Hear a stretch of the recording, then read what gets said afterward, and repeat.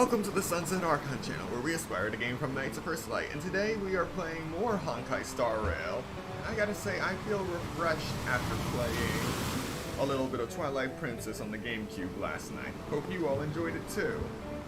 I'm not gonna say this is the day that we finally get off Penacony, because I've said that for the last 3 streams. So we're just going to relax and continue this crazy Soul Glad sponsored game show. So, let's get started.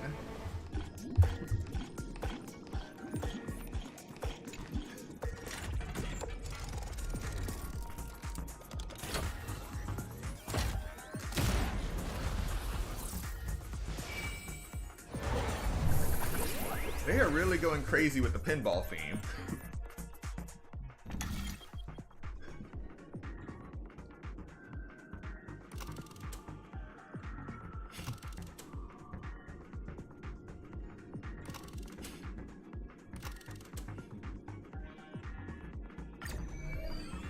I guess we'll see what's in store for us.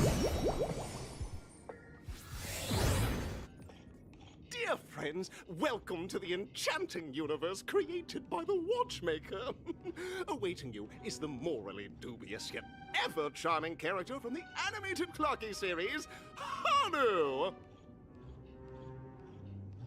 It is said that these cartoon characters were inspired by the Watchmaker's own experiences. According to research by Clocky scholars, the original Hanu of reality shared a deep friendship with the Watchmaker, akin to comrades in arms. Enter into the world of Hanu via the TV by the entrance and partake in an enchanting and suspenseful story with him. Good luck in there! If it's a gunfire trial, we should be able to settle this with a fight, right? I hope this won't waste too much of our time.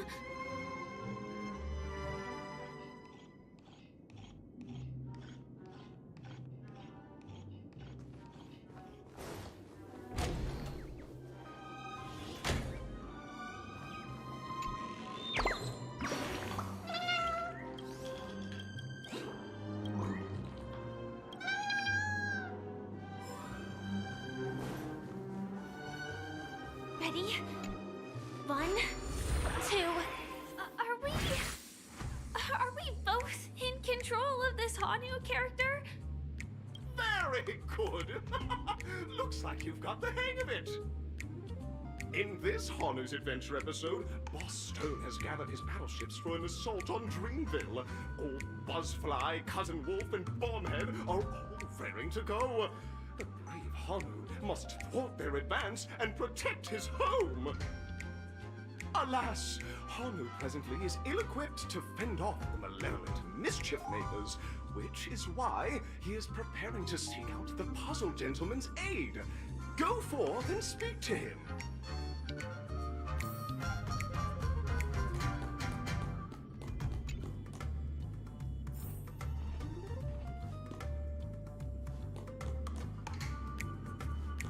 Oh, brave Hanu! You look like you could really use some help! Long time no see, Hanu.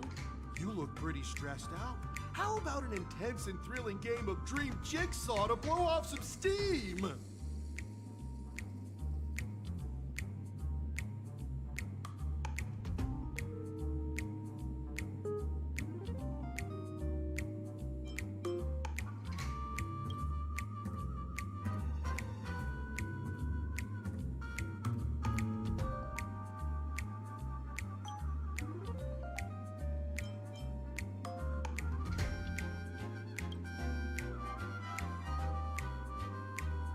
Oh my! Are you telling me that Boss Stone has rallied the villains to seize Dreamville? What a dreadful twist of fate! Listen closely, Hanu. I'm aware you're in need of a suitable weapon. And I also know there's one just upstairs. But you know what? You'll have to play an exhilarating round of Dream Jigsaw first. No jigsaw, no moving forward.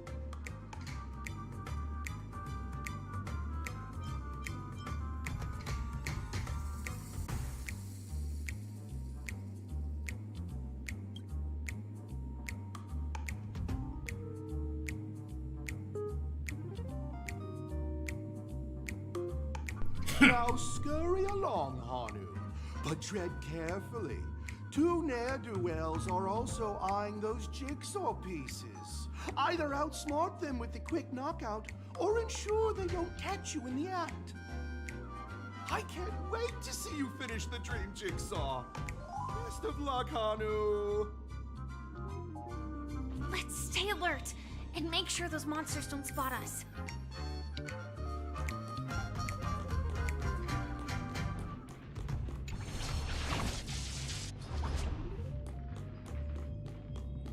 Look up there!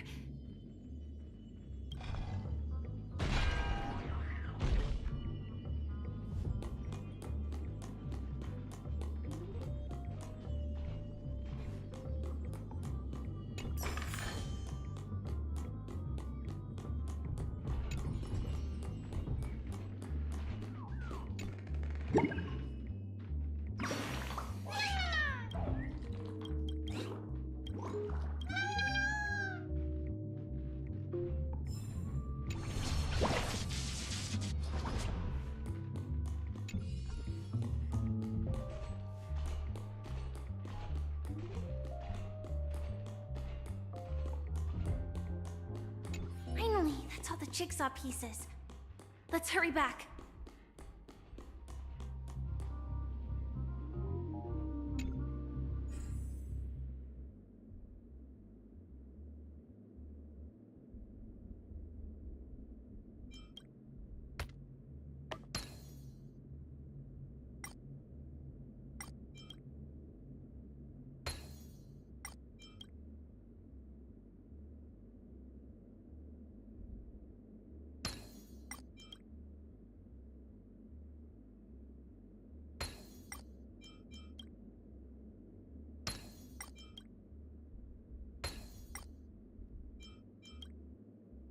Oh my! The exquisite sensation of perfect alignment! My organizational itch has been quite thoroughly scratched. Hurry now, Hanu! Touch that TV set and transform back into your old self. Then head upstairs. Your weapon awaits you there. Are such haphazard instructions really okay? Firefly is asking the real questions here. Disconnecting from that thing so suddenly has left me feeling slightly disoriented. Uh-huh.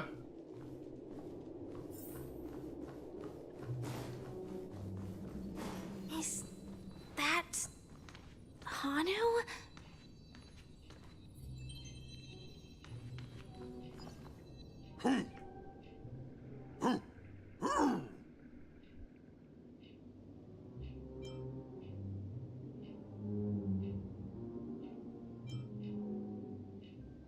Ha!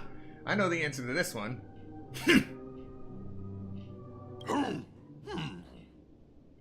What exactly is he talking about? Tick-tock! It's time for me to make an appearance!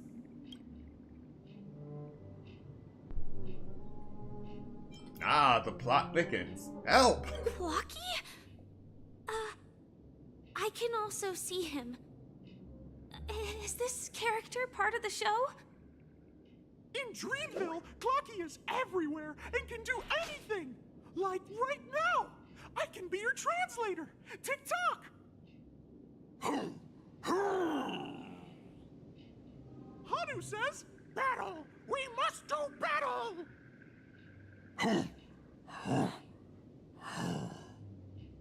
The enemy is at our doorstep, and we have no path of retreat for the future of Dreamville!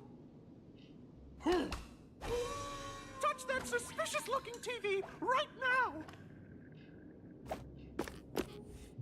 So they just jumped inside that TV. Sheesh.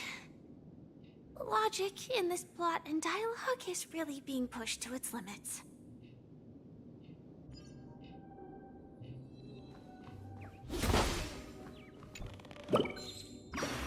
Firefly is gonna lose her mind by the end of this.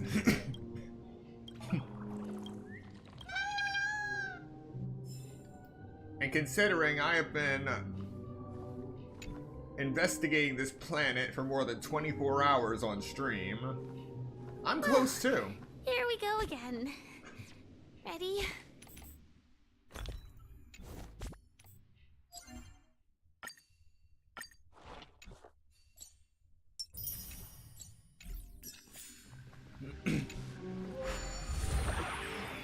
I am gradually getting used to this. Huh. Who knows? I might even be able to perform some high-level moves with Hanu. Oh, did someone say high-level movies just now? That's right, pal. The upcoming script is just exploding with all sorts of high-level shenanigans. Last we saw, Hanu was preparing for battle. Suddenly, he hears heavy footsteps coming from the hallway, and malevolent mischief makers have broken into his home. But brave Hanu won't go down without a fight.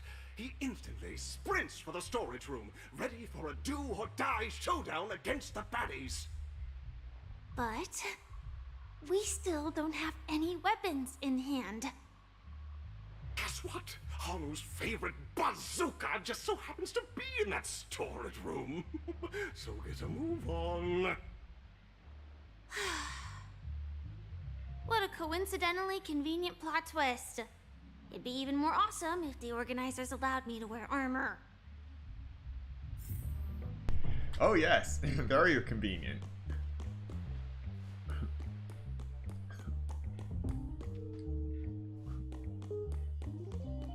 Can't believe I missed that chest.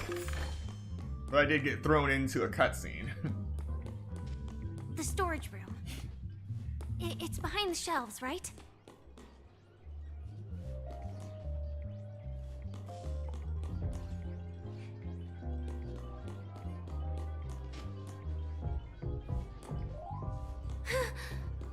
He wasn't lying. There's actually a bazooka here.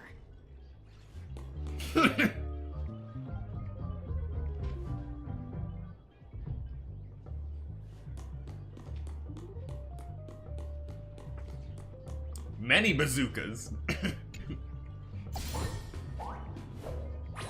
Let's have some fun. Now we should have a way of dealing with those baddies. This thing feels just like the soaring locust too.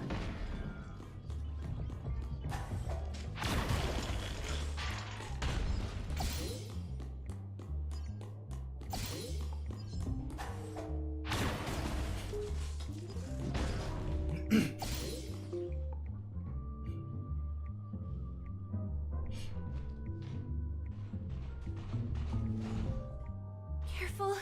It looks like we've got more company. Get ready to fire! Gladly.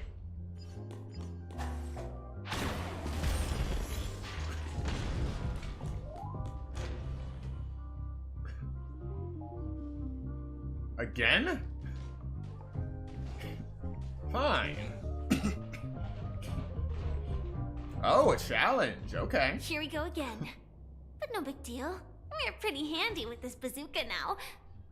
You're getting into it now that you're actually armed.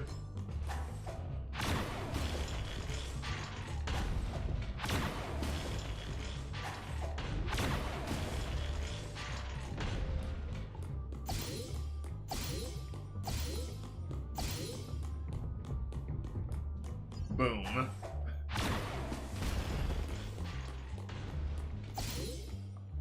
That should be all of them, right?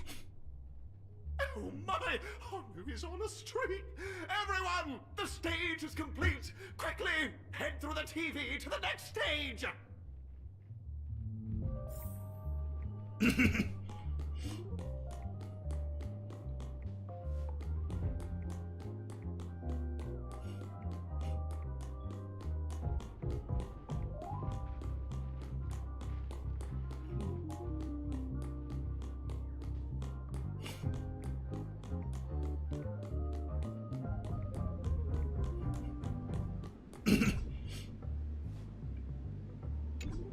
Unable to conduct operation in current state. Wow.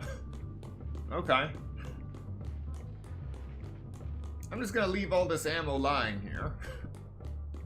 Can only have 5 pieces of ammunition anyway.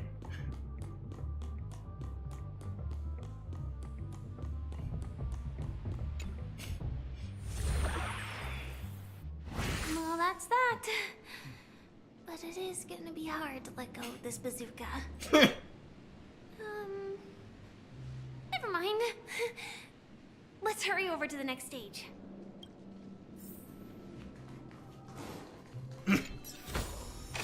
Great.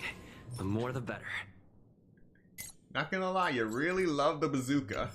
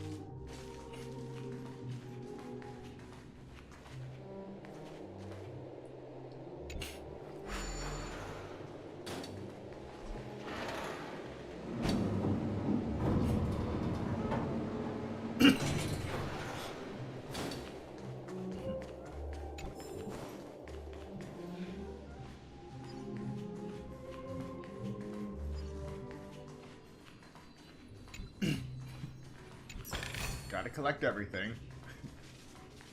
Alright. Okay.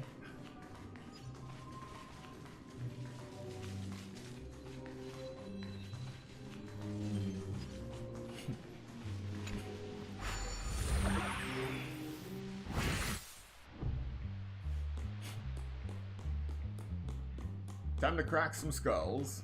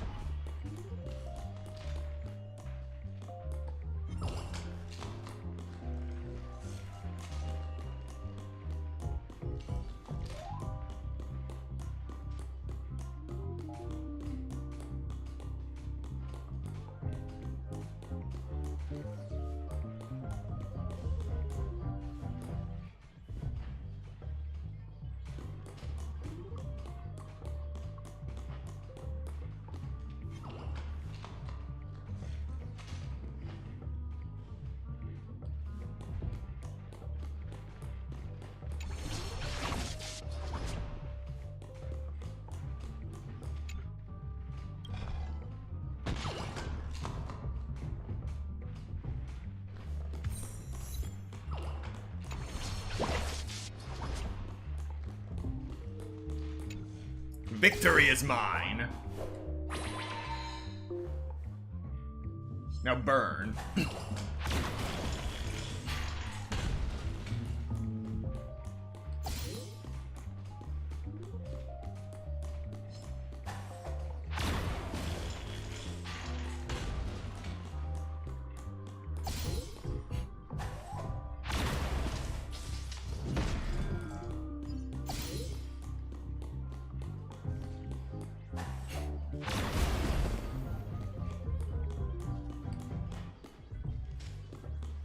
Oh boy.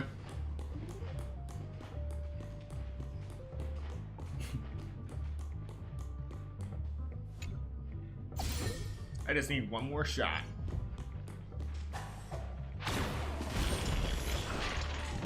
Saturation bombing.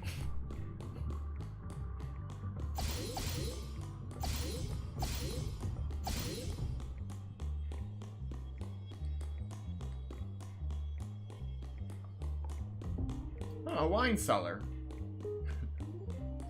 And this explains why the door can't be opened.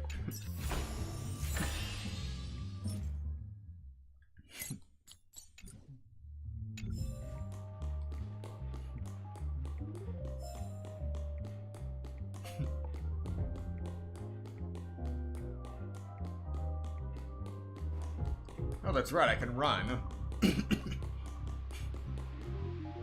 So I've been doing the last 2 Hanu levels just walking.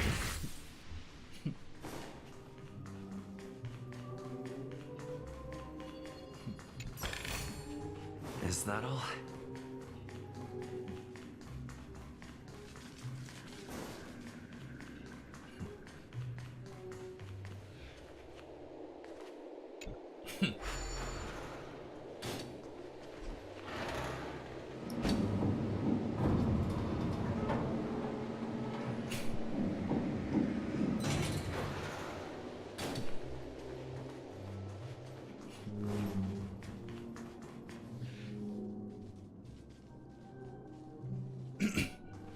Alright, no sign of origami birds.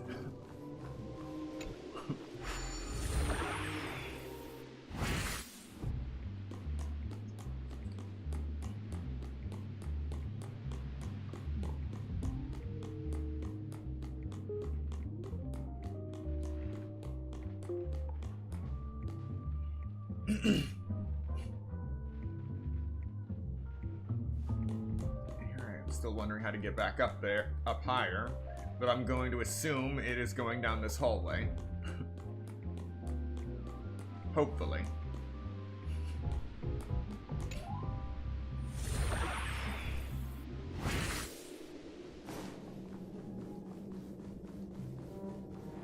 Probably not. Looks good.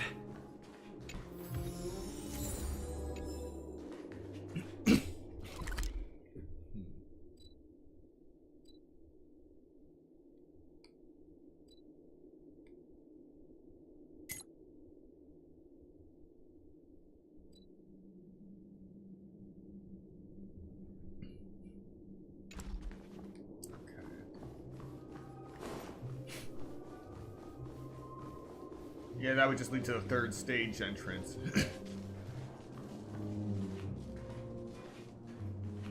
Must be a way to make it to the third floor.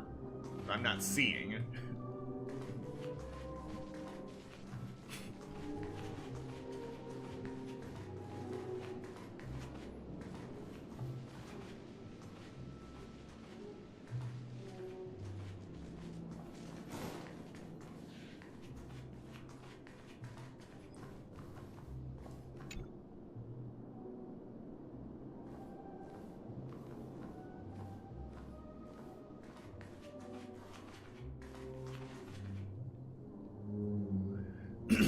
The puzzle is off-center in the mini-map, but centered in the actual map.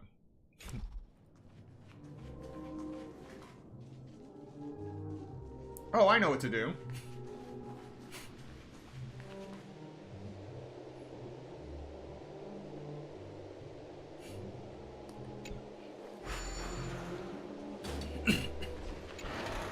First, we go to the first floor.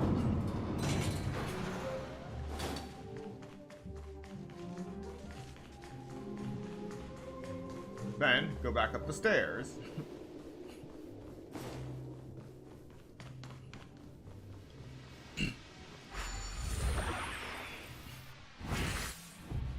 Then transform into Hanu.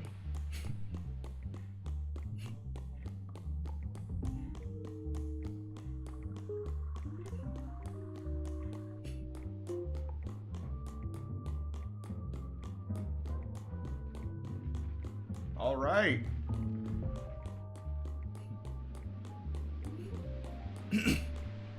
And then transform back, I think.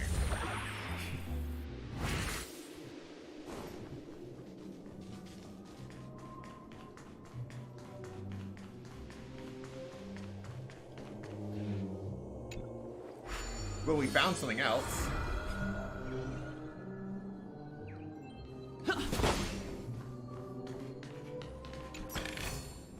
Is that all?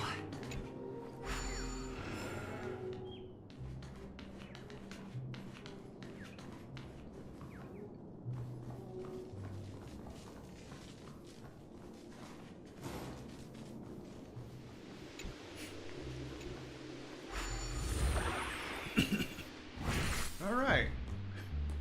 Glad I figured that out.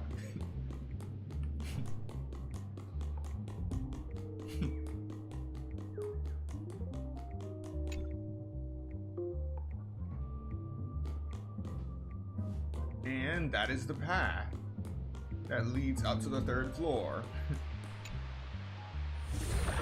I honestly thought I was supposed to ride on the roof of the elevator up to the 3rd floor, while the elevator was on the 1st floor. Glad I did not try to do that.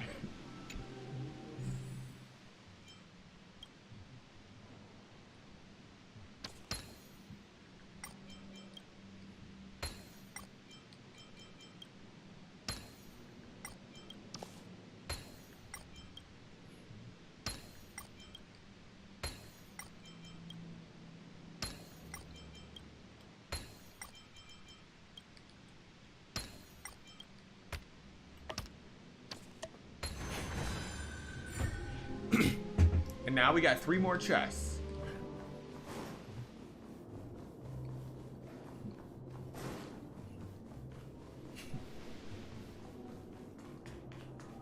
Nothing else to see up here.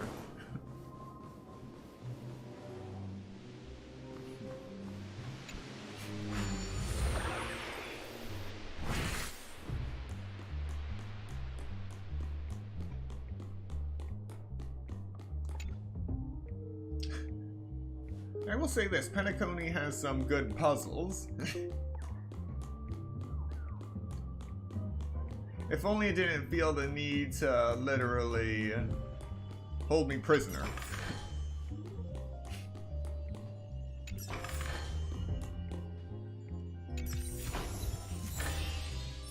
Hanu's Legacy. And Pictorial World.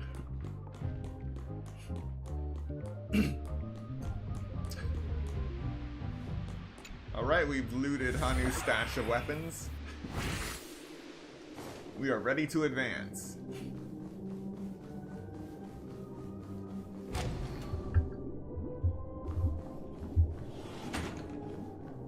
Congratulations to both of you! Oh, you've overcome all obstacles and proven yourselves! But, unfortunately, there is only one who can be Penacony's festive superstar. In the final stage, you will face the defending champion. If you fail, you will lose the opportunity to become the festive superstar. Welcome to the 33rd Scorched Sand Festival's 3rd stage in the 20th season, sponsored by Soul Glad Enterprises, Superstar Showdown.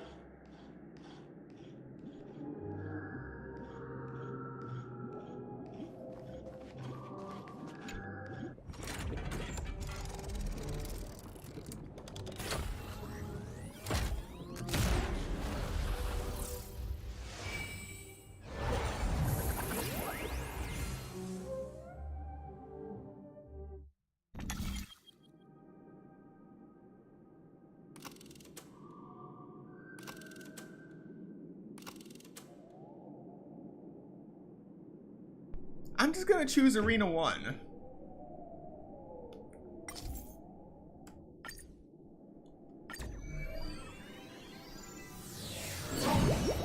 And hopefully I'm not royally screwed. Take victory in this Superstar Showdown.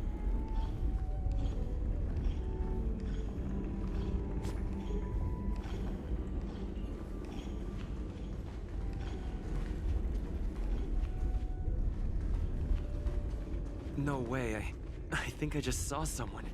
Someone extraordinary.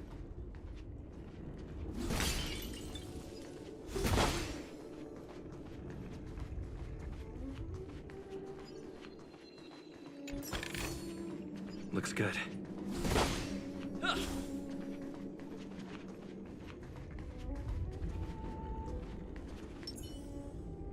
Take a look. This is pure genius.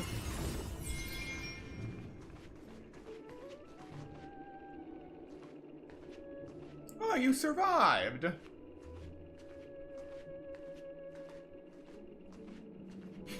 Please wait!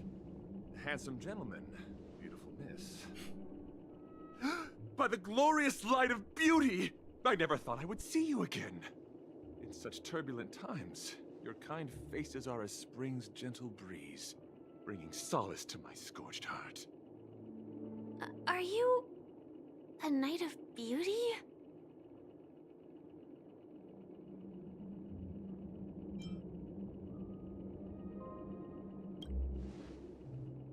You've already heard of my humble title elsewhere? I am deeply honored. Upon hearing of the impending festivities, I commanded the one and only to bring me to Penacony with full haste. Alas, in a cosmos unguarded by the beauty, disorder prevails. Thus my passage was delayed by tending to the sick and injured. Fortunately, the mini-rabbit mech pilot, stray cat duelist, galactic ninja, and quad-drive Intellatron, along with 32 other souls in distress, all emerged from their predicaments safe and sound. I then led them all here to revel in the harmony with the countless other splendid beings.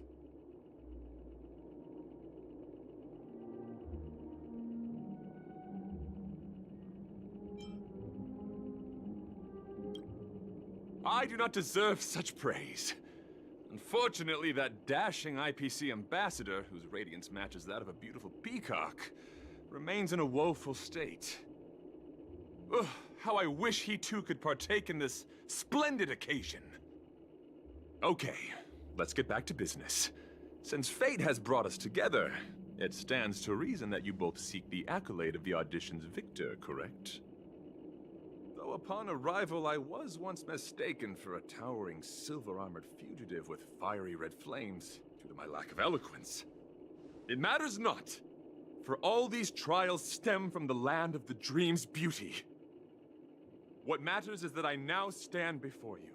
Our paths have crossed. I, Argenti of the Knights of Beauty, am humbly requesting a battle with you both, in the name of the Code of Chivalry. If I am fortunate enough to emerge victorious, kindly grant me passage to the Crown of Victory, and recognize that Idrilla, the beauty, is the most peerless beauty of them all. Dear friends, please ready yourselves for this trial set forth by the beauty. For my taste. I will give Argenti this. At least his fine print is consistent. Catadons? Ha!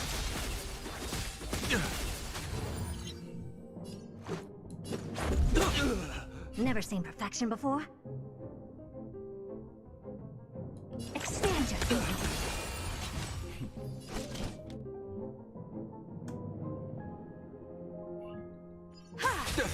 Confess! Put forth all your might. Barely felt.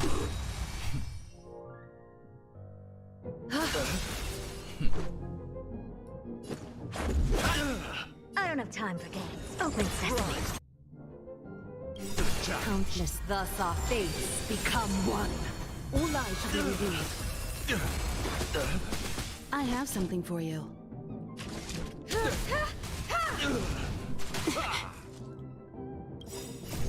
Rules are made to be broken. Your convictions, my friends, are indeed ours. It's a pity. The laurels of victory belong to a driller.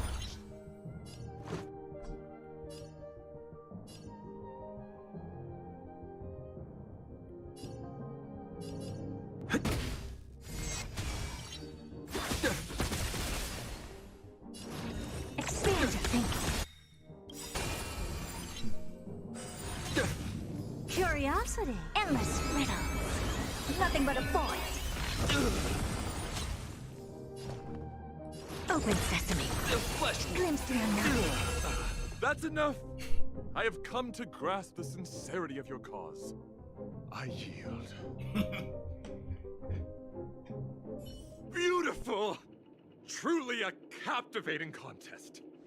It is through you that I realized to uphold the honor of Idrilla, I must further hone my skills. What a beautiful lesson indeed! Go forth, my dear friend. Beautiful miss. The audition's crown is yours to claim. I shall remain here, gazing from afar as you bask in the limelight, joining the audience in offering you the most heartfelt cheers and applause. We don't have much time. May fate allow us to meet again, Knight of Beauty. In that case, let's make our way to the end. Penacony's really thronging with talent. I hope we make it in time.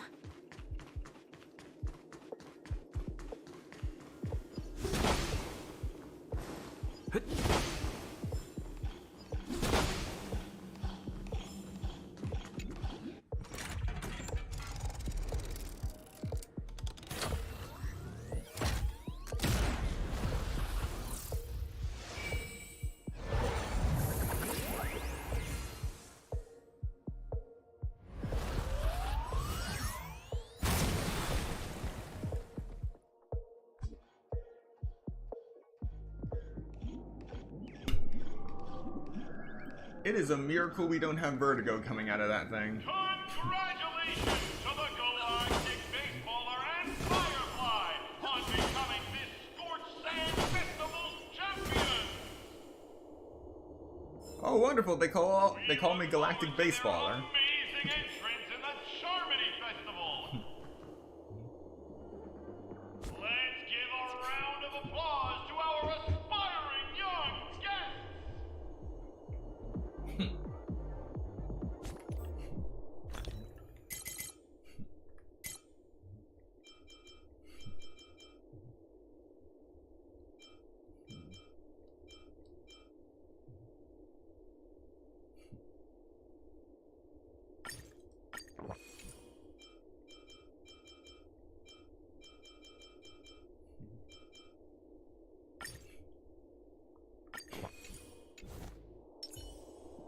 Take a look.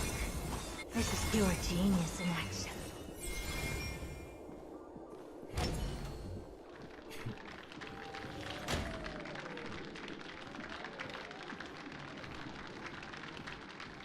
Yeah, this isn't creepy at all. Yeah,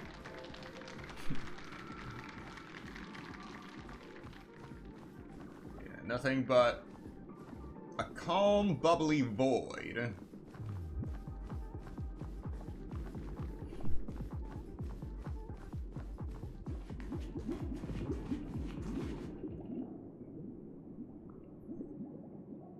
Congratulations to the both of you on becoming the festive superstars of this year's Charmony Festival before entering the Grand Theater. I, on behalf of the organizers, extend my sincere congratulations to you, wishing you joy under their radiance.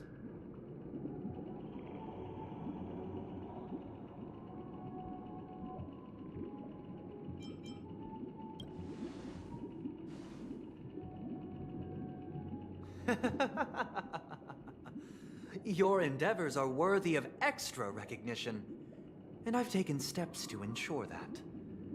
However, this reward is not a material one, but rather the opportunity for an open and honest communication between us.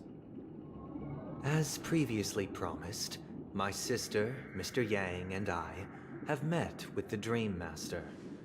We delved into the truth about Penacony and its Stellaron, and have come to a consensus. Both I and the Oak family cannot acquiesce to your request.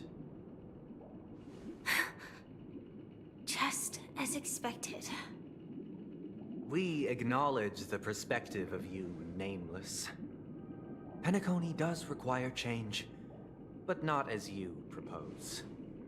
The planet of festivities cannot and will not revert to a place characterized by chaos, disorder, or anarchy.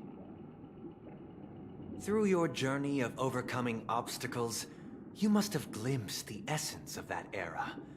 The vulnerable ruthlessly eliminated, equality non-existent, common folk living precarious lives, eking out a dreary existence. Ultimately, only heroes like yourselves manage to achieve success. But I would dare ask, if you did not possess the special status of having a Stellaron, and you were but an anonymous and frail member among the masses. Which Penacony would you prefer? A dystopia for the survival of the fittest, or a sweet dream paradise for all?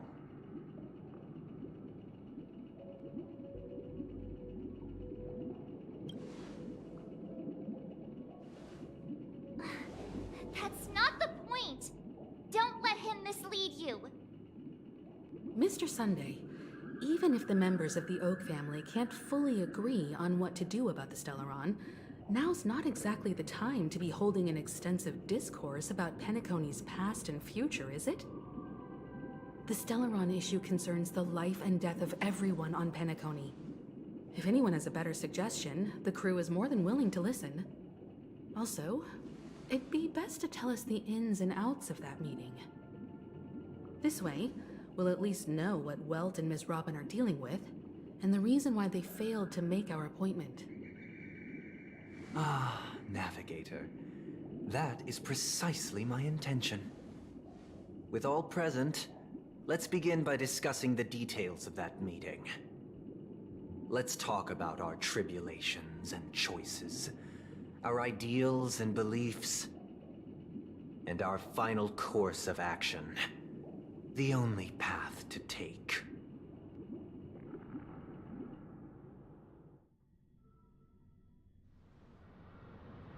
You mean to say that for the longest time, there have been scoundrels who would use the Charmity Festival that I have bequeathed to the masses as a tool to realize their ambition? Indeed, Dream Master. Once the Charmony Festival begins, the Stellaron's powers, along with the song, will be broadcast across the entire planet of Penacony. And then everyone in their dreams will be unable to awaken. This is indeed surprising to me. The dreamscape is maintained by the collective effort of the 5 families. If someone were to use the Charmony Festival to recklessly disseminate the power of the Stellaron, this individual must hold a position of great authority. Do you have any suspects? I'd like to ask, did you really not know of the Stellaron's existence? I would have never thought that this Nameless would point the spear at me. Quite astonishing indeed. If I have offended, the Astral Express extends its sincere apologies.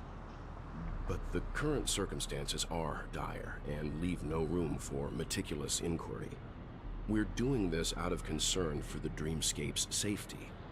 So, if you could, please alleviate our concerns. Dream Master, it's just to prove that the Charmony Festival has nothing to do with the Stellaron. If we're being overly cautious, I will return to the stage to offer tribute in song, just per the arrangement.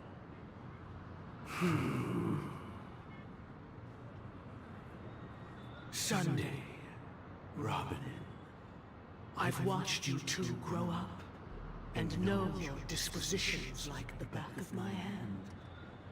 Both of you, right now, can surely be lauded as their most devout advocates. I already know your resolve.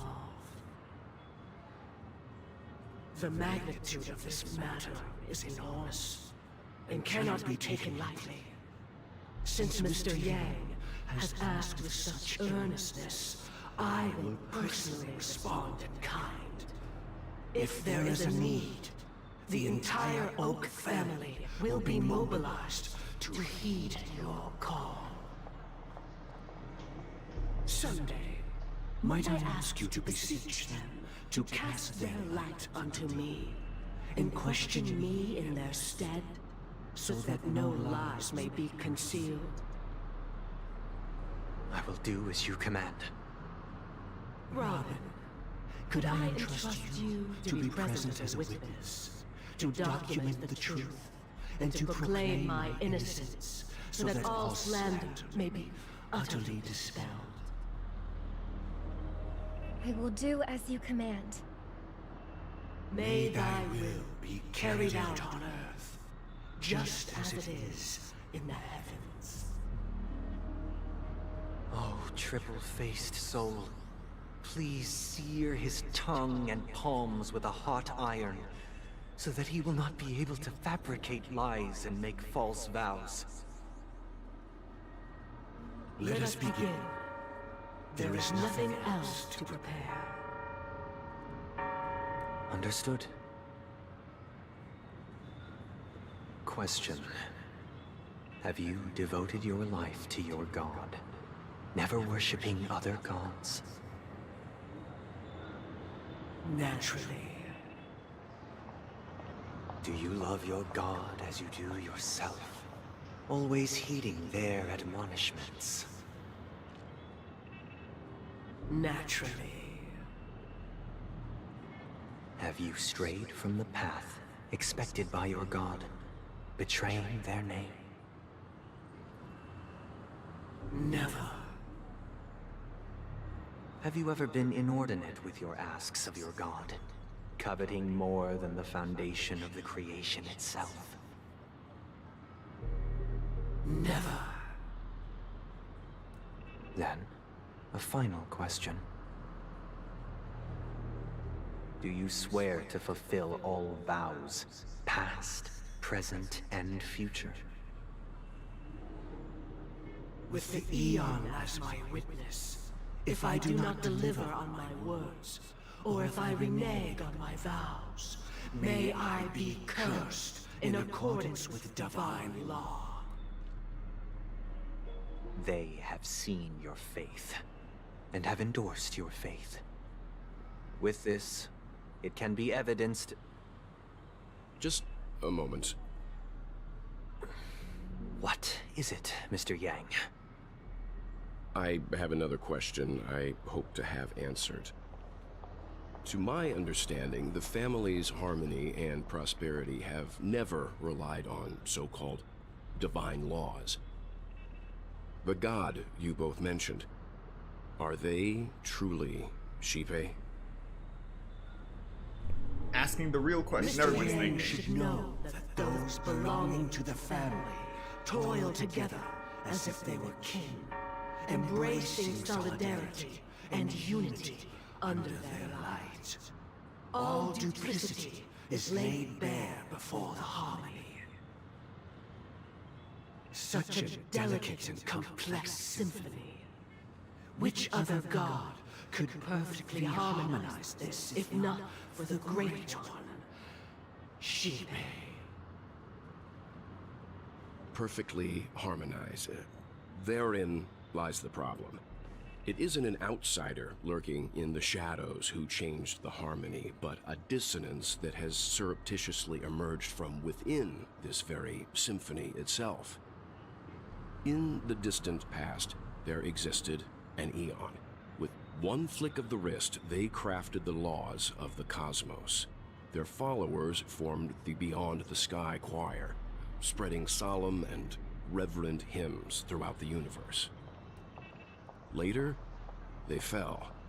The route traversed by this Eon clashed with the harmony, ultimately being absorbed and fused into it. The chorus that once reverberated across worlds fell silent, and when it echoed anew, it was transformed into the hymn of harmony. Though an Eon may perish, paths with no masters still linger. In the all-forgiving harmony, echoes of bygone dissonance may subtly arise. Mr. Yang, being overly astute can be a detriment. Especially when you find yourself alone and without allies. So this is how it is. For the sake of our grand cause, Sunday, please afford these two an opportunity to rest. What?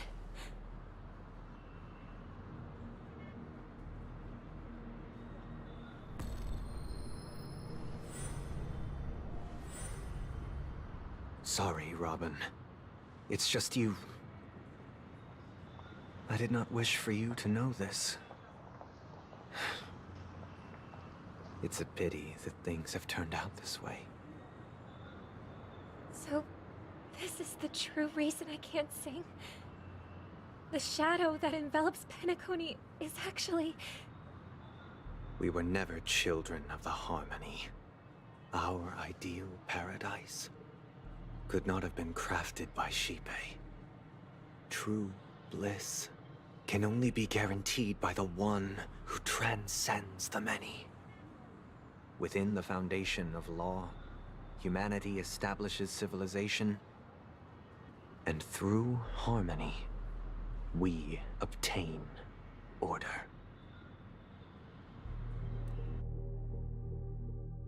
Unbelievable. To think that there would be remnants of the Order on Penacony. What have you done with Mr. Yang and Miss Robin? Don't worry. I just gave them some time alone to ponder their fates. You should know that these actions make you an enemy of the Astral Express. Should we need to stand against the Nameless, it would only be myself and the Oak family involved. But we haven't reached that point yet, have we? Your efforts for the justice of Penacony are evident to everyone, and have been widely observed.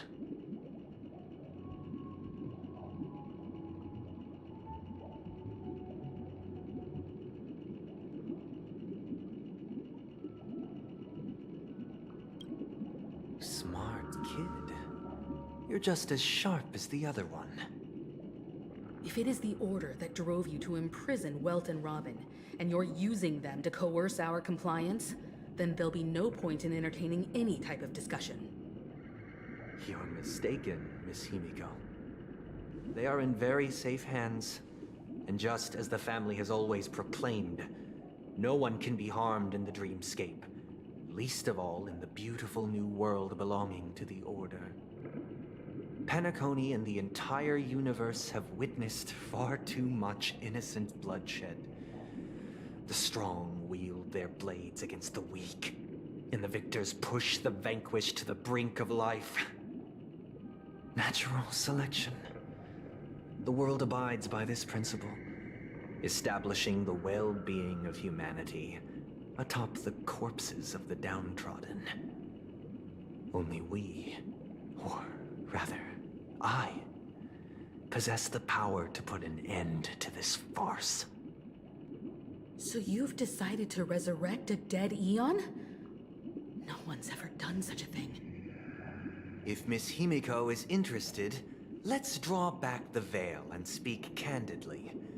I've always firmly believed that people can understand one another through peaceful means. I'm willing to divulge the unembellished truth as to the intentions of the Order's Pathstriders, so that you will make better judgment for the Astral Express, for Penacony, and for this stretch of the universe. Words can hardly do justice to the beauty of that ideal. So, come with me, everyone. Let us retrace our steps, and see once again where this road leads. Huh? Where'd he go? Welcome. This isn't any location in Penacony's dreamscape. It's my inner world.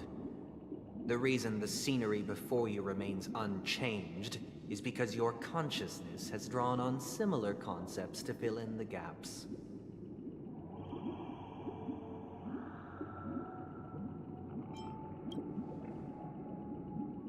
That means... Did you do the same to Welt? It's a tuning process, stronger in effect and more draining on the mind. The gray-haired guest has experienced it before, so he should understand what it entails. Tuning allows you to intuitively grasp my feelings, which also means that I cannot hide anything from you. Now, everyone, please look at the huge screen. The road we once took begins here. From this point on, you will witness the numerous decisions I've faced. I've selected a portion of these to share with you. I believe after going through similar predicaments, you'll be able to better understand my thoughts. Let's begin. The first decision. A story about a baby bird. This story happened when Robin and I were very young. We were victims of the Stellaron disaster, and the family's Mr. Gopher Wood, who would later become the Dream Master of Penacony, saw that we siblings had no one to turn to and took us in. Later on, Robin and I lived a time with nary a care in the world.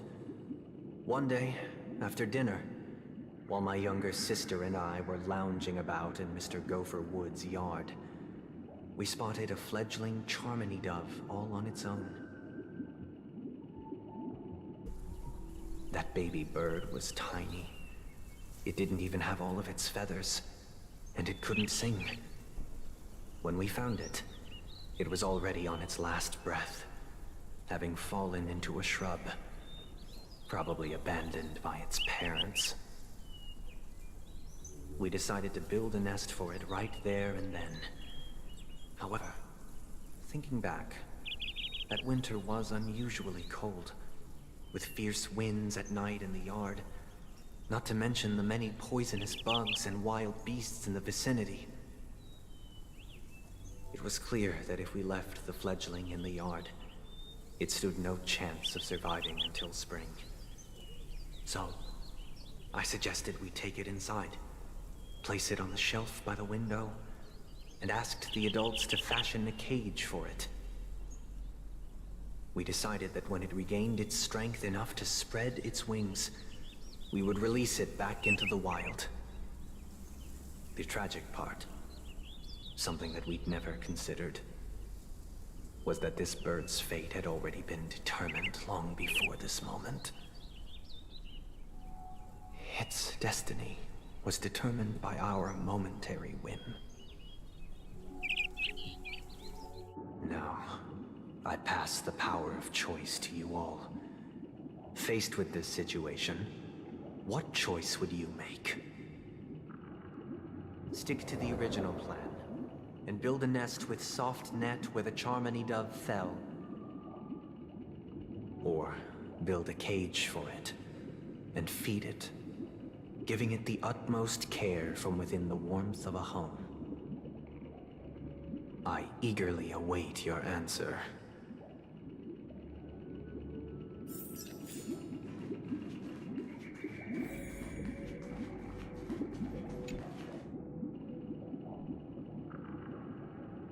Interesting.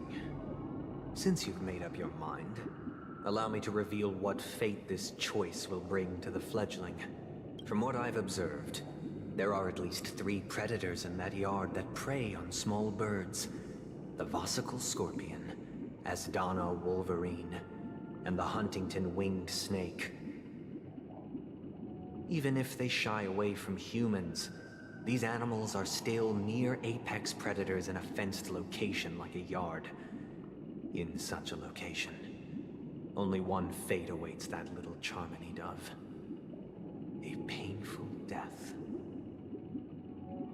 As for the choice you made, I am deeply sorry. Now, let us advance to the second decision. This time, it's the story of a dream chaser. This story happened when I was appointed as Bronze Melodia, a position exclusive to the Oak family, charged with listening to the problems and vexations of Dreamscape residents, and providing them with the relevant guidance. It was during that period that I had the opportunity to hear voices from all corners of the Dreamscape. Joy, sorrow, arrogance, regret. The complex tapestry of human nature that formed the world.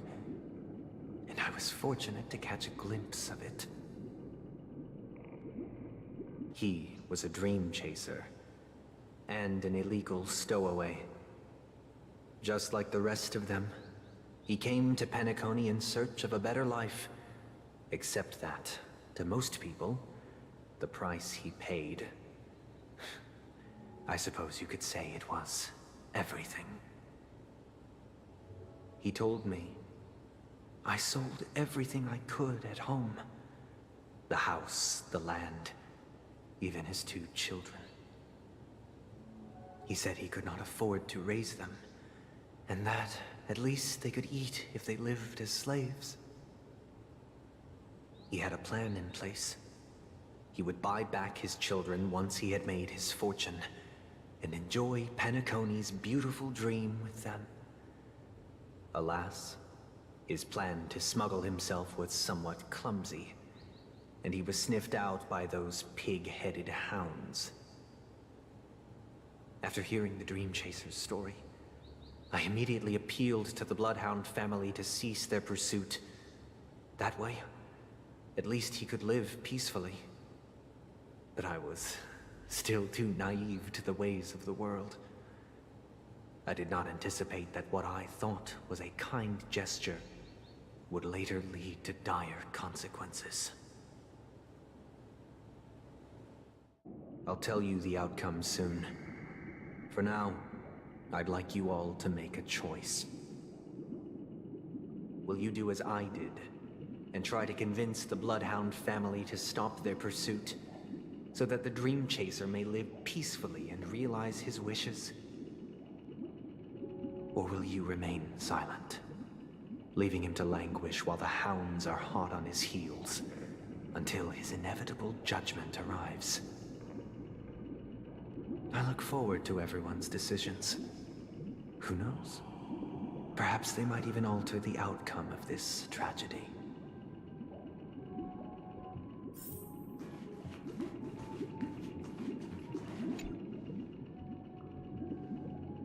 A Dream Chaser story.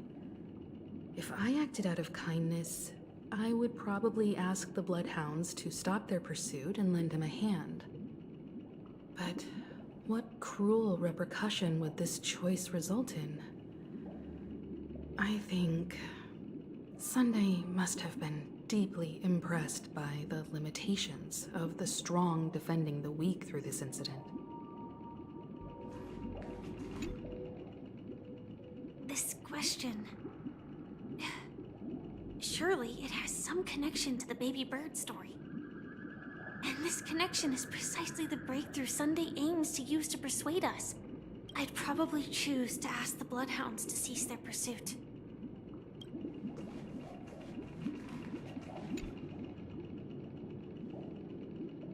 It seems illegal stowaways are really quite common on Penacony. But that guy in the story, I don't think he deserves any sympathy at all.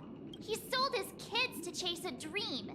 Even if he intended to go back for them, it's still insanely irresponsible.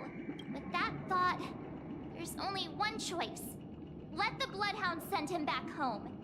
This person deserves to be punished.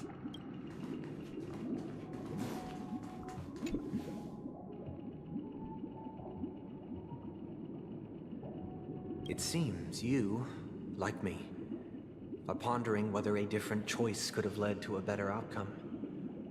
Sadly, his fate would only be more tragic. Say he never gets caught. He would only die from delirium. The methods with which illegal stowaways enter dreams are unorthodox. Not flawless like the hotels. Living in the dreamscape would be a mere pipe dream, should he be apprehended. Could the hounds afford to turn a blind eye? The answer is a definitive no. They couldn't bear the resulting consequences, and thus wouldn't dare extend a helping hand. As to your choice, I once again offer my heartfelt apologies. Next comes the third and final decision. And the story this time is my own. This story happened the day I was appointed the Oak family head. At that time, Mr. Gopherwood was the current Dream Master, and as per his wish, we had a private conversation. What surprised me was that the Dream Master had only come to deliver a letter to me. He let me read its contents, and it was a letter from my sister. The letter contained the usual pleasantries, anecdotes from her travels, nothing out of the ordinary. Just as I started wondering how this letter related to our discussion, the Dream Master began to speak. Do you know who wrote this letter? My sister, of course. But why would you personally visit me to hand me a letter from my sister containing mere trivialities? To help you grasp the full scope of this issue. Do you know where Robin is at this moment?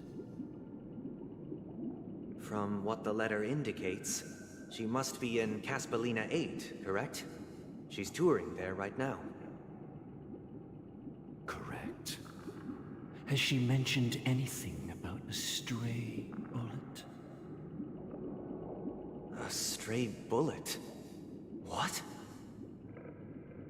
A war has broken out on that planet. It is because of this very reason that Robin chose this destination. To spread the word of the Harmony. And to save the lives of that planet. She personally made for the front lines. She hoped to ease the people's suffering with song, and was willing to brave mortal danger to deliver the IPC's medical supplies.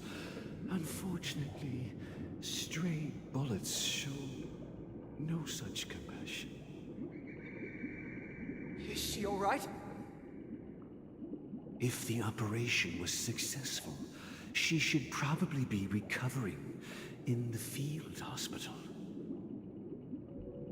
By the eon above, the bullet struck her neck directly, yet possibly as a reward for her consistent deeds of harmony. It didn't hit any vital arteries. Once you've attended to your outstanding tasks, it'd be advisable to write her back as soon as possible. Those damned savages! I'll pack my bags right away. My gratitude for bringing this to my attention, Mr. Gopherwood. Now you understand why she always wears such elaborate neck ornaments, don't you? How could this happen? Miss Robin? It's all in the past, so please don't worry. I share this in the meager hope that you will understand the Harmony's limitations and predicament. As grandiose as the strong defending the weak sounds, many times, it is nothing more than wishful thinking. Likewise, I've prepared one last question, one last choice. But rest assured, this choice will not have any grave consequences. Because this is merely a figment of imagination, a nightmare that has haunted me through countless nights. If you ever had the opportunity to make a choice like I did, would you still support Robin's journey on the path of harmony?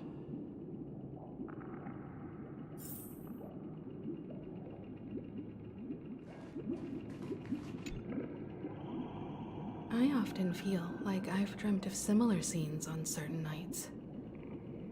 In the dream, I see blurry faces. I don't know who they are, but I sympathize with all of them, fighting for survival against some unfathomable force. Their confusion and fear are lucid to me, but I also remember they chose never to give up. Just like Miss Robin. If Mr. Sunday's question leaves you puzzled, you should find the answer from your own experiences. With each trailblaze, dangers and tribulations will surely follow. But would you ever back away? Would you stop March and Don Hung from reaching their next destination? I believe you have an answer of your own in your heart.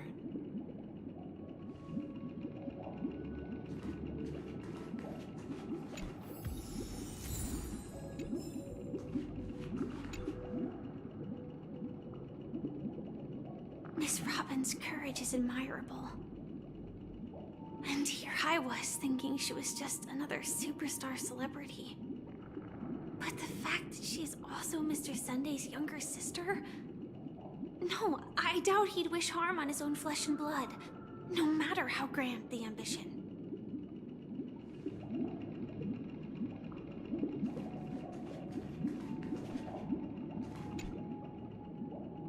I can't believe that happened to Miss Robin. The strong defending the weak is a great mantra, but if I had to pay such a price, I don't know what I'd do.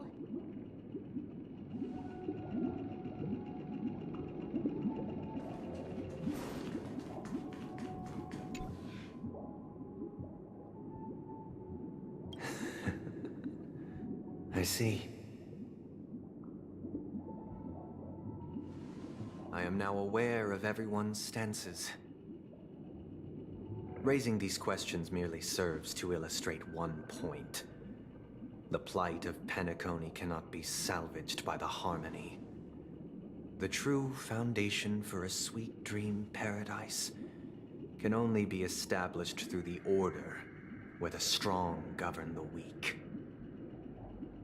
I know the suffering of being tormented, the turmoil of losing your way, how sorrow and even despair set in when matters don't work out.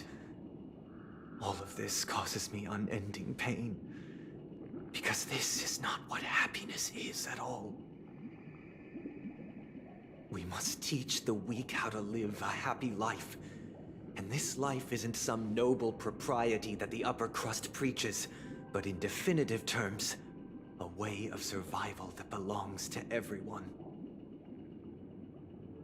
So what is your definition of living a happy life? Good question.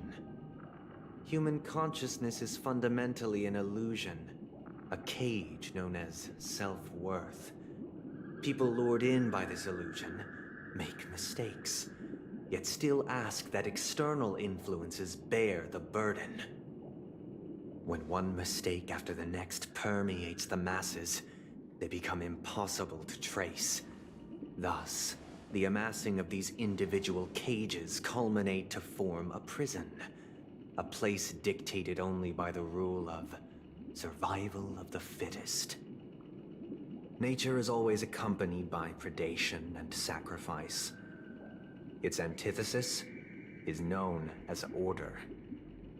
That is what I want to do. Unite people's happiness under the banner of order. They won't need to make bitter choices any longer, nor face the weaknesses of humanity. They can cast aside their primal instincts to build a haven for mankind. Simply describing thoughts is far too abstract, so allow me to provide a simple example. As you all may know, there are societal norms like weekends and long weekends that exist on some worlds. During these hard-earned rest days, people are given the chance to extricate themselves from the stresses of everyday life, allowing a certain tranquility to return to their souls. And it is only on these days that people do not have to adhere to the law where the strong prey on the weak. They can live out their lives happily during these brief intermissions. It's just a pity that 2 or 3 days are still too fleeting compared to the span of a lifetime. From where I stand, society's ideal system should be 7 rest days. Following Sunday, there should ensue a second, a third, and indeed an infinite procession of Sundays. This should be the face of the new world. Idyllic, eternal, peaceful days. And thus, every person can return to their base selves in this utopia. Some gaze in reverence at the stars, pouring their whole beings into calculating the distance between us and the isolated world of Pagana. Meanwhile, some seek refuge in quiet corners, holding one another, unencumbered by the chains of unwelcome obligations. There would be no need to bear the hardships of reality. Only in this way can humanity face the inevitable end with the purest of spirit, living a life of dignity. This is what it is to live in bliss. Miss Firefly, you who are stricken with entropy loss syndrome, you of all would surely understand this.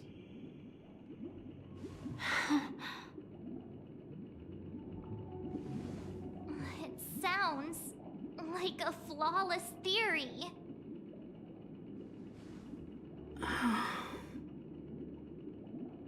But what is the price to attain all this? The cost is minute, merely a personal and eternal sacrifice. If this paradise is to be maintained for everyone, someone must remain trapped in solitary awakening until the end of the cosmos. Awakening. Which means that this so-called paradise is still a dream. Stepping into this paradise means forsaking reality, correct? It is not forsaking, but transcending. Flesh, blood, sorrow, weakness. If the physical is the root of spiritual suffering, it is only logical that we defeat it. But in this supposed bliss, people won't have defeated their demons. The chance to overcome their tribulations would be forever lost to them. In other words, it is an escape. That's another way of understanding it. But there is no shame in escape. On the contrary, the seeds of escape exist in everyone's hearts. Don't you agree, Miss Firefly? And as for why life slumbers, it is because we are afraid to awaken from our dreams. But this is not in conflict with the grand plan. Only in acknowledging this can we truly understand the frailty of human nature, and from there, show compassion and protection.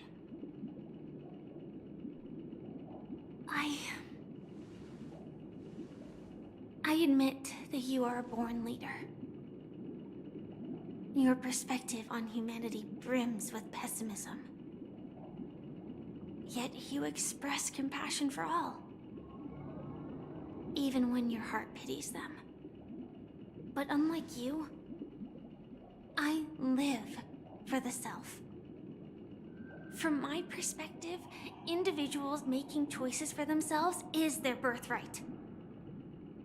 The want to escape may be innate in the weak.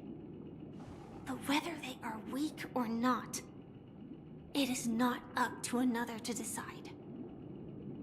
Perhaps in your mind, you also view me as weak?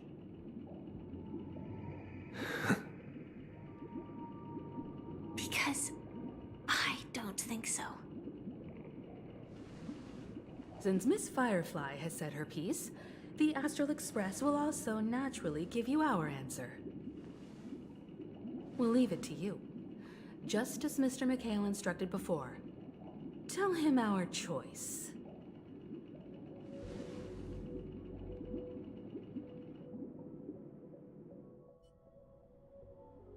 What is this place? Does this place ring any bells, Misha? I don't know, but I feel a sense of deja vu. What is this place? It's the realm within a dream bubble. This was left to the Astral Express by a nameless, but weirdly, when we entered it, it was completely empty. Dr. Edward from the Dreamscape sales store told me that dreams are formed from memories, and a dream bubble can't take shape if its core is empty. So I thought you might be able to help us in unraveling this mystery, Misha. As a hotel doorman, you know Penacony best among us. I don't know much about dream bubbles, but if you want to figure out what this mansion is, I'll do my best. I'm counting on you then.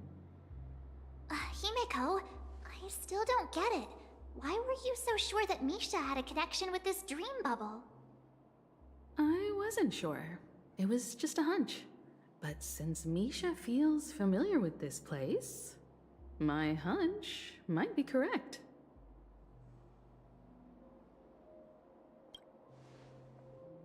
Exactly. This is where you and Firefly encountered death, which we now know as dormancy.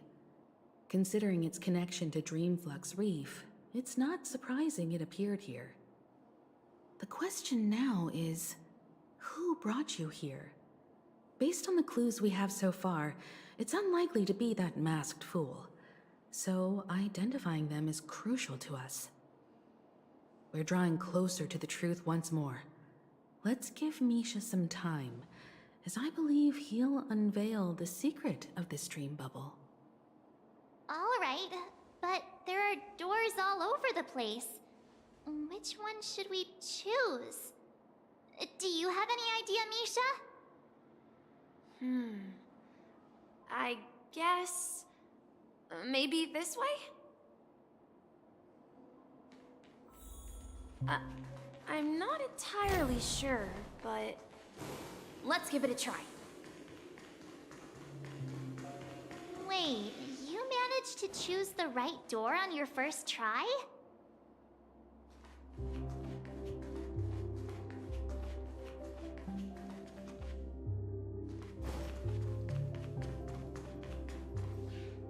Weird. This place is quite different from the hotel. But I feel like I've been here before, and even lived here for a while. Funny how his pupil is shaped like a keyhole. If I remember correctly, there should be a fireplace down that hallway. Clocky and I used to sit by the fire, listening to the crackling of firewood. And the room on the other side was the toy room. I loved spreading out all the toys from the box on the floor and making up stories for each of them. Hold on. This doesn't make sense. Didn't I grow up in Dreamflux Reef?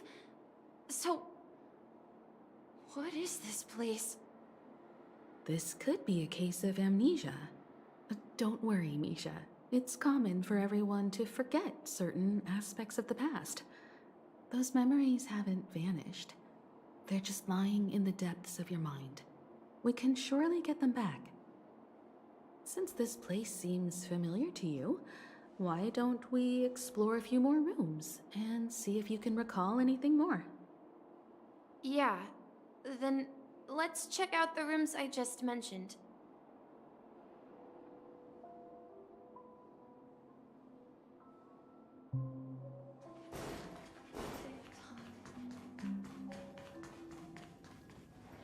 Mikhail, that's the name.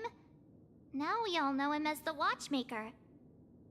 So, who is he talking to? Do you know anything about it, Misha? I'm sorry, I don't know much about the Watchmaker, but Mikhail... Anything special about that name? Mikhail is is Grandpa's name. Grandpa? Do you mean you're the watchmaker's grandson?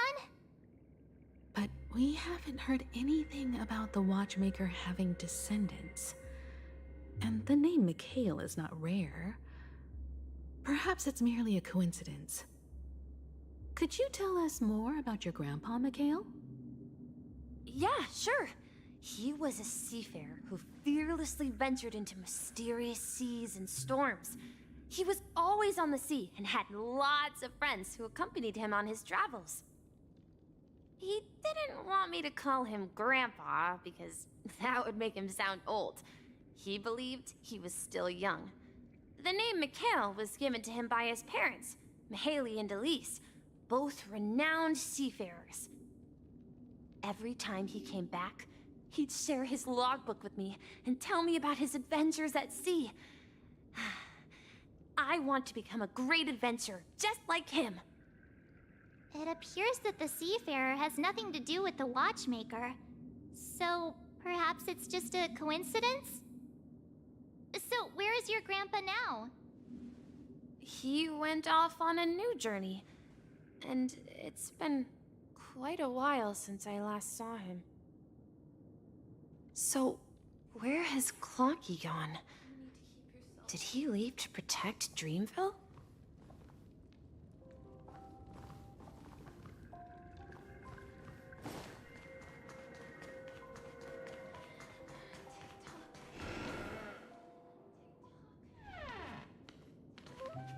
I heard some noises from the room. Origami Bird? That's a friend of mine. You and Origami Bird are friends? Yeah. It's a member of the Compass crew, just like Clocky and Miss Mirror. And there's more than just one Origami Bird. They are a big family with lots of brothers and sisters who look the same.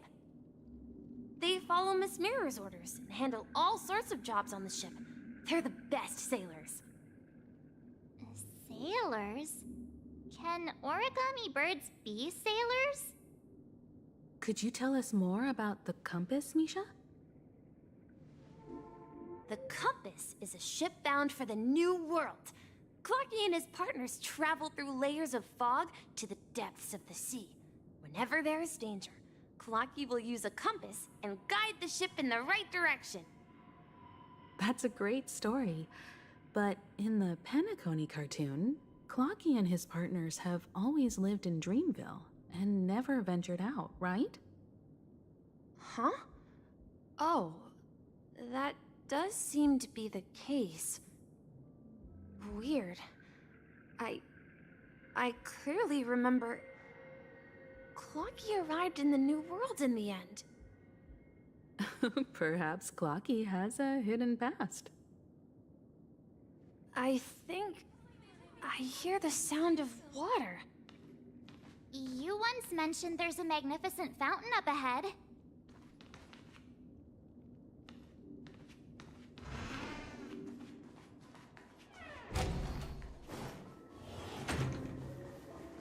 Look, there it is! The water resembles a precious jewel, embedded in the dreams of all seafarers.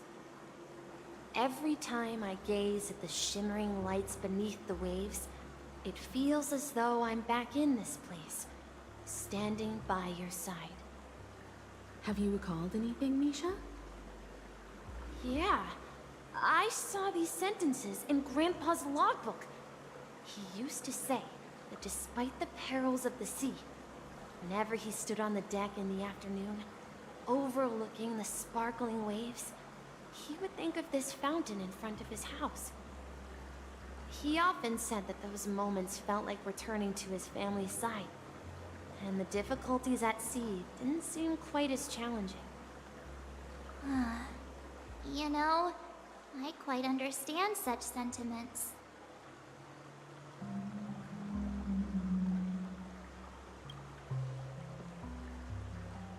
Hey, don't tease! I was just being a bit sentimental. Perhaps Perhaps every adventurer far from home carries a fountain within their soul. Even though the other side of the sea remains shrouded in the unknown, the fountain in front of his house serves as a compass, leading him back to his cherished ones. Yeah. While Grandpa was at home, we would stand by the fountain and place the compass, a toy boat that I made, into the pool. Back then, I would ask him when I could go on adventures like him, and he would always laugh and say I was still too young. It seems this Mikhail is truly a seafarer and has nothing to do with the watchmaker. Yeah. Based on Misha's recollections, the scenes in the dream bubble appear to be his childhood memories. But this raises more questions. According to Misha, he was clearly born on an oceanic planet and led an ordinary life, with no connection to Penacony at all. Could this be some sort of metaphor? Perhaps the sea refers to the memory zone. I'm sorry. I don't know, but my memories keep pouring out uncontrollably, like water flowing from a fountain. Perhaps I'll remember more things if we go further.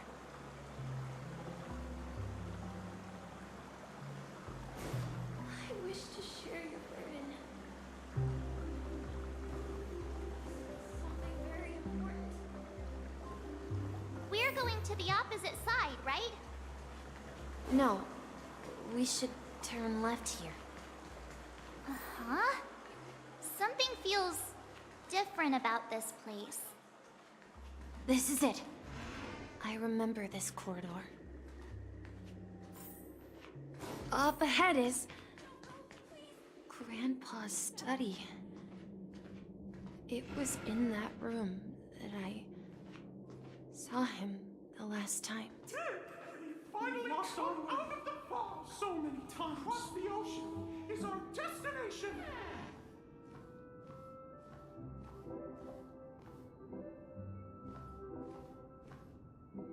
The atmosphere in this room feels totally different. Misha! You finally come! Clocky! You're here! Huh. Yeah. This is the room where we first met each other. Are those books on the bookshelf logbooks left behind by that seafarer? Yeah. Whenever he came back, he placed a logbook on the bookshelf in his room. They contain records of his expeditions to every corner of the world. He described our world as a fountain.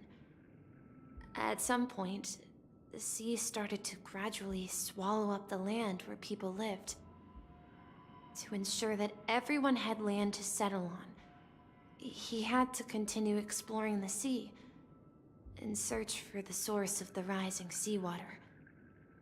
On that day, he called me to his study, telling me that he was embarking on another journey. However, I could sense the gravity in his expression. It was the same look I had seen on my father's face before his final voyage. I asked him if I could go with him, but he said that my adventure lay elsewhere and told me to stay home and patiently await a certain sound at the door. What sound? He told me about a vast ocean in the sky. An ocean of stars.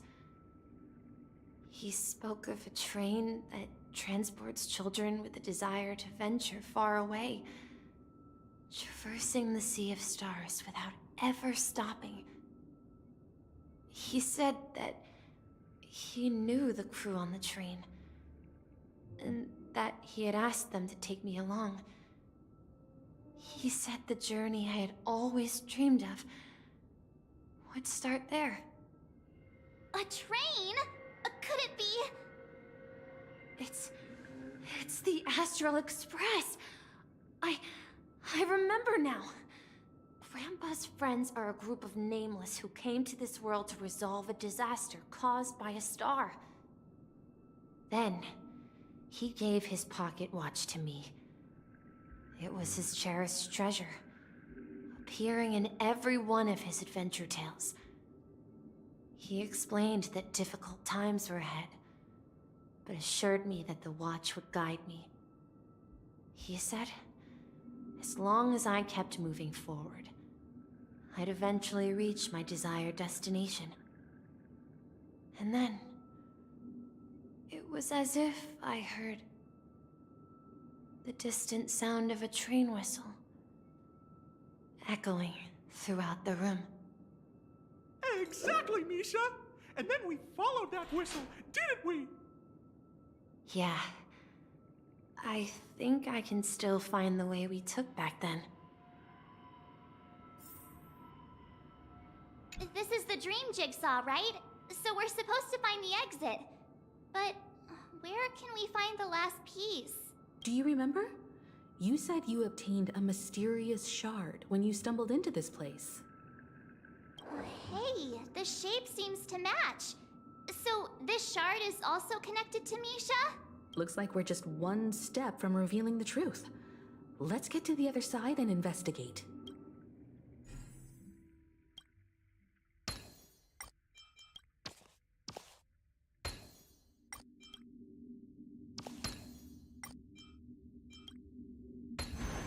No match for me.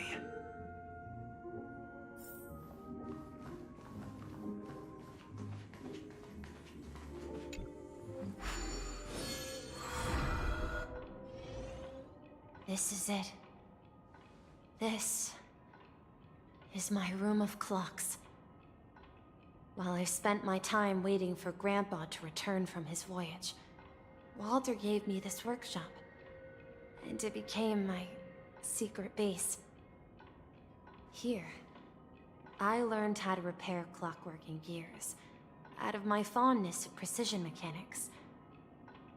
In my dreams, I was the captain of the compass, embarking on adventures with my companions, Clocky and Miss Mirror, in search of the new world. I was born and raised here. So, this building in the dream bubble is your childhood home? Yes, but not exactly. To be more precise, this dream bubble itself is my home. Looks like you've remembered everything now. Wait. Why does it feel like everyone else knows something I don't?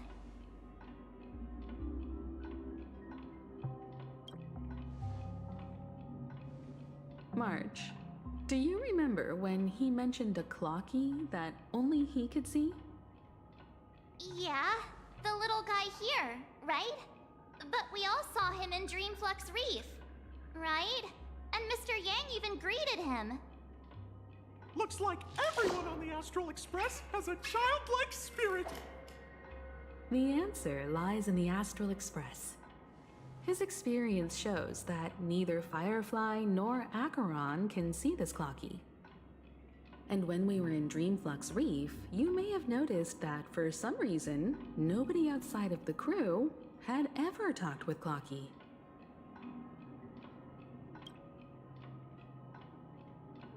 A mimetic life that can only be seen by a select few. It's just like a hidden message, left by someone for the nameless. But Misha can see Clocky too, right?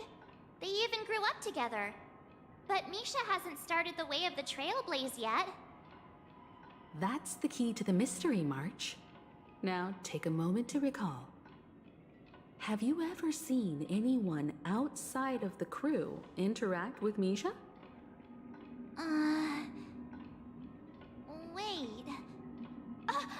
No way! That's the answer, March 7th. This dream bubble is the place where I was born. And I I'm a dweller in this dream. Just like a memory zone meme. I should have stayed here and waited for you. But when reality and memories merged, I unconsciously pushed open that door and left the bubble with Clocky. So it's not that the Watchmaker's dream bubble is empty, but rather the stuff inside ran away? And the whistle you heard, was the sound of the express arriving at Penacony? That's one way to see it, but I believe there's a longer story behind all this. It's best for Misha himself to explain all the details. How about we start with your name? Now, should we call you Misha, or...? Thank you all for helping me rediscover my true self. Now, please allow me to reintroduce myself. I was born on Lushaka, in the Presmere system, adopted by seafarers Mikhail and Char. They gave me a treasure, a name that carried their hopes. Mikhail Char Legwork, or simply, Misha. If you prefer, you can call me by a more familiar name, the Watchmaker. So, you're the Watchmaker himself? Unfortunately, that legendary figure is no more. I am only a reflection of his life. As for the child who has been with you, he's the innocent protagonist of Misha's childhood dream. A friend of Clocky, a young apprentice, and a future mechanic on the Express. And this also marks the beginning of his journey, devoted to the Trailblaze. At the end of the journey, I left this little flame, which I so cherished, in my deepest dreams, hoping to pass it on to the nameless of future generations. However, he somehow left the dream bubble and forgot all about his task. I apologize for all the confusion this caused. Because he was born with a desire to trailblaze, wasn't he? I don't think Misha has forgotten his role as a guide. He remembered it, and that's why he mistakenly appeared as a hotel doorman in his dream from the very beginning. The one who brought our unconscious friend here must have been Misha. If that's the case, we encountered the Watchmaker's legacy from the beginning, didn't we? Well, I have a sarcastic friend who says I always take big detours and end up back where I started. Perhaps that's what every nameless has to go through.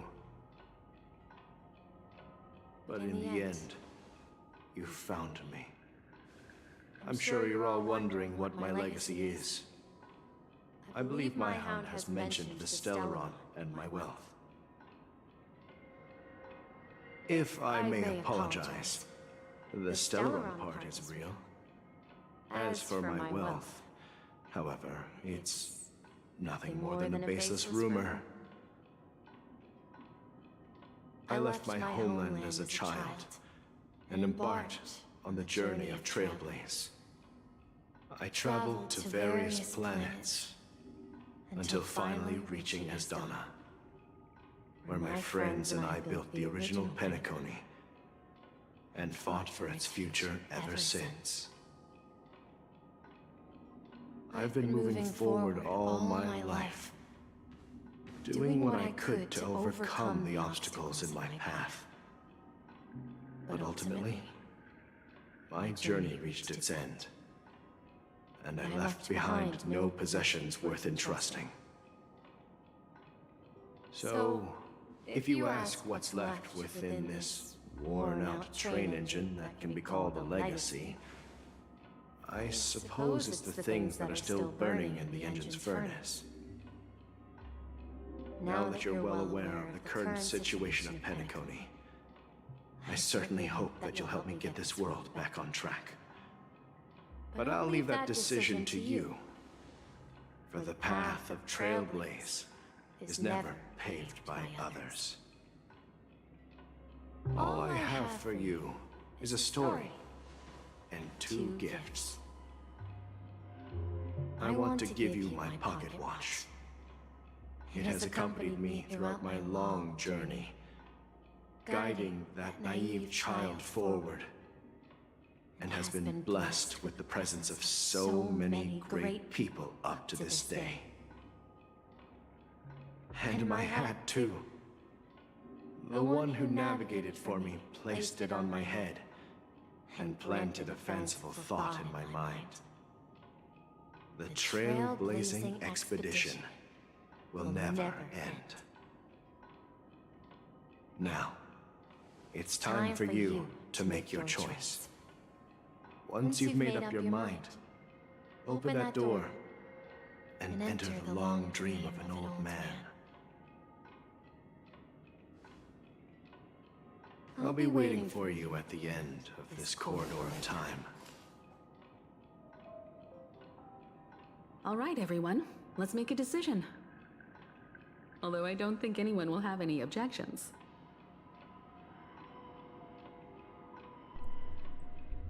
I'll choose the Trailblaze.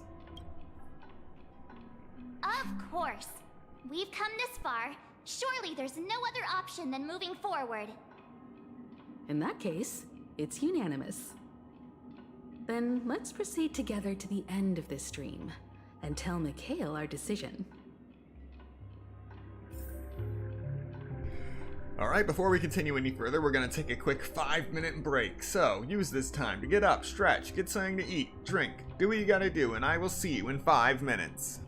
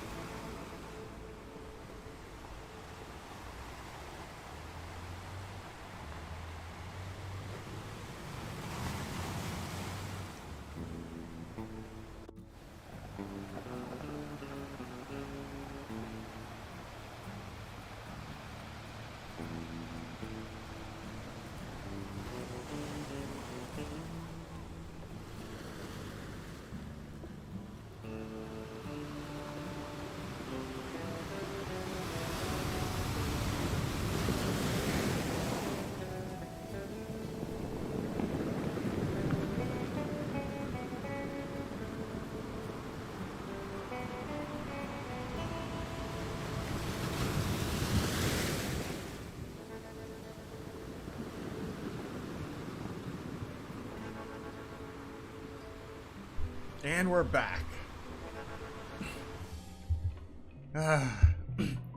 We're almost at the end. We're almost there.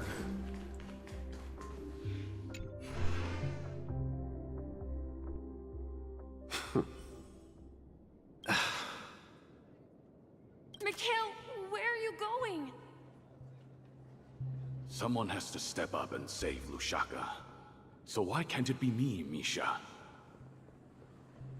Please don't go. And if you must, please take me with you. Don't leave me alone.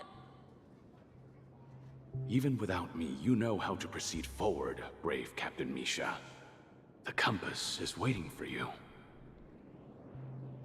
Haven't you always wanted to be a better adventurer than me? Now go, board that train and start your journey. Where are you going, Mikhail? I'm going to clean the floor in the parlor car. I've promised the conductor. Wait, first tell me, did you fix this watch? Yeah? I know what it looked like before. Its chain was broken, the back case torn, and the marks on the dial all worn out. How did you manage to fix it? Well, it's hard to explain, but I knew it could be fixed. It's the hands, Mr. Amundsen. Its hands were intact and pointing in the right direction, so I knew there would be a way to fix the rest. I see. You'll work with me from now on. Haven't you always wanted to tinker with this train? You're its mechanic now. As for the conductor, I'll do the talking. But I only know how to fix watches. Don't worry. You've got what it takes. I'll teach you what you need to know. Where are you going, legwork? It's time to head to our next stop.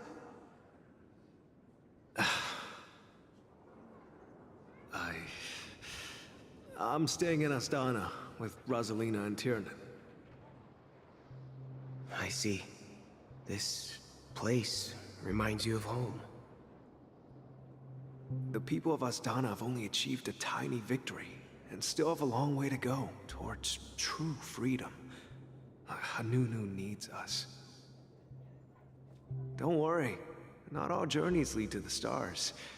Even if I leave the Express, our path of Trailblaze will continue. Yeah. I knew you wouldn't stay on the Express forever.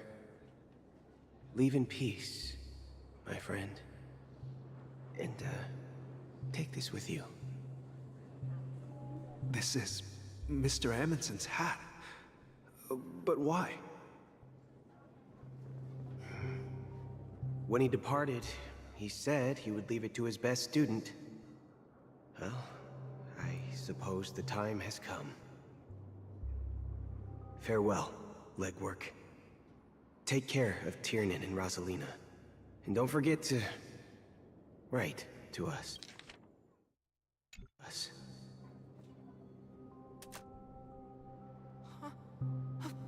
Where are you going, Watchmaker?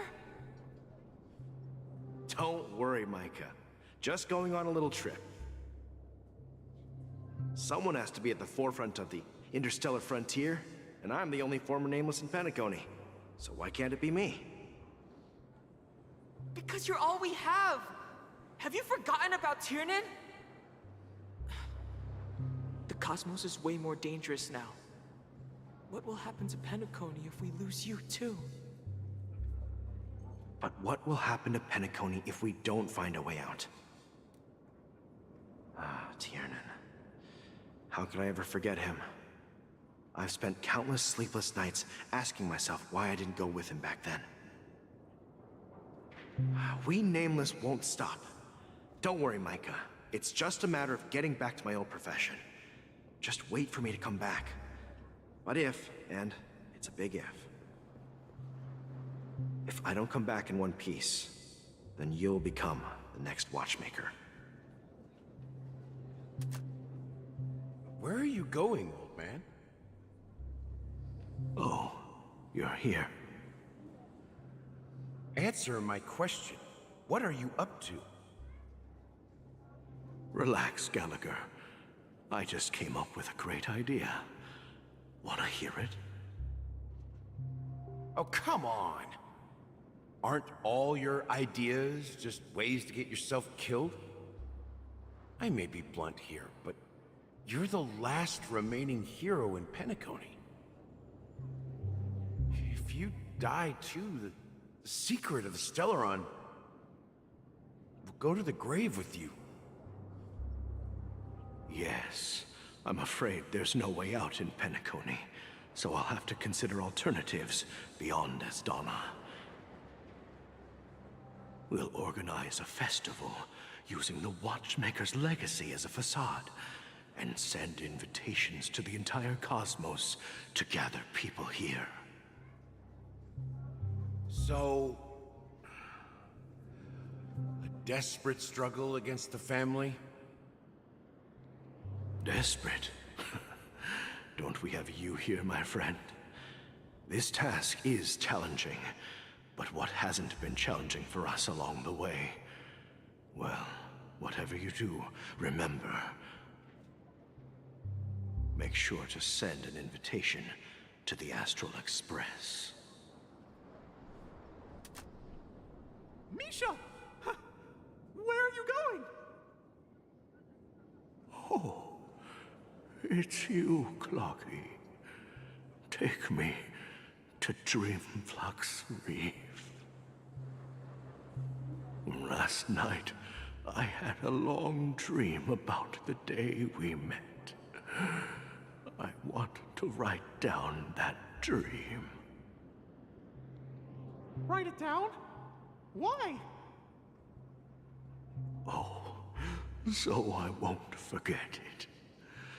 Do you remember how you got your name, Clocky? Of course! You told me that when you were a kid, you lived in a room full of clocks. Those wall clocks and pocket watches grew up with you and were your best friends. Yes, but what I didn't mention was there's a funny misunderstanding behind it. I was a kid, and there was always a special pocket watch in my memories. It was with my grandpa, guiding him on his sea voyages and leading the way in his every adventure story.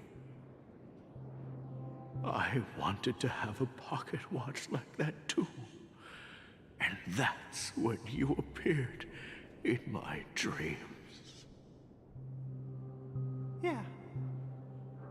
Every night, we boarded the compass and set sail together. But you know what? It wasn't until the day my grandpa gave it to me that I realized it wasn't a pocket watch at all. It was a compass. So, your name should have been Compassy. And the Watchmaker is just a nameless.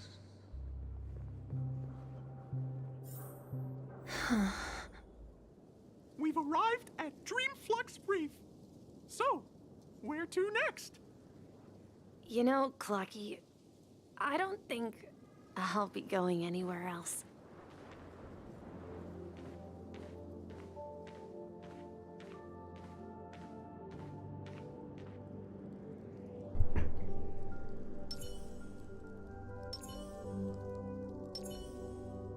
Is it just me, or does Misha have a bit of an aura around him?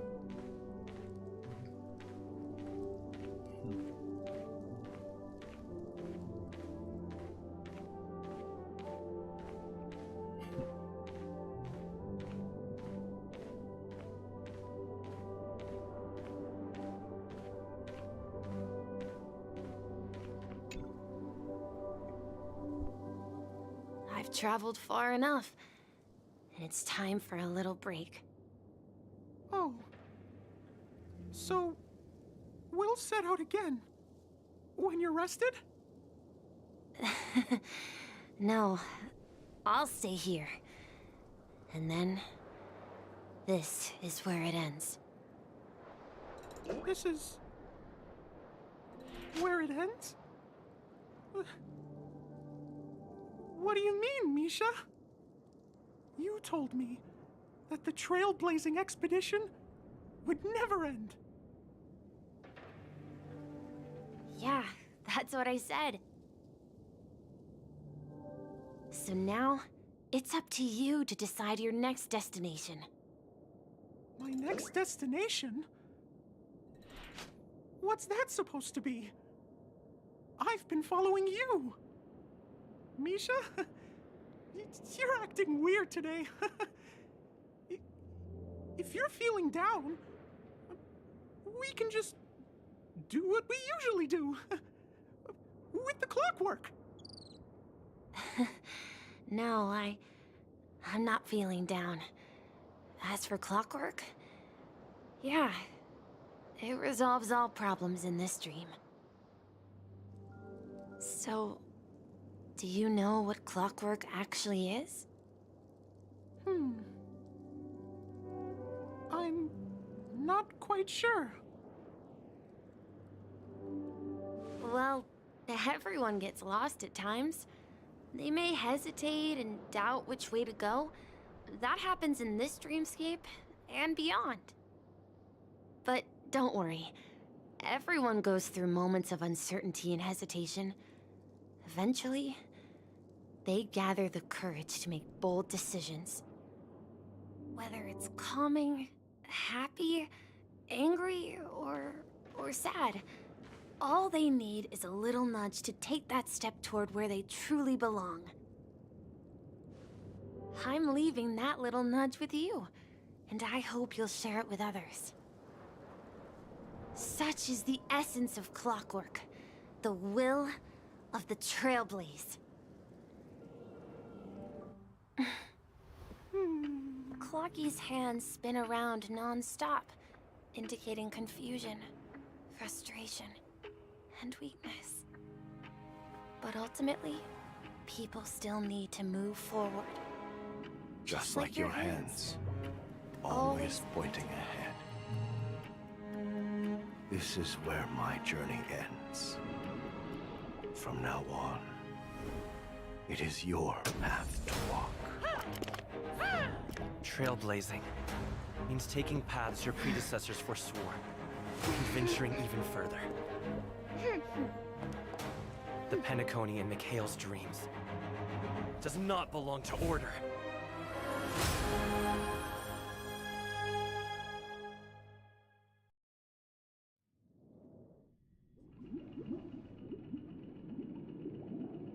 I can't believe that Eon would cast a glance at Penacony at a time like this. Is it because of the resonance from the legacy of the Trailblaze? Or perhaps the bond between you is so strong that it even impresses an Eon? Well, there might be another possibility. Perhaps they want to witness, on behalf of the fallen Eons, who will hold the future of Penacony. If that's the case, on behalf of the Dream Master of Penacony and the 107,336 members of the Oak family, I'm extending a formal invitation to all of you. I'm cordially inviting you all to the Penacony Grand Theater to participate in the upcoming Charmony Festival. And, of course, you won't be in the audience, but on center stage. Since the future of the Stellaron, Penacony, and even the entire cosmos is at stake, let's draw a conclusion there, in all fairness. If you truly believe in Akavili's path, then show me their courage and determination.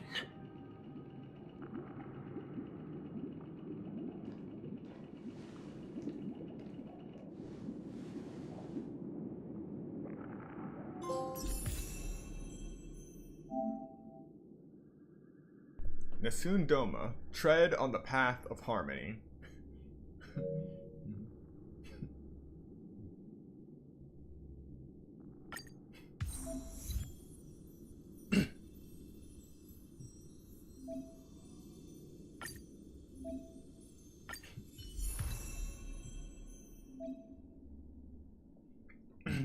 Can trial run the path here? Okay.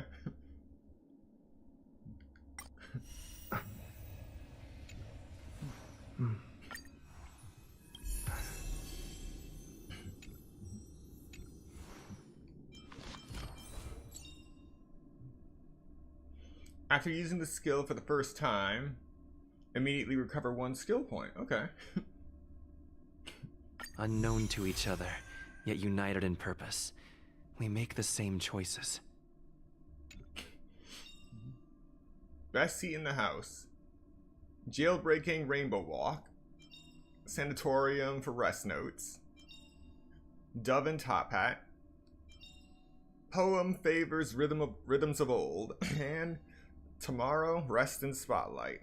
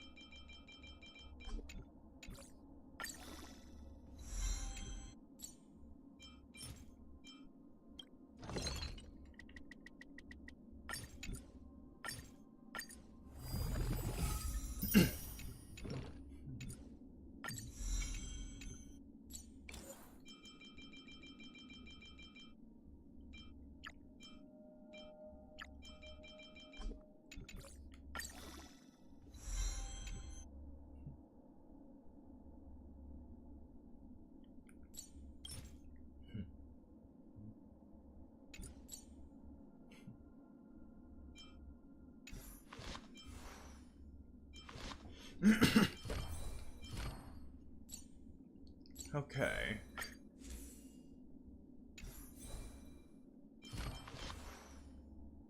Light. Or imaginary.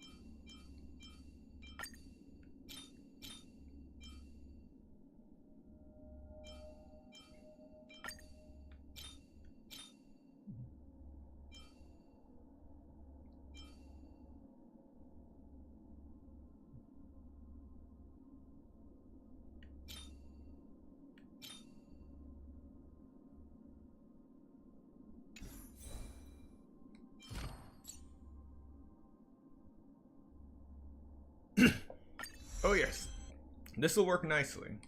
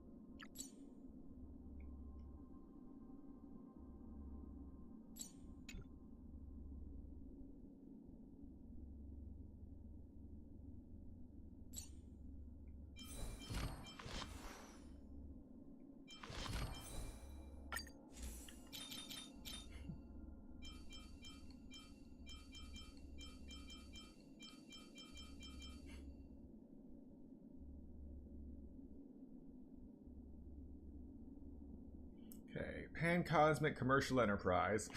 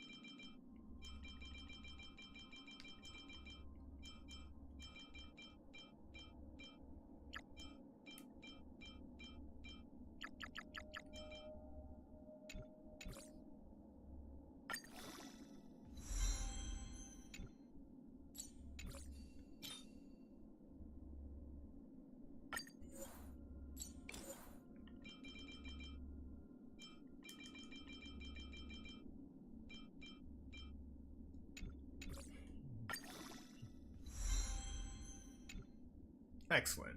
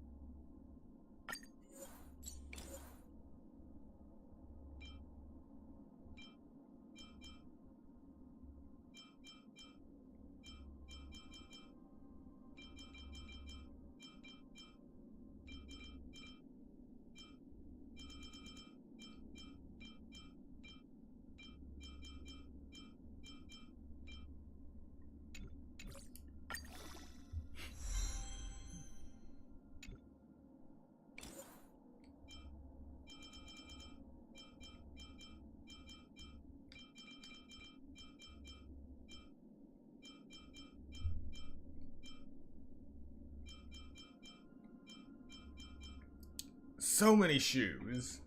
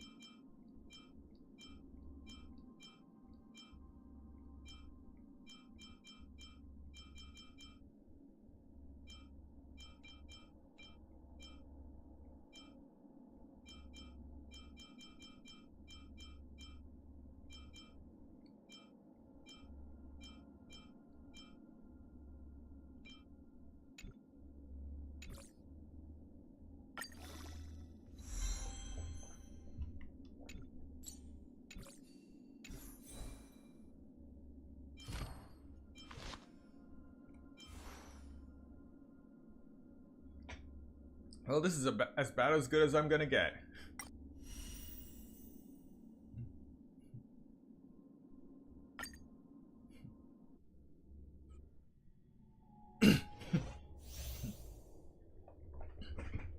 Alright, Harmony. Increase the break effect of all allies.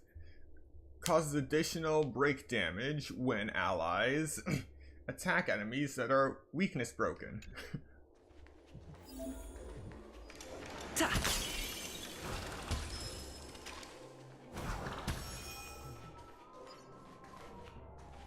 Please stay tuned. Please stay tuned. Please stay tuned. Please stay tuned. Please stay tuned. Well, this will be interesting. Please stay tuned. We need a strategy.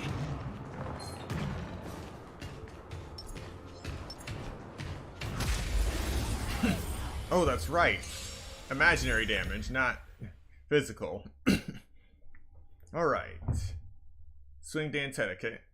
Deals minor imaginary damage to a single enemy. Have time to make it rain.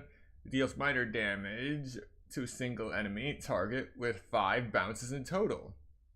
All out footlight parade. Grants allies the backup dancer effect.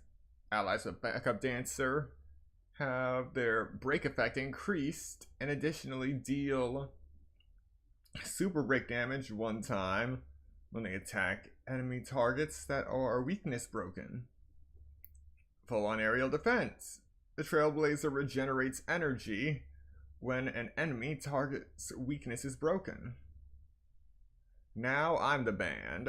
At the start of the next battle, increases all allies' break effect. Time to test our rapport. Dreams do come true.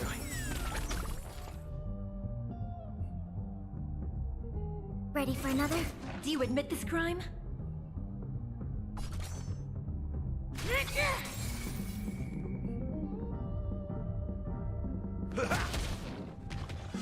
It's nothing.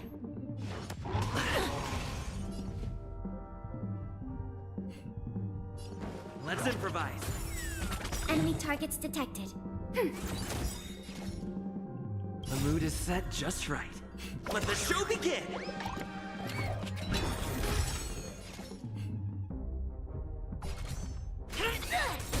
That's all you got?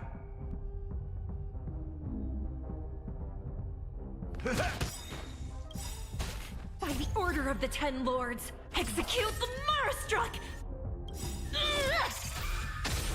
Nice like a good brew. Full, my friends. Indulge yourself! Enemy data secured. Net markers activated. Time for a good old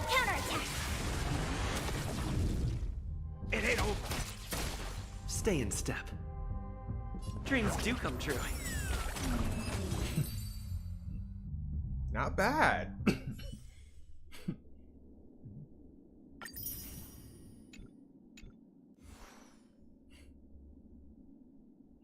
Alright, I think I can make this work.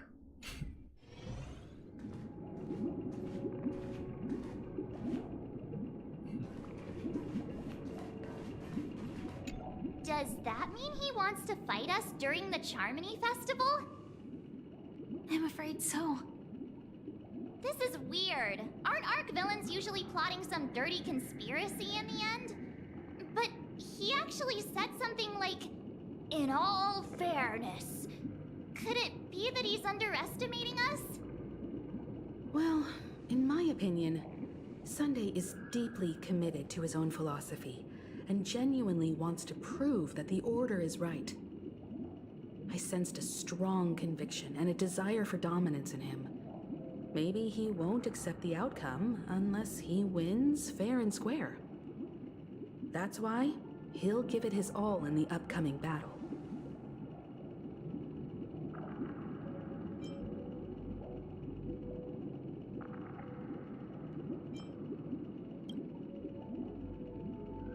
You. Every time an important moment arrives, you hesitate.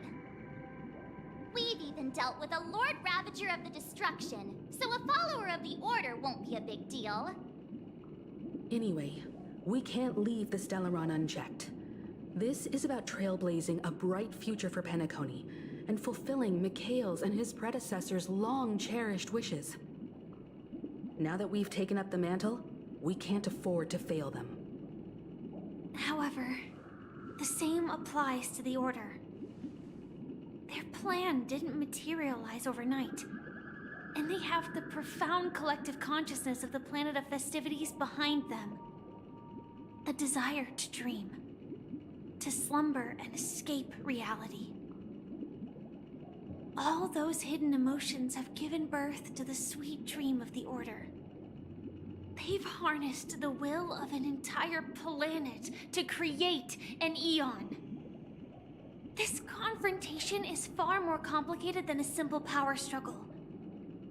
To secure Penacony's future, fighting on the stage alone is not enough. What do you mean? Are you not coming with us? I believe Firefly is trying to say that she's heading off to another battle.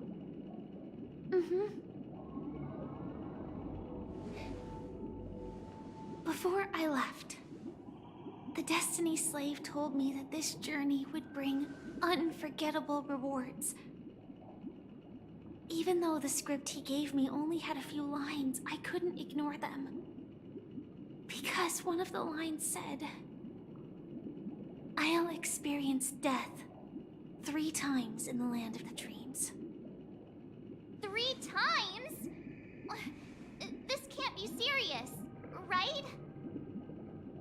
The first time was a painful death when I was stabbed by the Blade of Dormancy, which led to all subsequent events.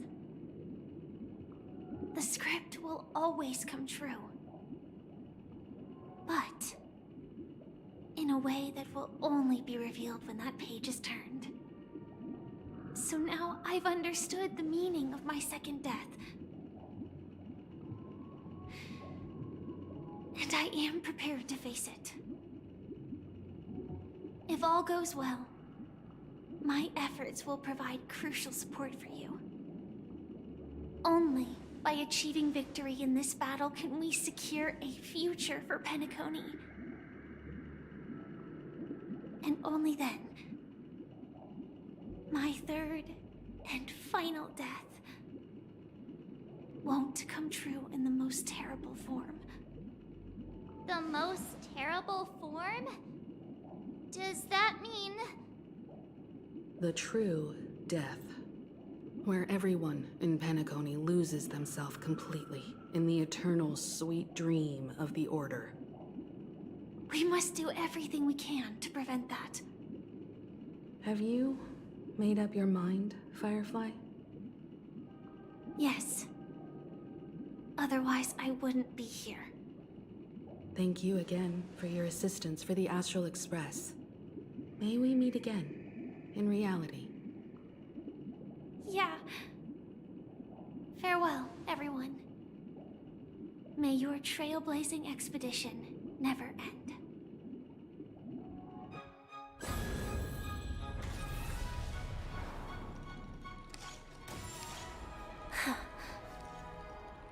I dreamed of a scorched earth. Everyone, are you ready?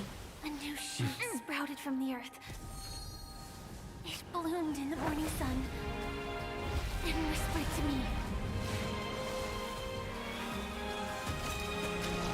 Like fireflies to a flame, life begets death.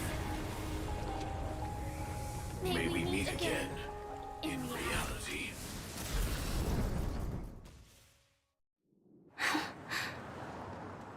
After today, Japella's name will disappear from cosmic history, and the Everflame Mansion will take its place. In the not-too-distant future, you'll receive an invitation. That's your next stop. Land of the Dreams. Penacony. I hope you find whatever you seek there. Be it answers or salvation. You mean my 3 deaths? Silverwolf told me about it. It's such a shame that it's not part of my script. Well, I want to live. I'm never afraid of death. The opposite of death is eternal life, and that's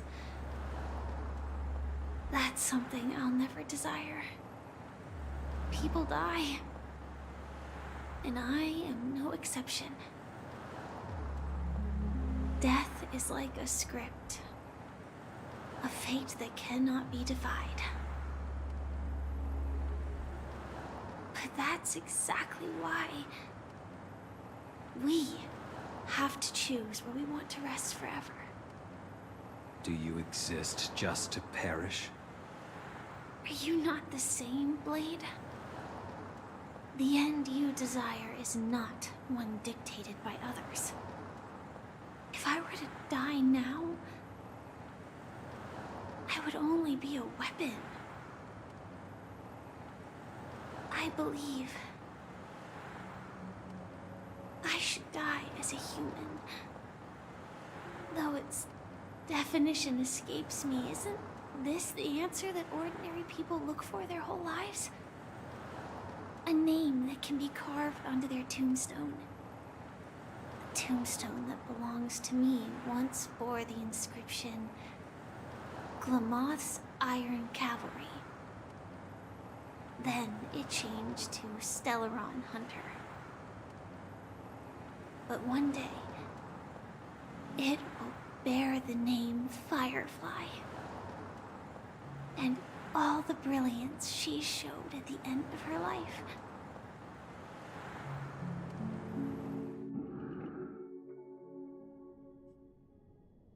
That's quite unexpected, old man.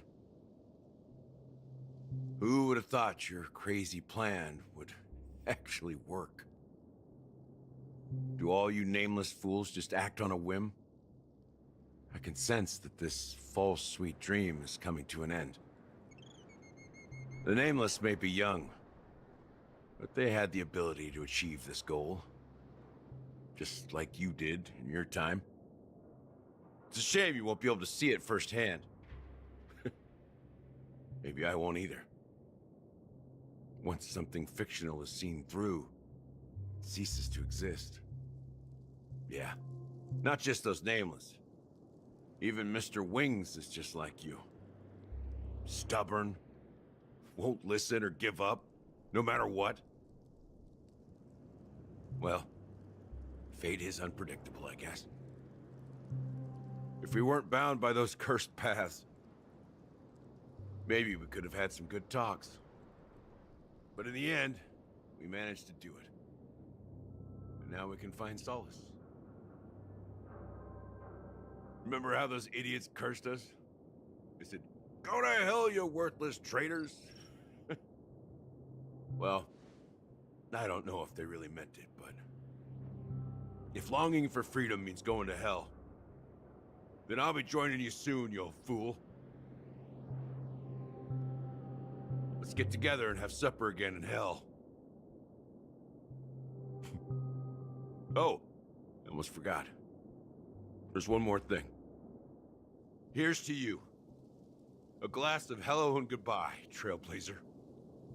To the imperfect tomorrow.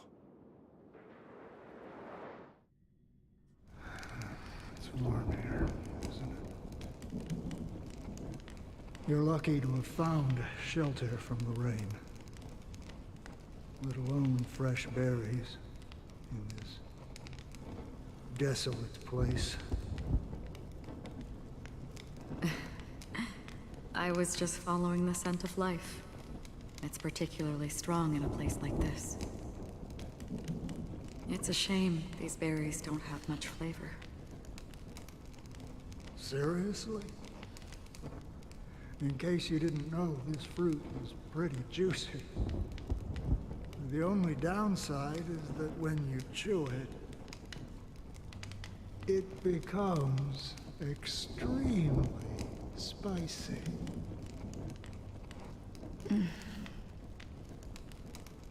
Have you lost your sense of taste? I can still taste certain things, like a faint sweetness. Before coming here, I stopped by a place called Orkron. It had barren cliffs and nights lit by bonfires. Burgundy snow would fall from the sky, and when it landed on my tongue, it tasted like raspberries. The flavor wasn't exactly sweet, but it left a lasting impression. When I think back on my past, I realize that what's tying everything together isn't the big events, but rather these small yet unforgettable moments. Don't worry about it. Losing oneself is a reality that every self-annihilator must face. At least I haven't completely lost my senses and memories yet. Well, congratulations on adding another footnote to your journey. By the way, are you always alone? No, I had a companion in Orkron. She's a short, nameless girl who aspired to explore IX. She always said she'd walk a path deeper and farther than Akavilis. Quite an ambition for such a small girl. So, what happened? She became stagnant water. Well, my condolences. Condolences. I don't need them. The girl left with a smile. She never regretted her choice and most definitely wanted me to say goodbye with a smile. So, that's what I did. That's proof that you're grieving for her. Or perhaps I'm just afraid. Afraid? I rarely sense that emotion from you. What do you fear? I'm afraid I'll forget the 30 days I spent with her, just like all the other days in my life. Most of them have already washed away with the rain, disappearing into an unseen realm. I fear that those vivid red memories will fade away too. There isn't much color left, and besides this faint, warm red, there's almost nothing. Hard to imagine. A ranger accustomed to bloodshed, destruction, and chaos finding warmth in the red color. Because I have experienced this warmth many times. Long ago, I promised someone that I'd bring it to more people. And that for every remaining moment of my life, I'd strive for a better ending for all. As long as this red color still lingers, I have a chance to fulfill that promise. It represents a burning fire, blooming flower, the berries in this cave, and life itself, fleeting yet still dazzling. In the end, it will lead me beyond the horizon of existence. And on the other side, I will cut off nihility. The one blessed by the sleeping and shapeless is considering how to kill them. That's truly pure nihility. But you're right about one thing. After spending so much time near this stagnant water, only when I look at this vibrant red fire do I realize that I'm still alive. When will this rain ever stop? Perhaps when the sorrows of the departed have finally quieted down, the sky will clear up.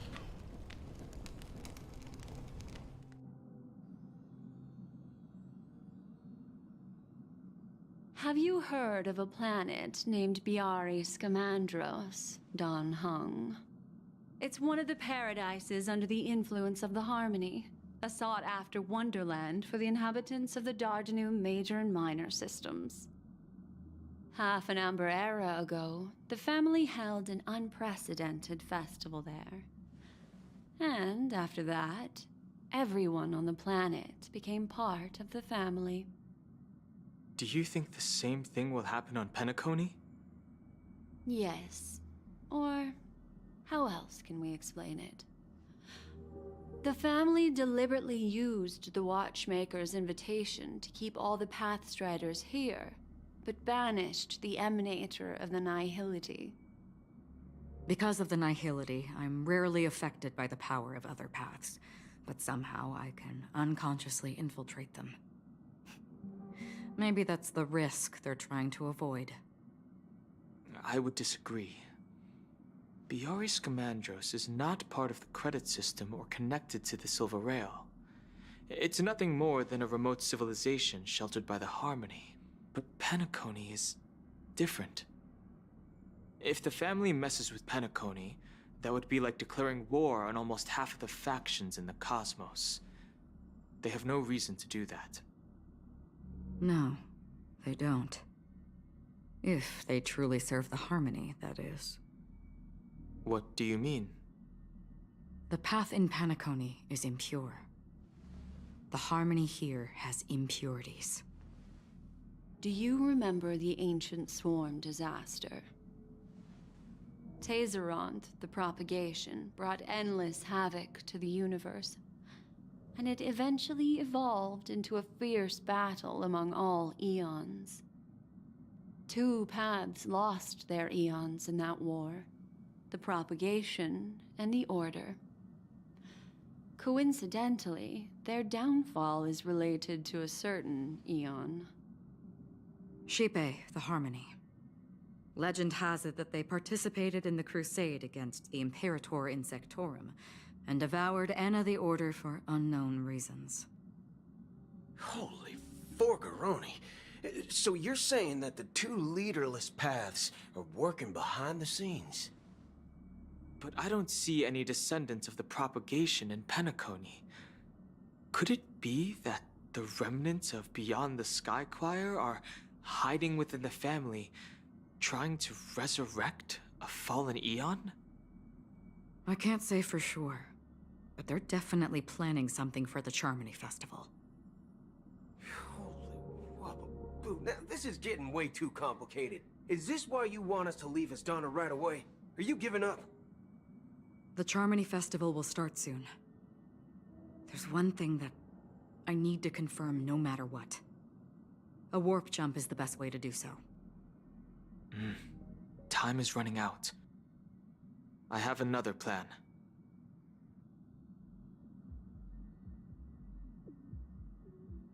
Hold on.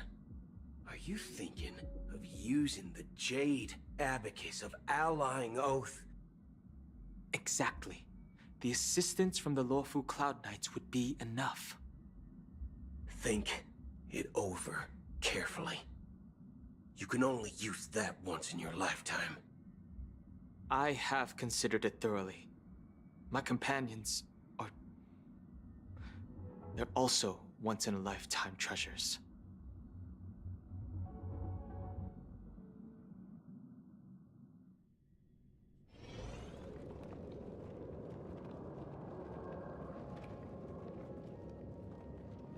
Are you the only one here, my child? The Nameless is quite the diplomat.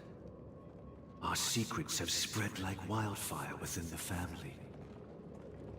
And IPC starships are gathering towards Astana. This is a crucial moment for us. So, where is the Chosen One who harmonizes the varied sounds?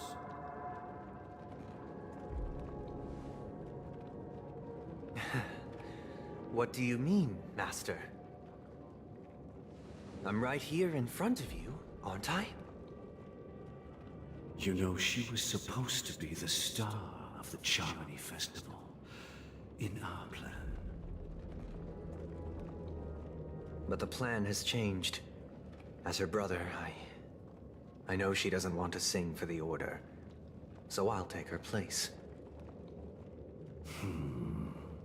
You've always been wise beyond your years. I'm sure you understand the consequences of your choice. If you consider this a betrayal, well, there can't be two suns in the sky. I'll step up and take down the other sun if necessary. Do you believe in karma? If karma exists, then everyone has their own karma. You have yours, and I have mine. And my karma has nothing to do with you, Mr. Gopherwood.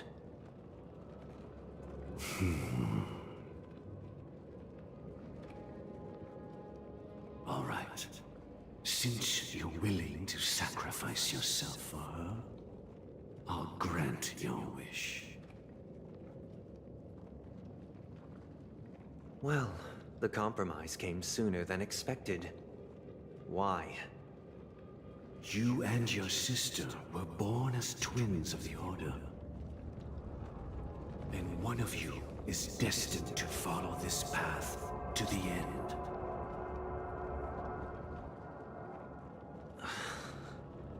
Is this part of your plan? Of course. You're still as clever as you were when you were a child. The opening is near. Go, my child.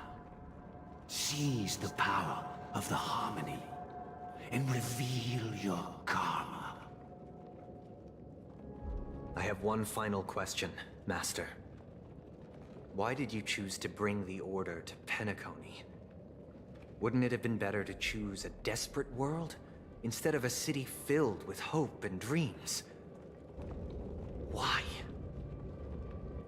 It's for justice, my child. If we lose justice in our hearts, we'll make the same mistake as the Harmony did. So, it's not you who manipulates the dreamscape with the Stellaron, but... Well, that's where our conversation ends. Go ahead. The 107,336 souls of the Oak family have dreamed of this moment too times.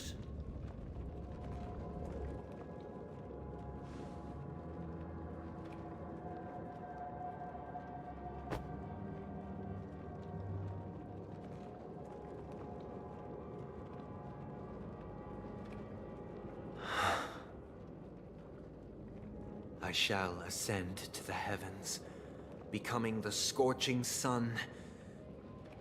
Bathed in my light, my people shall flourish, while all evil shall be eradicated. This is the interior of the Penacony Grand Theater. It's quite exhilarating to be flushed into the air by Soulglad.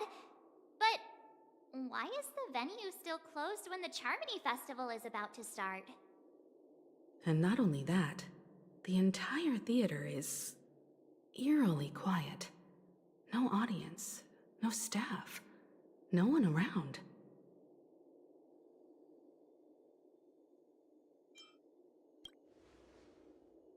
Yeah, I wonder how many tickets... Hey, that's not what we should be concerned about! Let's explore around. Be careful, everyone.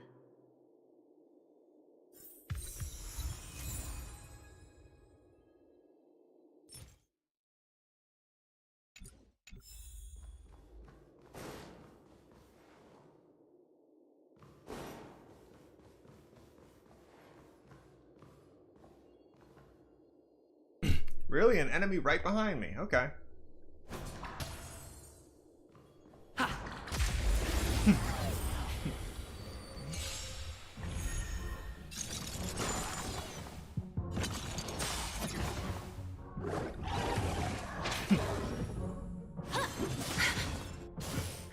You've got a lot of nerve. Is that fair, Catadons?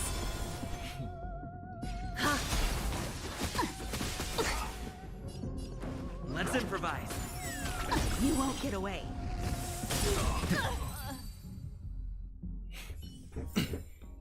Reach the end of the story in your own way. Is that all?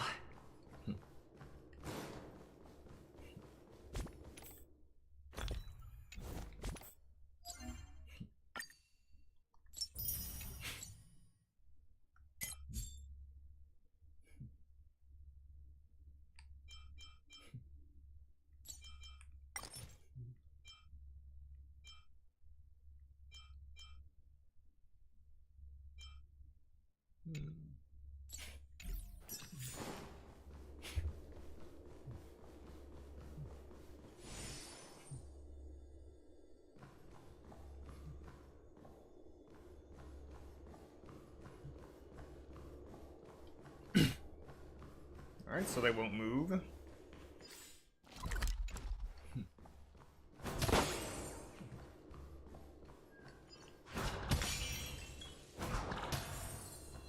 Gosh, the atmosphere here is so creepy and unsettling. Looks good. Even if there's no audience yet, there should be some staff around. Why is it so silent?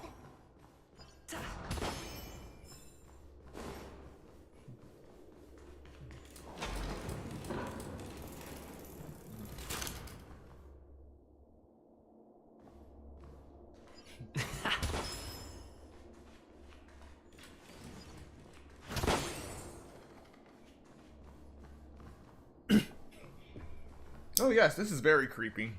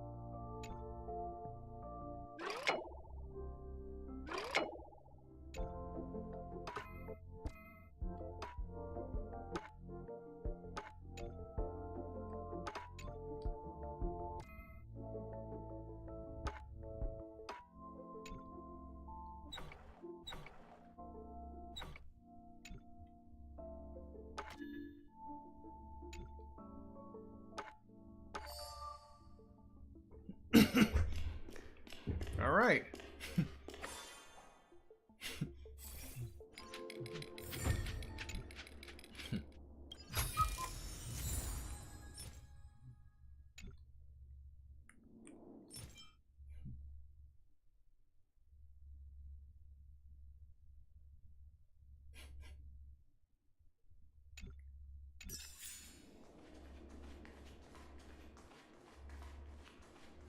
Now, if only I knew where the Dream Ticker administration was.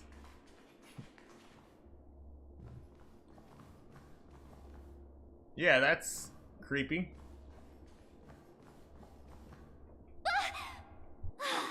Yikes! They scared the life out of me!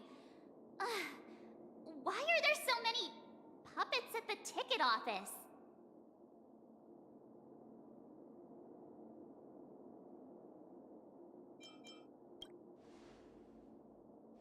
What?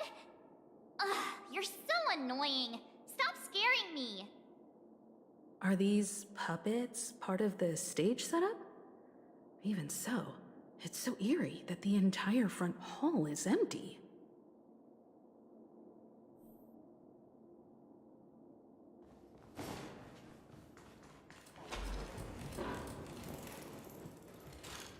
Something feels off. We're in the right place, right? There's no other grand theater in the dreamscape. So Sunday's messing with us? He said we'd have a final showdown on the stage, but why is there no one here? My apologies for the delay, March 7th. You scared me. Where are you now? I'm waiting for you behind the curtain. Following the Asdana tradition, I invite you to enjoy a stage play in 3 acts before the festival begins.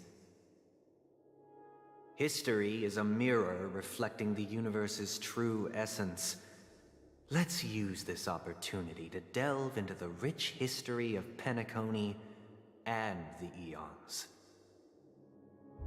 Within it, naturally, the future takes shape. Let us commence with the dawning of the world. After the Dusk Wars, darkness veiled the sky, and chaos consumed the earth. Anna the Order emerged, destined to restore all existence. That marked the first day.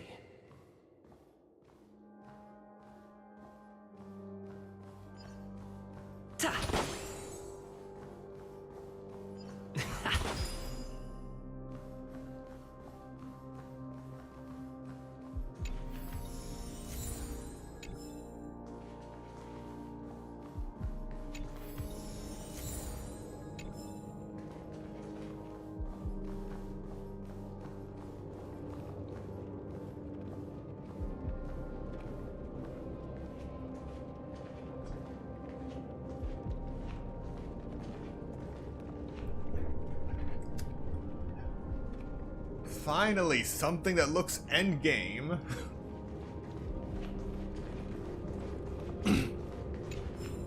They gathered nebulae and forged them into picks, thus creating a grand lyre with black and white keys. Strike the white keys, and the sun rose. Strike the black keys, and the moon rose. And so, the cycle of day and night arose. That marked the second day.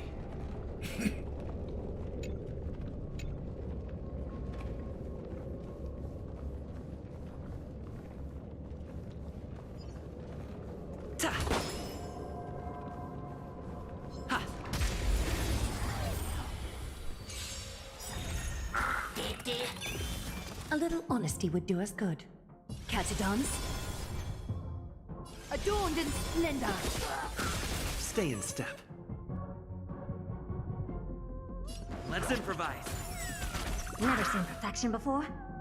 Expand your thinking. You won't get away. Is that fear I sense?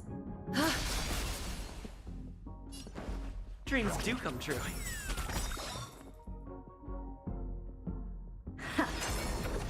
Still the same wall.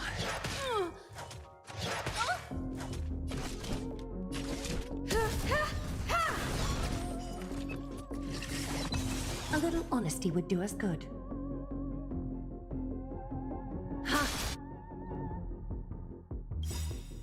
Perhaps you still don't. Humanity never conceals its desire to control the heavens, and I'm no exception.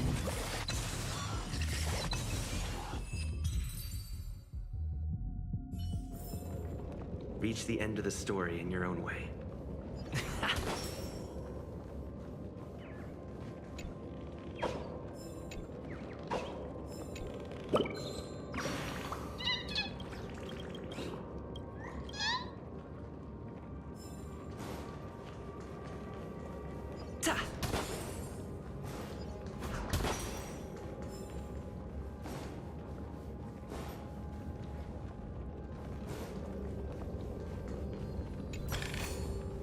Looks good.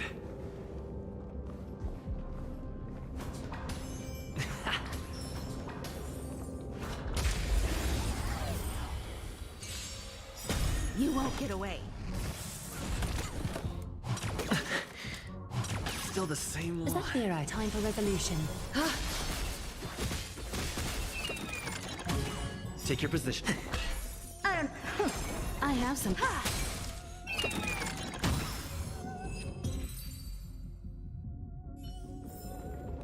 Reach the end of the story in your own way.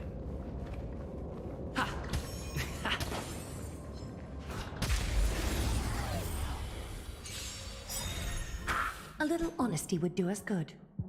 Catadons?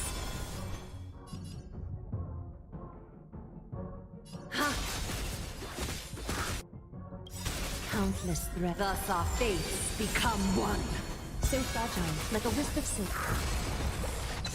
Stay in step. Dreams do come true. You won't get away.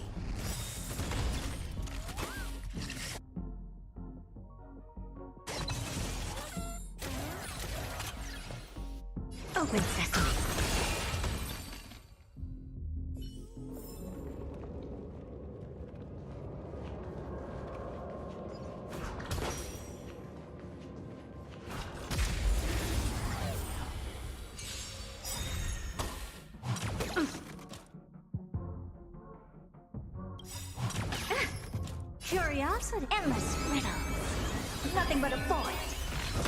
You won't get away.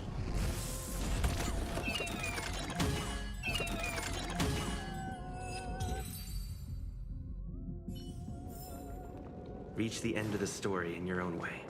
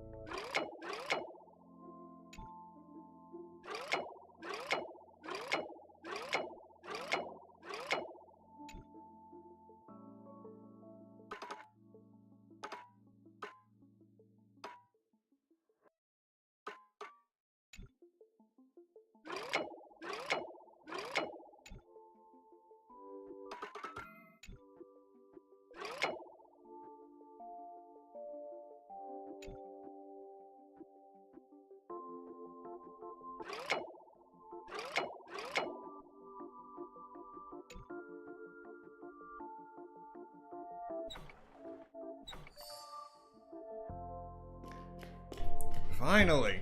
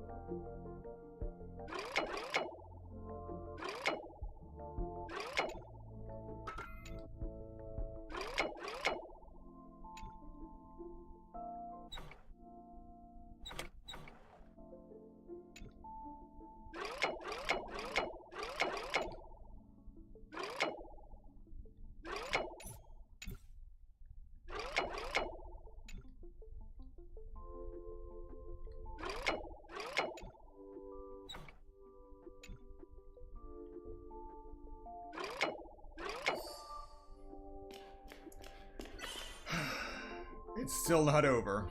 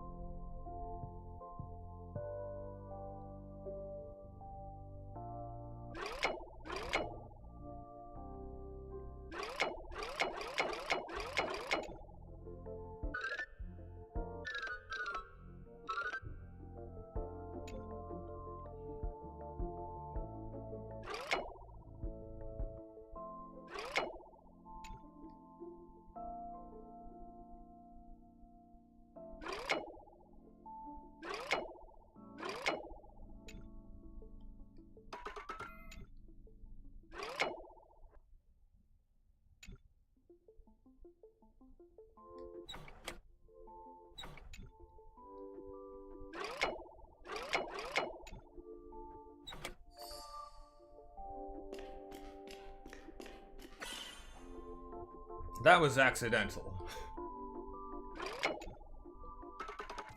But that wasn't.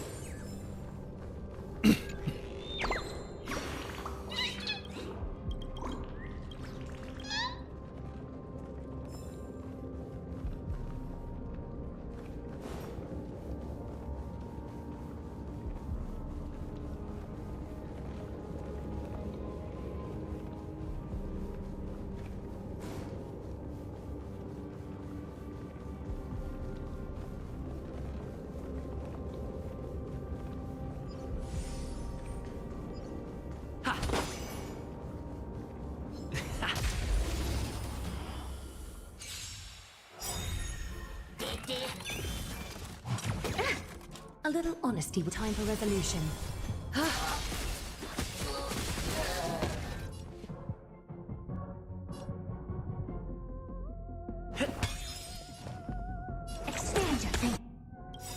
Perhaps humanity never conceals its desire to control the heavens, and I'm no exception.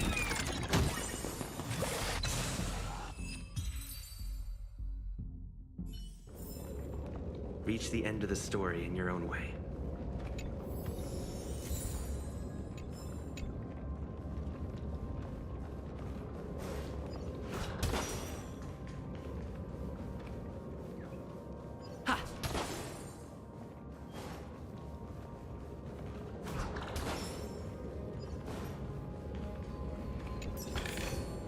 Is that all?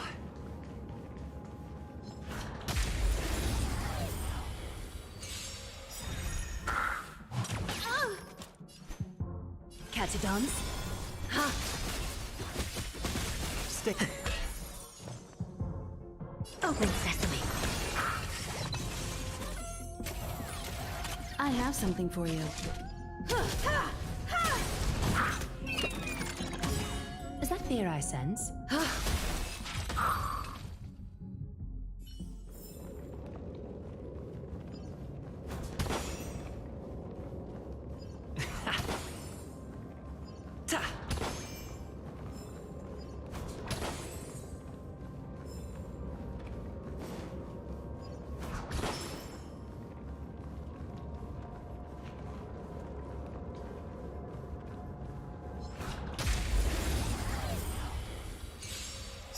You won't get away.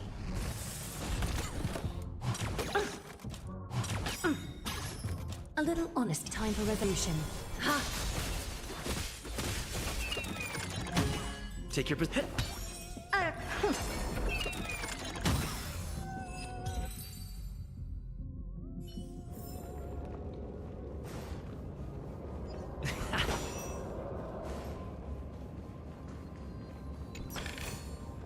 Looks good.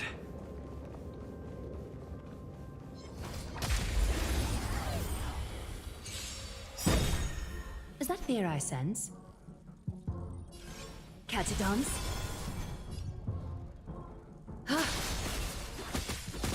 Stay in step. Let's improvise. Countless threats. Thus our fates become one. So fragile, like a wisp of silk. You won't get away.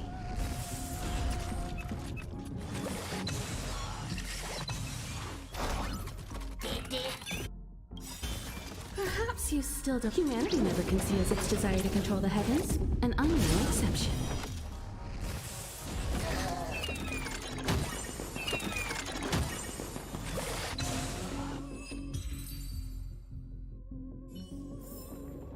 Reach the end of the story in your own way. Finally, a puzzle that's a challenge. Or not. I don't know at this point.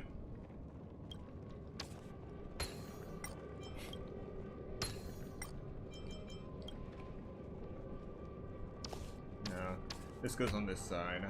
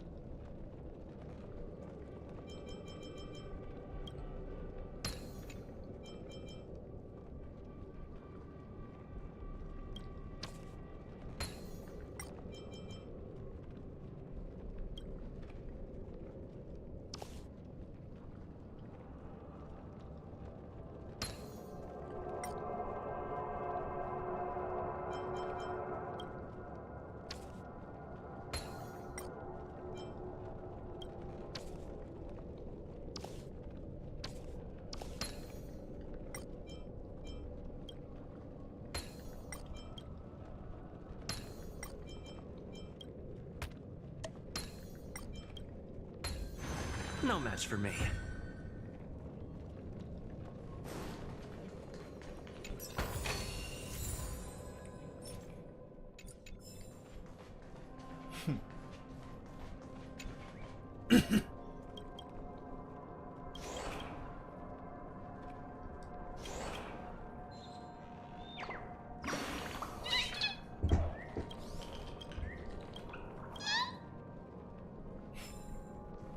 Alright, moving on.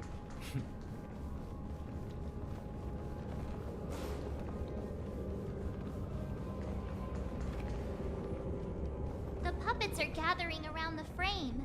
Are they expecting us to enter it?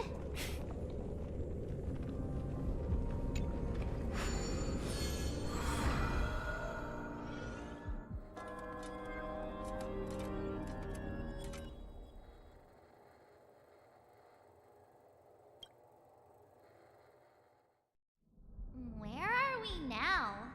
The atmosphere here looks similar to Sunday's inner world.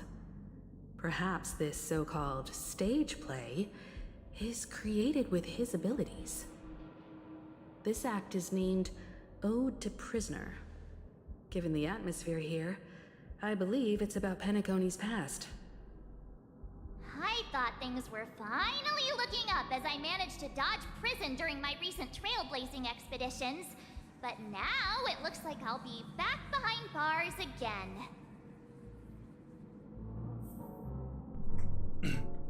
Yep, barely. I genuinely wish to avoid a violent clash with my esteemed guests from afar. Therefore, I've arranged 3 acts before the situation becomes irreparable. Where shall we start our narrative? Well, let's start with the time when Penacony was still a frontier prison. Barely managed to avoid prison on Eurilo 6 and the Lofu.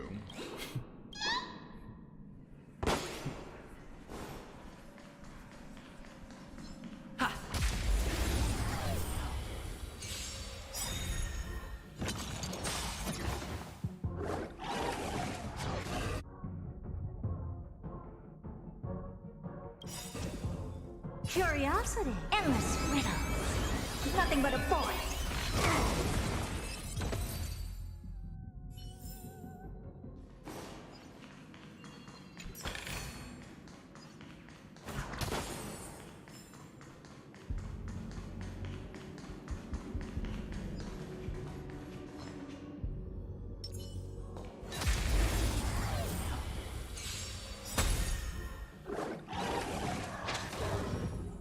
Is that fear I sense?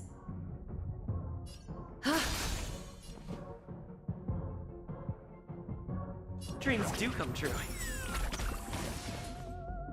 Open sesame. Amazing. But then again, it's me we're talking about. Alright, more Dreamwalker stuff. You will occasionally discover some scattered dream bubbles in the map. Due to them being unconnected to passable platforms, these dream bubbles cannot form bubble bridges. After interacting with the control panel, the corresponding dream modules and their trajectory will be highlighted. By interacting with control panels, the dream module can be moved along the designated trajectory. When moving the dream module, the scattered dream bubbles on the surface will also move with it. When the placement of the scattered dream bubbles meets the requirements of forming a bubble bridge, these dream bubbles will congeal. When this happens, approach them with a bubble charge to manifest a bubble bridge. Simple enough.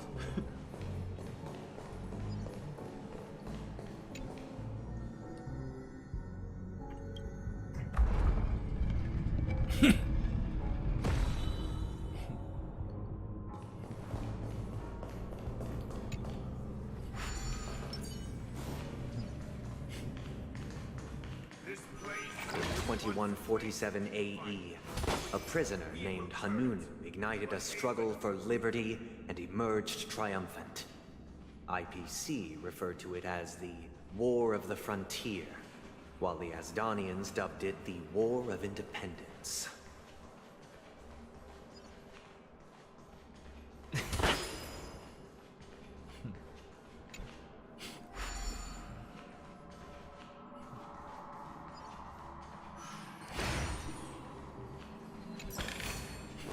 Looks good.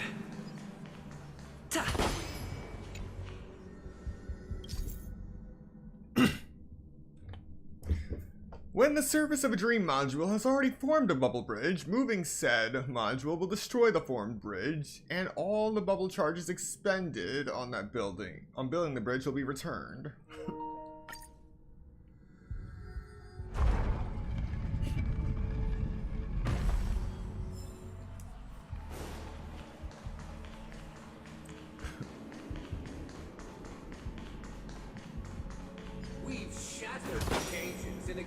It's true that Hanunu was a legendary hero, but it must be acknowledged that while he bestowed freedom upon the prisoners, he didn't grant them true liberation.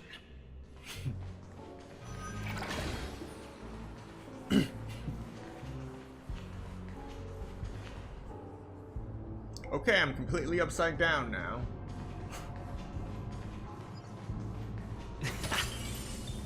Thank you for staying here, honorable travelers. However, The three nameless stayed on the planet, endeavoring to spread the tenets of Trailblaze throughout the frontier prison. Alas, their efforts proved futile.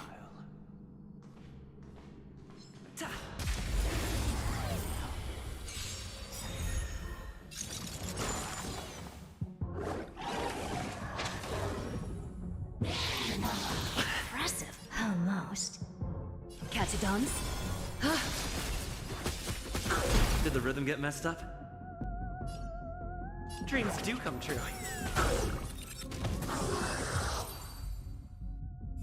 thank you for Reach the end of the story in your own way. The three nameless stayed on the planet, endeavoring to spread the tenets of Trailblaze throughout the frontier prison. Alas, their efforts proved futile. Cut away the heart of strife.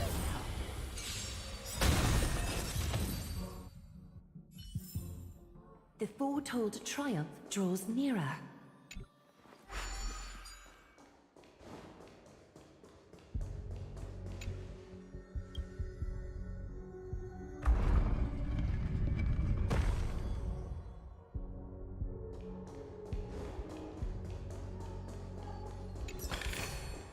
A gentle texture and a fine craftsmanship.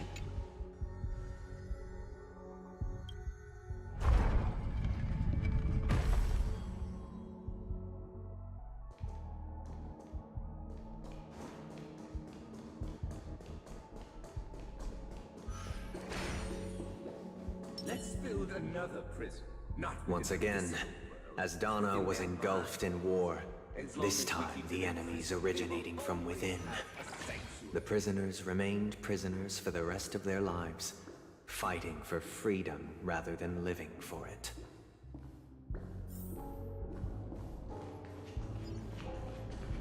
Please stay tuned.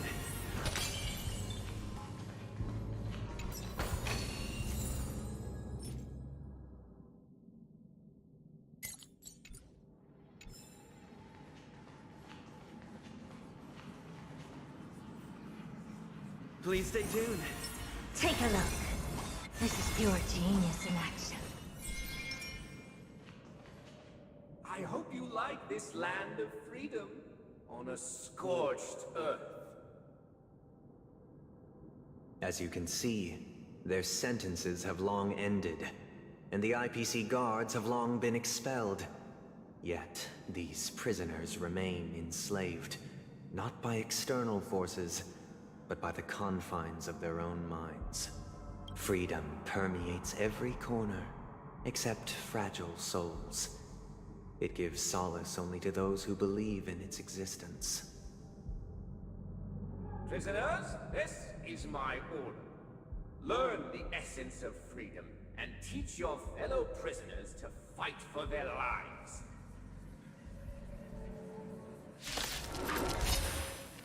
Hey!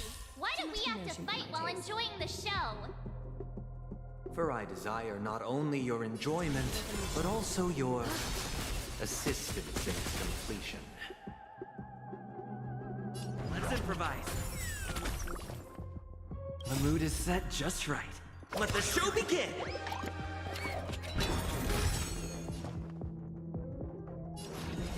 Open sesame.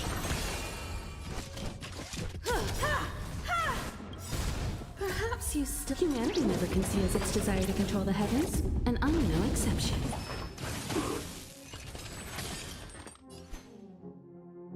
Ha! You won't get away. Did the rhythm get messed? No one can restrain you anymore. You are free. Thus concludes the first act. Amidst a raging war, the frontier prison headed toward becoming Land of the Exiles. This must be how Penacony was constructed. With the aid of outsiders, the prisoners were finally liberated and established the Land of the Exiles. However, it appears that Sunday aims to convey the spiritual plight of the prisoners more than the physical aspects of imprisonment.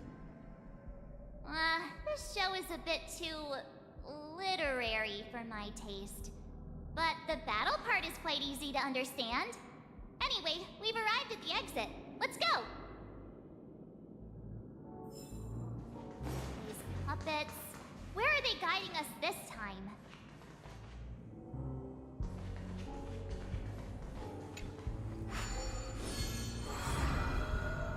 They transmuted streams of stars into inked nibs, creating symbols to be pronounced and counted. They molded stardust into flowing rivers, assigning the righteous upstream and the unjust downstream. Thus, all things were marked, and the world learned to discern between good and evil. That marked the third and fourth days.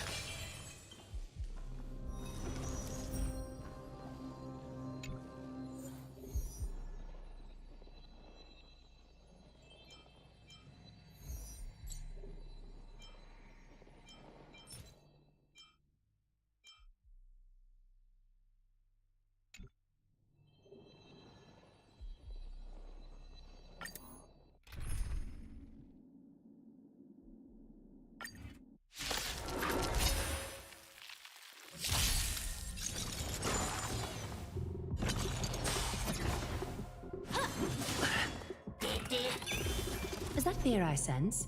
Time for resolution. Countless thus our fates become one. All light shall be revealed.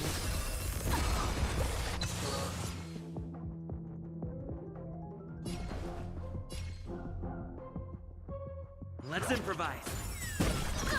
You won't get away. Expand your thinking.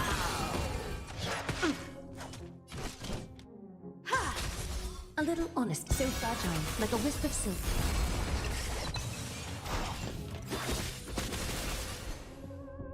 All light shall be revealed. Stay in step. Dreams do come true.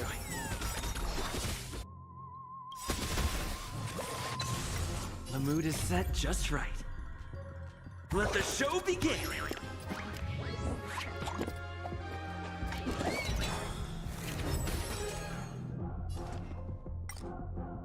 Open sesame. The way is fraught I have something with for you. difficulties. You won't get away. Being direct is always preferable.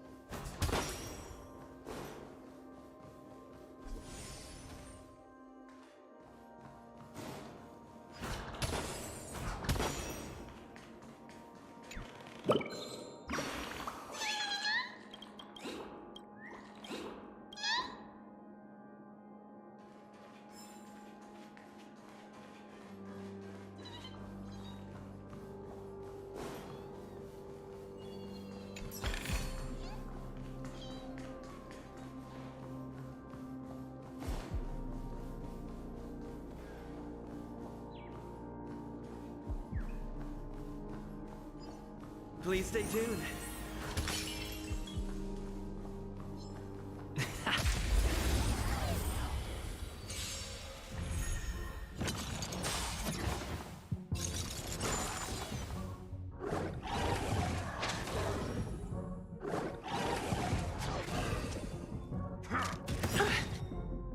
Curiosity, endless riddles. Nothing but a void.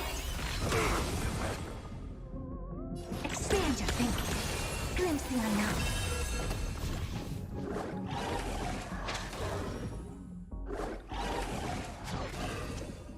A little honesty would do us good.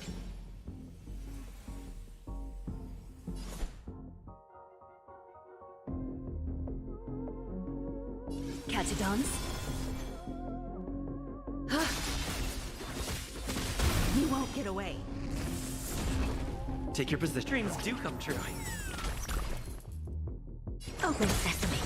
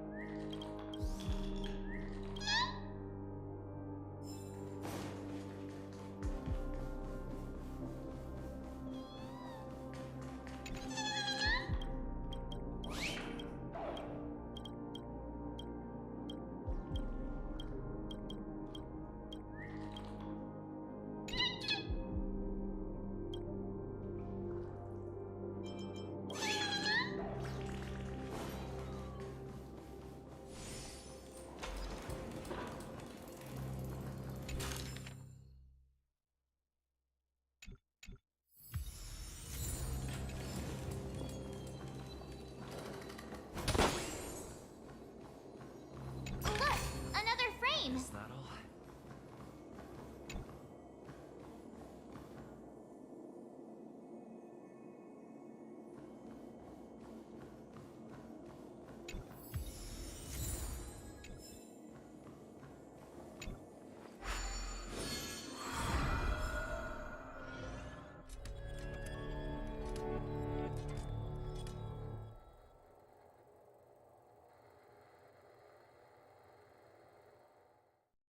Ode to Fool.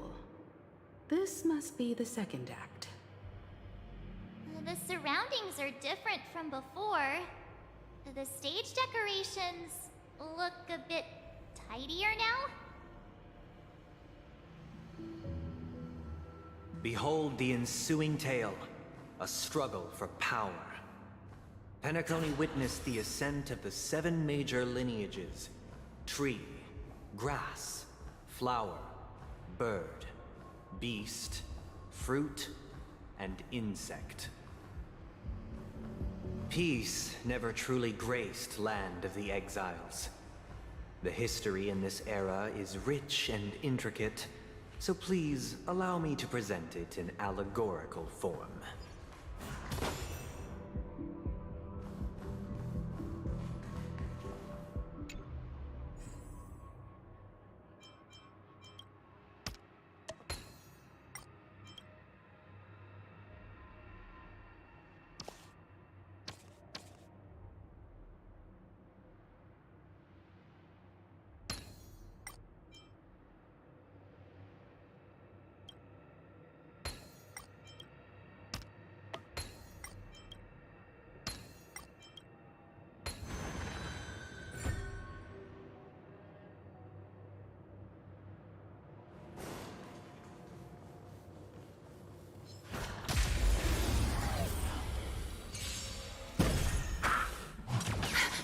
Is that fear I said? Catch a dance?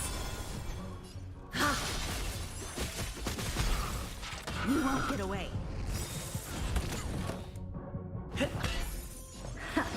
Time for...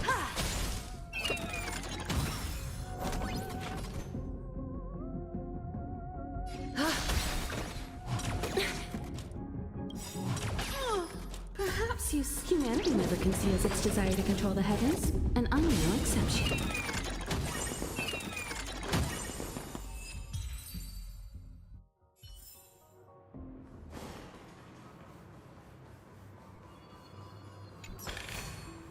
Looks good.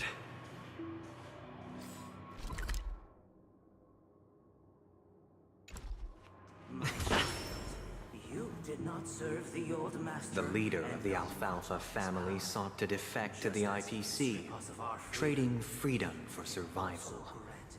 However, his eldest son slew him in the name of righteousness and ascended as the new family head.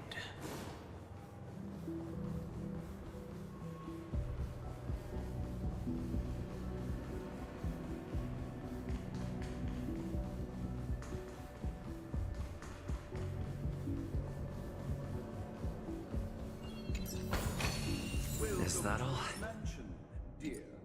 Land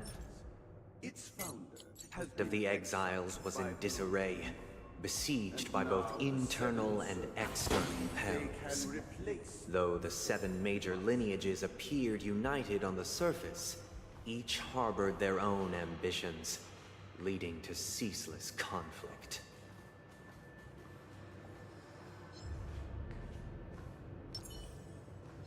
Cut away the heart of strife.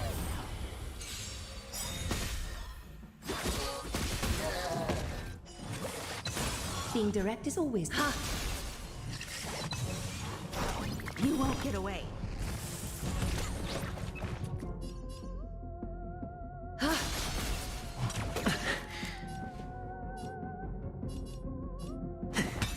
Never seen perfection before? Open sesame.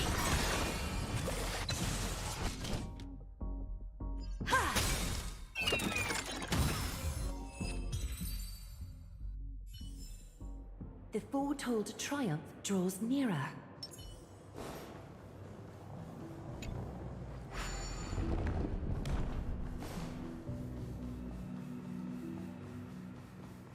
Welcome to this mansion, dear outsider. Land of the exiles was in disarray, besieged by both internal and external perils. Though the 7 major lineages appeared united on the surface, each harbored their own ambitions, leading to ceaseless conflict. Accountant! We are the pillars of this mansion. The Black Plum family was the first to fall. They withered away in the White Desert event, orchestrated by the Alfalfa family. Because Master shaped you from clay, but my child, you did not serve the old The master. leader of the Alfalfa family sought to defect to the IPC, trading freedom for survival. However, his eldest son slew him in the name of righteousness and ascended as the new family head.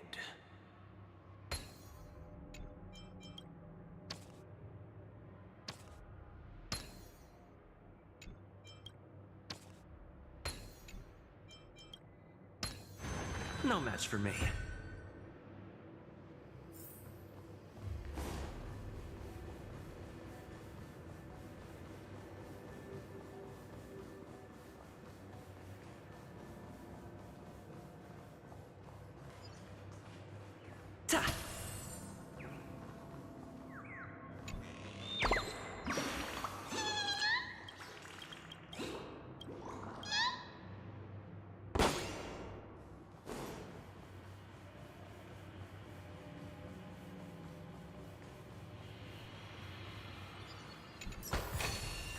Is that all? I shall forge Only when Gopher Wood led the family to Land of the Exiles and earned recognition from all 5 major lineages did Penacony earn its new name, the Land of the Dreams. Take a look. This is pure outsider, I beseech your aid in purging this mansion of the poison spread by the lurking instigators. You want us to help you? What do you need? I wish they could regain their reason and cast away the shackles of hypocrisy. This is the second act. Looks like it's about Penacony's journey to becoming the land of the dreams, during which the family plays a crucial role. But this new master seems like a bad guy to me, don't you think? Perhaps this is the truth Sunday is trying to express, if you read between the lines. The Harmony changed Penacony just as the guards once did. Looks like we've gotta help those guys kneeling down over there calm down a bit, right?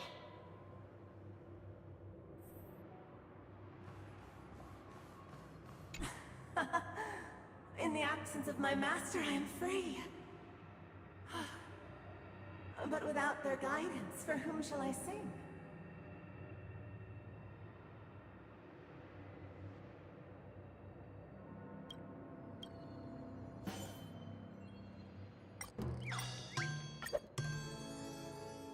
I shall sing for my new master, just as their noble voice once resonated throughout the cosmos. Master! Oh, you will return in due course, and I shall stand vigilant, awaiting the reward for my loyalty.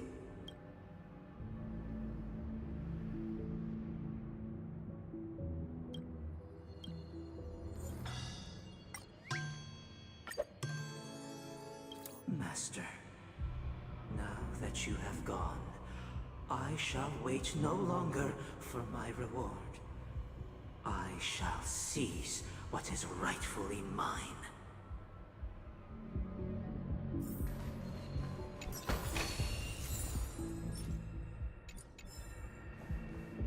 Once, I stood as the most loyal guard among all the servants.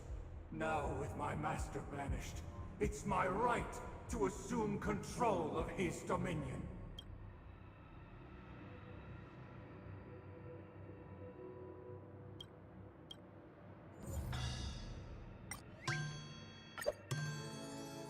My former master has long departed, but why do I still fear the remnants of his creation?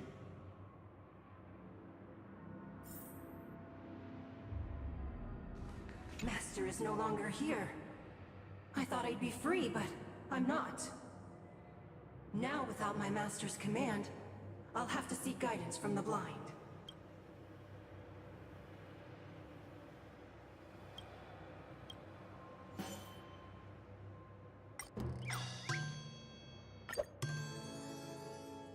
Master is no longer here. I must seek a new master and serve them faithfully. Either I shall be my own master, or I shall return to my former master. I shall not submit to a new master under any circumstances.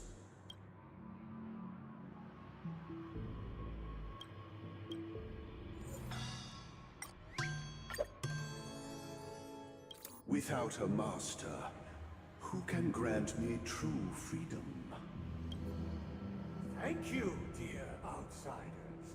My servants have regained their sanity.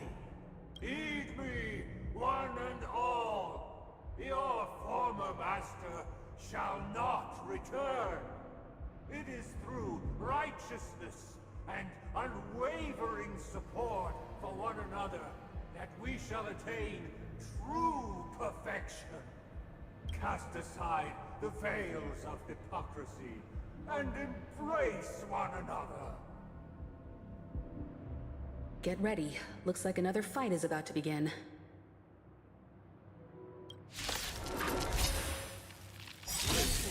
The snow blankets all of Astana. The sky trembles, and the earth teeters on the brink of collapse. At the edge of the silver universe, the first spot. From the rising sun, our fate becomes one. Like a wisp of silk. You won't get away. Curiosity. Endless riddles. Nothing but a void. Perhaps you still... Humanity never conceals its desire to control the heavens, and I'm no exception. Open sesame. What a crumb. Alas, they remain but slaves till the very end, with the illusion of freedom. Thus concludes the second act. Amidst an illusory harmony, Land of the Exiles charted its course toward becoming the planet of festivities. This is how Penacony fell under the family's control. Since the arrival of the Harmony, the Land of the Exiles has undergone dramatic changes, not all of which have proven beneficial.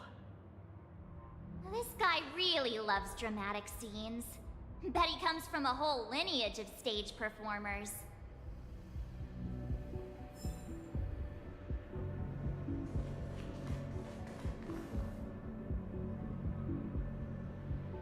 Okay, before we continue any further, we're going to take another 5-minute break. So, use this time to get up, stretch, get something to eat, drink, do what you gotta do, and I will see you in 5 minutes.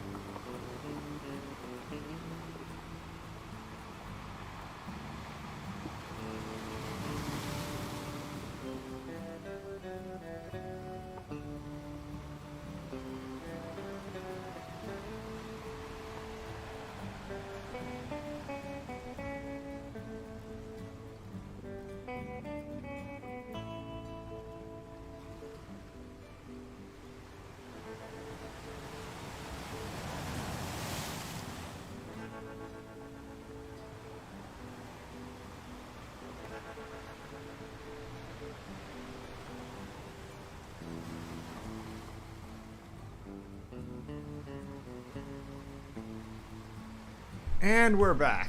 That took a bit longer than expected. Nice.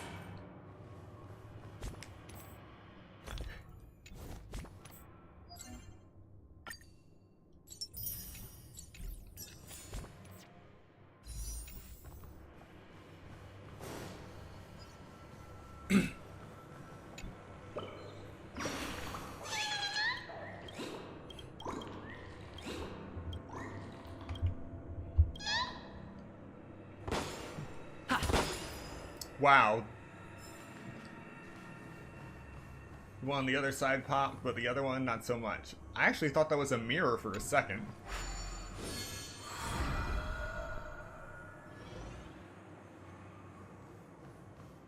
They used the planetary rings to establish the law, forging a code of conduct among the masses.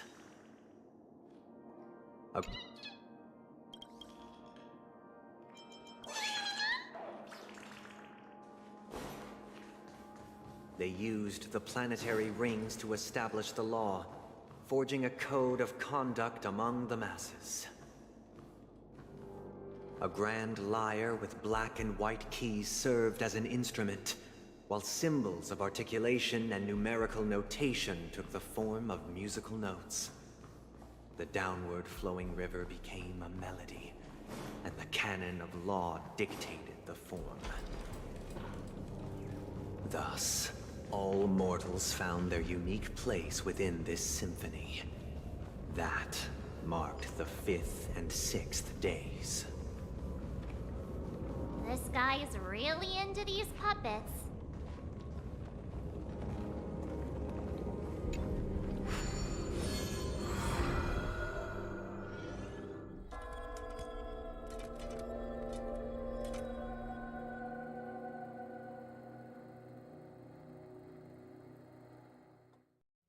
Oh, I get it now. The last scene is all about singing the praises of the Order. And the atmosphere here is completely different from the previous two scenes.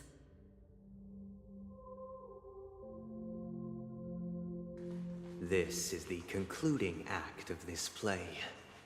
I have showcased the past and present of Penacony.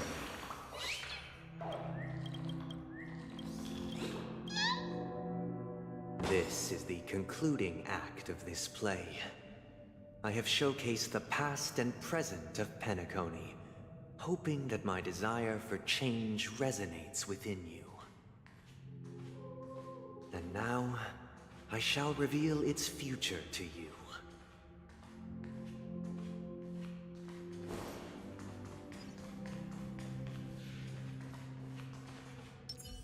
Take a look. Please stay tuned.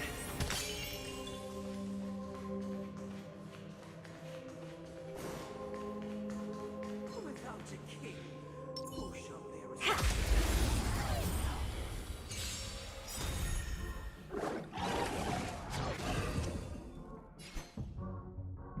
Catch a dance? Ha!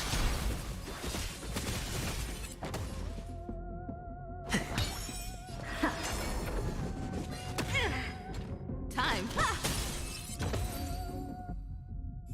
Without a king, Amazing. who shall bear But then again, responsibility for the people? it's me we're talking about. If the people lack foresight, we will make choices on their behalf and bear the responsibility.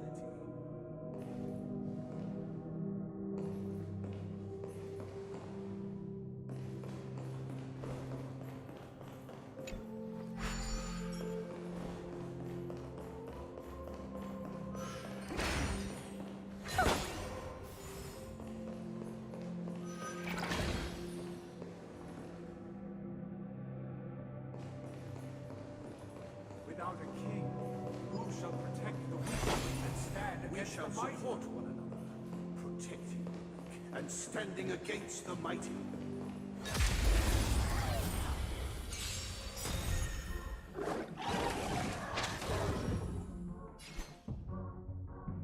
Time for resolution.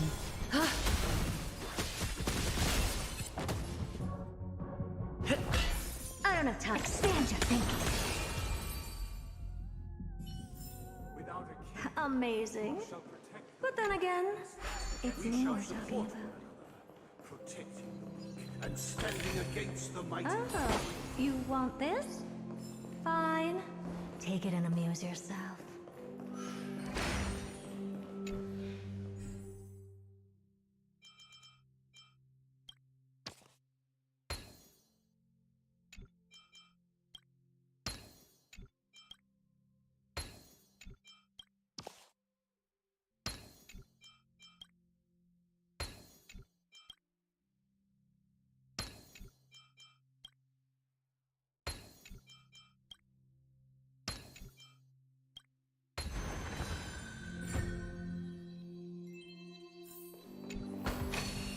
Oh.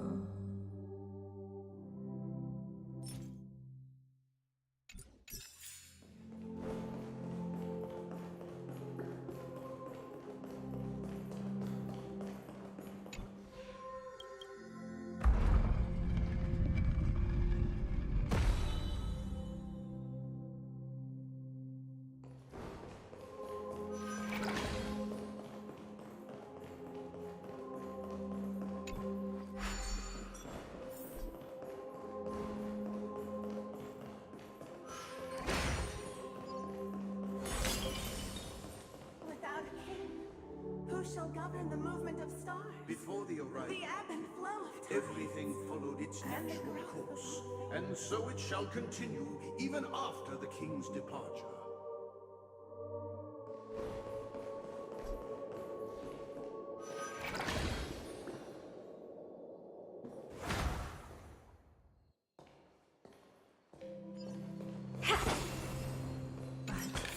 After the king's departure, You want this? Fine. Take it and amuse Have yourself. become kings of all things.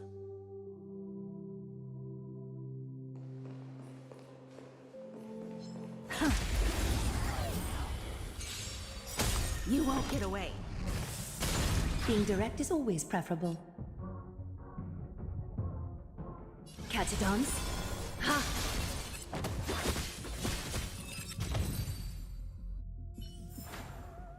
Amazing. But then again, it's me we're talking about.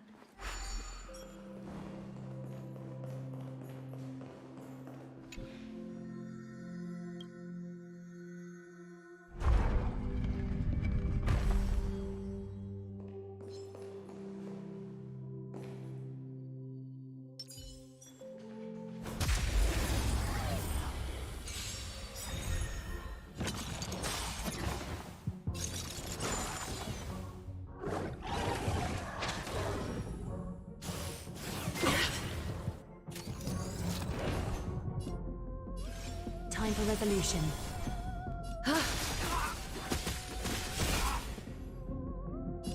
Let's improvise. Never seen. Expand your thinking.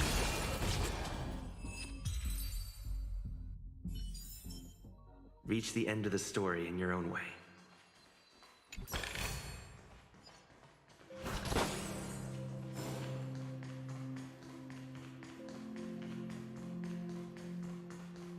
but after the king's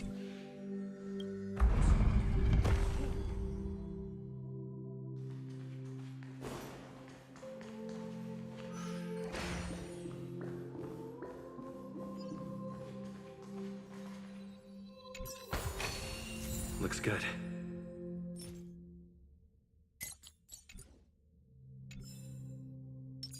Take a look. Please stay tuned.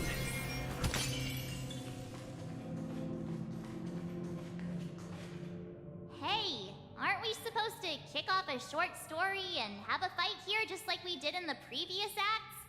Why aren't any of these puppets saying anything?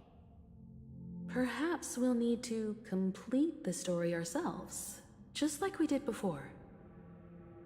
So, do you think their mind needs tinkering or something?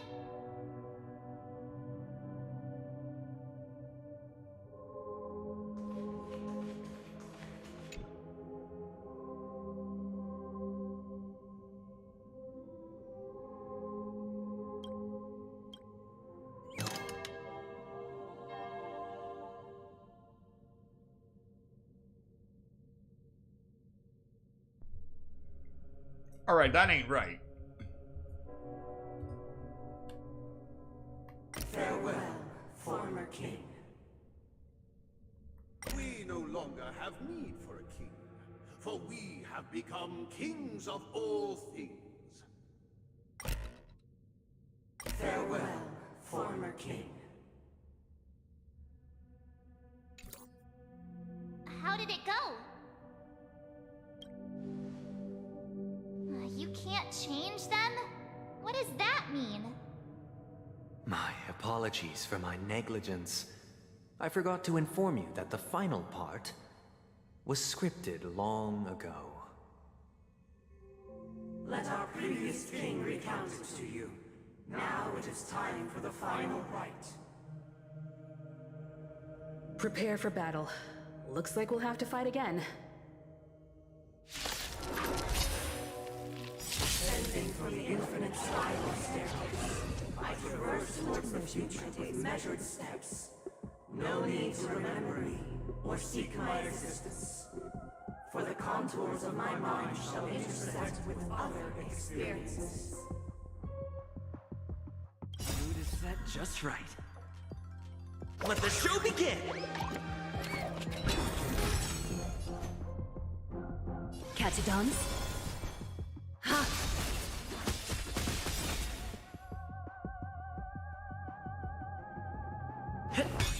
Never seen perfection before. Expand your thinking. Countless threads, thus our fates become one. All light shall be revealed. Time for an overhaul.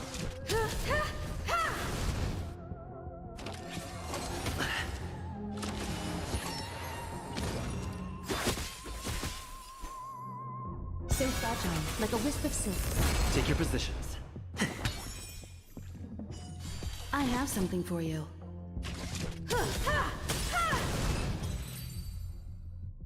In the hushed expanse of a nocturnal reverie, I leave faint traces behind. No need to remember me, or to recall the essence of dreams. What is mine shall wane, while you shall transcend its delicate nature.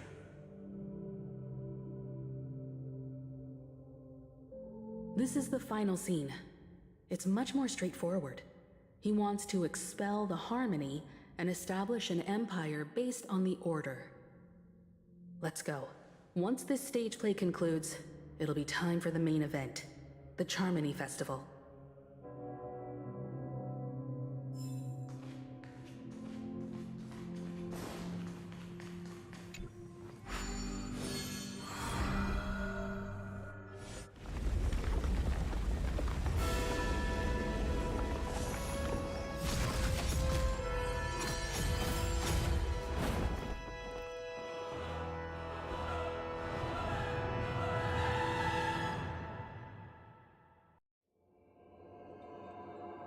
They imbued the world with meaning, perfecting all things in the heavens and on earth. Then, they rested from the labors of creation. Yet, all beings cried out to Enna. Under the banner of the Order, you have defined all things in the cosmos. But this made us realize that we are but puppets in your hands. Thus, on that day, all beings united and cast the Eon into the abyss of oblivion. This Grand Theater looks totally different. Is this the power of the Order? Everyone, get ready. This could be a tough battle.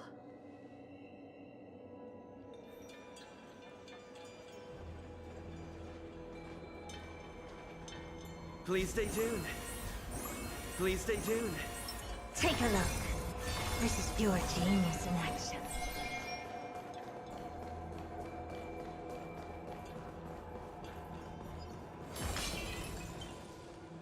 That marked the seventh day. Cheers and chants reverberated in unison.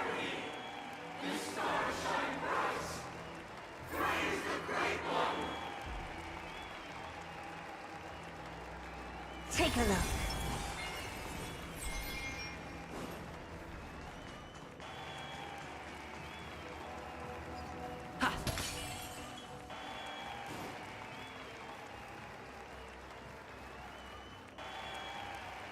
Please stay tuned.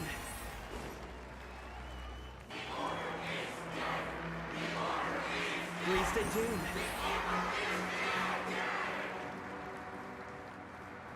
Please stay tuned.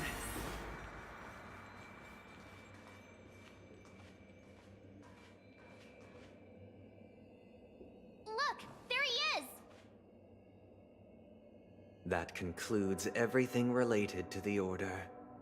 What are your reflections on this, my dear guests? Nevertheless, this is but a trivial blip in the annals of galactic history. What truly matters is the course this river shall take in the days to come. You've arrived at the perfect moment. The Charmony Festival is about to commence, and it would be a shame if you were absent for the Harmony's prologue. Allow me to extend my warmest welcome once more. Welcome to Penacony Grand Theater, the very core of the Sweet Dream, the abode of the Stellaron, the grand stage of the Charmony Festival. And the very place where the future of Penacony shall be determined through conflict.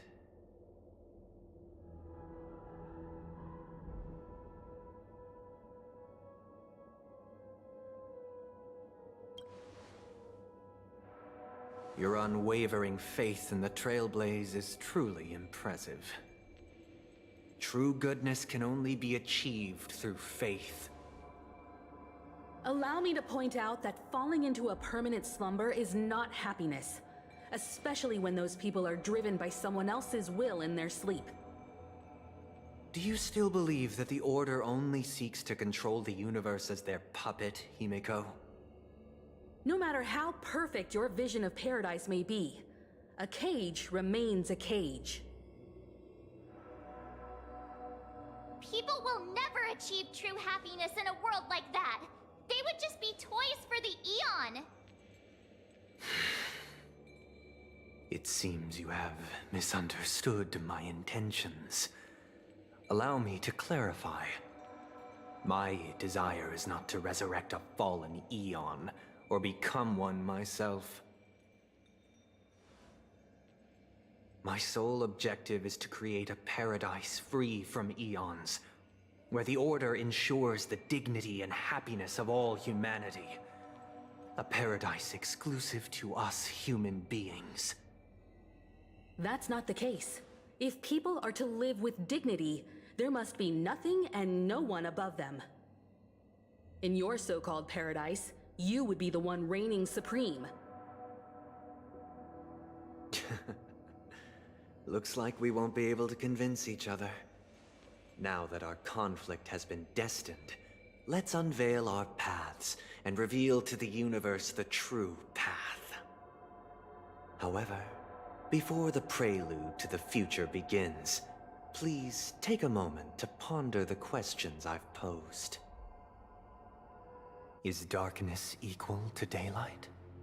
Are sinners equal to the righteous?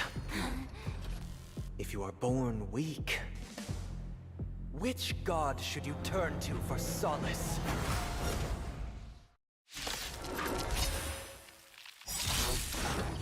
Too much convincing for my taste. Great might.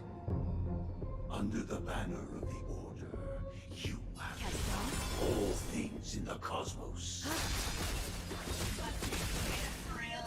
You still don't understand.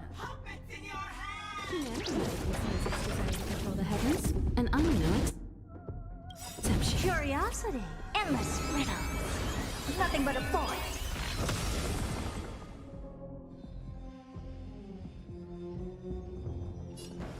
Let's improvise.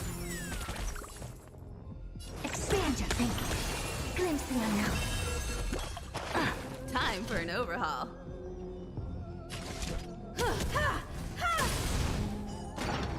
You won't get away.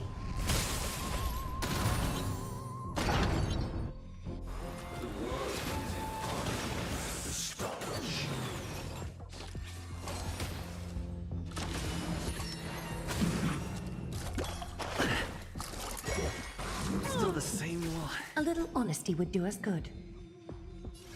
Adorned in splendor. Stay in step. Dreams do come true. You won't get away. The mood is set. Let the show begin!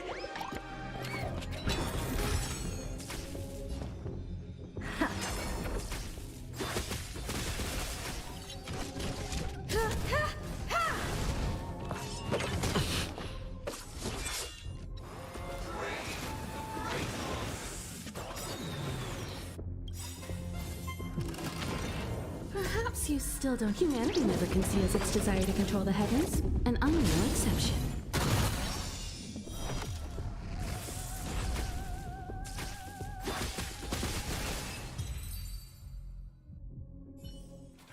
I already know your decision.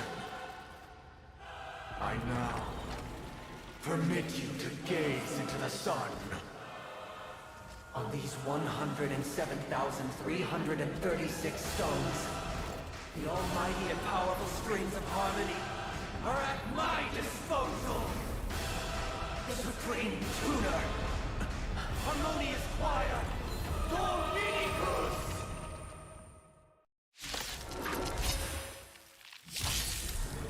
Oh, lost souls, come and meet your master! The embodiment of the harmony? So the true purpose of the Charmony Festival is to usurp it? Okay.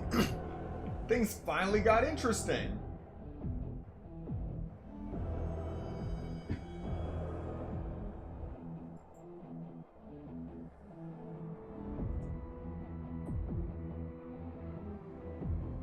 Find stillness and enlightenment will emerge.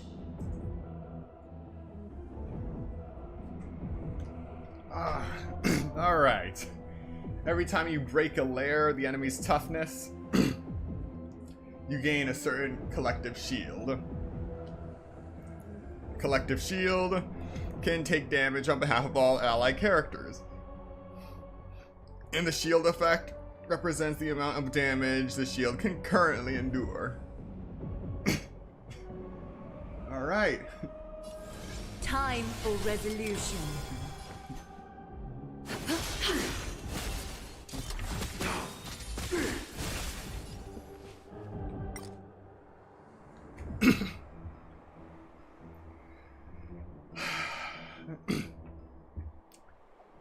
Spent so much time on Penacony and now we're finally here. Wake up! I don't have time for games. Expand your thinking. Disorderly noise!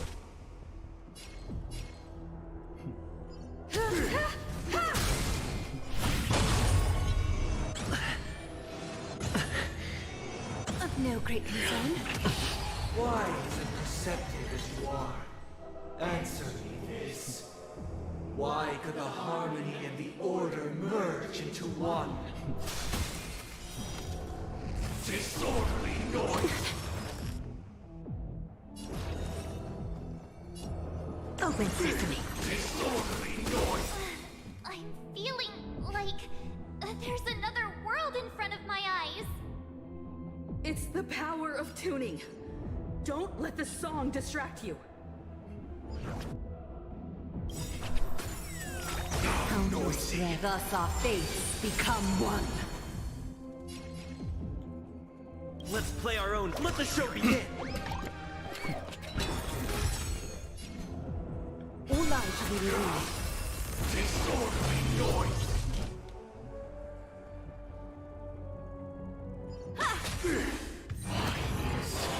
Nobody resonates. The noise is fading. A little honesty would do us so fragile, like a wisp of silk. You won't get away. That's it? The time has come. Creation will be reborn from the remains of the gods. Dan Heng?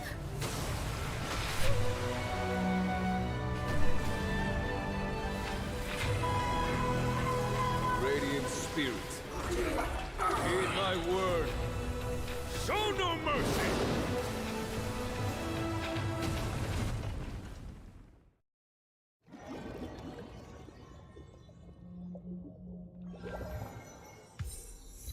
Wake up! Wake up! Hey, wake up! The sun's frying your butt!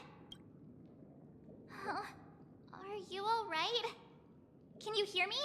Do you remember your name?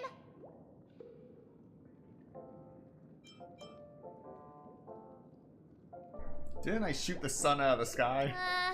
Kind of. It was General Jing Yuan who helped us shoot it down. In any case, since you remember what happened just now, well, that's put my mind at ease.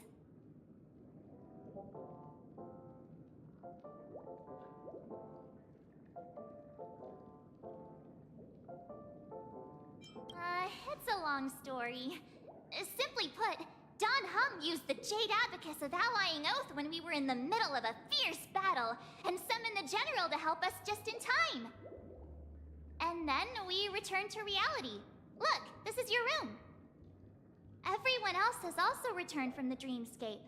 Himeko and the rest are at the lobby discussing matters with the General.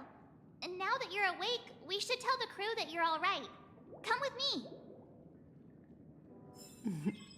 Not going to come chat with me, sleepyhead.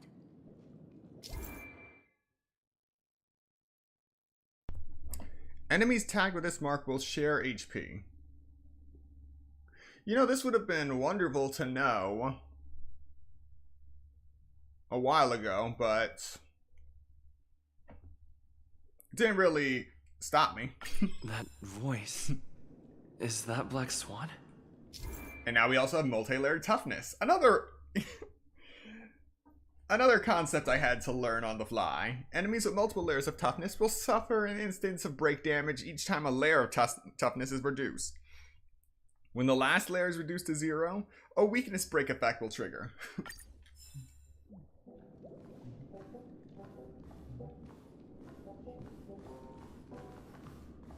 We're finally out of the dream. But it looks like the dream is still alive. Hey, where are you going?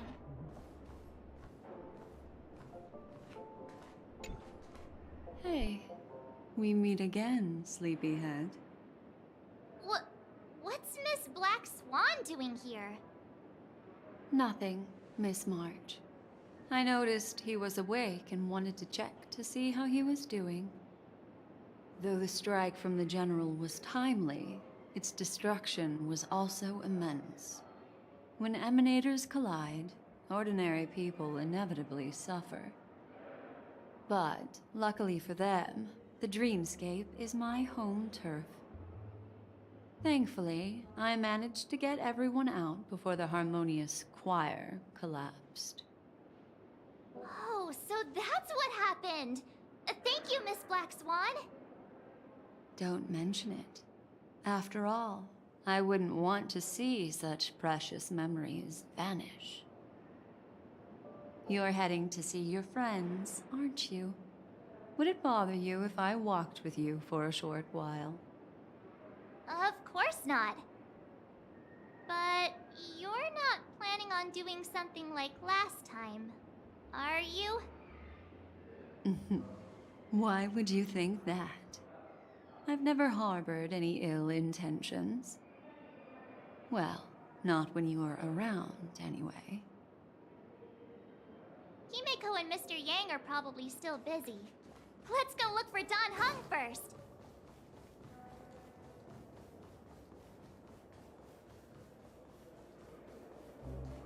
Look, he's still talking to that cowboy.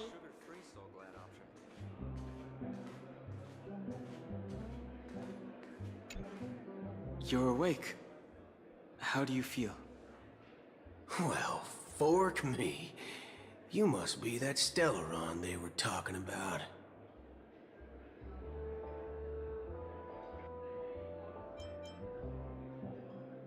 Allow me to introduce him to you. This is Boot Hill, a Galaxy Ranger. During our pursuit of a certain person, we crossed paths and just so happened to uncover a shocking plot being concocted by Mr. Sunday. Which is why we sought you out, to help the Astral Express save the world together. No need for thanks. The Galaxy Ranger's principle is correct every injustice one sees. That's how you lot in the Cienjo put it, right, Don Hung? More or less. Wait, hold on a sec. This is the first time I'm hearing about this certain person. Who are you chasing? And why would that lead you to the Express? Good question. It's, who was it again? Don Hung. Do you remember? No, that ain't it. I just can't seem to recall. Weird. My neurochip hasn't registered any malfunctions. I can't seem to remember either. What's going on? Heck. Forget about it. If it slipped all our minds, reckon that person was just a minor scoundrel. Unimportant. Ain't gonna stop us from piecing together the story anyhow. Yes, when the dust settles, I'll just think of a way to recall it in the memory zone. Everyone, let's hurry up and look for Miss Himiko, shall we? He's now a minor star on Penacony, and the entire hotel's concerned about his well-being. You're right. Let's head to the lobby then. You guys go. I'm an outsider, after all. I'd rather not disrupt the long-awaited reunion.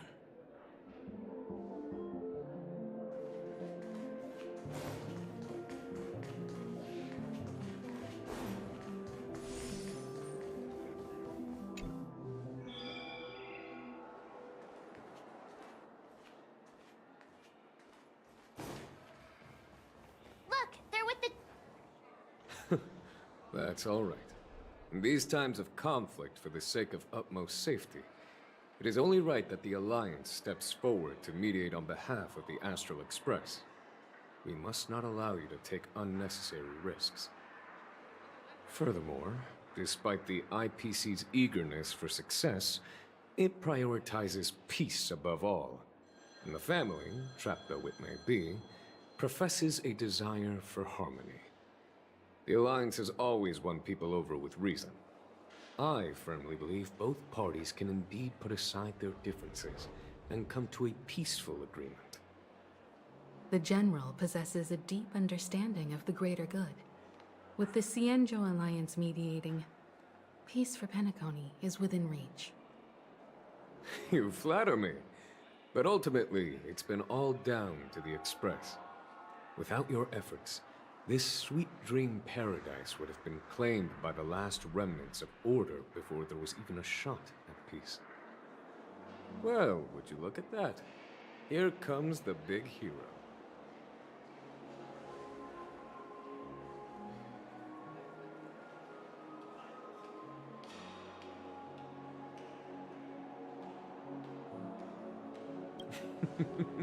Here's the galactic baseballer, the paragon of both heroism and humility. Are you okay? I heard you couldn't wake up. Are you feeling unwell? Don't worry, Mr. Yang. There is nothing wrong with him. He practically burned through a lifetime's worth of jokes on the way here. What about you, Mr. Yang? I heard that even Miss Robin wasn't spared. And that guy locked you both up. It's a long story. But at least Mr. Sunday took it easy on us. He used an ability called tuning to connect our consciousnesses with his. In other words, he imprisoned us within his consciousness. Thanks to General Jing Yuan's destruction of the Harmonious Choir, we were able to escape. He used that tuning on us too. Does that mean that we were almost imprisoned as well? I can confidently say now, he was truly after a fair fight with us. Had he wanted, he could have easily taken us down, without so much as lifting a finger. Speaking of the Oak family head, where is he now? It's complicated, but in a nutshell, he's now the former Oak family head. The IPC has named him the key figure in the family's Penacony split, citing a threat to cosmic peace. He must represent the family and answer for the unrest caused. His trial is set to take place at Pier Point. The family quickly labeled him and the remnants of the Order as enemies, declaring the turmoil an internal rebellion. This move effectively barred the IPC from intervening in family affairs on both moral and rational grounds. Everyone really has their own agenda, after all. Then, what's going to happen to Miss Robin? She and Sunday won't be able to deny their involvement in the Charmony Festival. They're siblings, after all. Why the sigh, General? I can only say that this incident is an unexpected mess for the girl. The Alliance will try to persuade the family to consider this matter carefully during mediation. It's time, everyone. The IPC's key members and I have agreed to consult one another before the upcoming negotiation. Do any of you wish to sit in? Given the General's invitation and the matter's significance to the universe, the crew will naturally accept. However, if the IPC has any reservations... Why, of course you're welcome. They've mentioned that your team is a trusted ally of the IPC in Penacony, so there's no reason not to welcome you. Besides, if there can be reliable observers from the Astral Express present, discussions will go more smoothly. So, what do you all think? Well then, we shall oblige. I'm kind of allergic to those types of situations. I think I'll just head back to my room and start packing. Not to worry. Himiko and I will take care of things. I'm afraid I'll also have to return to the Express first. The conductor is worried about us. It's best I go and explain the situation. Thank you. What about you, Will you join Welt and me? Or have you got other plans?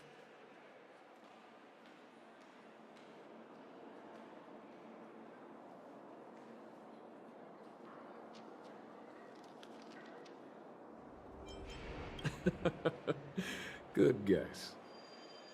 Although I'm not too sure of the reason. The representatives from the IPC have insisted on his presence. Allow me to lead the way. Follow me, please. The negotiation will commence at the hotel lobby. Yep. Everyone, please, follow me.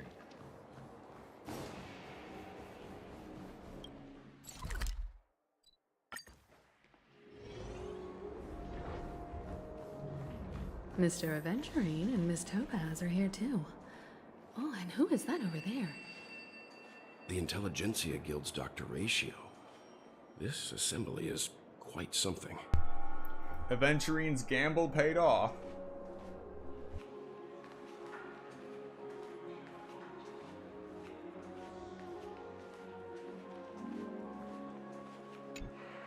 It's been a while, my Astral Express friends. I would also extend my sincere thanks to you, General of the Lawfu. The presence of everyone here assures that the talks will likely reach a conclusion that satisfies all sides. Oh. Looks like everyone has come with expectations. Care to share? Of course.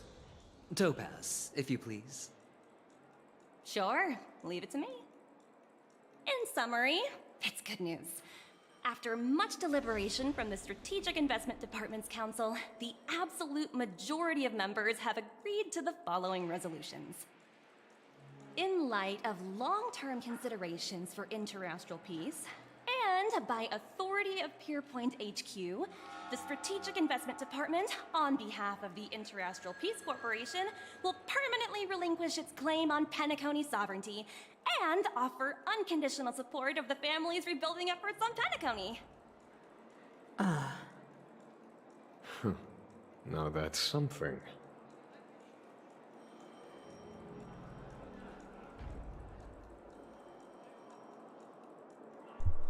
Doesn't that mean Aventurine took a hit for nothing? Well, if that's what it takes to bring peace to the entire universe, it's a price I'll gladly pay. Has the IPC finished sharing all its thoughts? Then it's our turn. The Guild, much like the Genius Society, has taken a keen interest in the recent calamity in Penacony. Ultimately, both parties have agreed to a comprehensive collaboration, offering technical support for the reconstruction of Penacony. The floor is yours for the finer points, Mr. Screwlum. Enlighten us, please.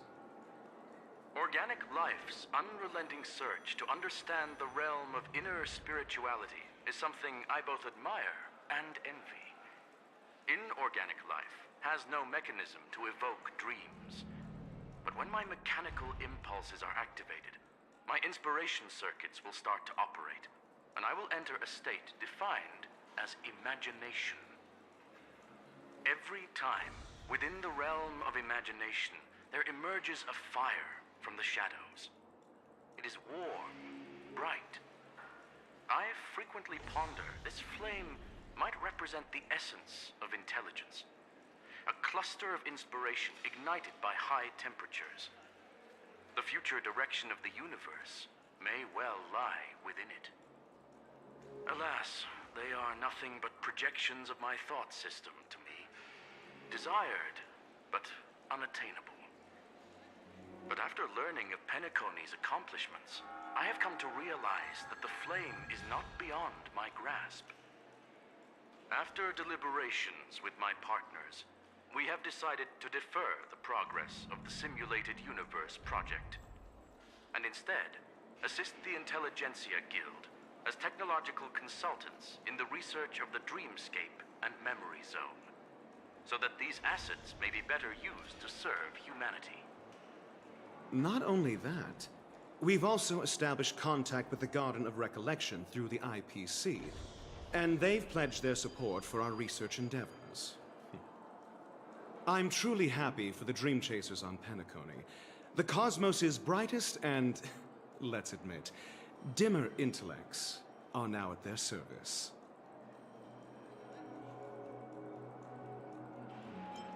Agreed. It's hard to imagine members of the Genius Society taking an interest in such mundane research. Never mind. At the end of the day, this is a positive outcome.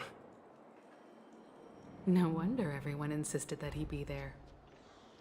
It heartens me to learn that everyone is willing to put aside their differences for Penacony's plight. I trust that everyone will surely reach consensus in the upcoming negotiations. Looks like Penacony's future is decided. I'm wondering, is there anything else the crew is concerned about? Peace is our greatest wish. Beyond that, we desire nothing else. Well, that's good. Now that everyone's minds are at ease, I shall take my leave. You may now depart with peace of mind. The Alliance will deal with all subsequent procedures. If that's the case, it appears that we have nothing else to worry about on Penacony. Looks like it's time for us to embark on a new voyage. Sounds good to me. You two head back to the Express first. I'll pick up March and deal with the checkout procedure. Oh, also, Miss Black Swan, you have a matter to discuss with me, yes? Nothing escapes your attention, Miss Navigator. You've been with us this whole time, huh? In any case, he and I will be waiting for you in March on the Express. Let's go. Our time on Penacony has come to a fruitful end. Yes! Penacony's journey ends here.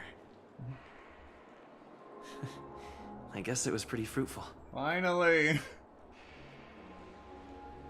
I am truly happy for the Dream Chasers on Penacony.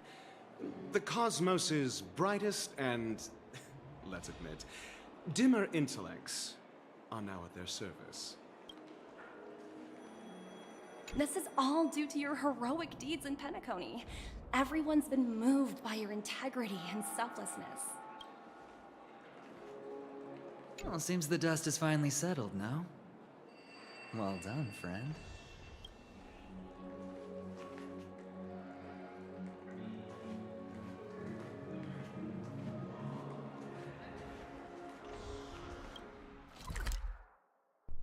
Sweet, sweet freedom from this planet. The navigation meeting is about to start. We're all waiting for you. Gladly. When did the Express become so lively? Ahem. Looks like everyone's present. Let the navigation meeting commence then. This a meeting to decide our next stop? How we doing this? By show of hands. Hold your horses, cowboy. It's for those to decide.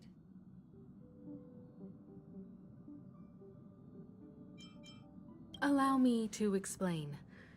Mr. Boothill and Miss Black Swan submitted a request to temporarily travel with the Express for their own personal reasons.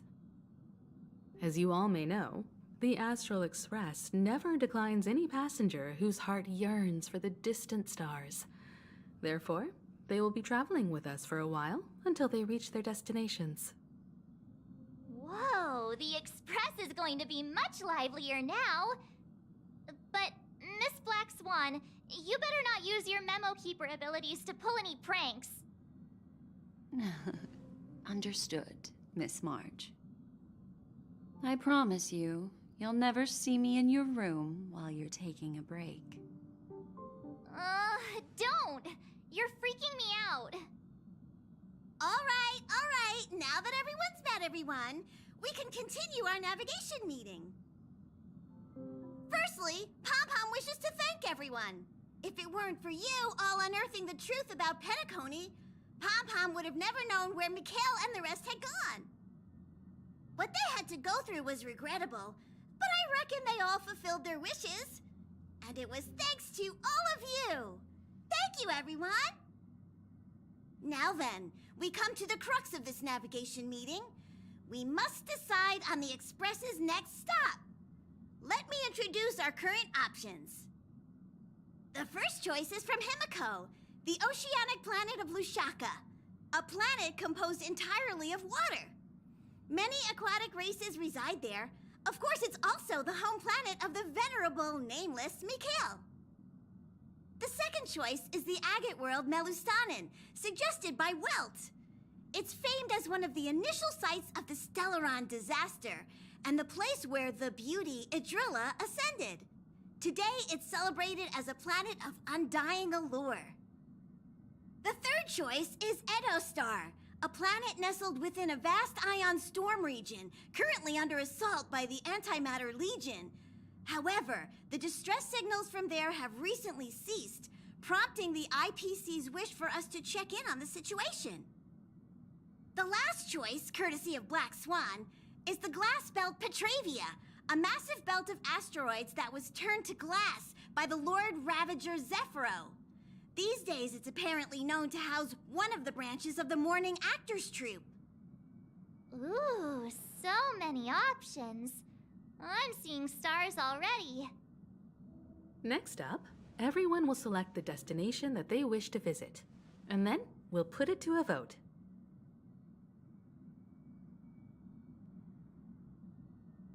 Little Misha and old Mikhail's homeland.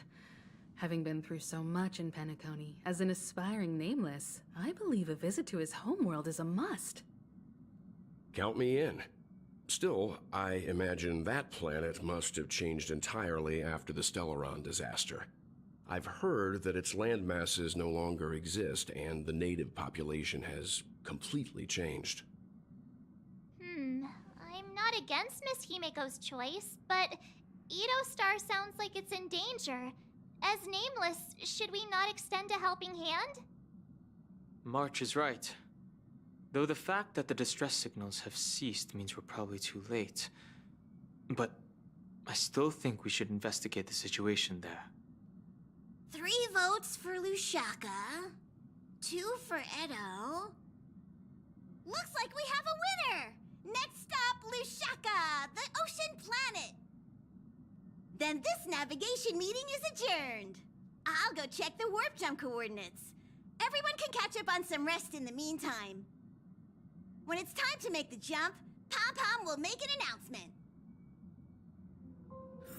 There's still some time before the jump. What should I do? How about a chat? Over here.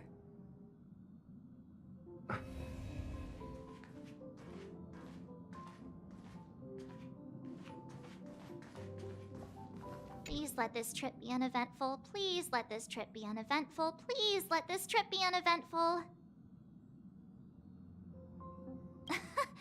What's with you and always copying the way I talk? The last couple of trailblazing expeditions have been downright terrifying.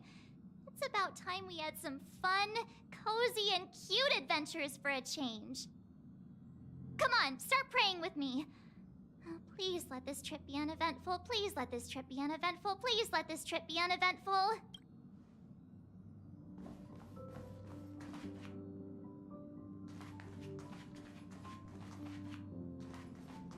Huh. For some reason, I'm suddenly stricken by the feeling that we haven't crossed paths in quite some time. Perhaps the joy of reuniting after a long time can also be considered just another part of the Trailblaze. Got it. This Astral Express sure is comfy. But I got one tiny problem with it. How come there ain't no potent drinks on this ride? I can live without malt juice, but at least stock something else. Like that white gem, common as dirt and not too pricey. You can't use that 12 years of age rule against a mighty ranger like me. Ha! All these years out in the wild, and now I'm bunking in luxury. Gotta say, it's quite the treat.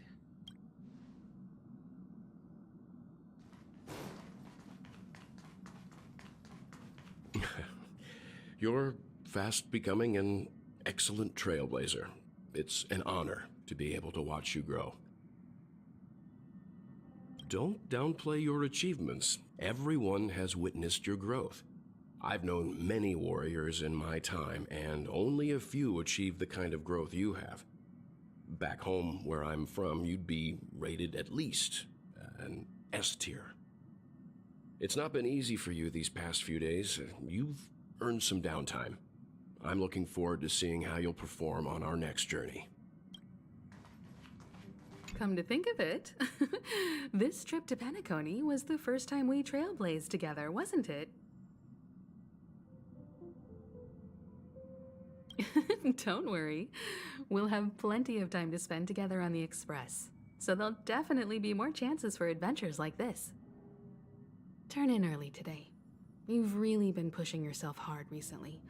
If you don't take this chance to recharge, it could lead to long-term problems. It seems fine when you're young, but it's a different story as you age.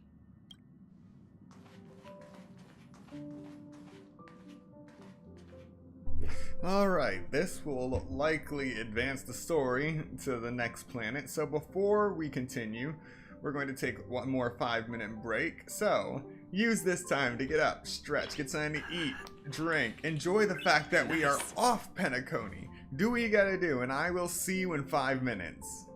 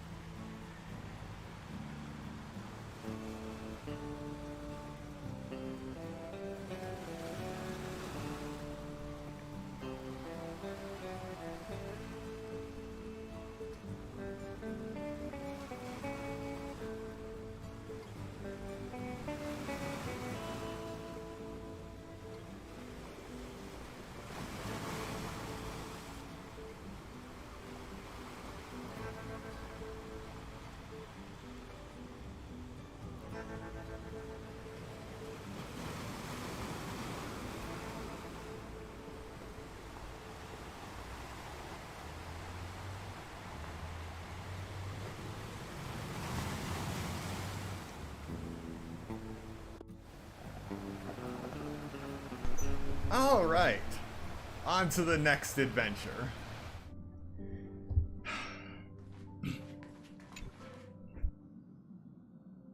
Oh, you're here. Seeing your reflection among the stars in the porthole really does seem somewhat surreal. How about it? This journey of beautiful dreams. Was it to your liking?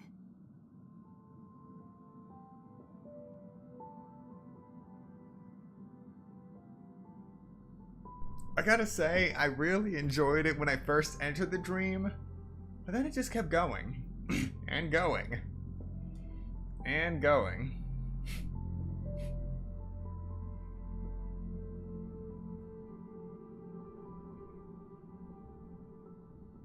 I can feel your obvious excitement.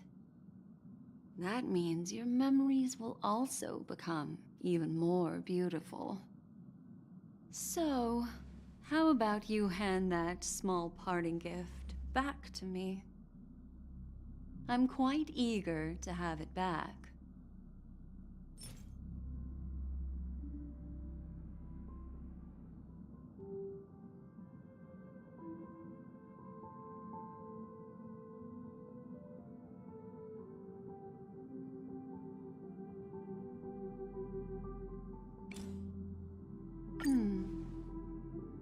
Oh?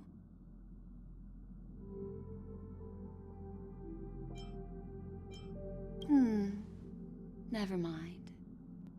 I just stumbled upon a particularly fascinating spot in your memory. Before I explain, I would like to apologize to you. This farewell gift I gave you isn't really a compass from the memory zone, but merely an empty light cone. Remember when we entered the hotel in the dreamscape for the first time, and I procured a few trinkets from your companions? Their functions are similar. This way, I can always be attuned to your location, ready to assist immediately if you encounter any threats. But this is not its most intrinsic function. Light cones are slices of light used to encapsulate solidified phenomena. This empty light cone is the same. It can etch your memories in their most vivid form, and then allow me to admire and manipulate them, turning them into unique mementos. All the world is born from the power of mind and soul, and that power is memory. To prevent ourselves from being forgotten by the world, we must make the world remember us, or use our memories to recreate it. Life, seemingly vast, offers but a scant collection of impactful memories. Some joyful, some sorrowful, some light, some heavy. But you are different. Memory is a reflection of the future. Within that reflection, I see your unparalleled worth. You have the power to craft memories that can captivate the world. Your memory can illuminate the universe's future path. And that memory will be as scintillating as the star clusters you see in this portal.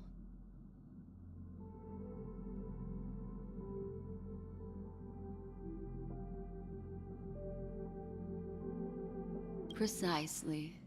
But do you know the deeper meaning behind it? The reason is simple. In this grandiose and ostentatious dream of the families, only you personally experienced the entire course.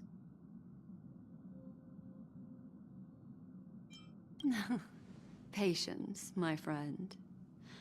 I will reveal the answer to you, but that time is not now.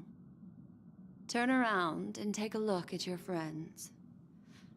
Every one of them is reveling at the arrival of their next destination, all filled with hopes and expectations of their own present and future.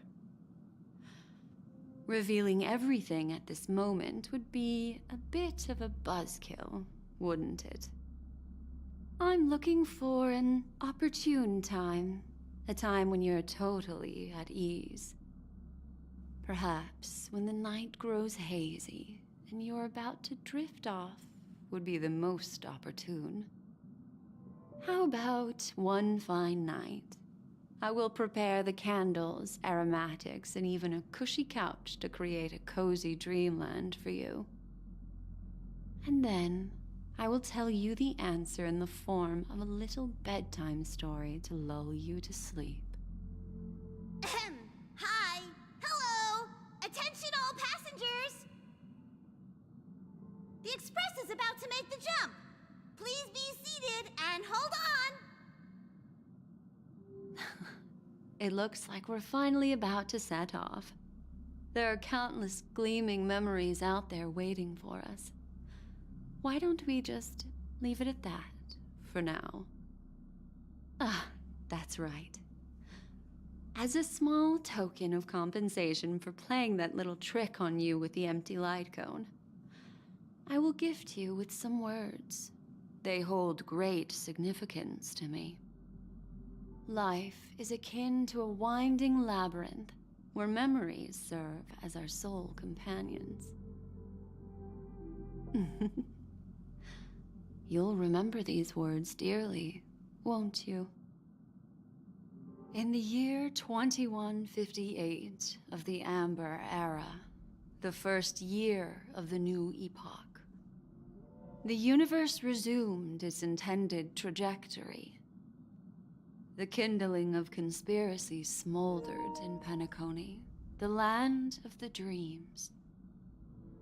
Failing to erupt into a blaze, it instead flickered briefly on Klapoth's anvil, before vanishing in the blink of an eye. The dead and those fated to die remain in their eternal slumber, while the living find solace in deep sleep. All clamored in a cacophony of silence, and then went about their own ways.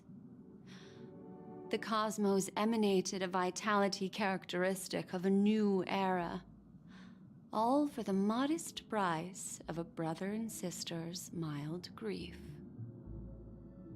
Babies are born as stars extinguish. The silver rail unfolds.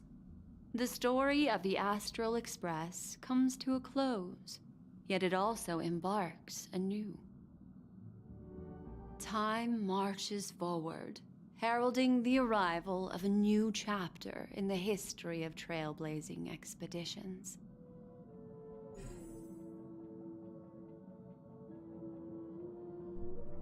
It's officially over.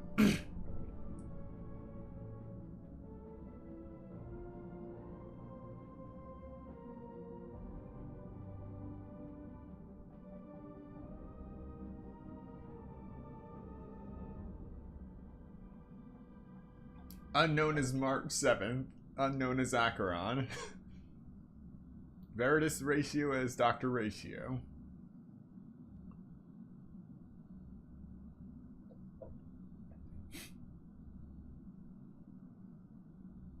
Mikhail Char Legwork.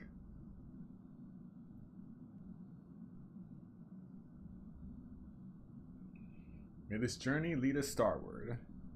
Countless shooting stars streak the sky tonight. If you can pick the right one, it will carry your wish to thousands of distant worlds. You're feeling very relaxed now, aren't you? So, then, it's time to tell you a little bedtime story. Well, let's start with a conclusion. The crew was defeated in the battle against Sunday. Everyone in Penacony failed, and no one survived. But don't panic. The truth, as horrifying as it may be, is not yet irreversible. There's still a glimmer of hope, and that's why I'm here. Next, I'll use this empty light cone that carries all your memories to relive everything that happened before. And when this story reaches its end, I'm sure someone as clever as you will notice that. There's a major flaw in the story you have experienced. Yet, within that flaw lies a glimmer of hope. Are you ready for it? Do you remember everything? When the clock turned back, the Express started a warp jump, sending you to a strange dream. You were bewildered back then, and then a Galaxy Ranger named Acheron showed you a way out. When you arrived at the Reverie Hotel, you met the doorman Misha and had a confrontation with Aventurine, an IPC representative. Thankfully, Acheron appeared again and helped you. After that, you saved Firefly and explored Penacony together. During the tour, you ran into Sparkle disguised as Sampo and accidentally entered a child's dream. There, I rescued both of you from death, but Firefly didn't return to reality. She realized the truth and tried to involve you in her plan, but that resulted in an accidental death. Even more unsettling, you soon encountered another murder. The 2 cases of death prompted you to investigate the truth behind the sweet dream. Despite your efforts to gather information about the 2 victims, you didn't make much progress. But you did learn about the watchmaker from Gallagher. Meanwhile, Aventurine was secretly carrying out his scheme, in which you were one of the pawns. In the midst of a fierce battle, Acheron revealed her true identity as an emanator of the Nihility and unsheathed her sword. That strike foiled Aventurine's plan and opened a passage between the sweet dream and the original memory zone. Upon your arrival at Dreamflux Reef, you learned the truth that death was actually dormancy, as well as the truth about the dreamscape, the Stellaron, and the bellboy, Misha.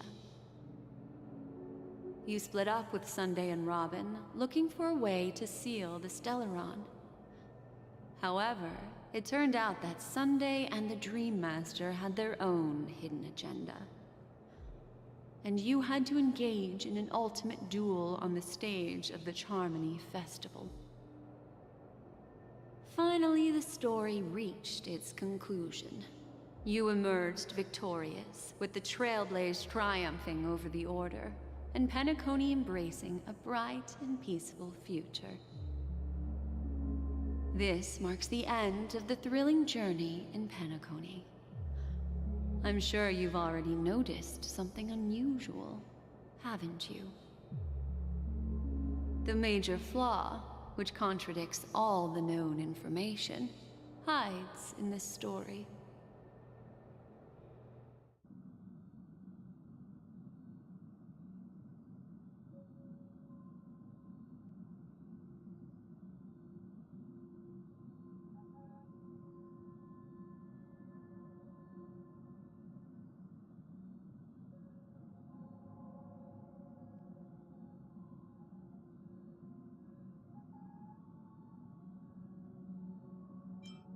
Sparkle.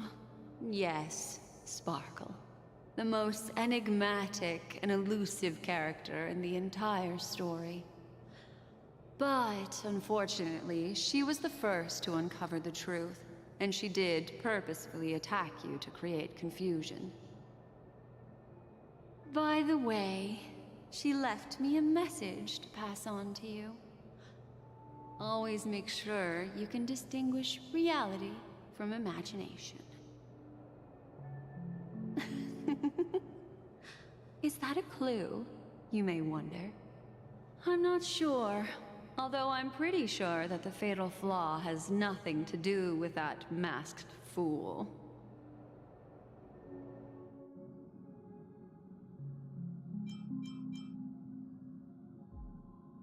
It is true that Gallagher is a history fictionologist, but he didn't lie in this matter. In addition, death and dormancy do arise from the same concept, don't they? This is not the fatal flaw in your adventure. Take your time and think it through.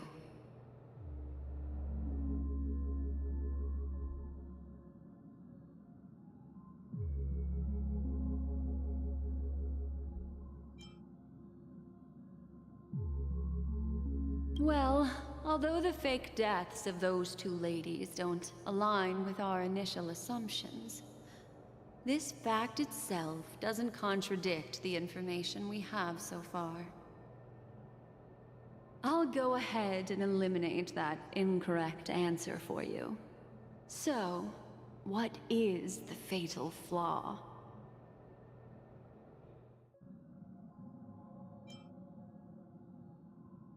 Are you suggesting that the sleeping and shapeless never bestows its gaze upon anyone, and thus no one can truly possess the power of the nihility? That's a very astute guess. But unfortunately, Acheron did progress further down the path of the nihility. Her unwavering belief in liberating the world from the grasp of paths surpasses the capabilities of ordinary humans. I'll discard that incorrect answer for you. Take your time and think it through. What is the fatal flaw? Little Misha. Or should I call him the Watchmaker? He's only a segment of memory in a dream bubble, but his ambition for the Trailblaze led him to leave the bubble and embark on a grand adventure in Penacony. While Misha is a rather special memory zone meme, and he was granted power by the Trailblaze, there's still one thing that he shouldn't be able to do. A life born in the memory zone could never manifest in reality. So, why did he appear in the Reverie Hotel in reality? The answer is simple. He is the one fatal flaw that contradicts all our known information. This means that you, who wholeheartedly believe in this memory, are still trapped in the dreamscape at this very moment. No! Wake up, sleepyhead.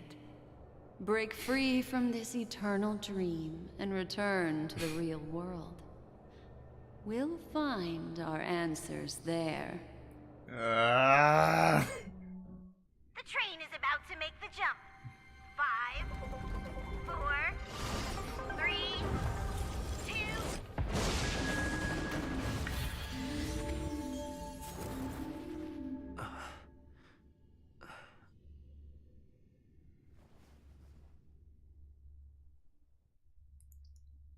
It's never gonna end, is it?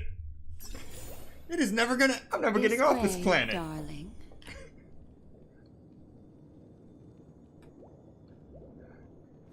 I was so close. Not another one. Thank you so much, Black Swan. Finally, I can breathe a sigh of relief. The deja vu is strong with this scene. I understand you must be confused, and we'll do our best to shed light on the situation. However, before that, it's essential to know that this place is the rift between dream and reality. A place reserved only for those who have awakened from Enna's dream. Do you remember Sunday's ambitious plan? He intended to harness the power of the Stellaron, the collective will of over 100,000 Oak family members, and the desires of everyone in Penacony to usurp the harmony and restore the order. Unfortunately, it didn't stop there. From the early days of our journey into Asdana, we were already affected by the Stellaron. That strange dreamscape where we met. Maybe it was a sign that your thoughts were beginning to drift away.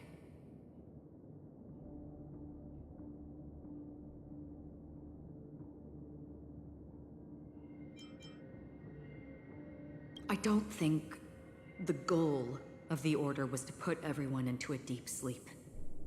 Quite the contrary. They used the Stellaron to catalyze the leakage of Asdana's memoria into the material world, allowing the dreamscape to blend with reality. And that included a lot of memoria from the Beyond the Sky Choir. As time came and went, the dreams eventually became indistinguishable from reality, and reality became an illusion. People think they are awake, but their spirits have long since stepped into the Temple of Order. This is what makes Anna's dream so powerful. In this paradise governed by the Order, everyone indulges in their delightful dreams and lives happily ever after. I believe what you experienced in the sweet dream, except for that flaw, was real. Only in this way could you reach the destination, lifting the crisis in Penacony and embarking on your next trailblazing expedition. If it wasn't for Acheron's plan, we might have been trapped in this dream forever. Fortunately, while the path of the Order governs all things, it can't affect the Nihility. I came to realize this when the Dream Master tried to expel me at any cost. This is also why you felt a sense of peculiarity when traveling with her. Well, I'm not as fortunate as she is. Even if I'm a memo keeper, I was still influenced by the power of the Order and fell into hallucinations. However, thanks to your memories, now we still have a chance to turn the tide. For mortals, even if they possess the great power of a path, they can't create a flawless world like gods do. That's why there was a flaw in your dream. In other words, once you have realized the world is not real, you'll have a chance to break free from the dream. The flaw in your dream lies within Misha, who could have never appeared in reality. When I turned the pages of your memories, I realized that I was in an illusion too.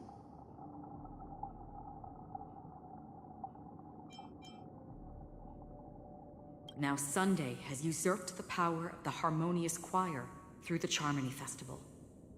Asdana has thus fallen into Enna's dream, transforming everyone equally into the notes of the Aeon. Failure doesn't mean weakness. Only the strong can gather the will to resist the Order and try to break free. We still have a chance, though. To make it happen, please, Black Swan, guide us to those with a strong will. All right, please come with me. These people are... They're the ones who accept Enna's dream and indulge in their happy illusions. We have no means to wake them up now. Not even your clockwork will do the trick. However, there are still other things we can do.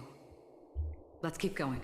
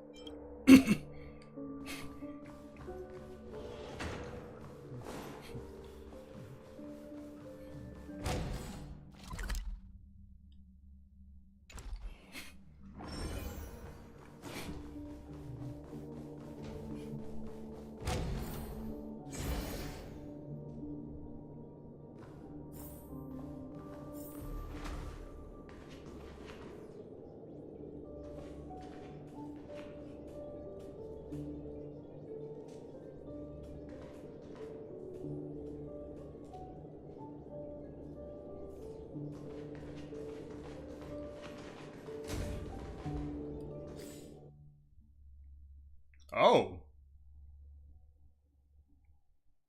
Okay then. I did not realize these rooms actually had 3D maps. That's pretty cool.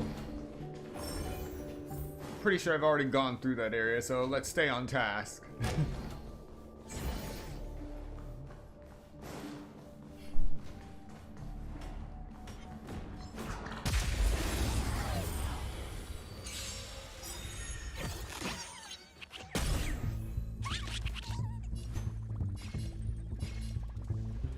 Time for resolution.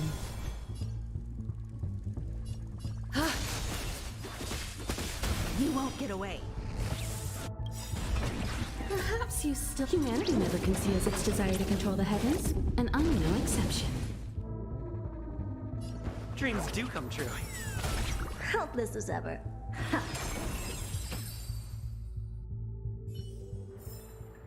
Reach the end of the story in your own way.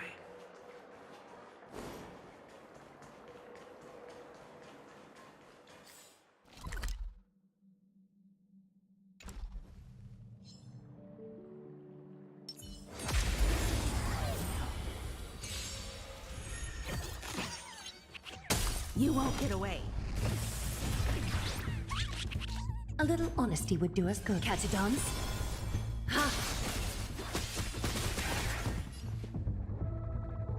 Let's improvise. I don't have time for expand your thinking. A little honesty would do us good.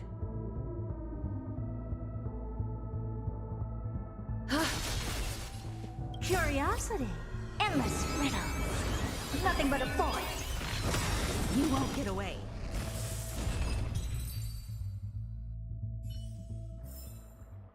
Amazing. But then again, it's me we're talking about.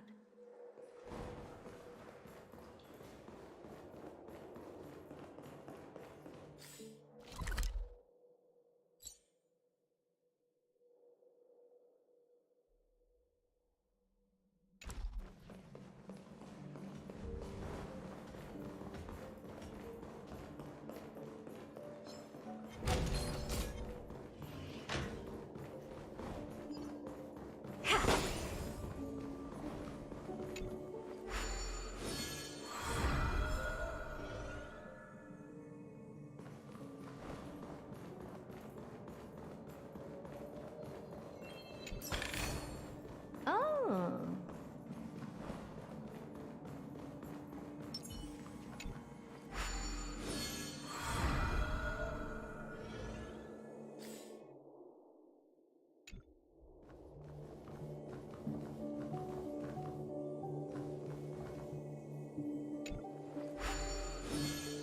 Alright, so that wasn't the path.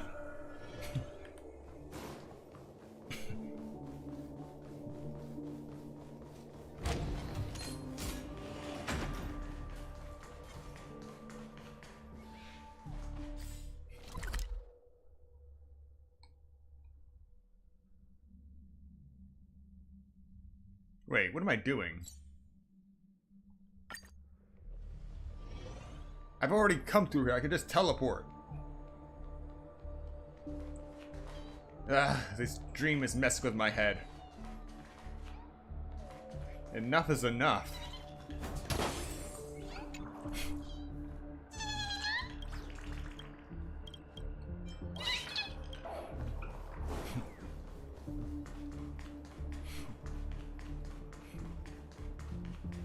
Here we are. It's Robin.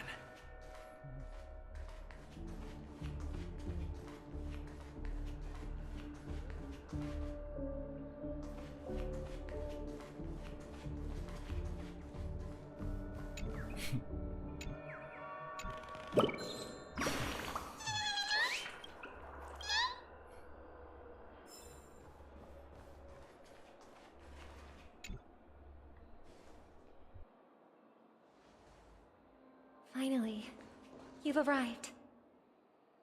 Let me introduce you to Robin. She woke up from Anna's dream by her own will, and it's this tough lady who led us here with her song. I woke up for the same reason as all of you. In the dream, I experienced something that could never occur in reality. Are we going to lock it up in a cage? I want to see it fly freely in the sky. Without us, this bird would be too fragile to survive on its own. Do you want it to die? No, but... Then let's take care of it together until it can return to the sky.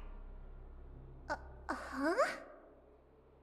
Birds have wings because they're meant to fly. Even if they may crash on the ground one day, they shouldn't be trapped in a cage. Birds belong to the sky, so we should help them return there, right? The illusion was so impossibly blissful that I realized it was just a dream. And this is our final hope. Anna's dream is founded upon the harmonious choir, namely everyone's shared wishes. It will only materialize once the aspirations of all beings in Penacony merge as one. At present, it has become impervious due to people's desire to remain slumbering within the dream. And in order to destroy it, we must make everyone in Penacony want to wake up. Now comes the tricky part. How do we do it?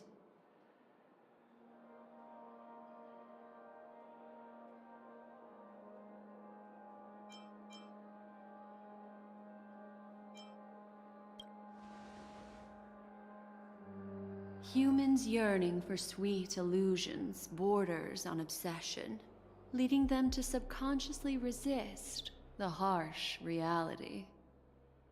Therefore, I carefully selected a moment where he was completely unguarded, guiding him to uncover the truth himself to make him regain his consciousness. However, to wake up everyone in Penacony and get them to share the same determination, that would be nearly impossible.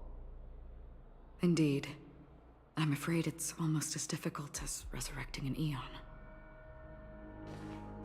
But we can't just stay here and do nothing. This is a critical moment for the whole universe. Who cares about some dumb number?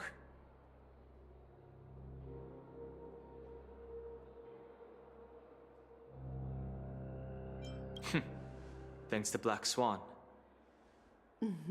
You're welcome. And thanks to the memo keepers in Penacony, too. I believe your partners have also awakened from their dreams. This is the first step of our plan. With the assistance from the Garden of Recollection, those who possess a strong will, like you, will gradually awaken from the dream.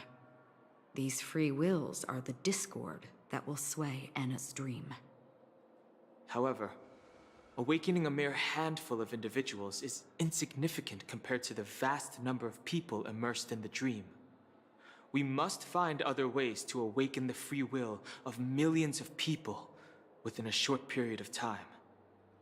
If breaking through from the inside proves challenging, we can seek assistance from the outside.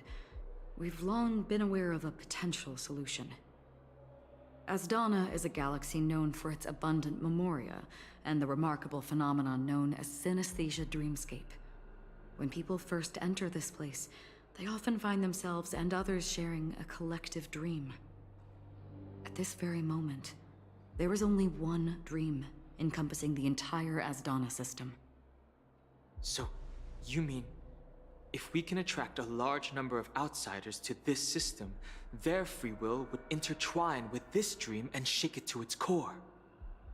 However, those outsiders might also succumb to the dream and become the foundation of the Order instead. The real challenge is, how can we gather a huge number of people as determined as you within a short period of time? Looks like the Jadab Kiss of Allying Oath will be the only solution. No. No need for that. Keep your once-in-a-lifetime treasure We don't need to bother the Cienjo Alliance for such a tiny request. You want thousands of people with unwavering free will? That's easy. Just leave it to us Galaxy Rangers. You can gather Galaxy Rangers? Outsiders may see Galaxy Rangers as elusive and disconnected individuals, and actually, they're right. And that's why we have a tacit understanding among us. Do you know what it is, Acheron? It's the relic I returned to you. Exactly. Its owner must have told you that it's meaningless to anyone other than a Galaxy Ranger, and that it can only fulfill its purpose when returned to its rightful owner. Because it's a burial artifact, worthy only of a hero who has served the Galaxy Rangers with honor. When its light illuminates the universe, it means the fall of a hero. And in the direction it falls, countless meteors will streak across the sky. Those meteors are Galaxy Rangers, coming from all corners of the cosmos, driven by a shared purpose, without questioning the cause or counting the cost. Because we abide by a bottom line. The shooting stars of the hunt only descend on the longest night, and with them comes the dawn. We've stayed silent for far too long. Now, it's time to remind all the cowards, oppressors, and villains of the universe of our presence. I'll be the one to ignite the first spark. Once the dreamscape is swayed, I'll complete the second step. I'll fine-tune the slumbering souls with the Song of the Harmony, interrupting them with the discord of Trailblaze, and guiding them towards reality. It's true that some people are born strong, and others are born weak. If the Trailblaze is the target of heroes, then the Harmony will guarantee that the strong help the weak. Only the people of Penacony themselves can be the saviors of their homeland. Their path of happiness should be forged by themselves. While I may not be a nameless, I'm willing to instill courage in all those who need it. This includes my brother as well. Anna's dream is too cruel for him and everyone else. Your plan sounds well conceived, but still, it appears somewhat idealistic and romantic. The flaws rooted in human nature can't be eradicated overnight. Do you believe these efforts alone are enough to convince everyone to choose the right path? I agree with you, Black Swan. That's why the most critical aspect of this plan is not to convince everyone to choose the right path, but to inspire them to save themselves. So, you're the key in the end, I assume? The Harmonious Choir possesses the power of an emanator. To overcome it, you'll need the same level of power. The final step in destroying the sweet dream will be my responsibility. That's a relief to hear. Now that our roles are assigned, let's get to our battlefields and pose a grand finale. May I have a moment alone with you? There's one more thing I need to explain to you. This grand festival is drawing to its close. This is the starting point for the ultimate stage of our journey, just as it marked the beginning of all the stories in Penacony.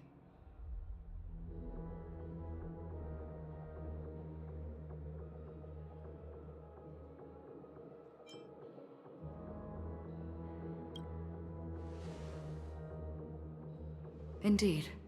She was the first to discover the world beyond the shores of death, and shared this truth with all of us. There's something you should know. We were able to locate you within this boundless dream and find the key to breaking free from the dream. All because of one person's unwavering dedication. Firefly. She awakened from the dream ahead of others, discovered the Express amidst the stars, and brought us valuable information about the remnants of the Order. She may have been aided by the script, and it came at a cost. As you know, Firefly is a stowaway who entered the dreamscape in a different way from ours. Without the dream pool in the hotel or assistance from the family, she can only awaken from this dream in one way. A real death. We mustn't fail her determination. I'm not implying that we must win this fight no matter what, but our resolve should match that of that courageous lady. Are you ready?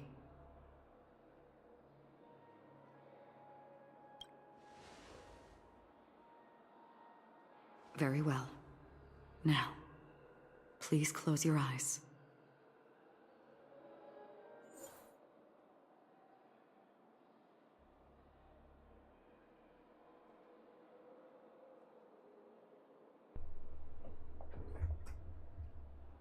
On the 8th day.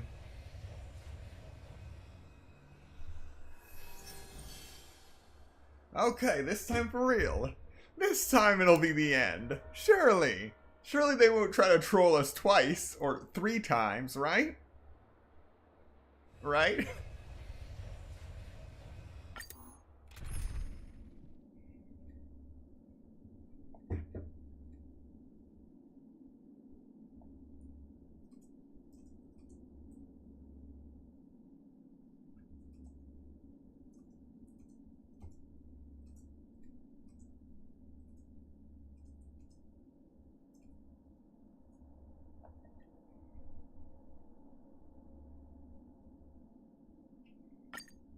Here we go. How long has this rain been ongoing? If I remember correctly, it has lasted for decades, or even centuries. The unwavering determination of the Hunt followers persists even in death. But thankfully, we've guided those lost souls to their lives beyond. They were heroes in their time. And they won't be reduced to puppets of the nihility in their death.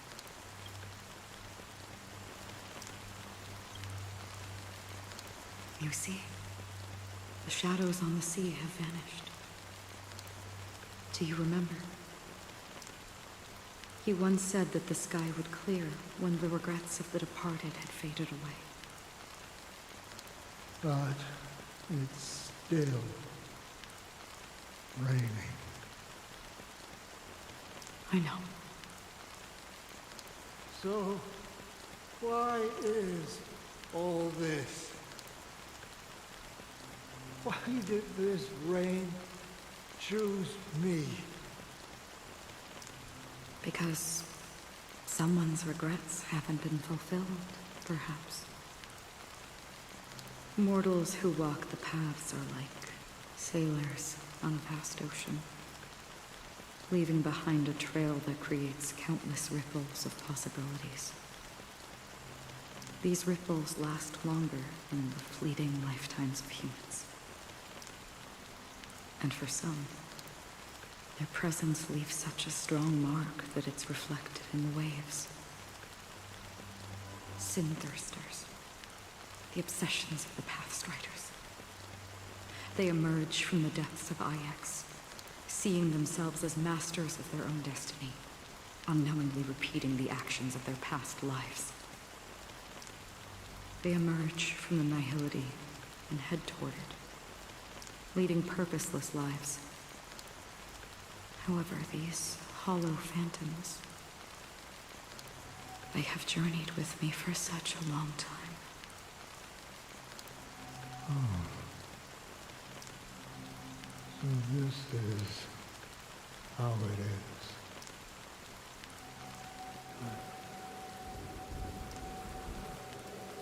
I'm already dead.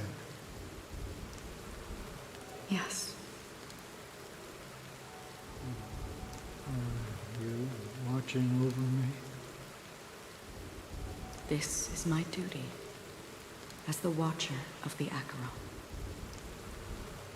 I'm guarding the path to the abyss of the Nihility, guiding every soul reluctant to become one with it. Back to this side. But if this is what the departed ones expected, should you try to change it? I don't know. But someone once told me that when the inevitable moment came, he hoped that someone would stand at his grave and place a bouquet of flowers. Even if it doesn't make sense at all? Some tasks have to be done, even if they are pointless. I have experienced that much already. Please extend your hand and then close your eyes. I'll carry your wish with me and fulfill it. Only then will I be able to put an end to the final regret by the Dead Sea. Will I ever see them again? Yes, that is certain. Because it was you who told me about the Express, your two former companions. The expedition cut short by the swarm, your narrow escape from death, and your encounter with the Galaxy Rangers. And Penacony, the hometown to which you could never return. Yeah. For countless times, I got rejected by the family and had to pass it by. But I knew that my companion was still there. Alone. Mikhail, are you still there? Take my hand and come with me. We will leave this place. You'll embark on a long, long journey, shrouded in darkness. But fear not, as a touch of red will be awaiting you at the end of the path. That's the color of existence. Follow it, and it'll guide you and illuminate the way out. By doing so, you'll eventually reunite in the warmth of the sunlight. Thank you. May death be the end of your boundless dream, guiding you back to the waking world. Welcome to the horizon of existence. This place is one of the thousands of manifestations belonging to the sleeping and shapeless. And it's also an exit out of the nihility for the awake ones. Let's bid our final farewells here.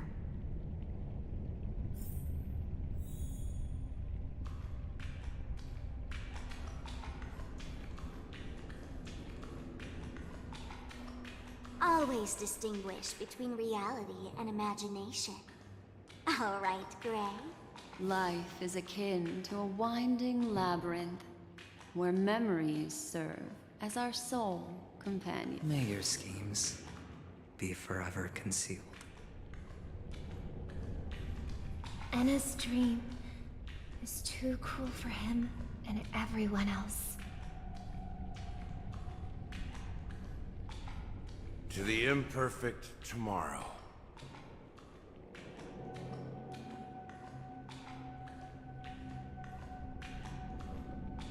I still remember the question on the invitation letter. Why? does life slumber?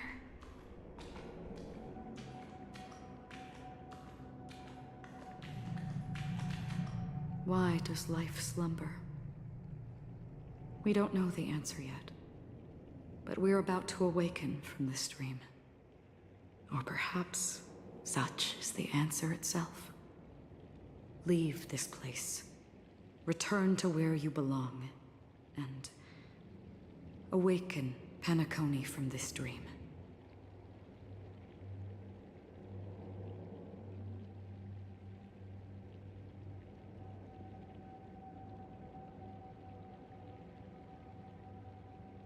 As I said, our plan is not about convincing everyone to choose the right path, but about inspiring them to save themselves.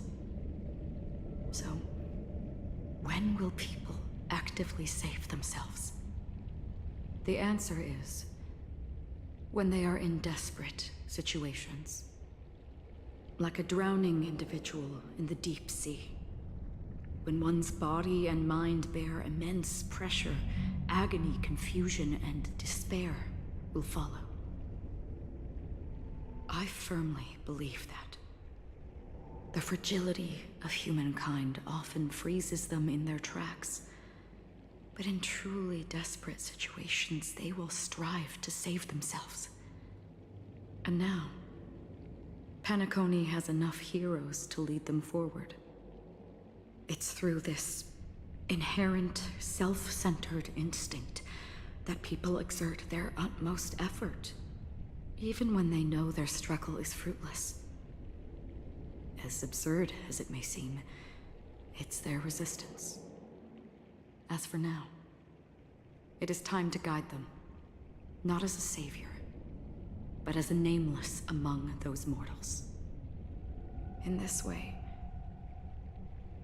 you will reunite in the warmth of the sunlight. The rain is intensifying. Before we part ways, please allow me to ask a few final questions. So far, you have forged unbreakable bonds with numerous individuals and entities in the Sweet Dream. Might I ask if you fear severing these bonds with your own hands?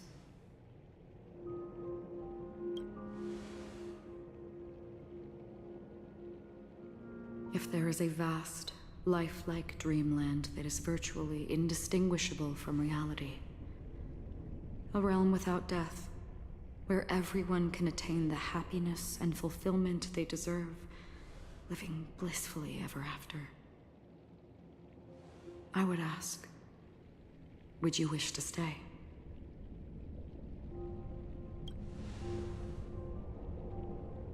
Imagine if this splendid dream were fated to fall apart.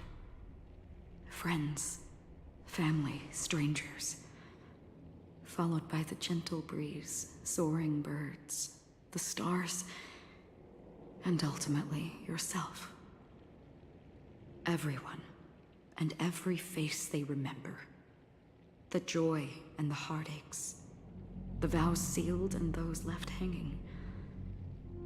All will inevitably march towards a predetermined ending. If you had grasped the journey's finale right from its inception, I would ask, would you still embark on this journey?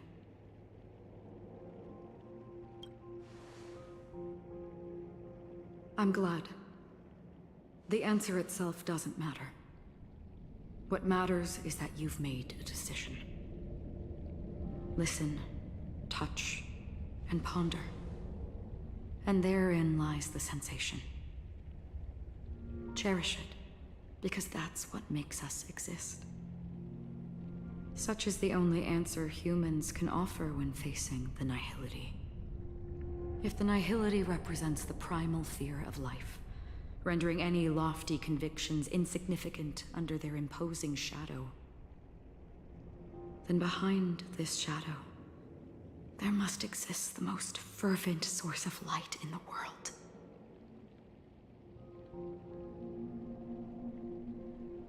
Just as every life that edges closer to death fervently approaches the end of the nihility, we must pursue that primordial light. Now come to think that you exist in the nihility, and you watch over others to depart it.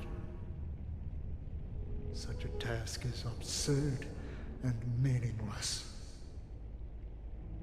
Nevertheless, someone had to do it. As for the meaning you mentioned,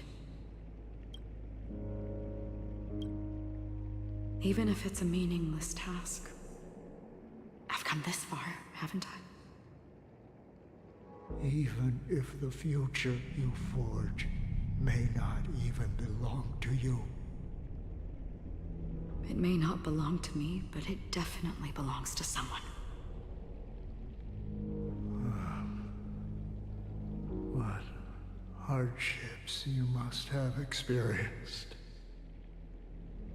In that case, allow me to do something meaningless too. Please, tell me your name.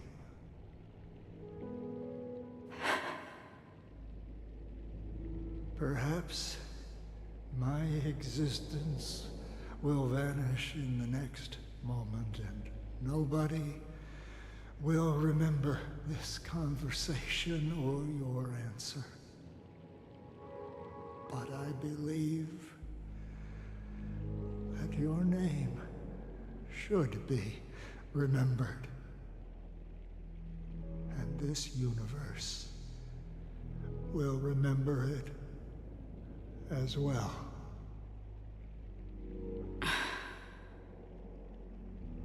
For me, some things are difficult to recall. Yet there are others that I find challenging to forget. Such is memory, a creation of the past that blossoms into significance in the distant future. I remember that marks the start of my journey. The origin of the vibrant red hue in my life, and the most fervent element amidst every tempest. That's my name. Raiden Bozen Mori May.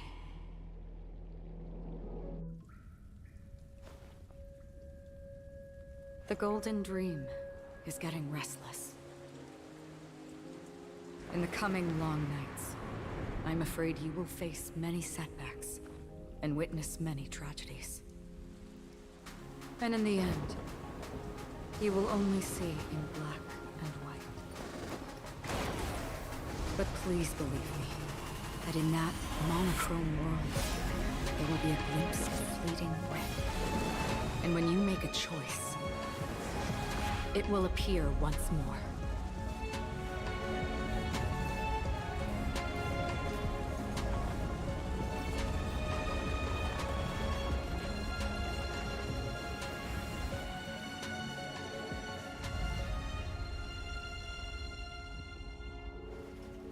What you must do is ponder its significance, then return to the waking world.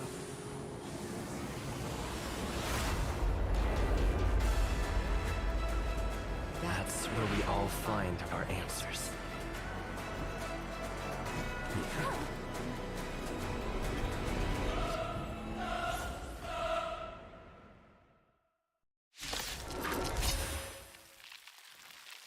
Have you broken free from the dream of order? We've done enough sleeping already. Let's show them a wake-up call. Finally! Let's end this. Care to dance? A little honesty would do us both some good. I'll take the lead. Listen up.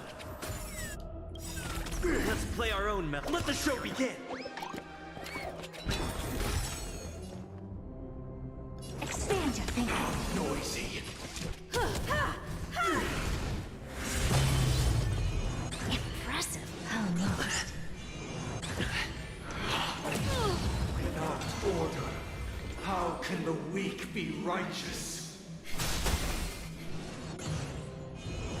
still the same one. Noisy. Wake up! Open sesame. Time for an overhaul. Ha! You won't get away. Perhaps still humanity never conceals its desire to control the heavens, and I'm no exception. 7,336 notes. I solemnly invite you to join the glorious chorus and ascend to the heavens! Keep up with me. Listen up. You won't get away. Disorderly noise! I have something for you. Barely felt it. Is that fear I sense? Ha! Countless threads, thus our fates become one. All lies shall be revealed. Disorderly noise! Let's play our own. Let the show begin. The noise is fading. The dreamscape is indistinguishable from reality. Can it still be called an illusion? Wake up! You won't get away. Perfect melody I command. Recreate paradise anew!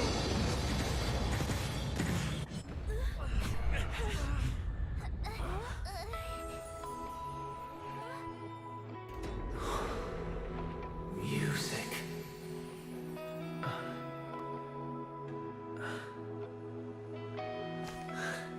There seems to be another kind of sound coming into the Order's symphony.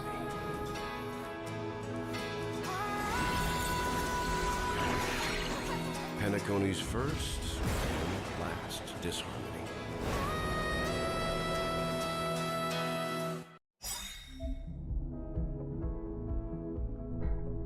Press to use Horizon's Echo from afar to attack enemies. Those imprisoned in their dreams are awakening for freedom. Robin, is that you singing? Brother, you have heard their cries. This is not the paradise they hoped for. Even so, they don't know where they should be heading. That's why I had to become the lone star in the sky to guide them. Even if that star must hang in a perpetual night of solitude. You won't get away. Disorderly noise! Did not expect an entire train to come at the boss. Listen up. If we had never experienced solitude, how could we have embarked on different paths? Now, our final talk has concluded. All the work of creation has been completed. The inevitable day has arrived. The embryo of philosophy will reshape for us all of reality. If your paradise can save more people, sever my path with your hands. Truth. Never seen perfection before?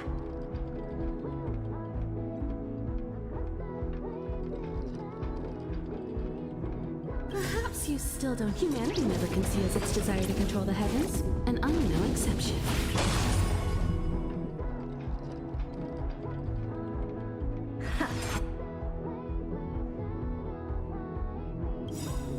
Let's play our own melody. Let the show begin. Countless threads, thus our fates become one. Lies will be revealed.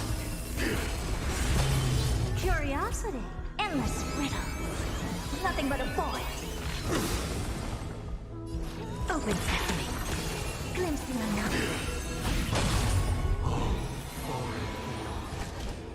May I honor you?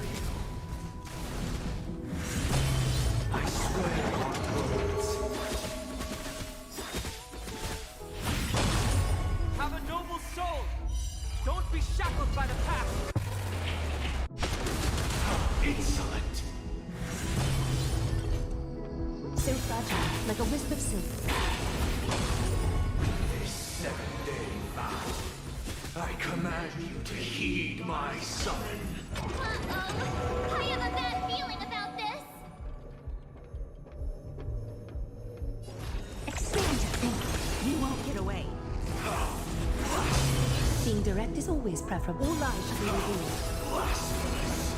Time for an overhaul. A little honesty would do us good. Time for resolution. Even if the future is full of pain, we won't escape from it. Never seen perfection before? Open sesame. I have some good.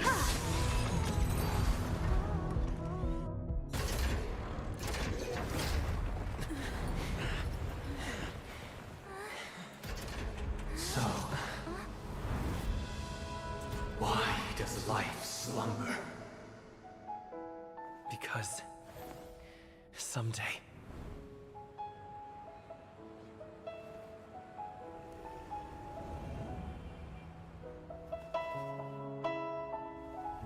we will wake from our dreams.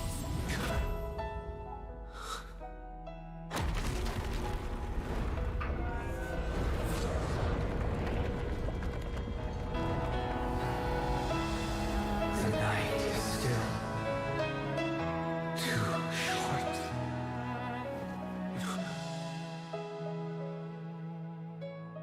Brother, the dream is over.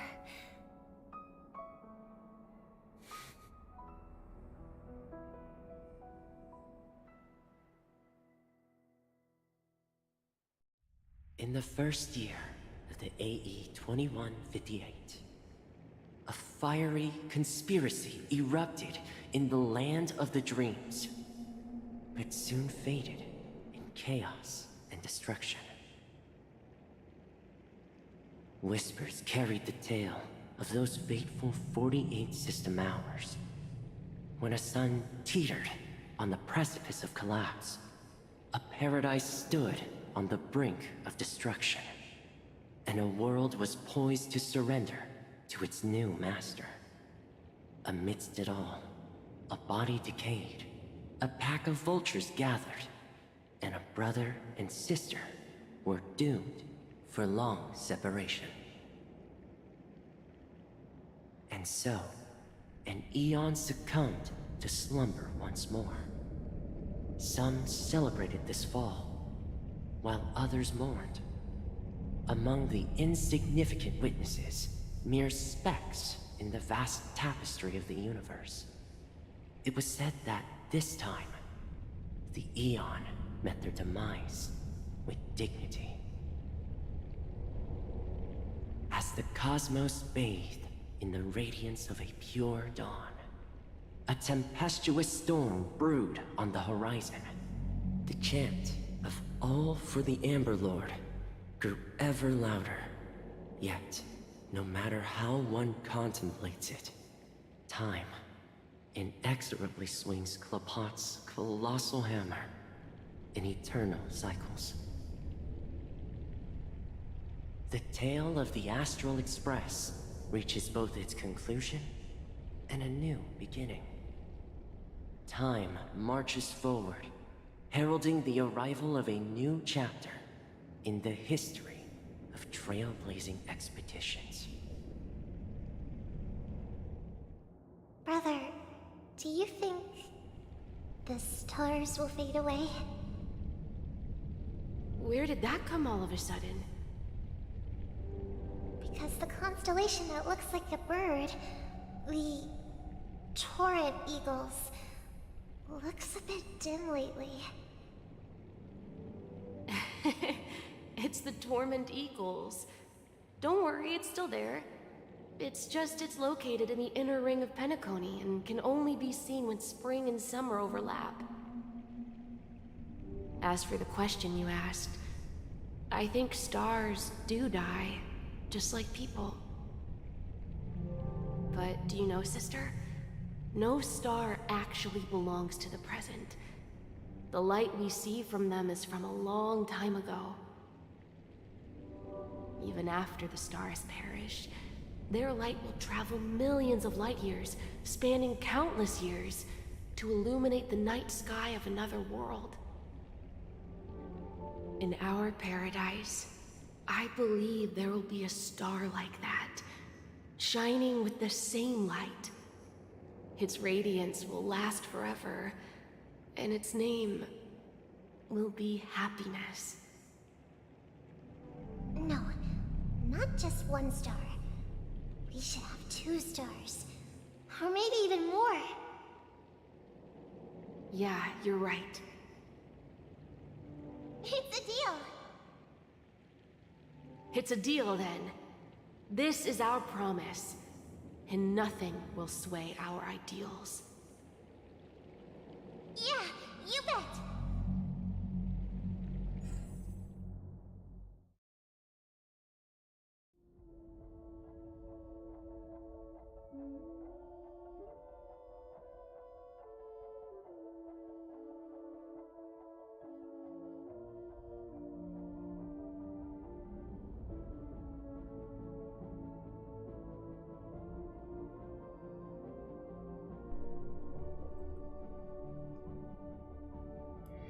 Please tell me it's over.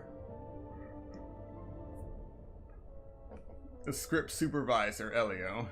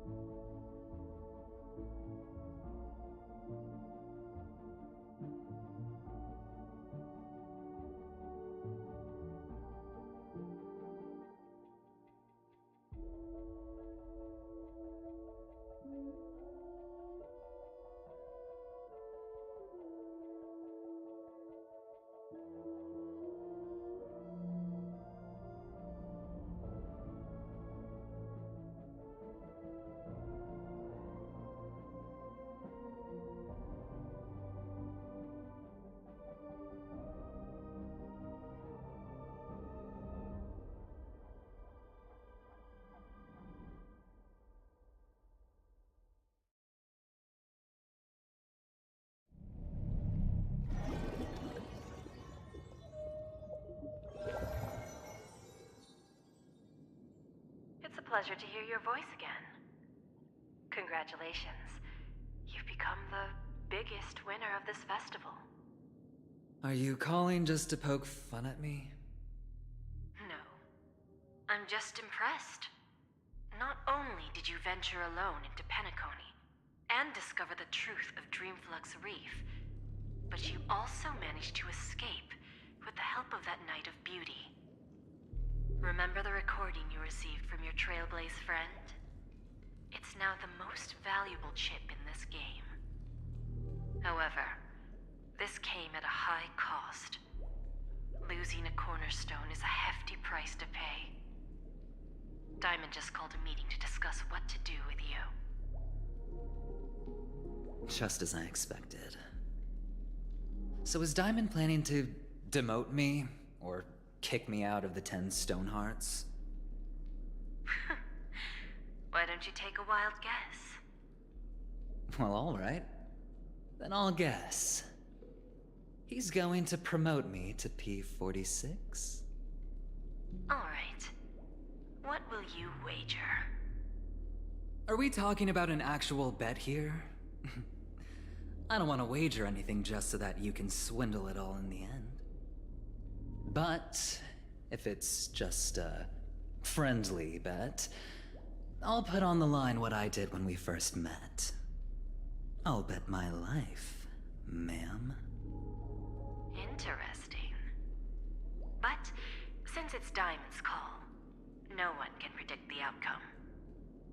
I'm on my way to Penacony. Once everyone is settled, We'll return to Pier Point for the final showdown. Sounds like I'll be out of the action for a while. Finally, a chance to kick back and relax. Yeah. Leave everything to me and Topaz, child. Thanks to you, as soon as the Jade Stone was delivered to the family's compound, we finished up our preparations. The seeds we planted have taken root. Soon, it'll be time to reap the rewards. Huh?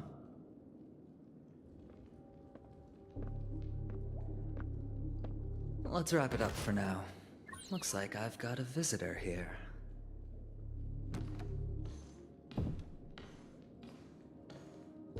Oh, so many surprises today. Didn't expect a Galaxy Ranger and wanted criminal to show up here. One who managed to take out 2 IPC members under the noses of our fleet. Do you understand what that means? Screw wubba boo, I just put him to sleep. Don't try to intimidate me with that nonsense. Besides, I've taken down more IPC lackeys than the residual value you squeezed.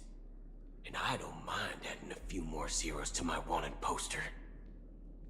I have a question for you. Be honest now, or I won't think twice about putting a bullet in your fudging head. Tell me, where is Oswaldo Snyder?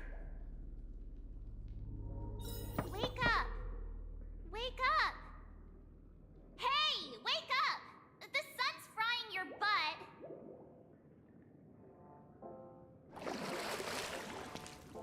Are you okay? Can you hear me? I didn't hear a peep from your room, and it really freaked me out.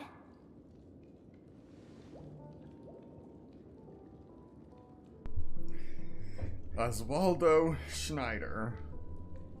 I'm guessing that's another can of worms. This conversation is such deja vu.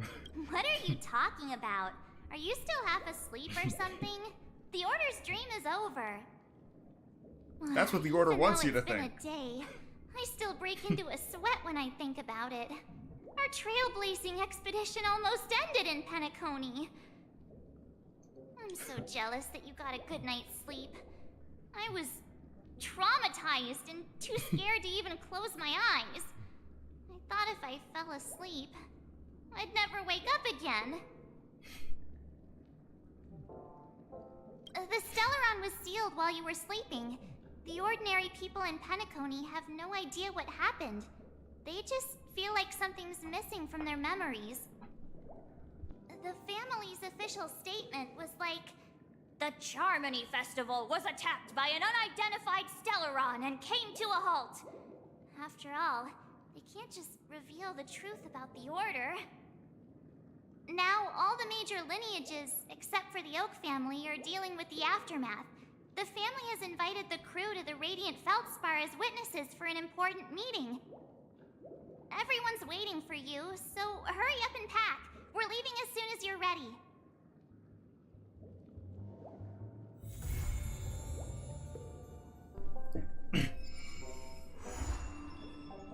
Farewell, Penacony, unconquered. Alright, a Shadow of Harmony.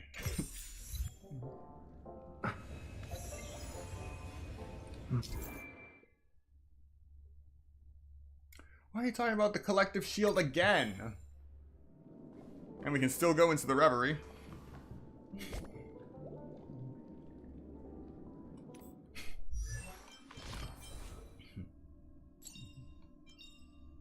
When the battle starts, the Trailblazer's energy regeneration rate increases by 25%, lasting for 3 turns.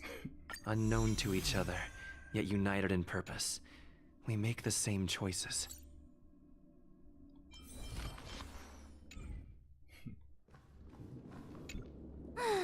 After all this craziness, nothing is better than staying safe in reality. It's a massive airship, and it's awesome! I heard it's never shown to the public. Only VIP guests of the family get to board it and enjoy the breathtaking views of Penacony. The Iris family sent us a bunch of souvenirs. Fruit baskets, plus this fancy button model. After you're back on your feet, you can enjoy them all. We are pretty much celebrities on the planet of festivities now, aren't we? The Stellaron was sealed while you were sleeping. The ordinary people in Penacony have no idea what happened. They just feel like something's missing from their memories. The family's official statement was like, "The Charmony Festival was attacked by an unidentified Stellaron and came to a halt." After all, they can't just reveal the truth about the Order. Now, all the major lineages, except for the Oak family, are dealing with the aftermath. The family has invited the crew to the Radiant Feldspar as witnesses for an important meeting.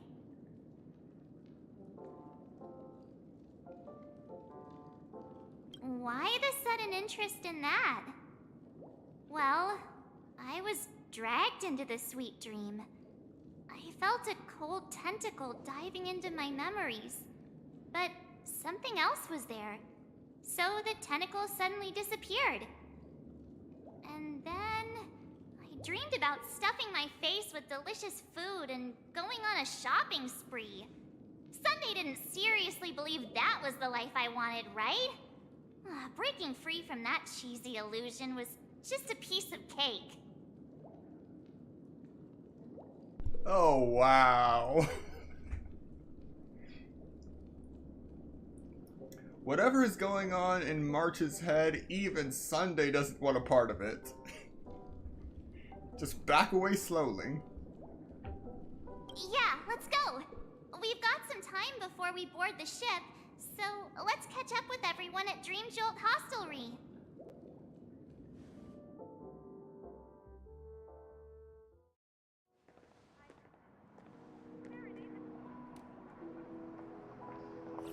How extravagant. Just like Epsilon.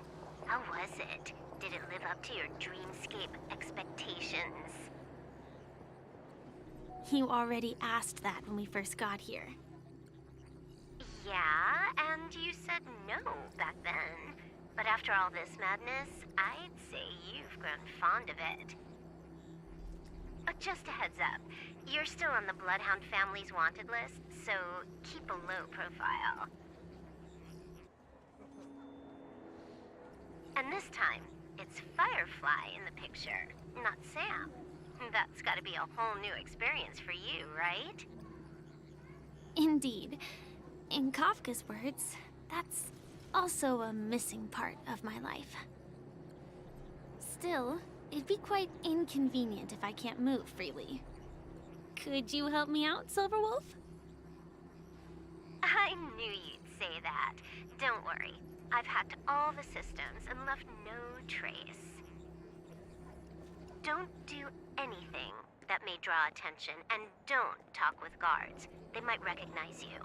Keep these 2 points in mind, and you can go wherever you want, unbothered. Thank you. No problem, Miss Samuel. I love this fake name. Now that we're done here in Penacony, what will you do in your free time? I hear the Genius Society is here. How about we go stir up some excitement? Well, you know my script isn't over yet. I didn't bring you back to hear an answer like that. Don't worry. The script says that I'll experience 3 deaths, but also receive an unforgettable reward on the planet of festivities. How will I know if I don't try? All possibilities exist until the outcome actually happens, right? You may not realize it, but you have a bad habit. Whenever you seem to be asking a question, you've already made up your mind, and no words will dissuade you. Anyway, Kafka asked me to pass on this message. If you see anything fabulous in Penacony, get one for me too. Just swipe my card, You know the pin.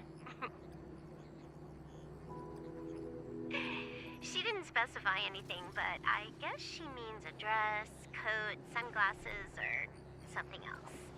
You know better about fashion than I do. Sure, I'll keep an eye out. There's tons of options at OT Mall.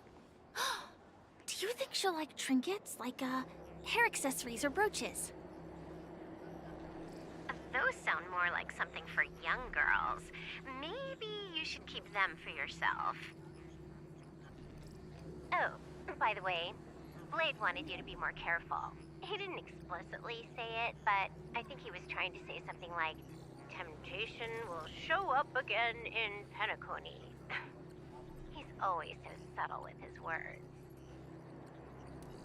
Got it. He was just worried about me. Relax, Silverwolf. You know me. I won't do anything crazy. I just want to wander around and see more of the world for myself. I want to buy some oat cake rolls. I've had a cake roll every day since I arrived in Penacony, from the first day to the last. But today, I'll buy 2 and give you 1. And if you don't like them, I'll enjoy double the pleasure. Or I can bring one to Kafka, as she never refuses. Or maybe I'll give it to Blade. He'll appreciate it. That's not written in the script, right? But as you see, I have added new footnotes to my destiny.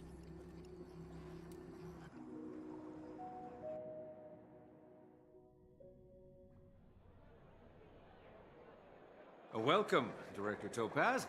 The family ambassadors are still inside making preparations, but the big boss hasn't arrived yet. It'll be a while before the conference starts, I'm afraid. Huh. Quite a spectacle. The family really knows how to make things look impressive. I thought they would choose a more formal and low-key location for the conference. I didn't expect them to go with a luxury airship. About this, Director. I've asked around. This airship, named the Radiant Feldspar, belongs to the Alfalfa family. This conference between the IPC and the family will have a direct impact on Penacony's future. Such an important event should have been held at it. Well, somewhere secretive in the moment of morning dew. The atmosphere here, it doesn't feel serious enough. If I'm right, this conference is probably just a prelude. Whoever organized it wants to assess the IPC stance beforehand. This influential figure either has their own ambitions and wants to reach a preliminary agreement, or they plan to put pressure on us to make us back off. Oh, your mind is always so sharp, Director Topaz. And when the big boss arrives, please remind her to be cautious and watch out for any traps. Thank you for the reminder, but I don't think that will be necessary. When she's at the table, it's the others who need to be cautious. Just tell everyone on our team to stay focused on their tasks and not worry about the negotiations. Oh, got it. I'll do it right away. Oh, and one more thing. Don't call Miss Jade Big Boss in front of her, or there will be serious consequences. I mean, really serious. Got it. Thank you for the reminder, Director.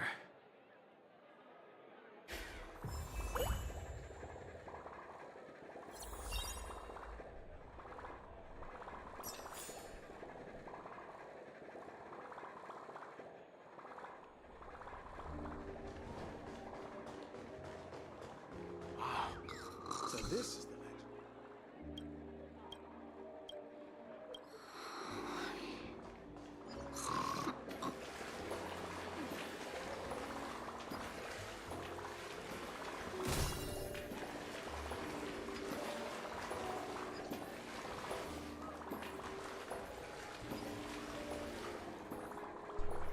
Well, this is unusual. fell right here.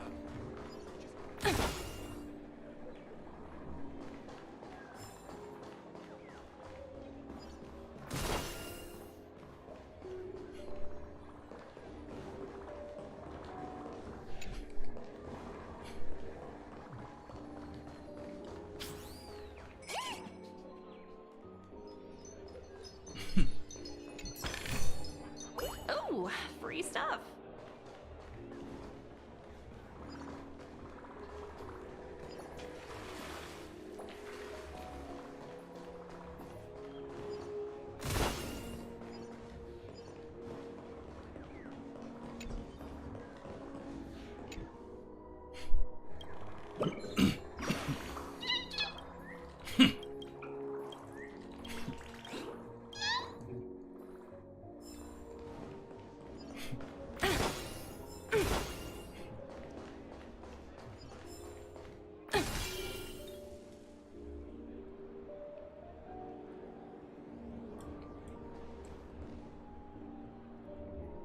Give me one moment.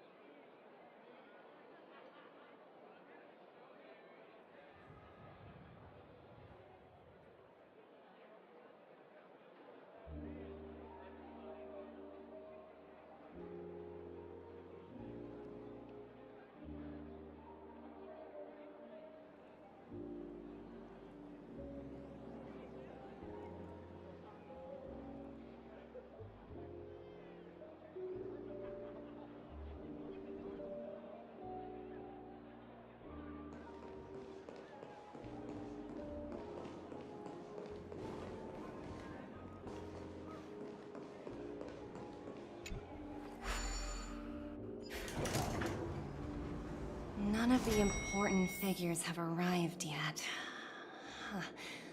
Looks like the conference won't be starting for a while. Such a bustling place. I think I'll take a little walk around.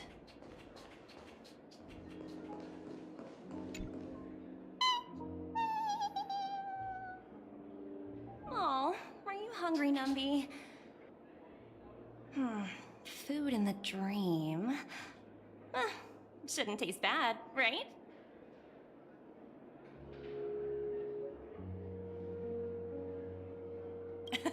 Numby, catch!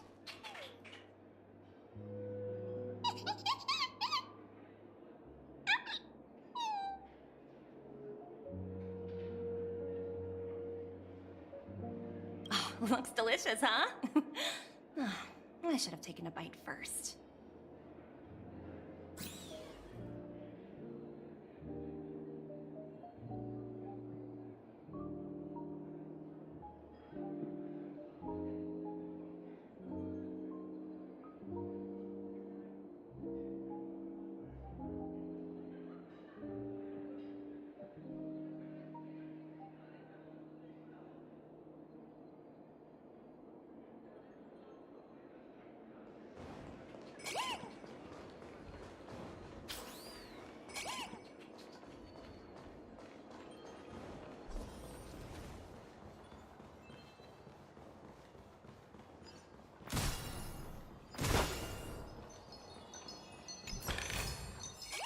Ooh, free stuff.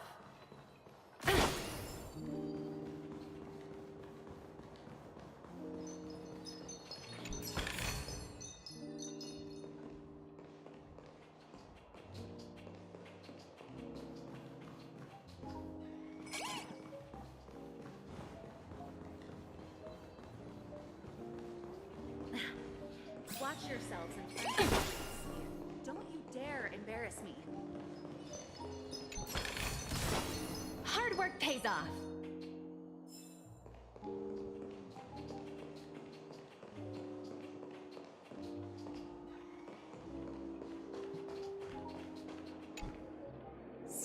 buttons. How many centuries would it take to press them all? Huh. Didn't expect those pooches to actually recycle them all. Huh? What are these?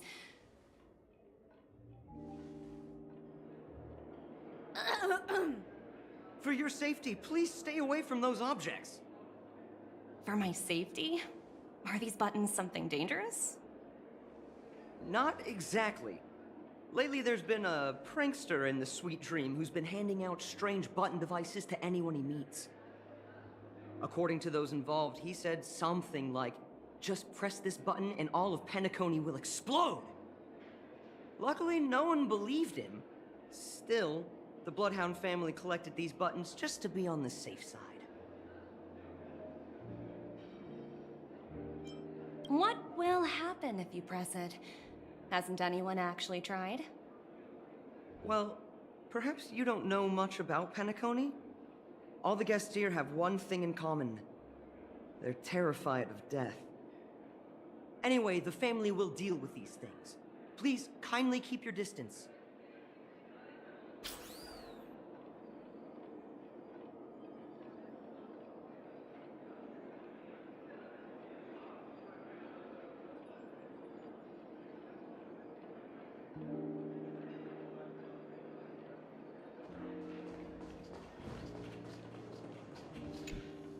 Greetings, madame.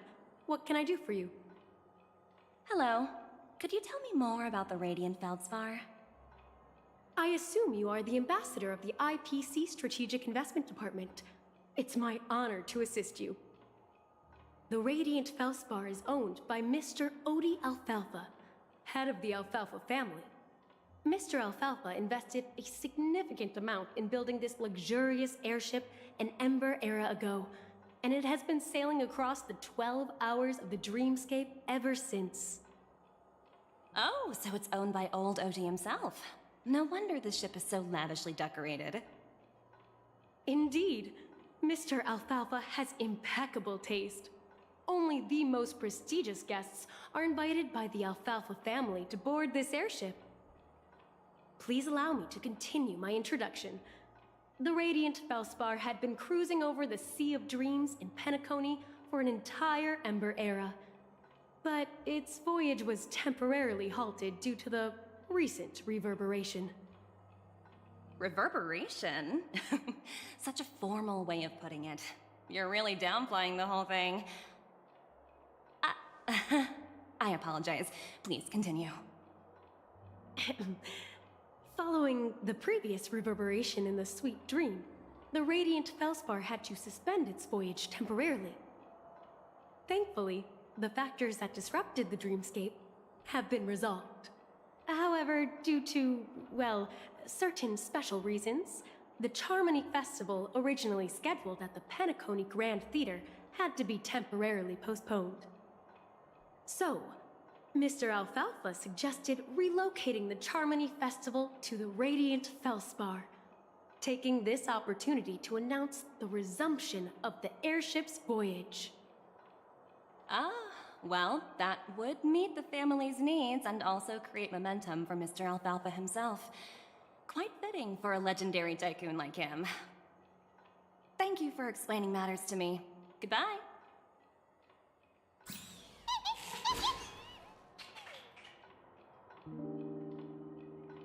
Hello? The Talent Motivation Department? Again? Internal review? Will it ever end? I'm working on a major project. I don't have time to squabble with you guys. The way I handled the Urillo case was approved by senior management, and all of the project logs and calls are complete. Can't you check on them yourselves? I just don't understand. Why are you so fixated on this minor case and constantly escalating it? Seriously, what's your purpose? Sounds exhausting. Why not just hang up? In my opinion, you handled that project quite well. A little ball of ice in exchange for the Astral Express's good favor. that's not a bad deal for the department. It's been a while, little Yelena. I've been looking forward to working with you. Never imagined this day would come so soon. Is there trouble? You can tell me anything. Just like old times. Ah, it's been a while, Madam Jade. I'm honored to have the opportunity to work with you. You're still so formal, aren't you? Forget about the hierarchy and treat me as your equal. No need for unnecessary titles like Madam. I'm sorry, but it might take some time to get used to that. After all, you are a senior. Well, now that we're both members of the 10 Stone Hearts, I need you to be at your best, especially since the upcoming negotiations leave no room for error. As sharp as you are, I'm sure you've figured out the true purpose of this conference, right? I believe old Oti has taken it upon himself to test our limits before the official negotiations between the IPC and Penacony. That's true, and it works in our favor. Do you know why? If we can reach some sort of agreement with old Oti beforehand, and gauge our opponent's boundaries, our future negotiations will go much more smoothly. That's the obvious benefit. Exactly. And the hidden benefit is that as the head of the Alfalfa family, his actions suggest that the 5 lineages might not be as united as the Odes of Harmony would suggest. As long as the influence of Harmony hasn't completely permeated their core, personal desires will always have their way. Thankfully, influential figures in Penacony haven't entirely suppressed their own desires. It's similar to the power struggles within the IPC. The supposed all-for-one philosophy shared by the 5 lineages. It's just a slogan now that the Dream Master has gone. After the downfall of the Oak family, old Oti's faction became the dominant force in Penacony. Even if we consider only the succession order, he's the longest serving and most senior among all the family heads. Yes, that's exactly why we need to handle the conference following an agreed-upon strategy.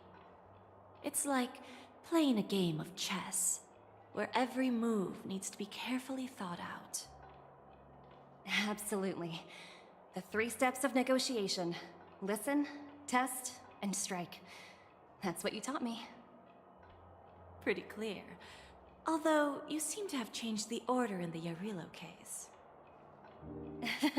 That was based on my personal experience. I apologize for interrupting your conversation, but the family head is ready to meet the ambassadors from the Strategic Investment Department. Time to get to work. Let's prepare ourselves and meet that esteemed supporting actor. Remember, our goal is to create an opportunity for the IPC to enter Penacony. Aventurine has already made a small opening, and you and I, we're going to tear it wide open.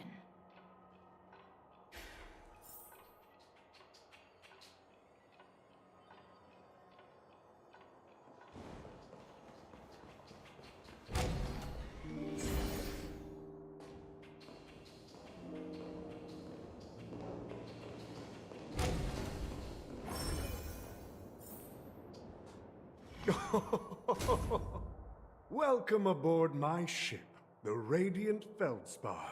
Smart and charming ladies. Please, have a seat.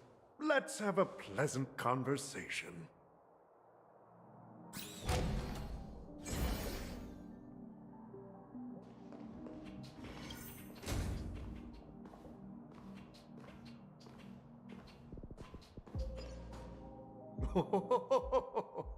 Welcome aboard, my dear ladies. Forgive me for any lack of attentiveness that might have led to a lengthy wait outside. No problem at all, Mr. Alfalfa. It's my honor to meet you in person. You may not be aware, but the book Odi Alfalfa, the biography, is a must-read for all Strategic Investment Department employees. After all, to many, you are the legendary figure who single-handedly built the Penacony economy. I expected no less from the 10 Stonehearts from the Strategic Investment Department. You're definitely skilled in the art of conversation. I always enjoy talking to smart people because we don't have to beat around the bush. We can just get straight to the point instead. Since I invited you IPC ambassadors on board, I'm sure you've figured out the topic I'd like to discuss, yes? The future of Penacony, if I'm not mistaken. Precisely. Those few words represent a terribly complicated situation indeed. Let's take that golden-haired guy who's not showing up, for example. He put in great effort and almost got himself killed. But what was it all for? Wasn't it eventually to create an opportunity for you IPC to regain control of the precious Astana? The wisdom and experience you've accumulated over 10 Amber Eras are truly impressive. Let's assume your assumptions are correct, Mr. Alfalfa. How would you respond to the IPC's actions? I appreciate your composure, Miss Jade. You must have witnessed much in your worldly experiences. However, perhaps you don't know much about Penacony. Old Oti won't sit idly by when faced with a greedy wolf.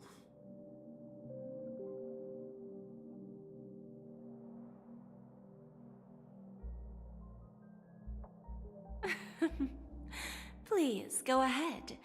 I'm all ears. Then I'll be straightforward. I requested this meeting before the official conference to dissuade the Strategic Investment Department from trying to lay a finger on Penacony. If you back off now, you can make a smooth exit and prevent the IPC from losing face during more important negotiations. One of our P-45 executives was attacked and nearly killed in the dreamscape. The IPC can't simply ignore this incident. Moreover, considering the turbulence during the Charmony Festival, Penacony's credibility has taken a hit in the public's eyes. Despite your determined attitude, the issues plaguing Penacony are real, are they not? You used the term real, Miss Topaz, but let's not forget that this is the realm of dreams. If you want to succeed here, you need ambition and unconventional thinking. Curious about how I plan to respond to the IPC? Well, I don't mind sharing. My actions will help Penacony take a significant step forward by self-listing and going public. Going public? If I'm not mistaken, you want to bypass the IPC and go public on a universal scale. Precisely. Instead of watching the IPC gnaw away at Penacony, I'd prefer to open the doors of the sweet dream to the entire universe. Starting today, anyone in the cosmos can become a shareholder of the Land of the Dreams. This is the path of harmony I'll choose.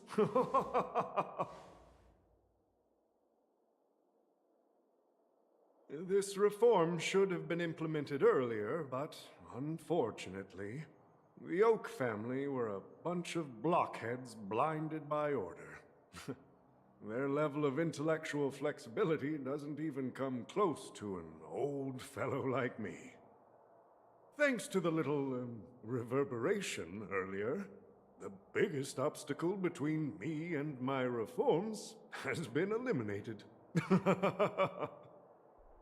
The Alfalfa family will publicize the financial results of Sweet Dream Paradise, so that the entire universe can see that despite the catastrophe, Penacony still holds immense potential and opportunities. and that the family remains confident in its future.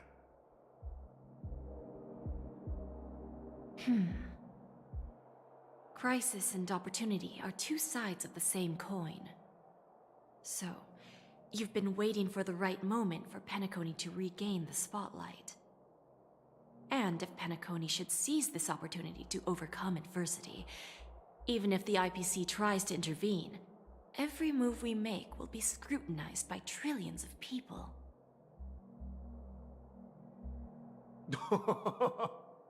Now I'm convinced that you've indeed familiarized yourself with my biography, Miss Jade. So, about your next move. Please, consider it carefully. Indeed. We need some time to digest such a wealth of information.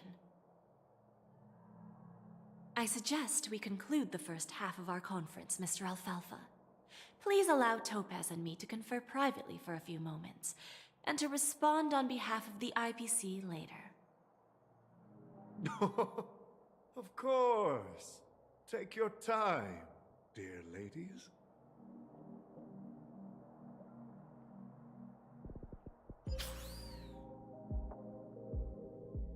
The Alfalfa family had a meeting with the IPC?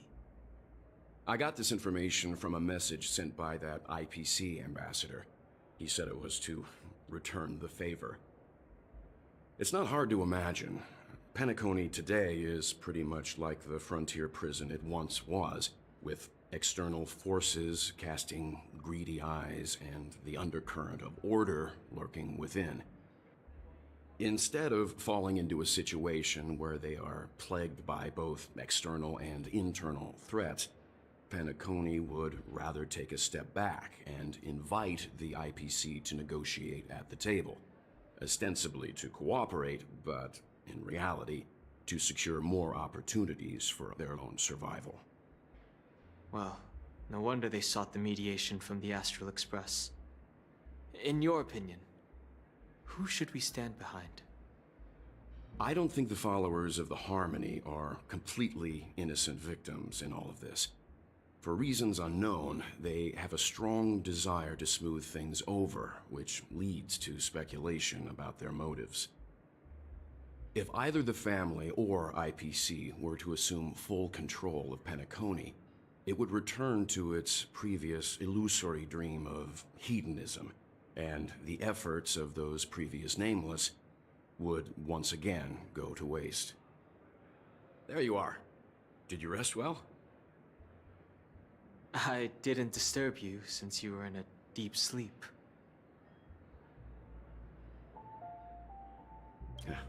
Even long dreams eventually come to an end. Our adventure in Penacony is reaching its conclusion. After Anna's dream was shattered, the family branch from the Montour system soon arrived and swiftly took control of the situation. Most members of the Oak family fell unconscious, but fortunately, their lives were not in danger. The mastermind behind the plans was confirmed to be Gopher Wood, the previous Dream Master. But by the time we arrived, he was dead already.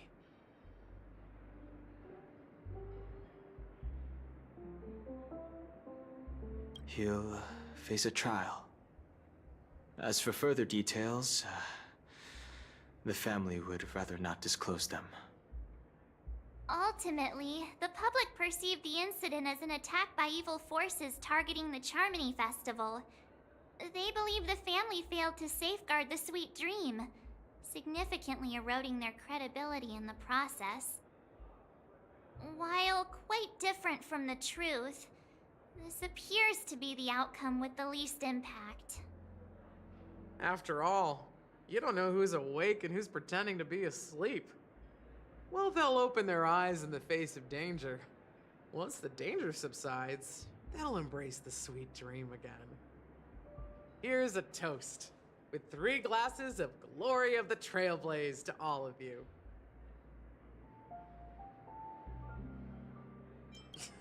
What are you talking about? This is my lounge. It's good to see you all again.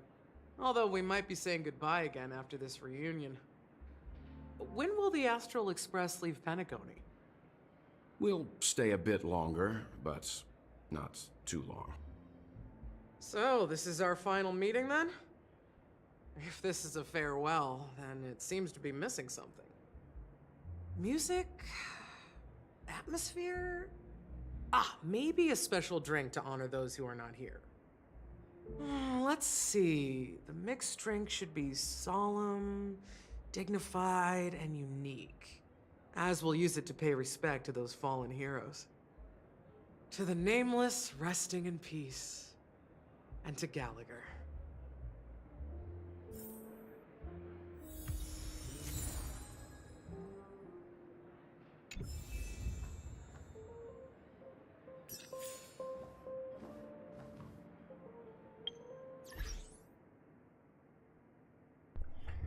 I have stockpiled so much Trailblaze XP.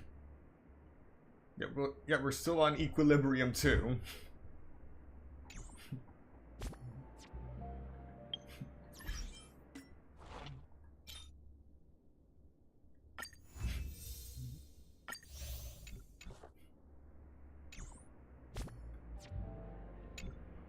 This trailblazing expedition has been thrilling and memorable.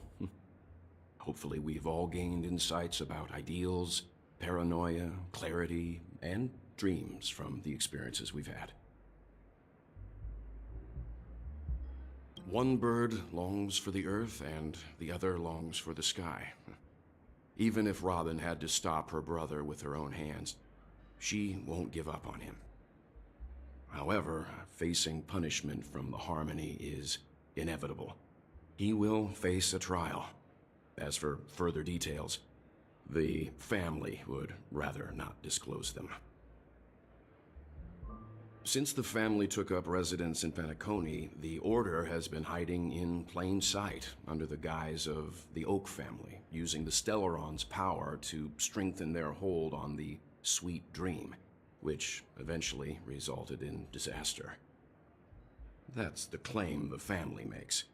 Whether they were truly unaware of all this is a delicate matter.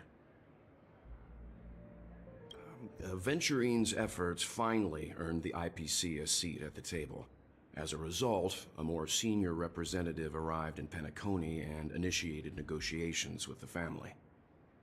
As far as the Astral Express is concerned, the IPC will make for an invaluable ally during the negotiations to prevent Penacony returning to its former ways. Well, it was somewhat surprising. In that dream, I returned to my homeworld and reunited with my long-lost friends. And for some reason, Acheron resurfaced in my mind. When I realized that her conclusion was not preserved in memories, I became aware of the bitter truth. The conclusion of a journey can often be sorrowful. All we can do is to try to make sure it ends on a happy note.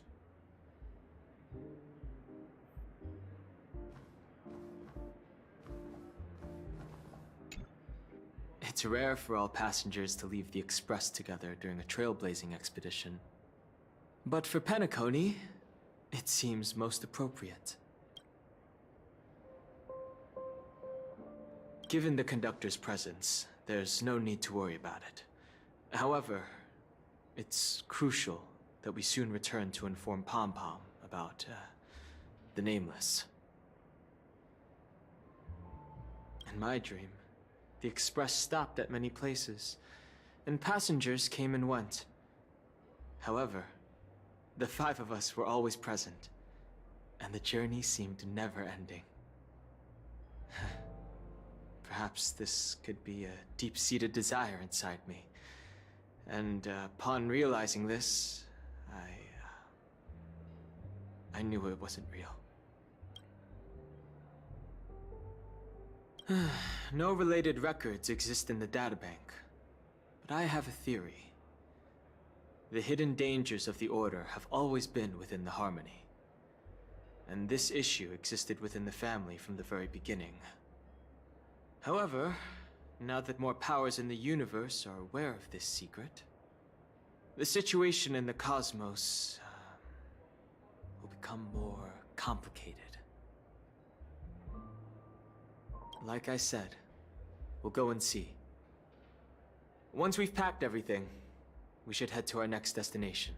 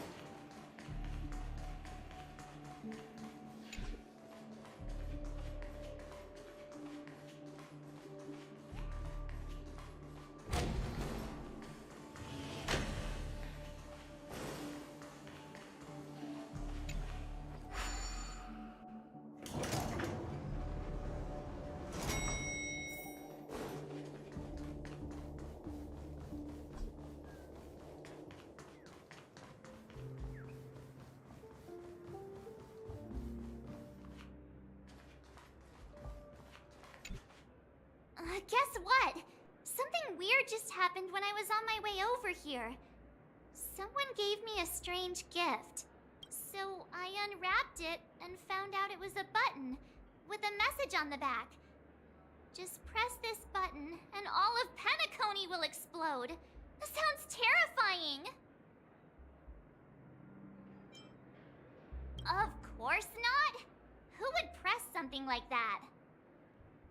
By the time I turned around, the person had already vanished. So I handed it over to a nearby hound. I heard there were many similar reports before the Charmony Festival started. I'm really worried about the future of Penacony.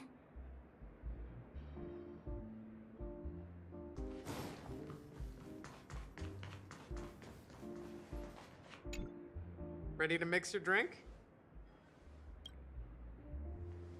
I'm not sure. I haven't seen him since our last meeting at the lounge. Come to think of it, he always did come and go quietly. We used to discuss everything here. But every time he'd leave, I'd realize that I didn't know him at all. Such is the mystery that is Gallagher. I have a hunch. Perhaps he's already fulfilled his wishes and won't be coming back. Before we start, would you like to talk to your friends? We have plenty of time. All right, as you wish. I think I have an idea about what drink to make. Would you like it bitter or sweet? It's up to you. Choose the flavor that suits you best at this moment. Drowning sweetness. One of the most challenging drinks to make. A slight imbalance in the ingredients can result in an overwhelmingly viscous sweet taste. However, with the right ratios, you get a uniquely sweet drink with a lingering aftertaste. Not a bad choice. Let's start mixing.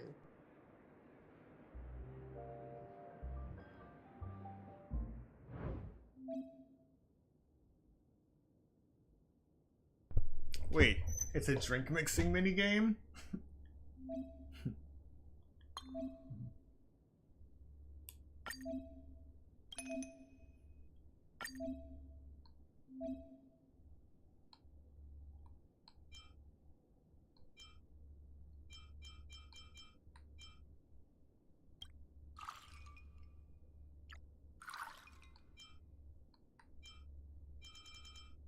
They really went all out with this.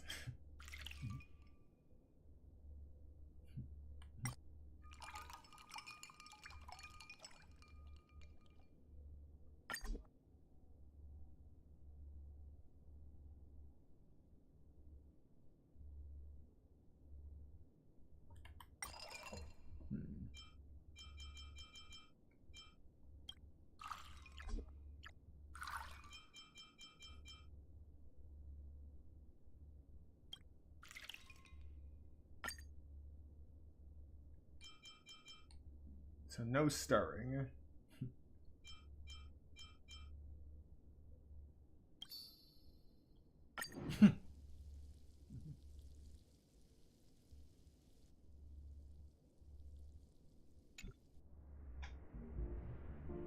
Words always fall short.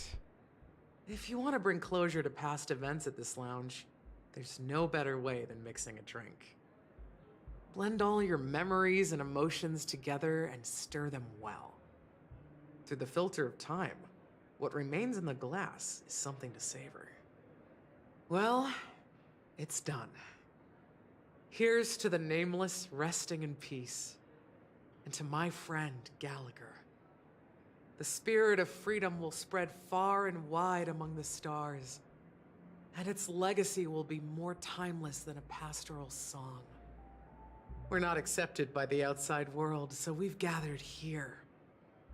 And one day, our souls will return to the same place.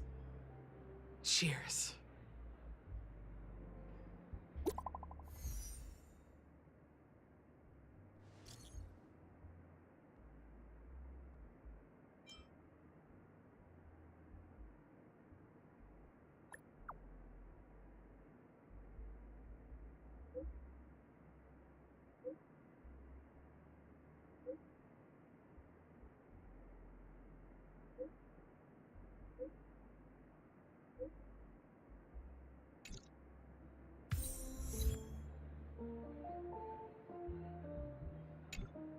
Oh, are you leaving? Well, then take this with you. I've mixed more of this last special drink for you. The past shouldn't be forgotten. So I hope it brings back the flavors of Penacony. Thank you. I'm sure it'll leave a lasting impression. If you happen to run into Gallagher, make sure he has a sip too. I know his tastes, and he'll be thrilled.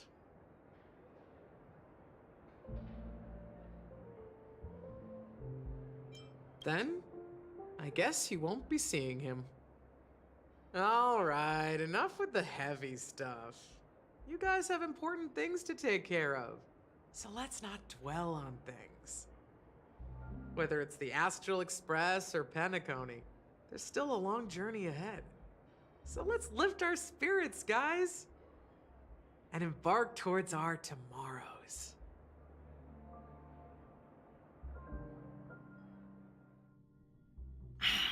Old Odie is a tricky opponent. I didn't expect him to take the risky step of going public at such a critical moment for Penacony. Indeed. He's definitely bold. It's that kind of boldness that made him the Odie Alfalfa he is today. Still, the outcome is uncertain. Shouting loud doesn't necessarily carry any weight. What about the phone call I asked you to make, Topaz? Ah, they agreed. But it'll take some time before they arrive. Just as it should be. The sweet dew should be served after the bitter poison. Looks like we'll be skipping the exchanging apples step this time around. Now that we're dealing with a greedy merchant, a simple apple wouldn't make a difference. Well, I guess I included myself in that remark too. Now I'm a bit curious, Topaz. Do you think Penacony is a quality asset? Yes. Despite its recent calamity, Penacony remains a top quality asset within the cosmos, with good credit, lucrative potential, and promising prospects. Well, that's obvious, but what I truly wanted to know is, this project is obviously too bland for your taste, isn't it? That's true. I wouldn't be here if it weren't for Venturine.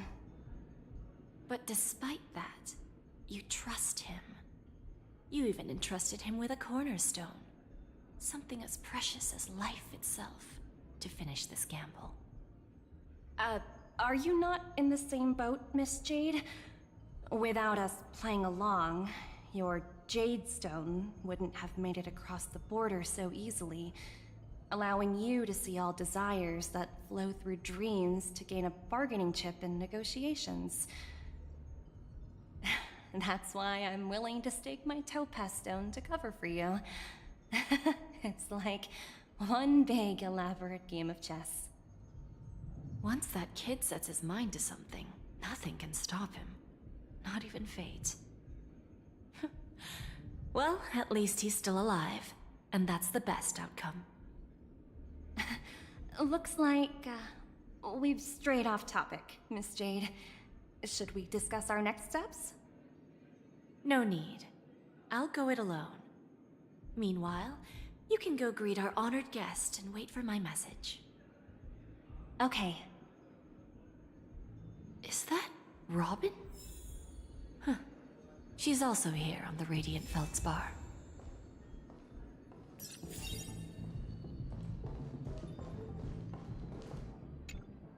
Greetings, Miss Robin. I didn't expect to meet you here. Miss Jade? Greetings. The opening ceremony for the Charmony Festival has been moved to the Radiant Feldspar, so I'm here making some preparations. How about you? Have you spoken with Mr. Alfalfa? I'm actually on my way to meet him right now. Do you know him well, Miss Robin? Unfortunately, I've never met him. I've only heard a few comments from the former head of the Oak family. Mr. Alfalfa is respectable when it comes to business, but in other respects, I can't say the same. Where do you think the future of the planet of festivities is headed? I believe the sweet dream will see its rebirth, just like the Radiant Feldspar resumed its voyage. The Harmony needs a new direction. Only by bidding farewell to the past can we actually sail into the future. There are no permanent allies or everlasting enemies. So let's both take what we need from this deal. Naturally. I'm looking forward to your performance. See you at the festival. See you later, Miss Jade.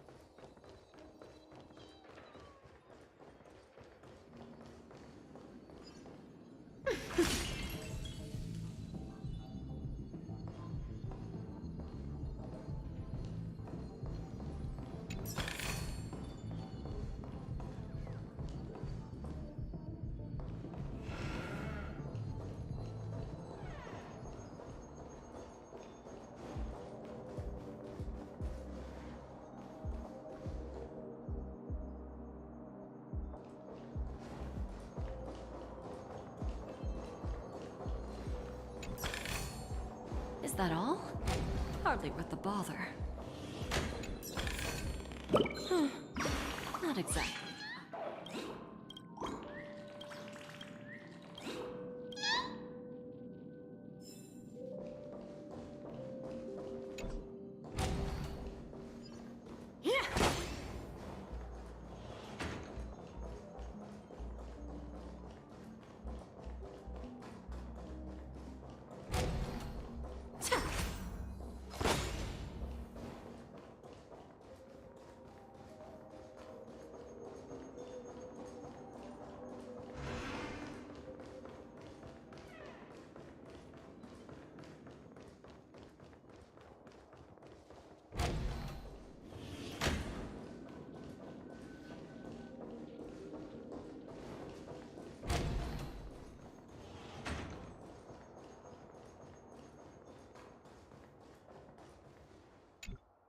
Thank you for your patience, Mr. Alfalfa. Let's continue our discussion. Figured out something already, Miss Jade? But where is Miss Topaz? Topaz has something else to take care of. You'll be seeing her later. Talks can still continue between the two of us. Is it just me, miss? Your tone sounds very different now. I need to set a good example for my junior. It's not a good habit to be too loose-lipped during negotiations, right? Now we can speak frankly and openly.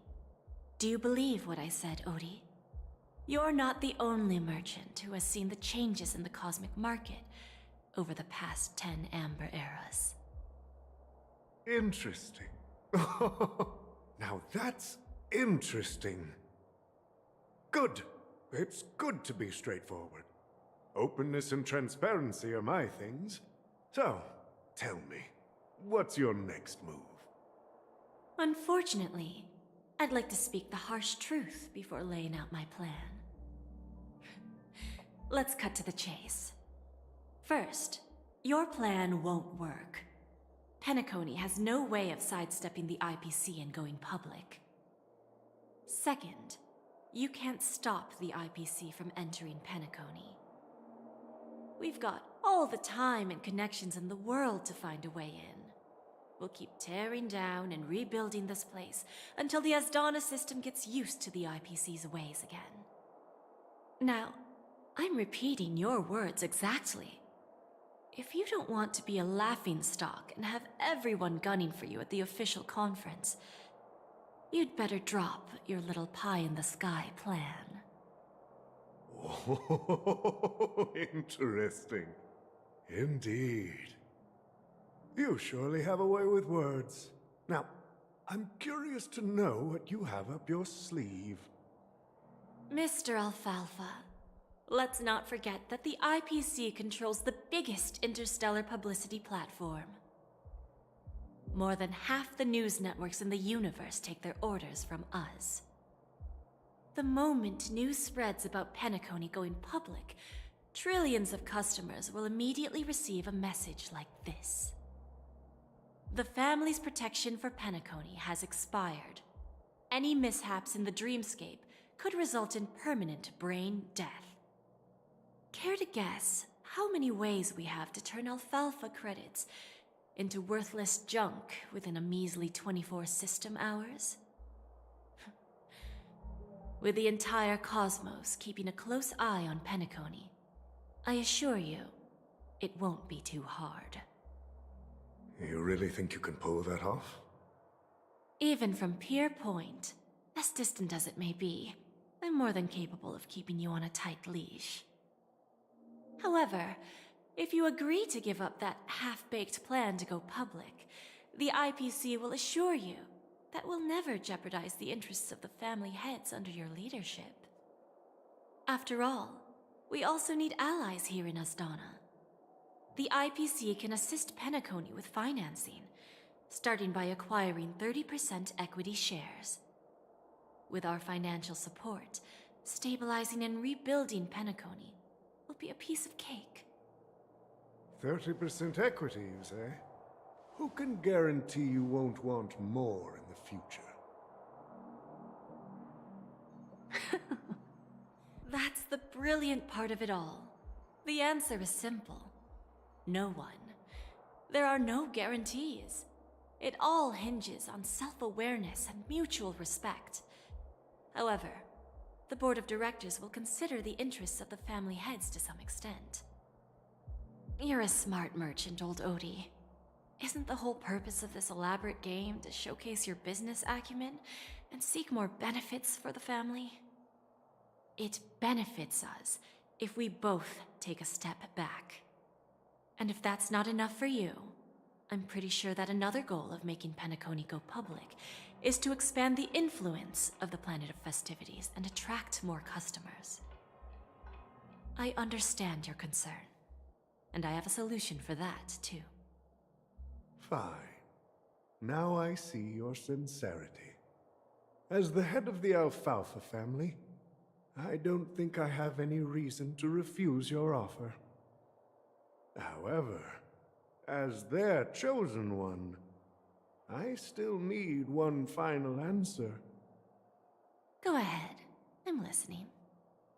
When I was a child, I heard the adults recite the tale of the ancient Ember Era, about the ascension of Shipe, the Harmony, and the downfall of Enna, the Order. The Order and the Preservation used to be close in ancient times. So, why does the IPC, as a follower of the Amber Lord, seek collaboration with the family instead of aligning with the Order? The answer is simpler than you think. It's all about credits. Everyone's favorite thing and the universally recognized currency among the stars. The IPC has the power to perpetually ensure their value. With each new world integrated into the credit system, the IPC adds another building block to its cause. Eventually, all exchanges, capital, and businesses will operate within a unified monetary system. By then, all planetary developments will be recorded in accounts with well-defined values and the ability for exchange and circulation. And the heart of everything will be Klepoth's credit. Ah, and then the IPC will be able to exert influence over everything. Our intention is to establish enduring preservation, so I'm sure you can understand. This universe doesn't need two types of order.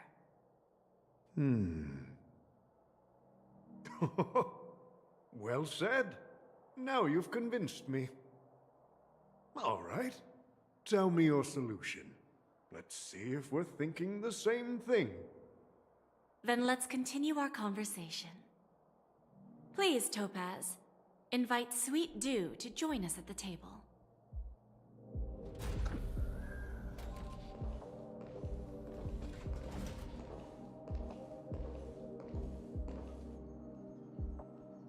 Thank you for your presence, Miss Himeko. Please allow me to introduce her to you, Mr. Alfalfa. This is Miss Himeko from the Astral Express, one of the future shareholders of Penacony. I've heard so much about you, Mr. Alfalfa. It's an honor to meet you as representative of the Astral Express. This stunning lady is the navigator of the Astral Express? It's a pleasure to meet you. I believe everyone here is familiar with the general contents of the proposal. After this round of financing, the IPC is expected to hold 30% of Penacony's shares. Then, the IPC will transfer 5% of that stake to the Astral Express and recommend Miss Himeko as an independent director to honor the sacrifices and contributions made by the former Nameless to the Land of the Dreams. While this decision isn't finalized yet, we are honored that everyone here recognizes the way of the Trailblaze.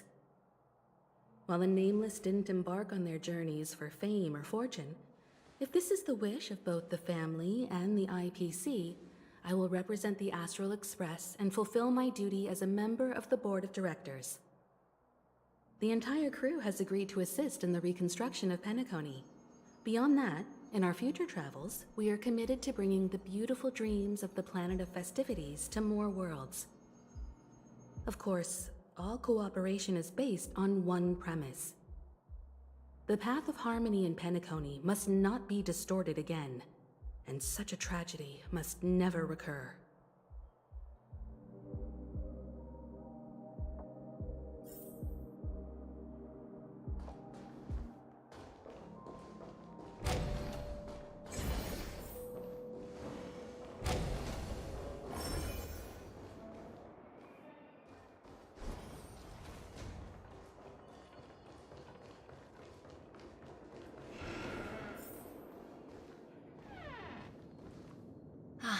Old OT is in agreement, so the issue is settled, I presume. What about the remaining family heads? They will soon realize the situation. When the last question was asked, old Odie represented more than just the Alfalfa family. When should we schedule the formal negotiations? I'll handle the arrangements. It's all up to you. I'll step back and let you handle the negotiations and takeover. I won't be involved. But Miss Jade, this is... Aventurine initiated this case, and you were his project partner. If that kid hadn't overplayed his hand, I wouldn't have been pushed to the forefront. I came here today to help you sort out the toughest issue. I trust you'll be able to wrap things up quite nicely, little Yelena. Of course, there won't be any problems. And please, give Diamond my assurance. Don't worry. Diamond has always trusted us. I'll put in a good word for you, and you'll have your P-45 position back in no time. Radiant Feldspar. What a fantastic ship. Now that my business is done, it's time for me to indulge in my own little hobby. Ah, you want to open a Bon and Jade exchange branch on this ship too? Opportunities like this don't come around often. Just look at the guests on this ship. They're surely holding a wealth of valuable treasures. Well, I'll take my leave. A pawn shop can't run without a boss.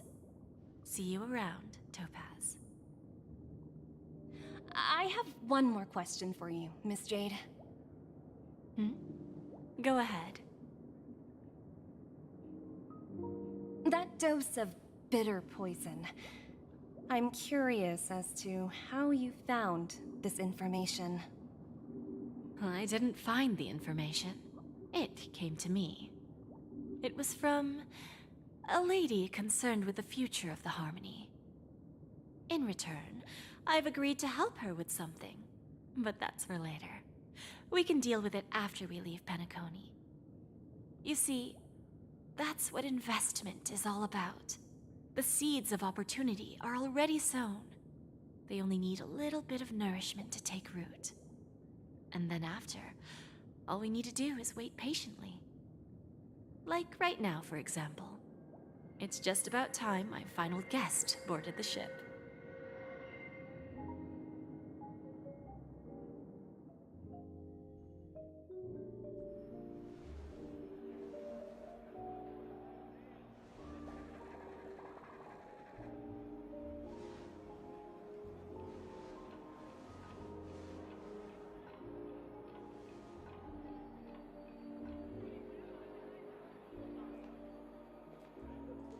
Sneaking in was way easier than I thought. The family's security is as lax as ever. So, this is the Radiant Feldspar. So luxurious. A pawn shop that grants wishes. Is there really a place like that on the ship? I'll find out for myself if the rumors are true or not. Tripped and fell right here. Just completely face planted.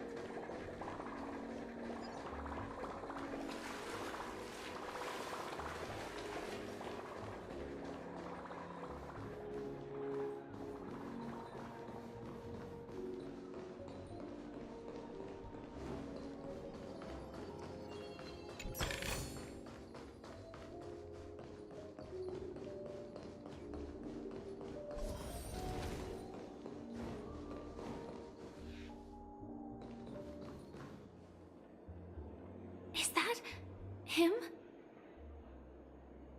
Huh. Vanished in the blink of an eye. So the Astral Express is here too.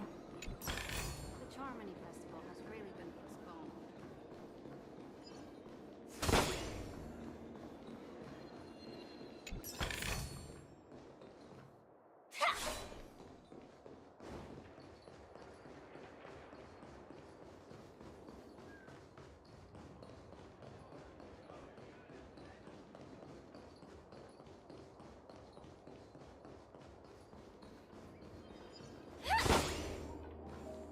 What happened in Penacony? Alright, some of this food looks good. Some of it... questionable at first glance. I don't think that's a giant shrimp. By the way, there's one more thing. Mr. Alfalfa and I discussed it. I'll present a gift to the Astral Express on behalf of the family as a token of gratitude for the Nameless's contributions to Penacony. Please help me with the necessary arrangements. Right away, Miss Robin. Can I ask you something? Oh, greetings, miss. Is there anything I can help you with? Do you know how to get to the pawn shop? Pawn shop? Ah, you must be talking about Lady Bonajade's place, right? I heard she offers, special services there. I've marked the pawn shop's location on your device. Please feel free to check it out. Lady Bonajade. I think I've heard that name somewhere before. Was it from Silverwolf?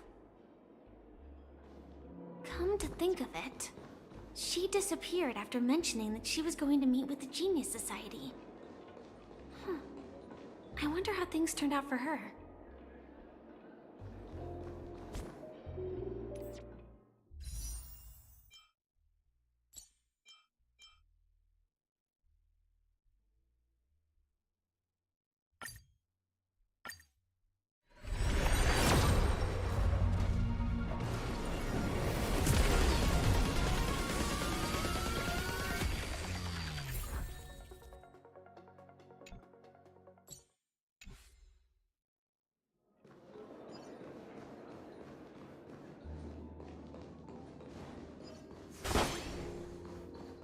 Hey, excuse me. I was here.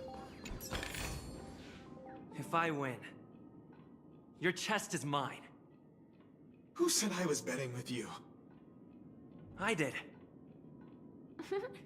They are still a ball of fire as ever. Sorry, but I've got to find Lady Bonajade first. I'll be honest, I was just gonna steal that chest. I didn't realize someone already laid claim to it.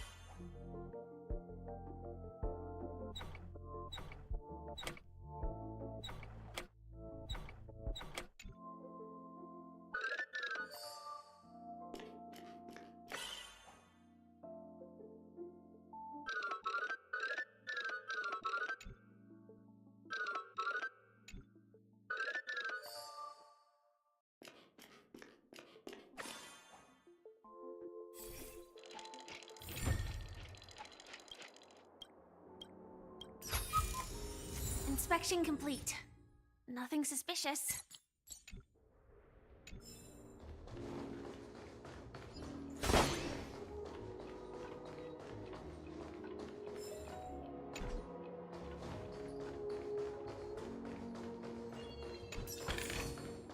No danger detected.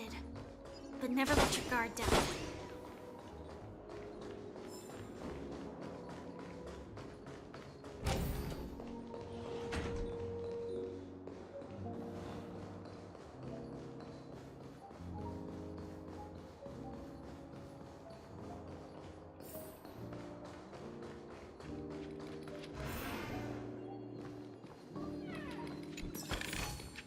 Inspection complete.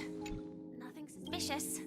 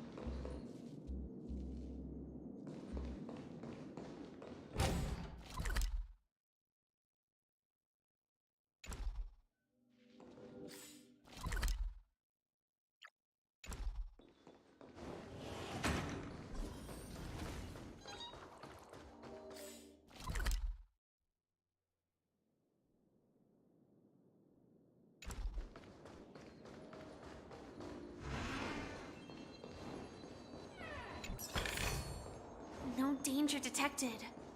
But never let your guard down.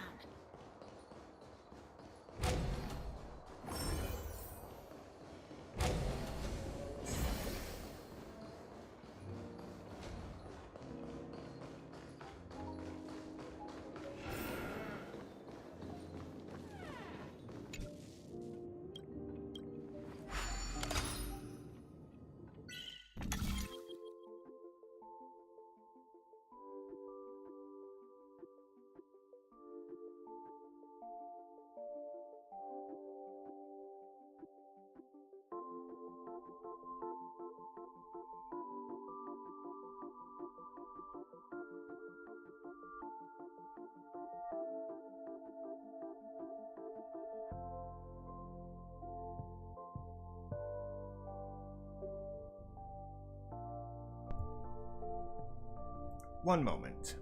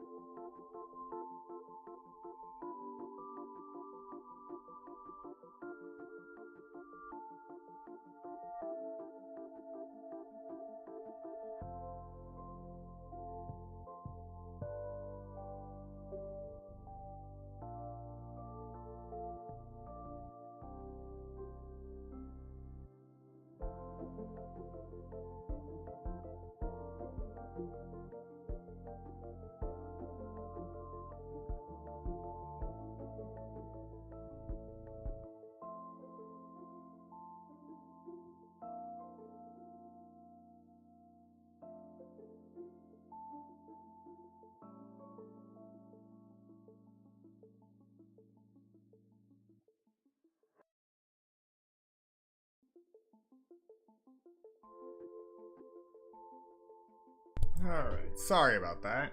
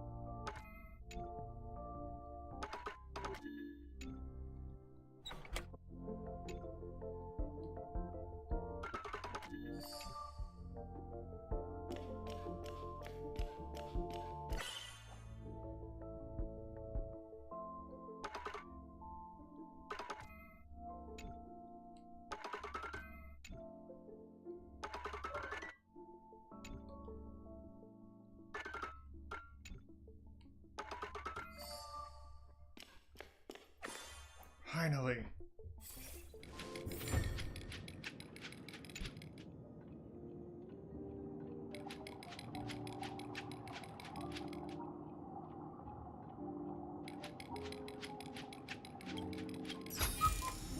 Inspection complete. Nothing suspicious.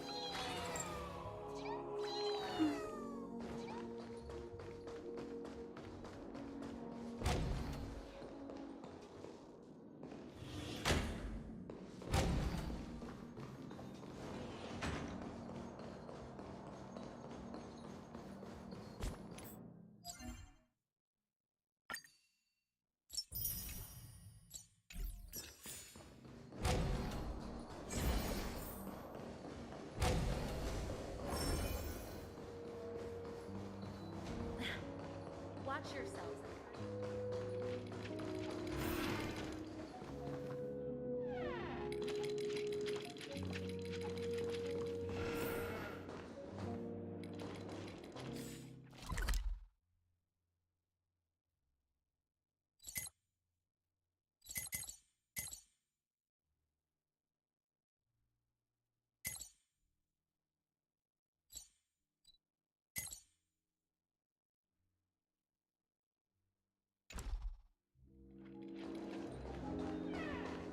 What services do you require?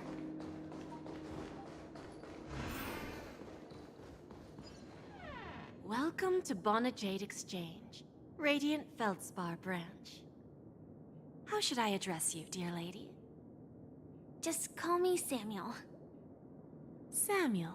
Nice name. So what do you need, Miss Samuel? And what are you willing to give up in return? I want to keep on living. And for that, I'm willing to give up everything I have. Everything you have?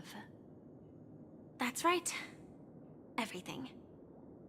Miss Samuel, I think you'd best turn around. It seems you're not quite familiar with the term pawn. What do you mean? I mean it literally. I sense your burning desire to live, but unfortunately, you don't have anything of equal value to offer. Okay. A pawn shop that grants wishes. I see. It's just a marketing gimmick. Well, that's quite a harsh accusation. I understand you may not fully comprehend what I mean, but don't worry. I'll help you understand. Go and talk to these people. They're all customers of my pawn shop. See for yourself if their wishes have come true. Once you've done that, come back to me. I'll help you understand the true meaning of pawn and make you realize what you're missing. That Lady Bonajade feels more like a money lender rather than the owner of a pawn. Which one should I pop? 1, 2, 3, 4, 5. Dan Heng and Void Ranger Jive. Don't change the words. No, it's not the best time to do that. Sorry.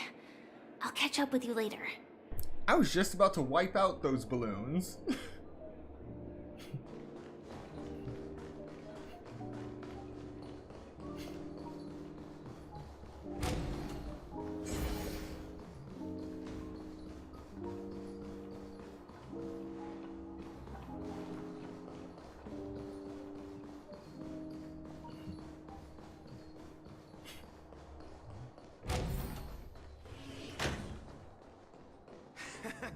Got it.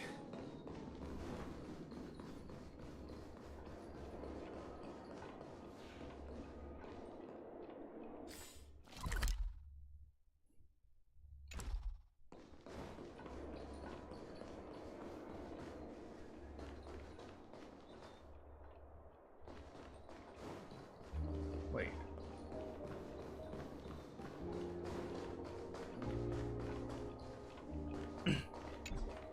Oh right, can't take the lift in current state.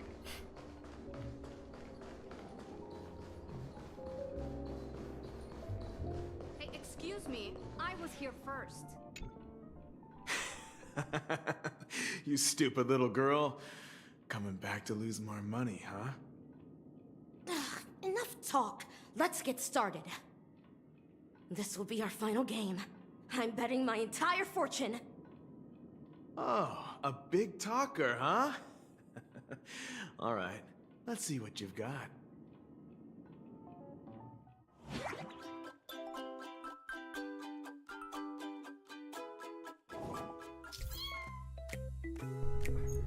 Origami Bird Clash. Origami Bird Clash is a match 3 battling game. We have a match to clear fruits within a certain number of moves and increase the Origami Bird's combat power. At the end of the turn, the system will calculate damage based on the combat power difference. If the opponent's HP is reduced to 0, you win.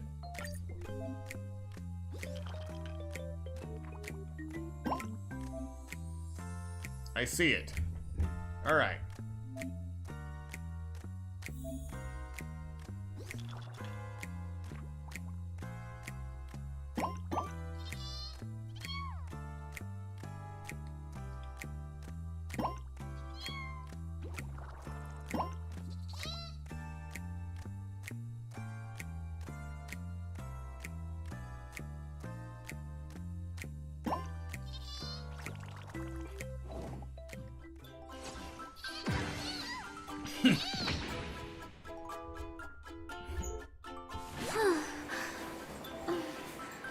Wonderful!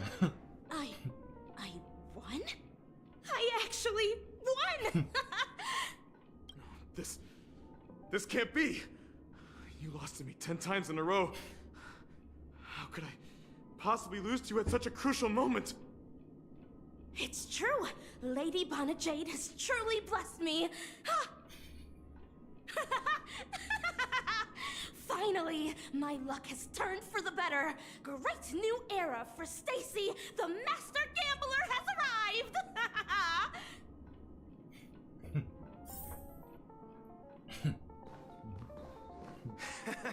Got it.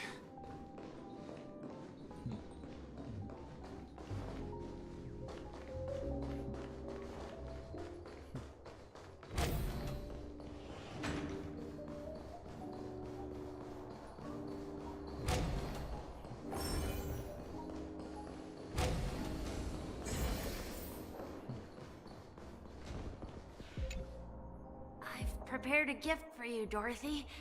Check this out. Whoa! What a beautiful necklace! Is it made of cymophane? It's stunning. How did you know I love jewelry made of cymophane?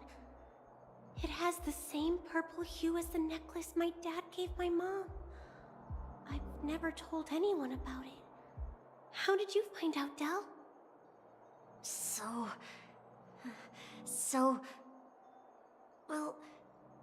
Will you go out with me? I will. Really? I mean, really? I never said yes before because I thought you had no idea what I liked. But this gift made me realize you were actually paying attention all along, trying to learn everything about me. So yes, I will. Wonderful. My wish has actually come true. So, shall we go, Dorothy? Let's go outside and enjoy the stunning views of the 12 hours. Yeah, let's go.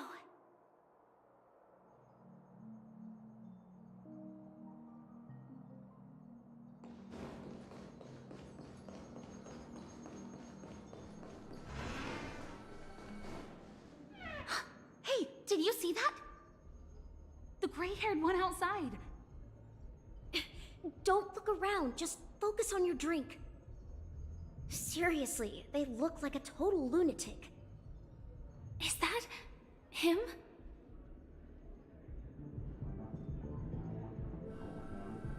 What is he doing now?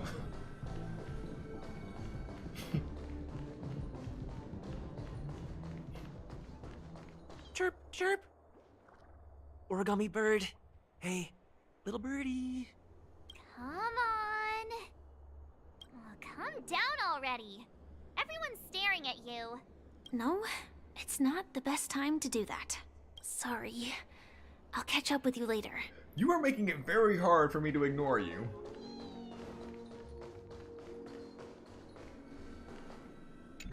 Hey, did you see the gray-haired one outside? Don't look around, just seriously, they look... Yeah, you heard right. I've got him. He's been hiding at the Moment of Soul in Penacony, using a fake identity. And he even posed as a professor at Paperfold Academy. I've made a deal with the family. I'll leave the extradition-related paperwork to you. How'd I find him? Well, let's just say I had some help from an influential figure. Don't ask for the details. 22 years. Yeah. 22 years of chasing this guy all over the cosmos. You know, never thought it'd end up like this. Right here. I'm gonna hang up for now, partner. I need to raise a glass to myself.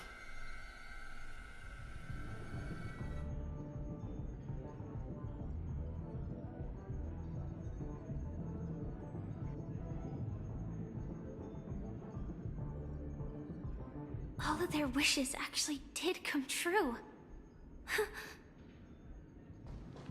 But I just don't understand. How did she do it? And what does pawn really mean? I should go back and ask.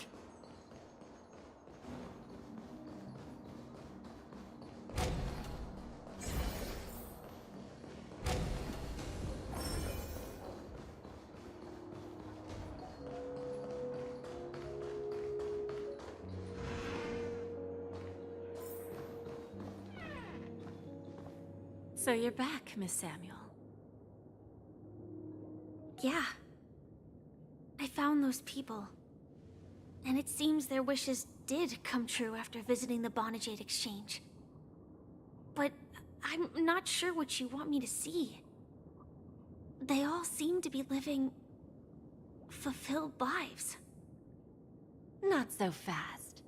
This step was just to show you that the Bonajade Exchange is genuine. That I had the power to grant their wishes. And now, I'll tell you the price they paid. Del was from a wealthy family. He was head over heels for Dorothy, and wanted to win her heart. So he made a deal with me. He put up his entire fortune in exchange for a gift that would impress Dorothy. It was a piece of cake for me, thanks to my IPC connections. However, Del will soon find himself evicted from the dreamscape because he can't afford his room. Whether he can bounce back from poverty, well, that depends on him.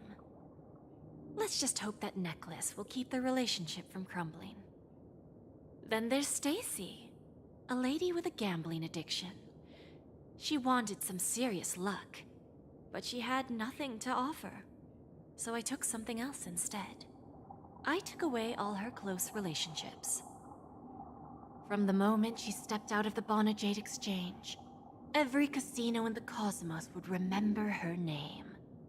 But her parents and siblings would sever ties with her, and it would be impossible for Stacy to make any real friends again. She will accrue a vast wealth due to her good luck, but she'll never be able to use it for the people who truly matter to her. As for Detective Walker, he spent 2 decades chasing down a wanted criminal for some heinous crime. But he never caught the guy. In his desperation, he came to me. He offered his own memory system as collateral. In due time, his memories as a detective will be erased, and he will completely forget his own identity and all the sacrifices he has made. Interesting, don't you think? I fulfill people's desires and grant them favors, and soon they come back to me with even greater desires.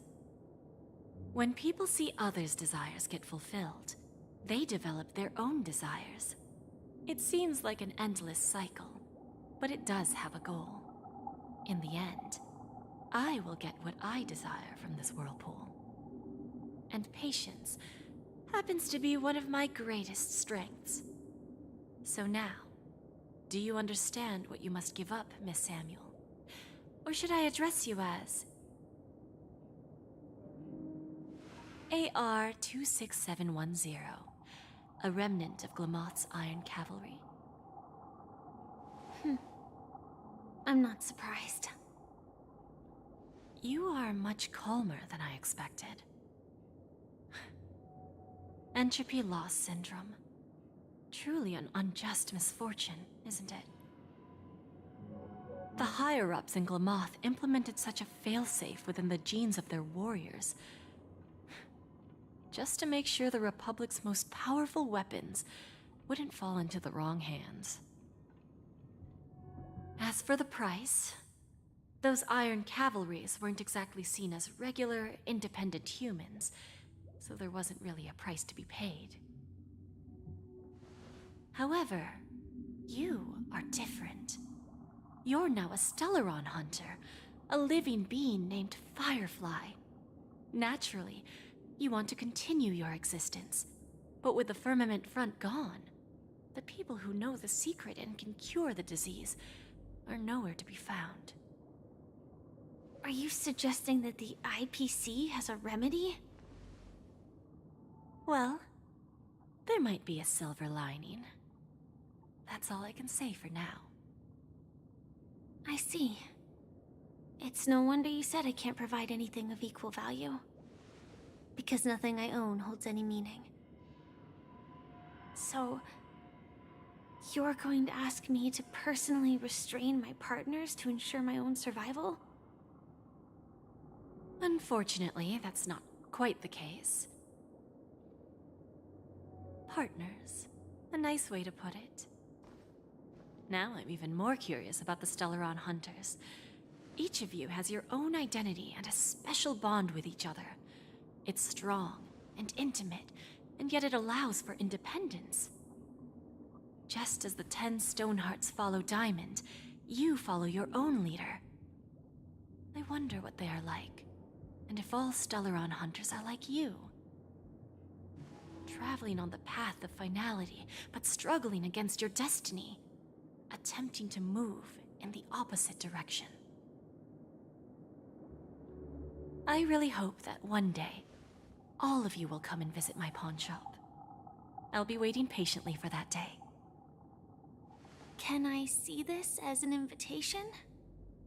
From Diamond to the Stellaron Hunters while keeping the IPC in the dark? consider it more of a personal offer from myself.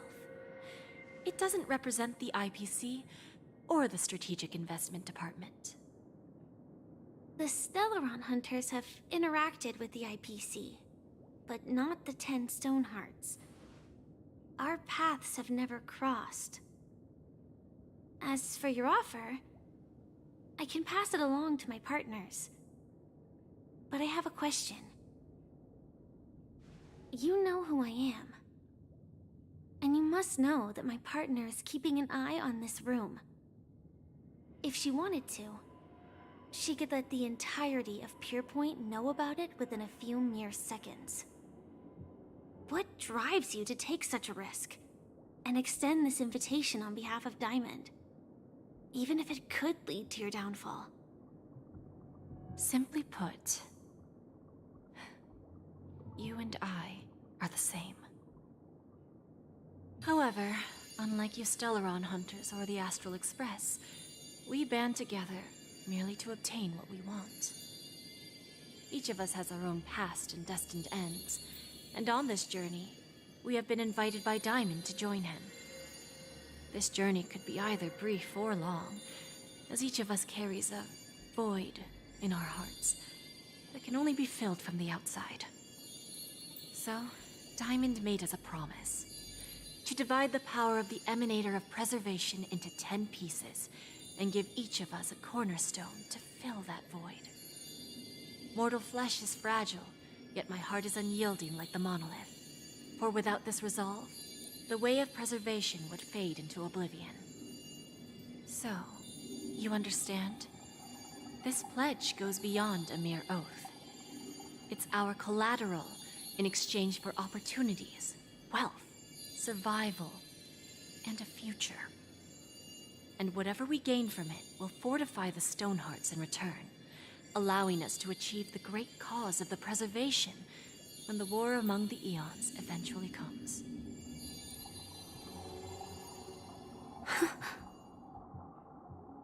I understand.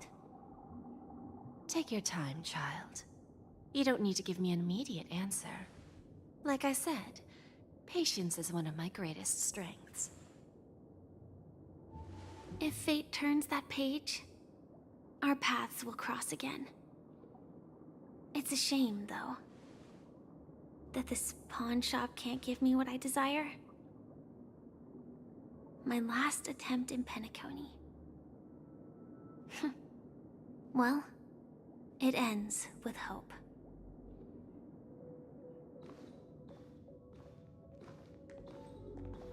Lady Bonajade? I've come to deliver the collaterals promised.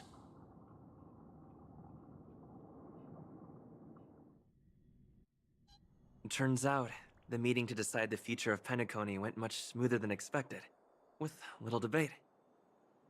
Oh, the Charmony Festival's opening ceremony is starting soon. I should head down and take a look. This airship has quite a few treasures. A bountiful harvest.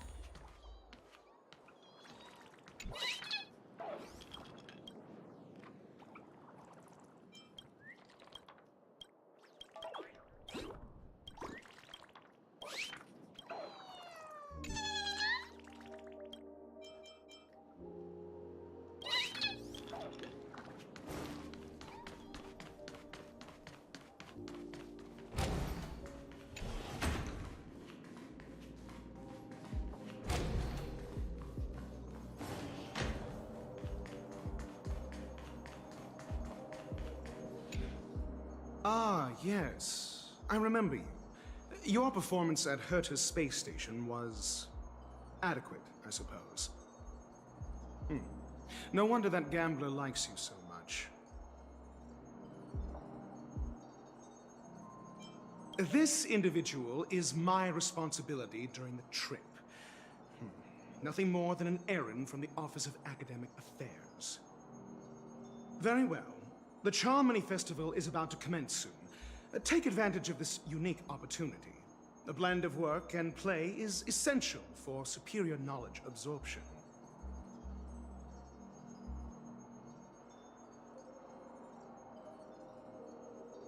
The executives of the IPC and the Guild say that we are strategic partners. Yet, from my perspective, I am invariably the teacher, and he, along with you and every other individual, is the student. From this perspective, Aventurine isn't what you'd call an ideal student. Yet, he's also not utterly obtuse. Alas, the void within him can never be filled by talent and knowledge. Let's hope he doesn't turn into a philosophical zombie. Saying such a thing merely indicates that you have not truly grasped the essence of learning. The principle of balancing work and relaxation is scientifically grounded, with the relevant proof process detailed on page 21 of the 31,467th issue of the academic journal Star Caesar. Acquiring knowledge aims to enhance living. Don't invert priorities like those dolts at the Guild. Then you'll excuse me.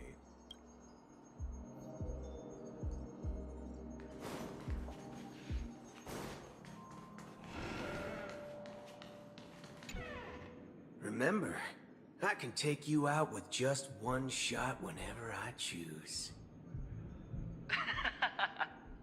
Oh, that'd be my honor. Don't worry, I hate cheating at the table. You better. Look who's here.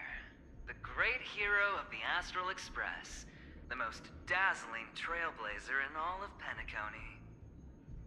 Oh, you're here too. Long time no see, friend.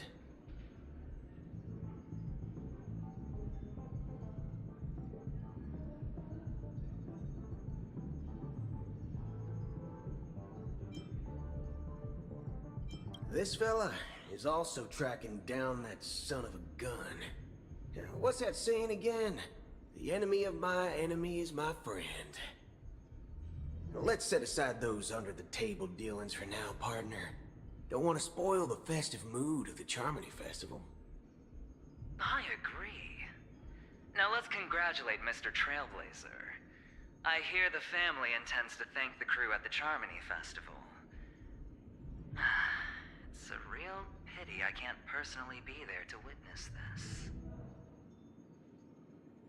Well, my job was just to give the IPC an opening. Other things aside, I think I did a pretty good job at achieving this. While you were at Dreamflux Reef, we were actually close by.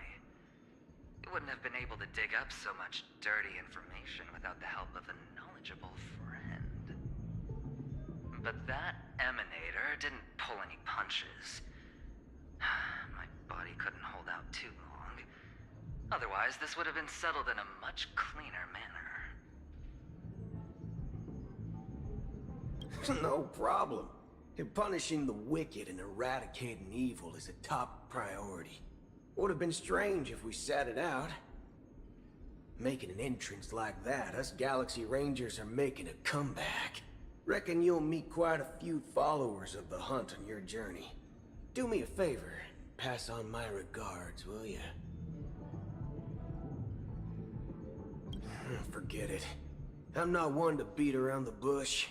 I've got a score to settle with a high-ranking executive fella named Oswaldo Schneider. And this flamboyant fella here can help me find him. The feud between the Marketing Development Department and the Strategic Investment Department is well known across the cosmos.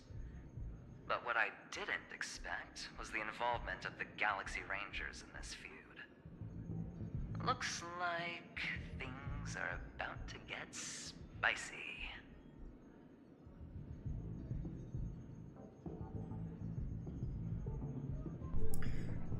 Looks like the marketing department is getting into deals that they shouldn't. Thank you. And I also hope you enjoy yourself, great hero of Penacony.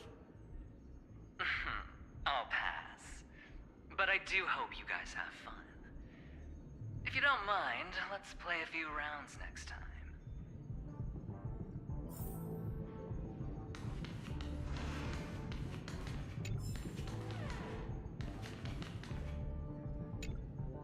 It's time to let down our hair and enjoy ourselves on days like this. I hope you can enjoy yourself to the fullest, oh great hero of Penacony.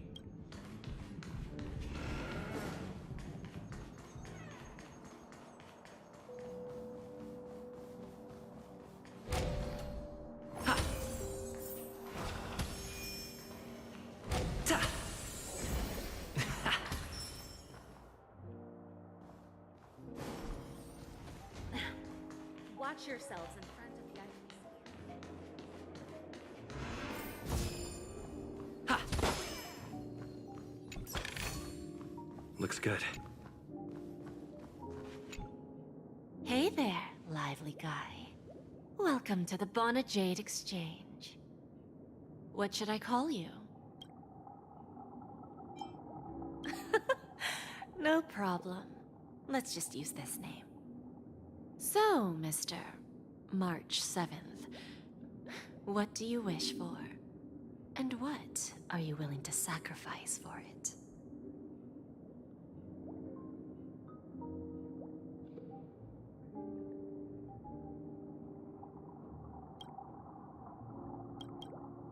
Oh, this is your wish.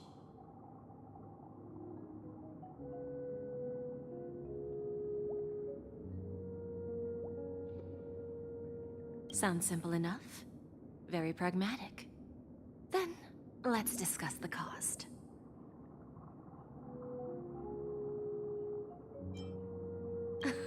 I wouldn't be too worried. To fulfill this wish, the thing I need is simple. The tail of an animal. Well, it's a two-legged animal with black fur, a round head, and long ears. It's omnivorous and is prone to mood swings. Most importantly, it has mastered the human language and can communicate. Bring its tail to me as collateral, and your dreams will come true.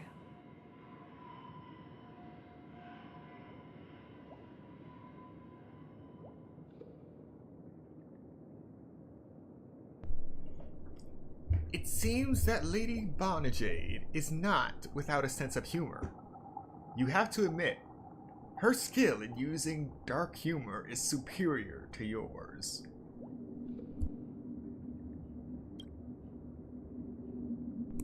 Hopefully, there are scissors on the express. May fate bring us together again, Mr. Trailblazer.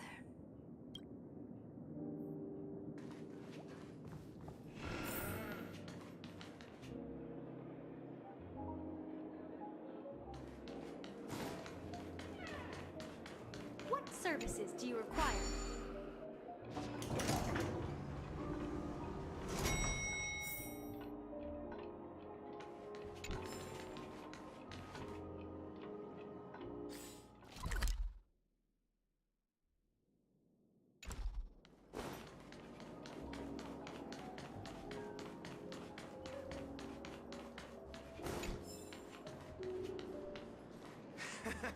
Got it.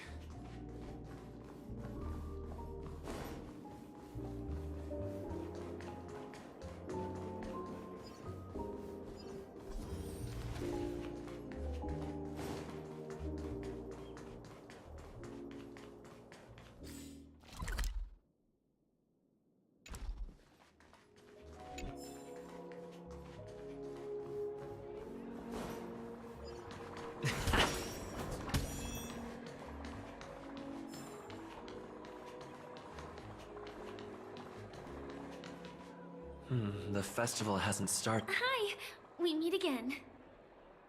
Who's that? It's really you. I knew I didn't get the wrong person. It was you. I saw you opening treasure chests, hitting balloons, and playing dreamy slots. I don't think I'm mistaken, right? There's still some time before the Charmony Festival starts. Do you want to chat?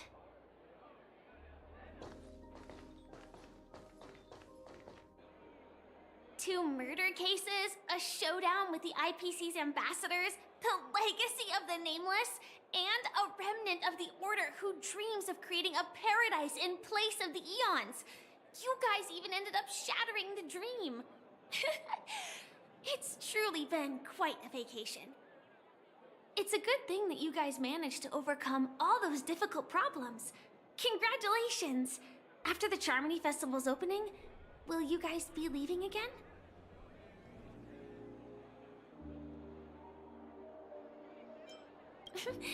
There will always be somewhere. After all, you guys are on the path of the Trailblaze. Before joining the Stellaron Hunters, Elio told me that this journey will tell me how to live on. That's all he said. As for the rest, it's up to me to find out. So, I'll pay extra attention to any leads that will let me live on. This trip to Penacony is no different.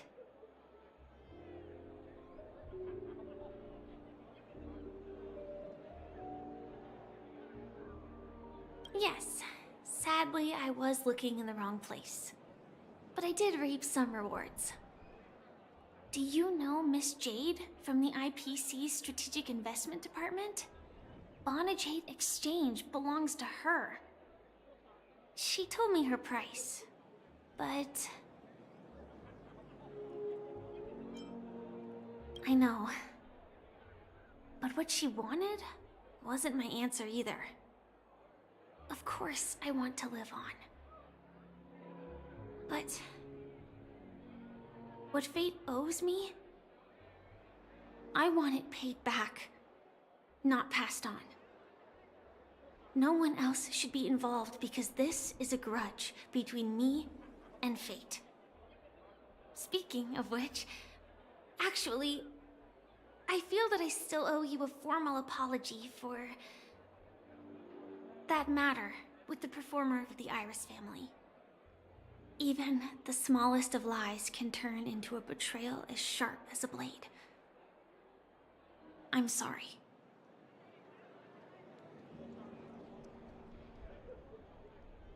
Really? Then it seems what Kafka taught me was correct. To me, hiding is much easier than being honest. Yet, I still want to try expressing my emotions as any ordinary person would. It's that girl! Get moving! Arrest that criminal before the Charmony Festival's opening ceremony starts! I can't believe they've chased me this far. Looks like we have to say our goodbyes. Don't worry about me, just go and enjoy the ceremony. The script hasn't reached its end yet. We will meet again.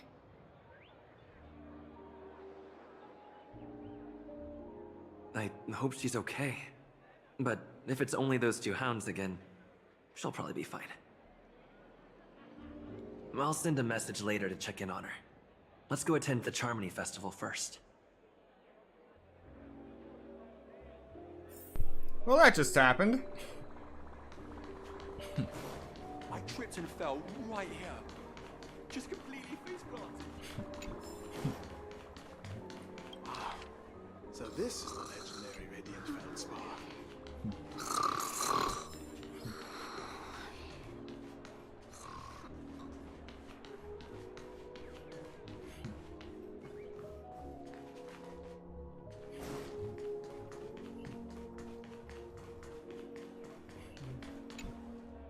We meet again, my dear friend. Your journey of the beauty is even more elegant than mine. My most sincere regards to you. Even after achieving such remarkable feats, you remain humble and gentle. Such is the true mark of knightly grace. I have heard of your valiant deed in leading others to vanquish the omen of evil, though the tale bears a tinge of regret. You have undoubtedly championed beauty and justice. May Adrilla smile upon you.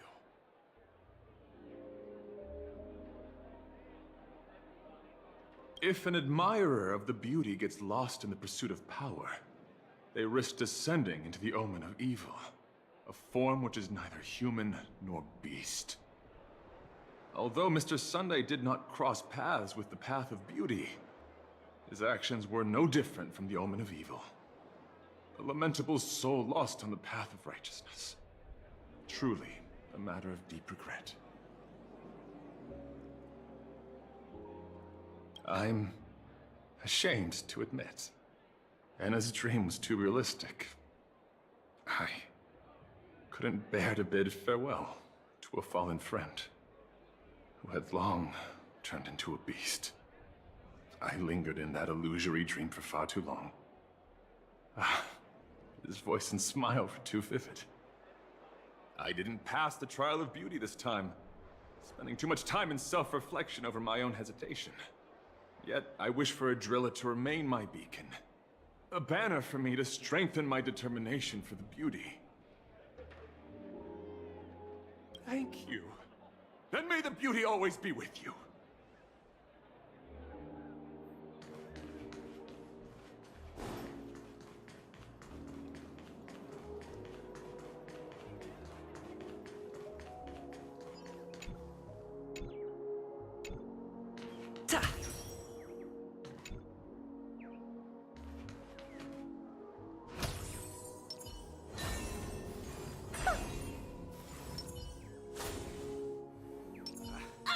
I just had a nightmare.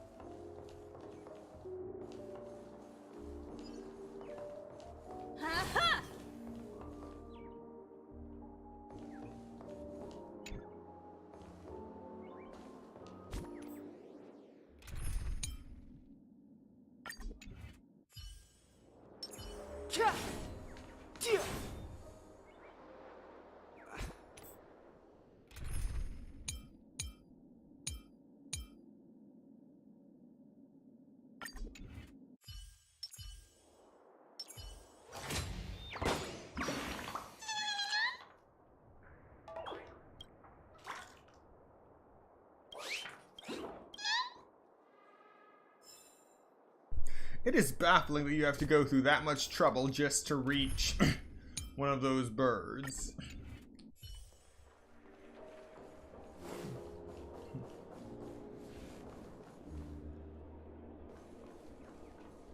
The Charmony Festival has really been postponed.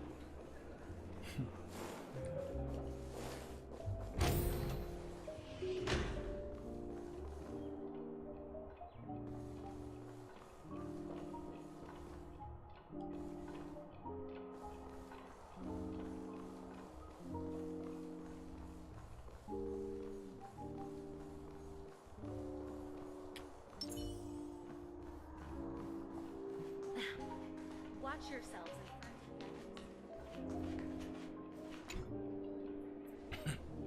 Well, if it isn't my old friend. It hasn't been long, and yet, here we are again. How are you?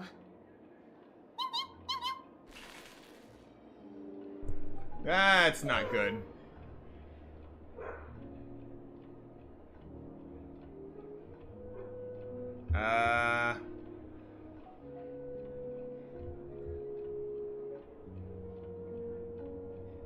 Alright. So apparently it's storming outside my window. Give me a second, just making sure I'm still connected. Good. Good. Alright, we're still good. That's what I thought. I heard you guys pulled off a big stunt, cutting down the Oak family in one fell swoop. Such a pity I couldn't be there, or else I would have lent a helping hand. Look how bustling this ship is. Not bad. Someday when I'm less tied up, I plan to host a grand party on my eco-ship, and you'll all be on the guest list.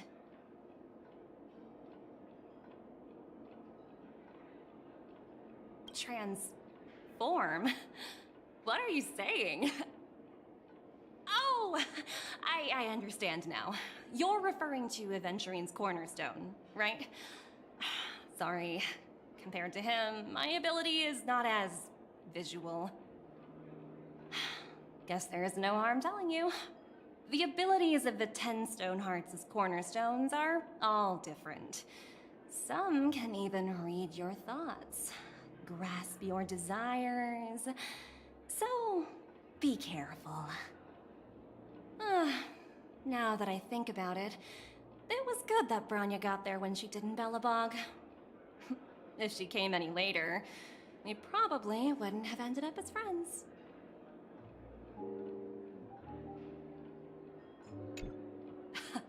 Look how bustling this ship is. Not bad. Someday when I'm less tied up, I plan to host a grand party on my eco-ship, and you'll all be on the guest list.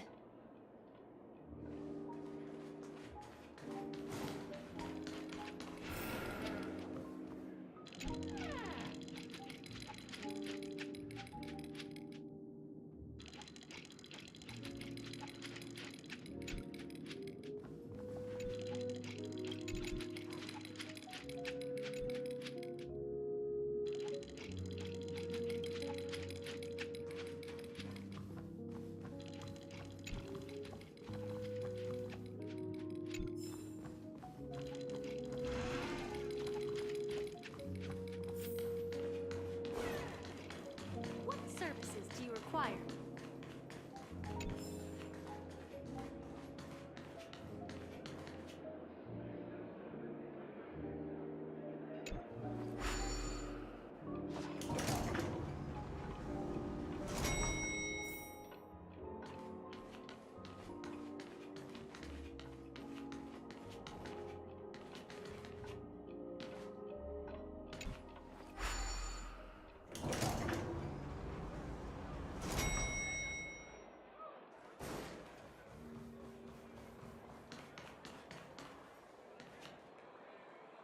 Let's take a seat here.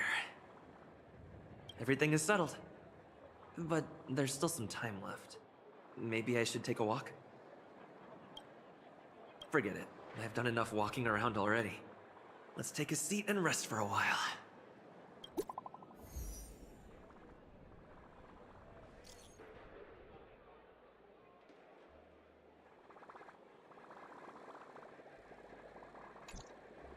Looks like I don't have to worry about her. Let's wait for the opening ceremony to start. Wow! It's Miss Miss Robin! Robin! Hey, Miss Robin! Hey, Miss Hey, Robin! over here, Miss Robin! Miss Robin! Miss Robin! Miss Robin! Miss Robin! Glory to the family! Miss Robin! Glory to the family! Glory to the family! I'm your biggest fan, Miss Robin!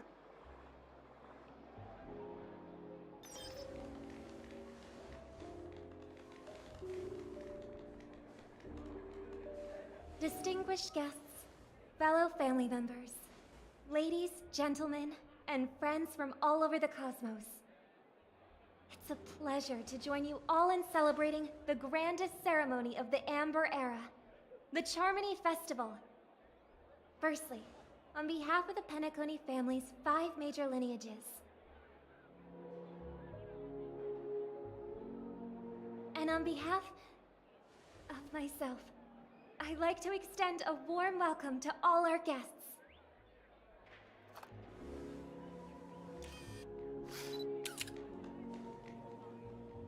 As you all may have noticed, this year's Charmony Festival is far from regular. Thanks to the efforts of everyone, this celebration is unprecedented in scale, with factions from across the cosmos in attendance. Not only that, the customary opening ceremony held at the Penacony Grand Theater has now moved to the Radiant Feldspar, the very airship you all stand upon. We invite you to express your warmest applause and deepest appreciation for Oti Alfalfa, head of the Alfalfa family, for his selfless devotion to the Harmony's cause.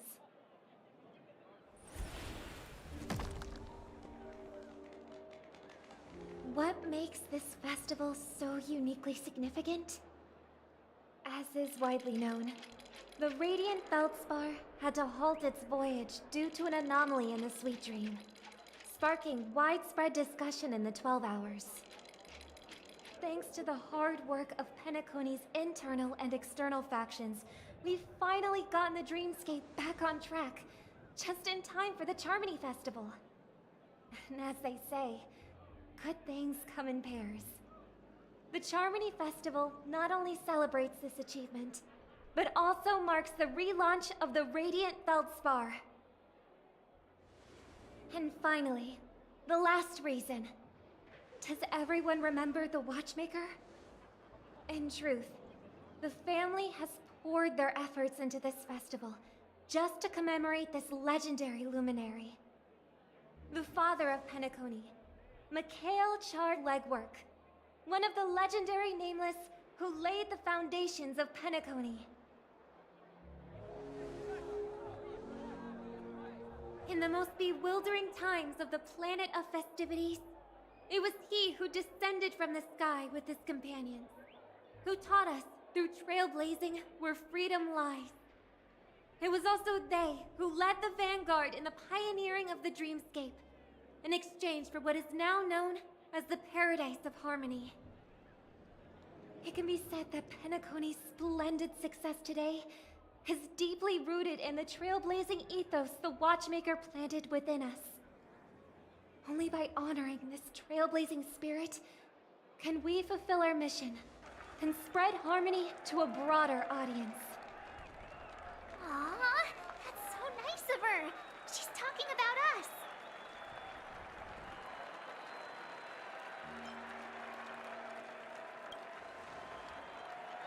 That's right. Unparalleled. And now, the sweet dream is back on track. All thanks to the Trailblaze, of course. If it weren't for everyone on the Astral Express, we wouldn't be able to successfully host this Charmony Festival. Thus, with unanimous consent from the 5 major lineages, Penacony's family, on behalf of all family members throughout the cosmos, offer a token of appreciation to the Nameless. Oh, I wonder if it's gonna be a big one. We will transfer ownership of the Radiant Feldspar to the Astral Express. A meager appreciation that we hope you will accept with grace. Let us gift our applause and cheers to these brave and dauntless Nameless. Nameless! Nameless! Nameless! And now, I propose a toast.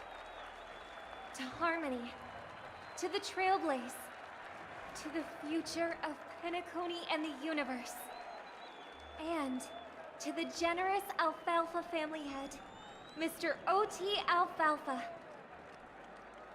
Cheers! Cheers!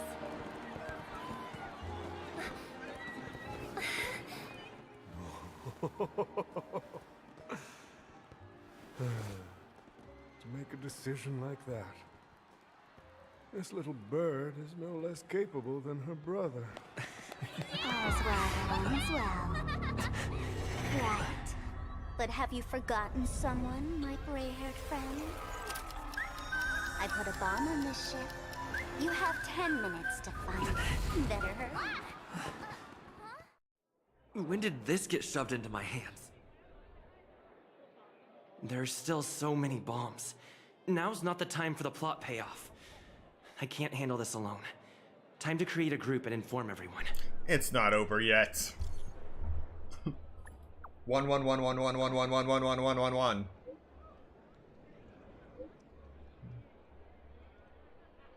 We've got a problem, friends. There's an imaginary neutron bomb on this ship.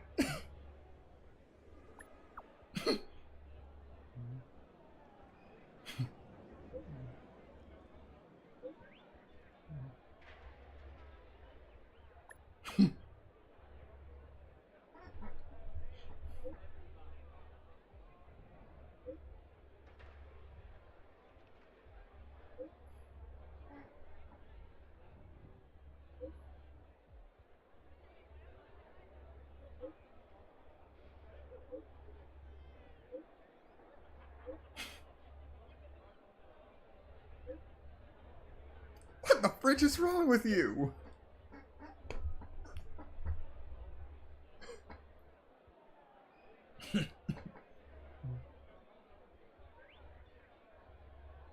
She pressed them all one by one.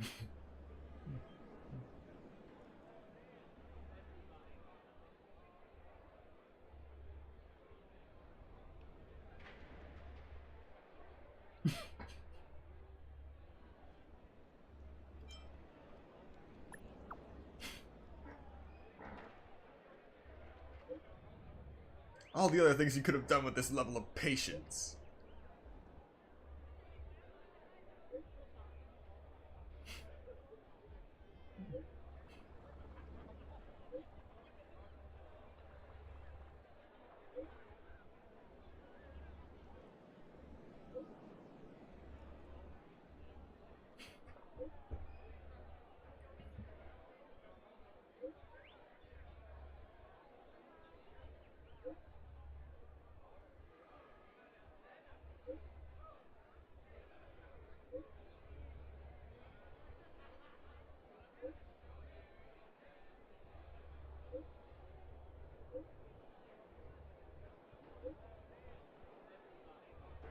Really, you three? Want to bet on who will survive this? Okay. Dr. Ratio has left the chat. And Boot Hill's just, let's go, all the way.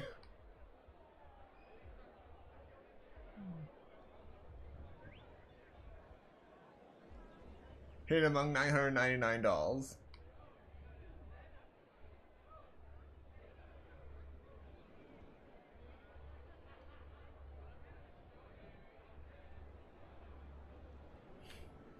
Unbelievable.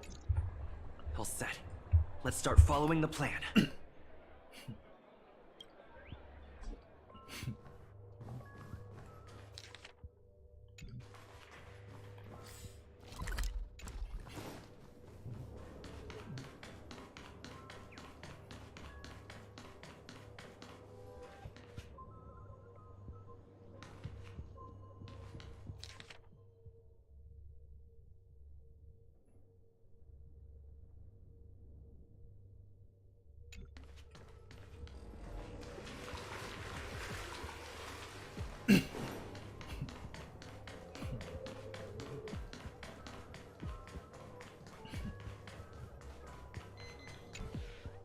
You finally arrived, oh great gray-haired little one. I'm the constable around these parts, and right now, I'm posing as a bomb. Bombs are playable characters now? You don't like it? Fine. I'm now the bomb demon then. Satisfied? If not, you'll just have to make do.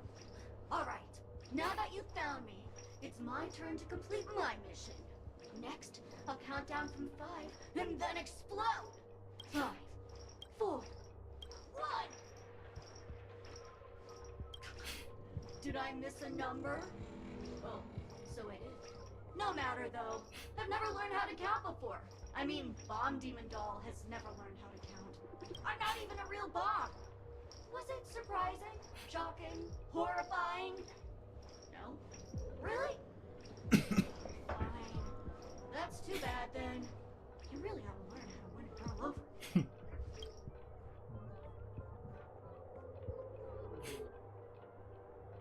You open it up, more like tear it apart, though that sounds cruel, and uncover its true nature. A mere toy equipped with a remote speaker.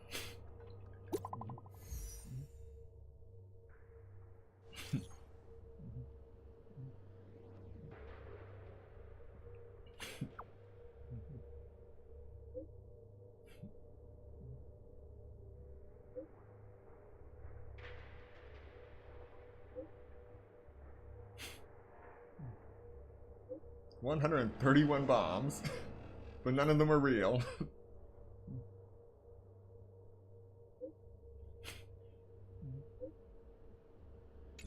At least I made some progress. Gotta keep working at it.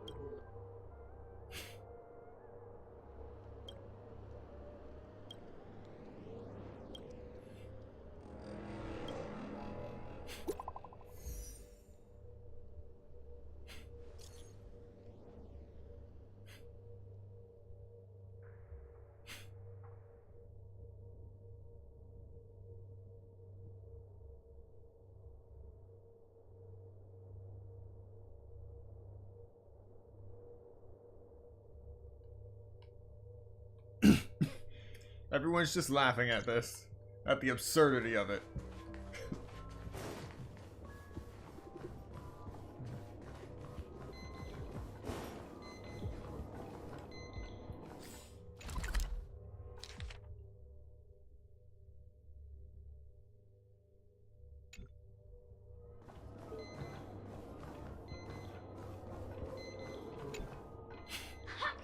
We meet again.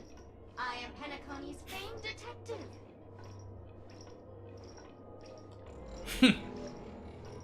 Got yourself into a pickle? I'm more than happy to help. But unfortunately, I'm preoccupied with a couple of unsolved cases. So, you'll have to wait your turn.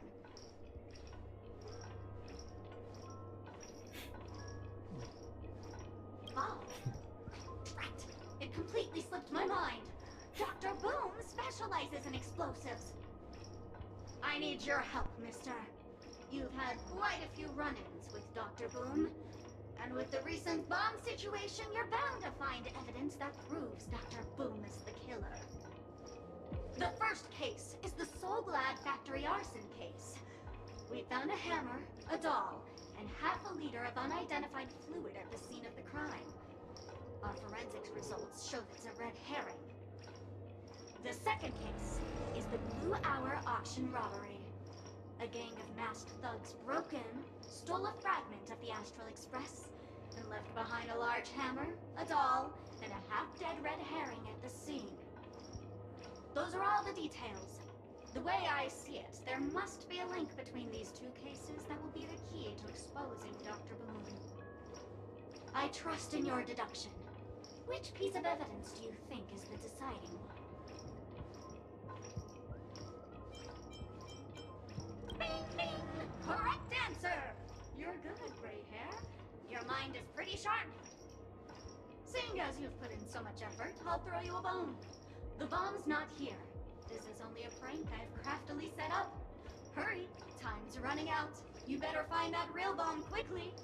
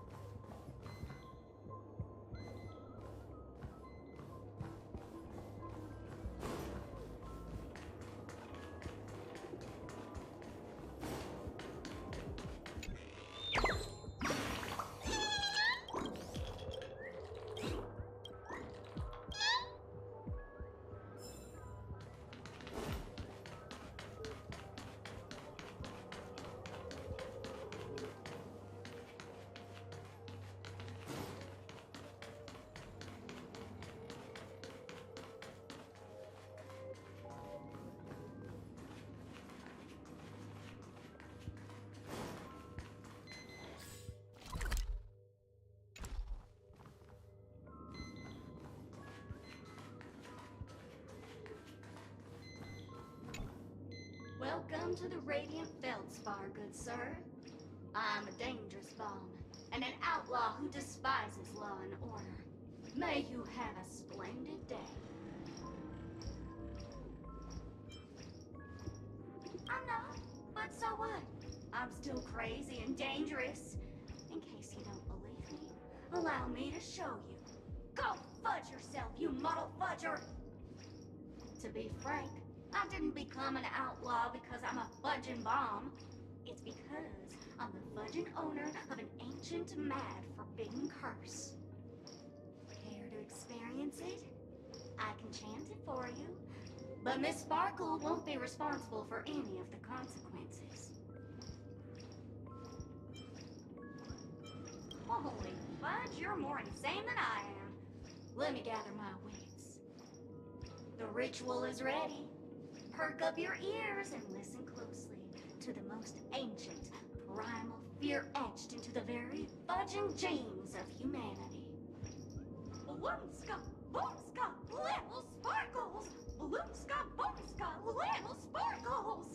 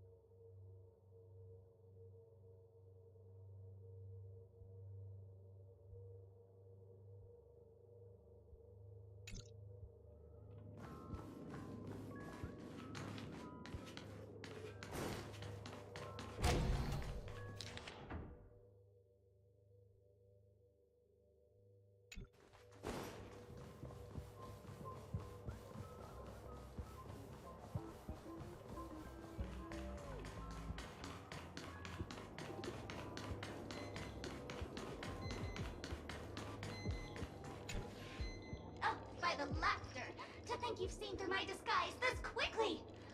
Honestly, my dear Mr. Gray Hair, you're just like the ferocious pangolin in Madame Susan's bedroom.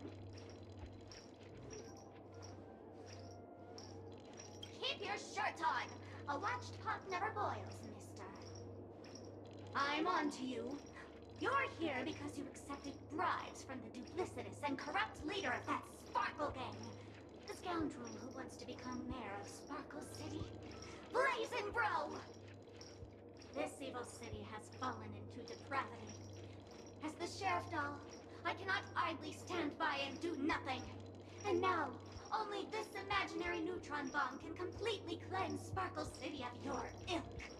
If you wish to defeat me, you'll have to face up against the Great Sparkle's dogs. They're my fiercely loyal companions, and you'll never defeat them.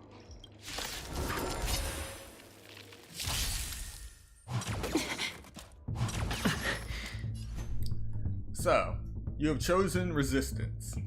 Time for resolution. Ha! Dreams do come true.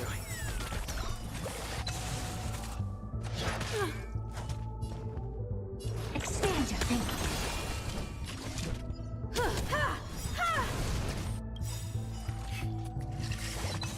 Perhaps you still... Humanity never conceals its desire to control the heavens, and I'm no exception.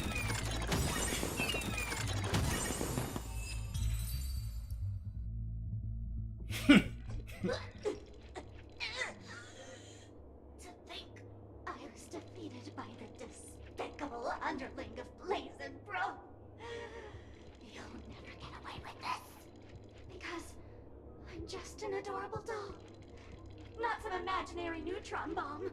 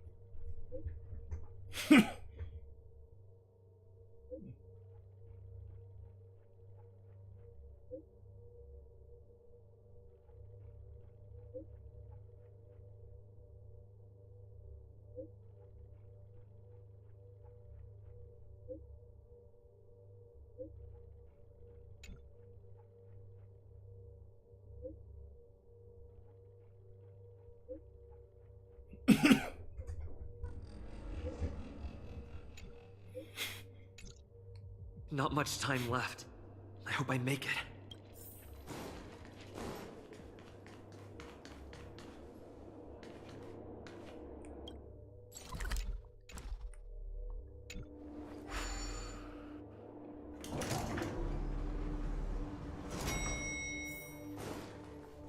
Is that Firefly?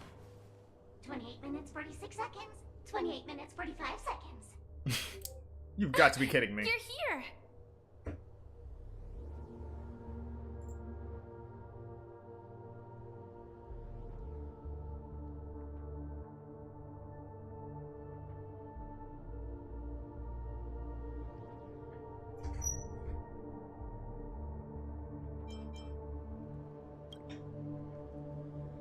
close! This bomb is very dangerous. And I'm the real Firefly. Since you're here, I'll just keep it short. Just over half an hour ago, I received a message from an unknown sender and rushed here as soon as I could. 27 minutes, 52 seconds. 27 minutes, 51 seconds. The Sweet Dream has lost the protection of the Order. If it were to blow up here, the consequences would be unfathomable. I've scrutinized it for a long time, but the bomb's design is incredibly unique, as if it's been locked by some mysterious path force. Apart from its creator, I fear no one knows how to deactivate it.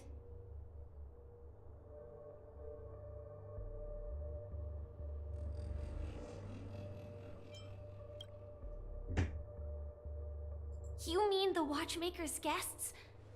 That's a pity. Based on my experience, I don't think any of them can turn the tide on this situation. The Memo Keeper may be able to teleport the bomb to a deserted location, but I have found a note inside the doll.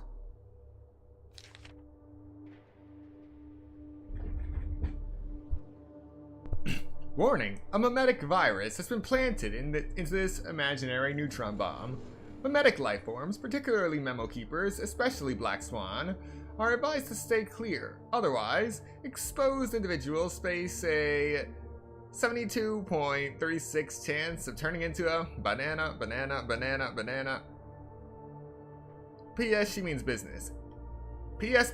It's true. Try if you dare. I don't know what grudges they have, but this path is a dead end, too. That's probably not possible. Time is running out and she is a master of disguise. And even if we catch her, she won't come quietly.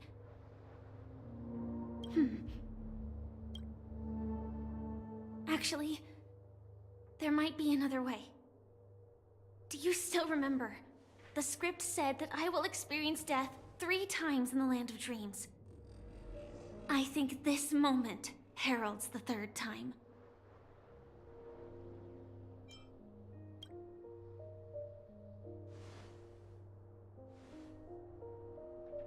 You may already know that I have no way of evoking dreams. I employ a Stellaron Hunter's special method in order to enter dreams instead. This allows me to perform feats that typical dream chasers can't. As long as I can bear the pain of the Memoria pressure, I'll be able to dive into the primal memory zone beyond the dream and extend a lifeline to the Radiant Feldspar. I will take this bomb into the depths of the dreamscape, as deep as possible where there are no living souls around. That way, at least no one will get hurt.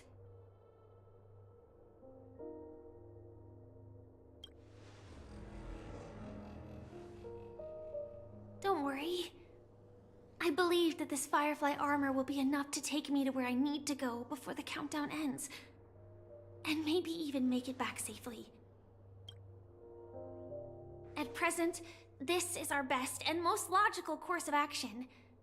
After all, a long story deserves a happy ending. I have some words to share with you, though they were spoken to me by Miss Acheron. She said that the so-called impossible is merely something that is yet to happen. At the moment, there are so many things that seem impossible, but are they really never going to happen?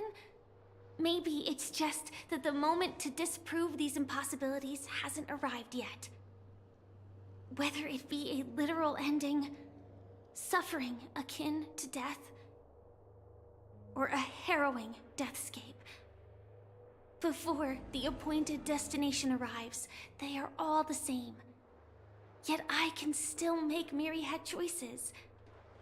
I also firmly believe that when that moment arrives for us to make a choice, the answer to our end will already be within our hearts. It is not destiny that shapes us, but we who shape destiny. The Astral Express and the Stellaron Hunters are like light and shadow. We walk on different paths, intertwined, moving forward and growing together. Maybe the end is predestined, but it is not today. Since things are going too well, let's speed up the countdown. Human life is short, just like fireflies to a flame. So if you have an answer in your heart, always remember, don't leave with any regrets. We have this right, don't we?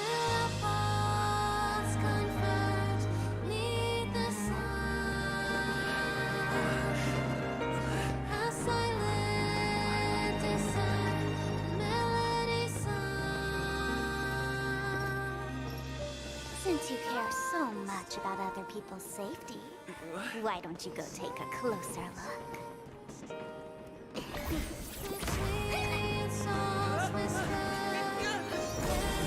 You see, everything is possible in this land of dreams.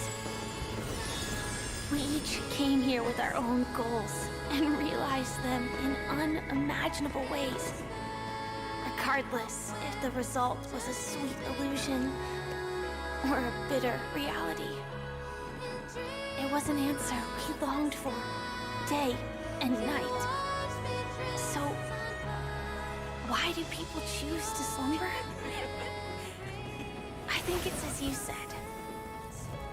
Because in the end, we will wake up from our dreams.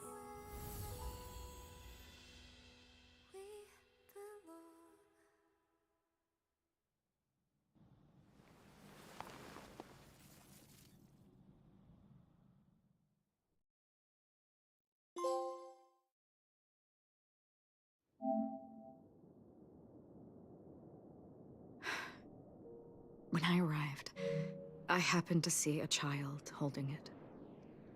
He said the flowers were prepared by Aunt Jessie for the watchmaker and the war comrade he'd missed his whole life. Mikhail would place 2 bunches of flowers here year after year. And after he left, it became 3. Your wishes will always be remembered by someone. Now, Penacony, as you hoped, has welcomed the dawn after a long, dark night. The path forward may not be a bed of roses, but at least people are prepared to step forth towards freedom. Tiernan, you can go home now. While the Nameless are also preparing for the next stop of their voyage.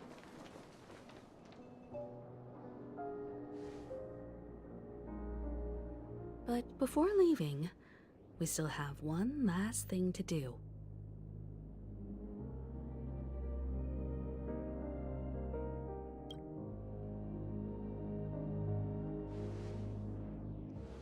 It is my honor. I've said many goodbyes. Yet I am glad that this is the first time I speak these words with a smile. But before leaving, I'm sure you all have plenty to say to the Nameless of the past. A fitting end to the tale of the departed. One could not ask for a better farewell. Go on. They're all here.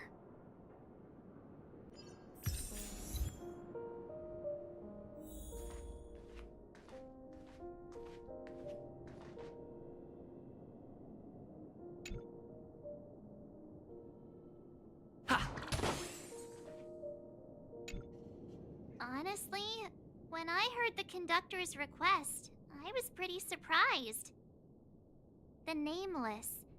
Those who trailblaze, doing good deeds but never seeking recognition. After all this time, how would we even find those 3 people in such a vast place like Penacony? But it seems, in the land of the dreams, anything is indeed possible. History may not remember the names of the dead, but the stars will attest to their journeys. The first glimmer of light in the prolonged night often illuminates little, as it is fleeting and the darkness too vast. But because of this, people will remember.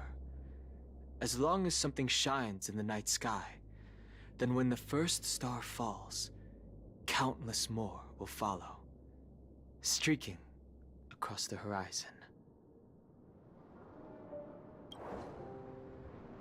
Brooklyn Tiernan, Rosalina J. and Estella, we raise a toast to you, trailblazers of the Silver Rail. A toast to history that no longer remains silent. The passionate and courageous pursuit, and a voyage that traverses the stars.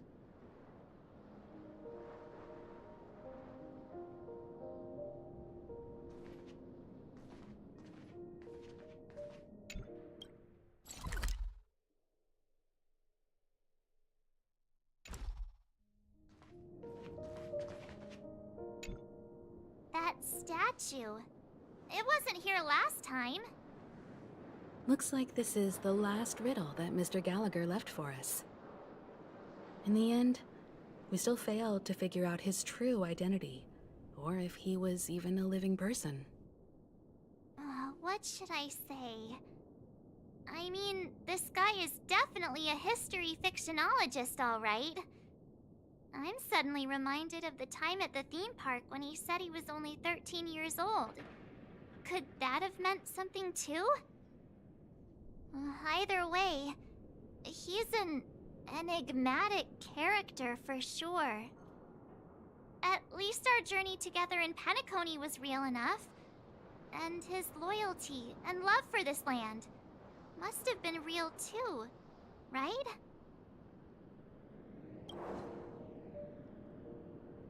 Gallagher, we raise a toast to you, the slumbering hound. To the festival's invitation, to all lies and the singular truth. If we ever meet again, please don't talk in riddles.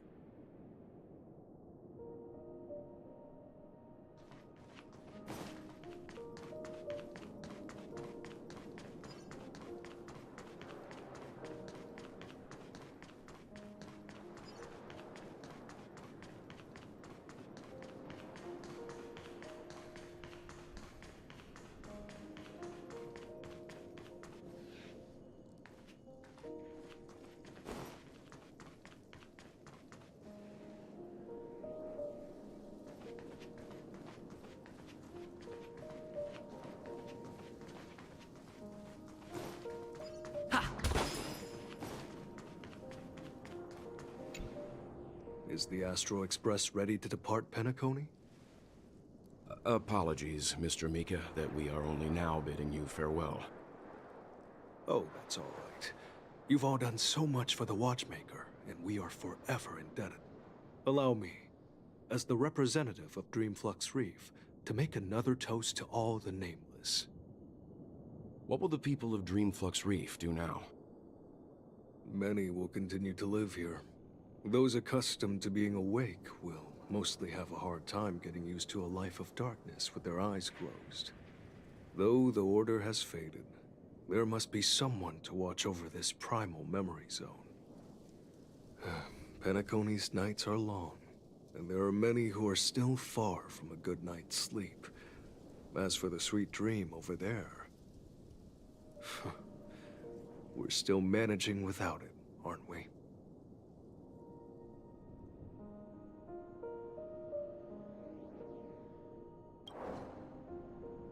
Mika and residents of Dreamflux Reef, we raise a toast to you, watchers of the long dream. To your tenacity throughout time, to each sorrowful night, and to the dawn that is finally upon us.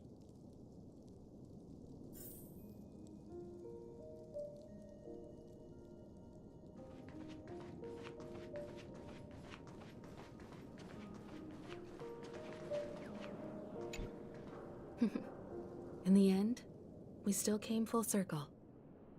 This trailblazing expedition started from the moment you and a bellboy ran into each other.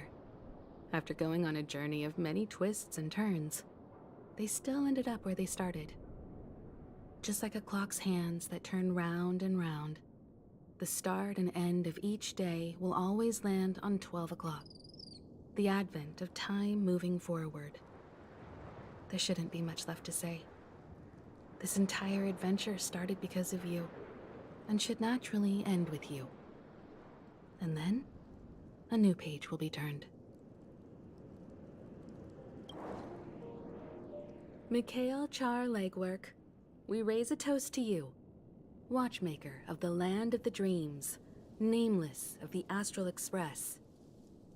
To Penacony's past, present, future, and the child's unwavering dream unto death.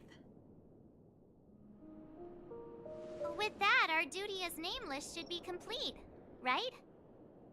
The trailblaze can illuminate the way. But ultimately, the future of a world belongs to those who live in it.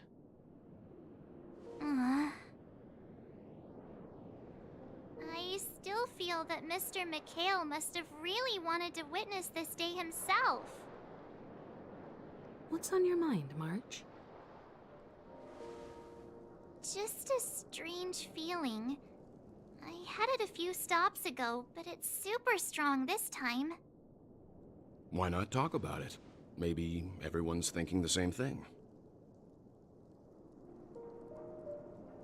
I can't help but think that whether it's Mr. Mikhail, Mr. Tiernan, or Madame Rosalina, their lives must have been long, and they must have experienced plenty of stories. They were also young once, stumbling and bumbling around just like us, getting into scraps and mischief, that sort of stuff. Companions, enemies, journeys, adventures, all the sad and happy memories.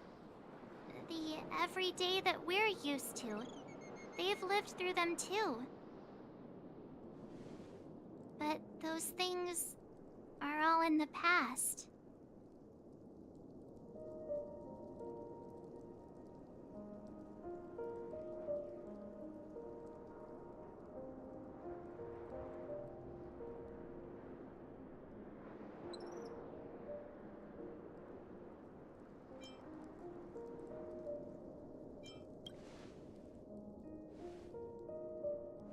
It's rare that I'm this serious. Can't you just humor me for once? Sheesh. It'll be easier to understand if I use an analogy. Like when you're reading a book. If one of its characters keeps running into obstacles and experiences an ending full of regrets, we're bound to feel a bit mixed about it, right?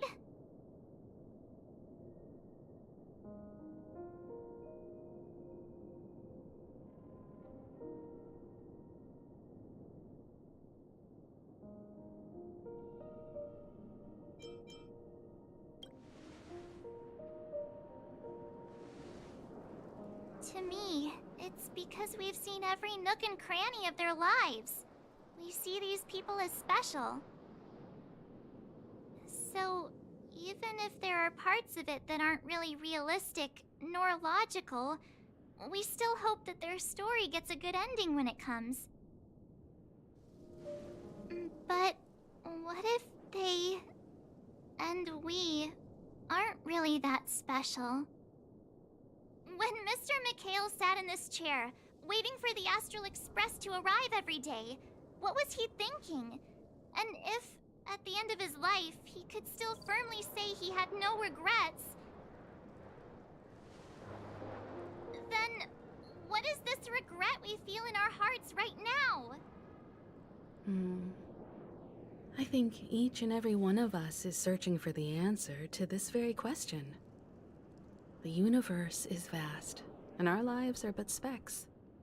The trailblaze never ends, but against the backdrop of the cosmos, the average person's lifelong journey is merely a short stretch.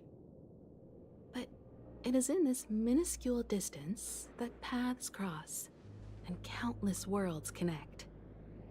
The universe may not remember every person who leaves a tie along the silver rail, but we will. As long as we remember, their stories will never end. And what Mr. Mikhail has left for us is his answer to this very question.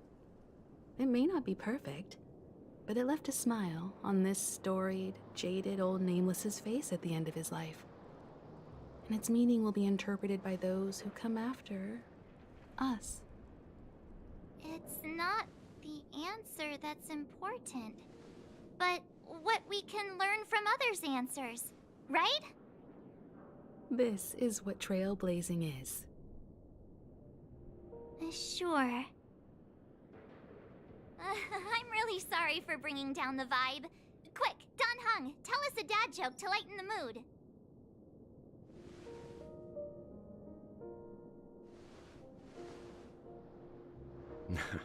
It's never a bad thing to reflect. One day, we'll all have to face our own farewells. But before that, we still have a long way ahead of us together. So the most important thing right now is to tell the conductor what we saw in Penacony. Then prepare ourselves for our next trailblazing destination. I should get back to the Express. Or maybe I could say my final goodbye to Acheron.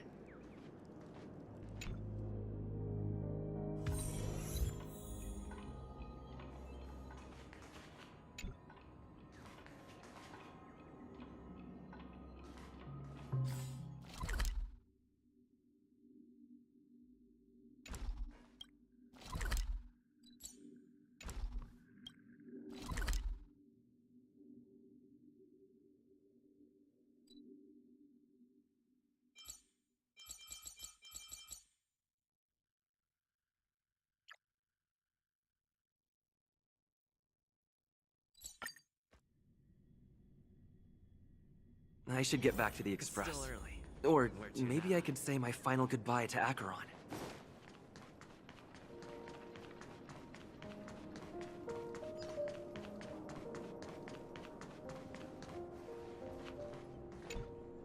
Do you still remember when we first arrived in Penacony?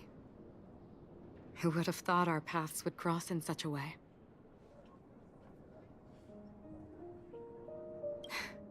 Come to think of it, I didn't even get a chance to formally introduce myself.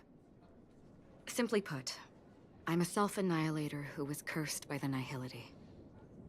My hometown was destroyed a long time ago, and the whole world was erased beneath their shadow. In order to fight against the cruel end of self-destruction, I went on a journey, in search of a way to sever the chains of the Nihility. After a long and grueling search, I am convinced that my destination lies within the depths of the dark web, where reality and the Nihility are separate. In there lurks a secret called Device 9. One day, I'll reach it. I was thinking IX was actually Roman numeral 9. Now I'm curious about this too. The ocean of stars is vast. And given our destinations, I'm afraid our paths may not cross again. But the trailblazing expedition ahead is always full of unknowns. And my blade is sharp enough to sever fate.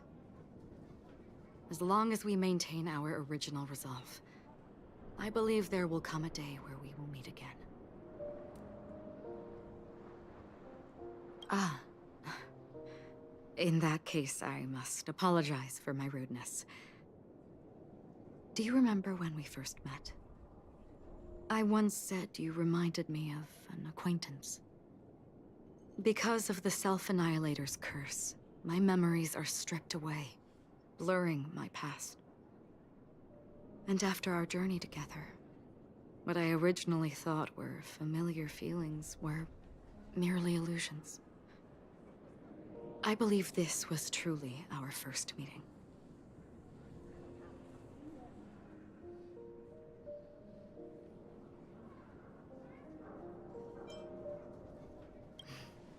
That's right. What matters more is not who I am, but what we have done together. This story will forever be etched in my heart. We both still have our own paths to walk. So let's forge ahead. Hopefully, if we meet again, it'll be beneath clear skies. Do you still remember when we first arrived in... We both still have our own paths to walk. So let's forge ahead. Hopefully, if we meet again, it'll be beneath clear skies.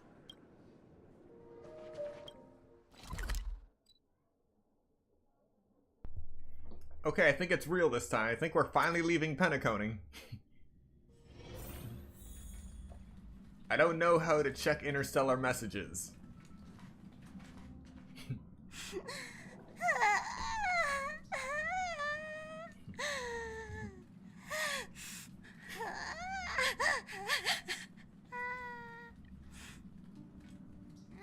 There. Chin up, Pom-Pom. Don't be sad. Don't cry. Wow. Your method of consolation is truly unsophisticated. Still better than just standing there like a scarecrow. How could you say that? Don't be so mean. And while you're here, why don't you help me comfort Pom-Pom? We told Pom-Pom all about our adventure, and they suddenly started crying. I've never seen Pom-Pom so sad before. The conductor never cries. Pom-Pom is never sad. Pom-Pom is just angry. Yeah, angry. No matter where the express stops, you lot always manage to cause chaos. My well-thought-out timetable completely ignored. If you carry on like this, the express is gonna run out of fuel. That's right. Pom-Pom is just angry. It's not because of Misha, Tiernan, Rosalina, and the rest.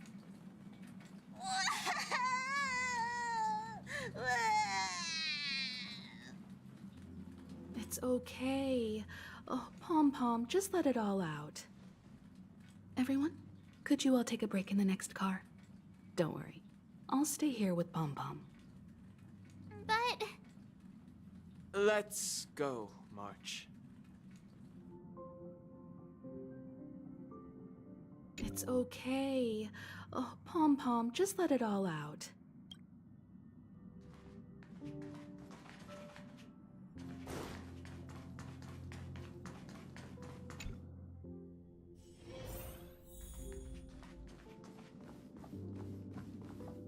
I never expected Pom-Pom would be so distraught.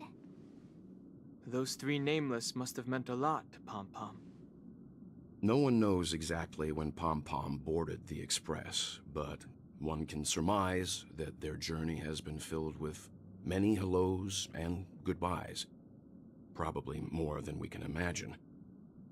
The fact that they're crying so hard is probably a good sign. It proves that Pom-Pom's emotions haven't become dulled by the grind of time. They still deeply cherish every nameless who has boarded the Express and value every journey shared with them. Leave it to Himiko. When it comes to comforting, there's no one better on the Express. Well, they were a little emotional at the time, but I'm afraid that's not out of the question. Since you joined us, the Express has stayed longer than anticipated at every stop along the way. And to ensure that everyone always makes it back on board, Pom-Pom has had no choice but to delay the warp jump schedule. I see. No wonder I can regularly hear Pom-Pom pacing anxiously up and down the corridor. Turns out Pom-Pom's been silently putting in a lot of work for us. Wow. Different from typical vehicles, the Astral Express converts every trailblaze into the energy it needs to run. Ideally, as long as trailblazing expeditions continue without interruption, the Express will receive a constant flow of energy, much like a perpetual motion machine. But because of our previous encounters, fuel is being used up much faster than expected. We can probably only pull off 2 more warp jumps at most. Only 2 more? Isn't that super risky? Oh, I don't want to become an ice cube floating around in space again.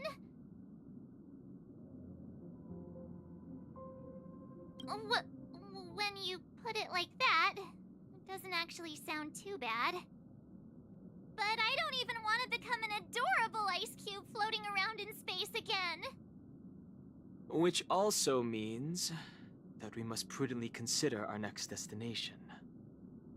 Yes, I've already checked the astral charts.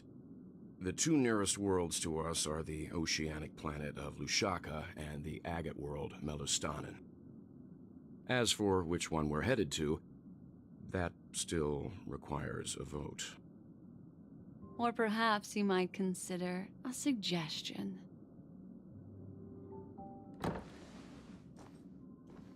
Everyone, we meet again. It's you!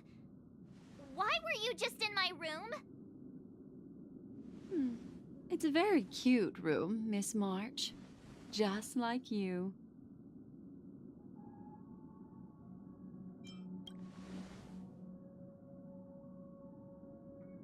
Memo Keeper, let's put aside how you managed to sneak past everyone and board the Express for now.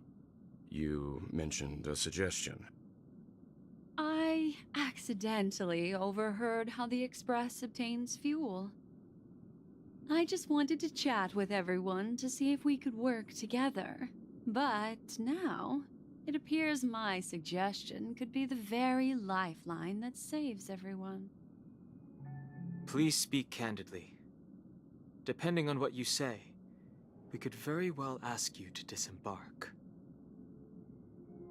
Ah, the Permanence's descendant. What a charming little dragon, especially with those mired memories of yours. But I digress. If the Astral Express is in urgent need of a special trailblazing expedition to recharge its engine, have you all considered this? Perhaps your destination could be a world that even the renowned Akivili never reached. Should you be able to lay down a new stretch of silver rail, the Express may never have to worry about energy ever again. Trailblazing to a world that even Akivili has never been to? Is that possible? Continue, Memo Keeper. This destination of which you speak, what sort of world is it? A world that many across the universe don't even know exists. A world hidden away from outside observation. Its presence only revealed by the light from the mirror of the Garden of Recollection. A world fettered by 3 paths, its destiny hanging in the balance. The Eternal Land, Amphorius.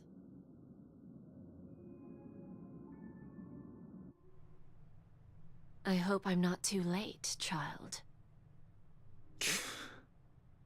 I wasn't expecting it to be you. Don't you know how many sentry posts the family has built? And how hard it is to get you out of here? Looks like my time's up. What do you mean? What time? Negotiation, interrogation, or death. My fate lies entirely in your hands, Lady Bonajade. The dance is done. Why bother with the compassionate pretense and give someone who's about to die the chance to talk? Despite your fall from grace, you still look well.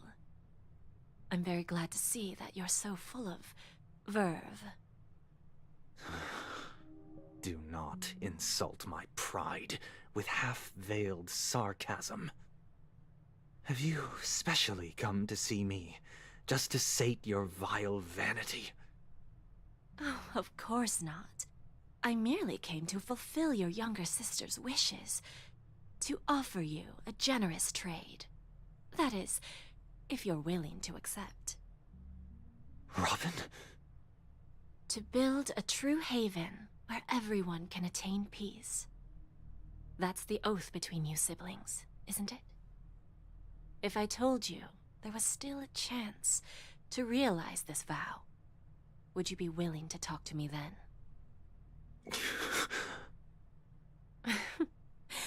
I recognize the gravity of this question, which is why you don't have to answer me right now. Go now. You are free, O Chosen One, who dare to exceed his bounds, sever your wings, descend to the mortal realm, and walk their lands. See what this world is truly like. I will not accept your charity. As I mentioned earlier, it's a trade, and you don't have to give me an answer right now. Rewards are not reaped in a day, and if there's one thing I'm best at, it's waiting. The sweet dream still continues, and the night is still long. You have plenty of time to contemplate your answer. A word of advice for you before we part ways. A word of warning from someone who's been in your shoes before. Life is too short to miss out on golden opportunities.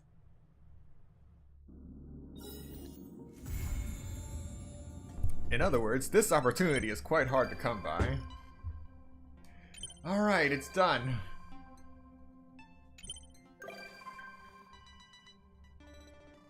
I did not authorize this.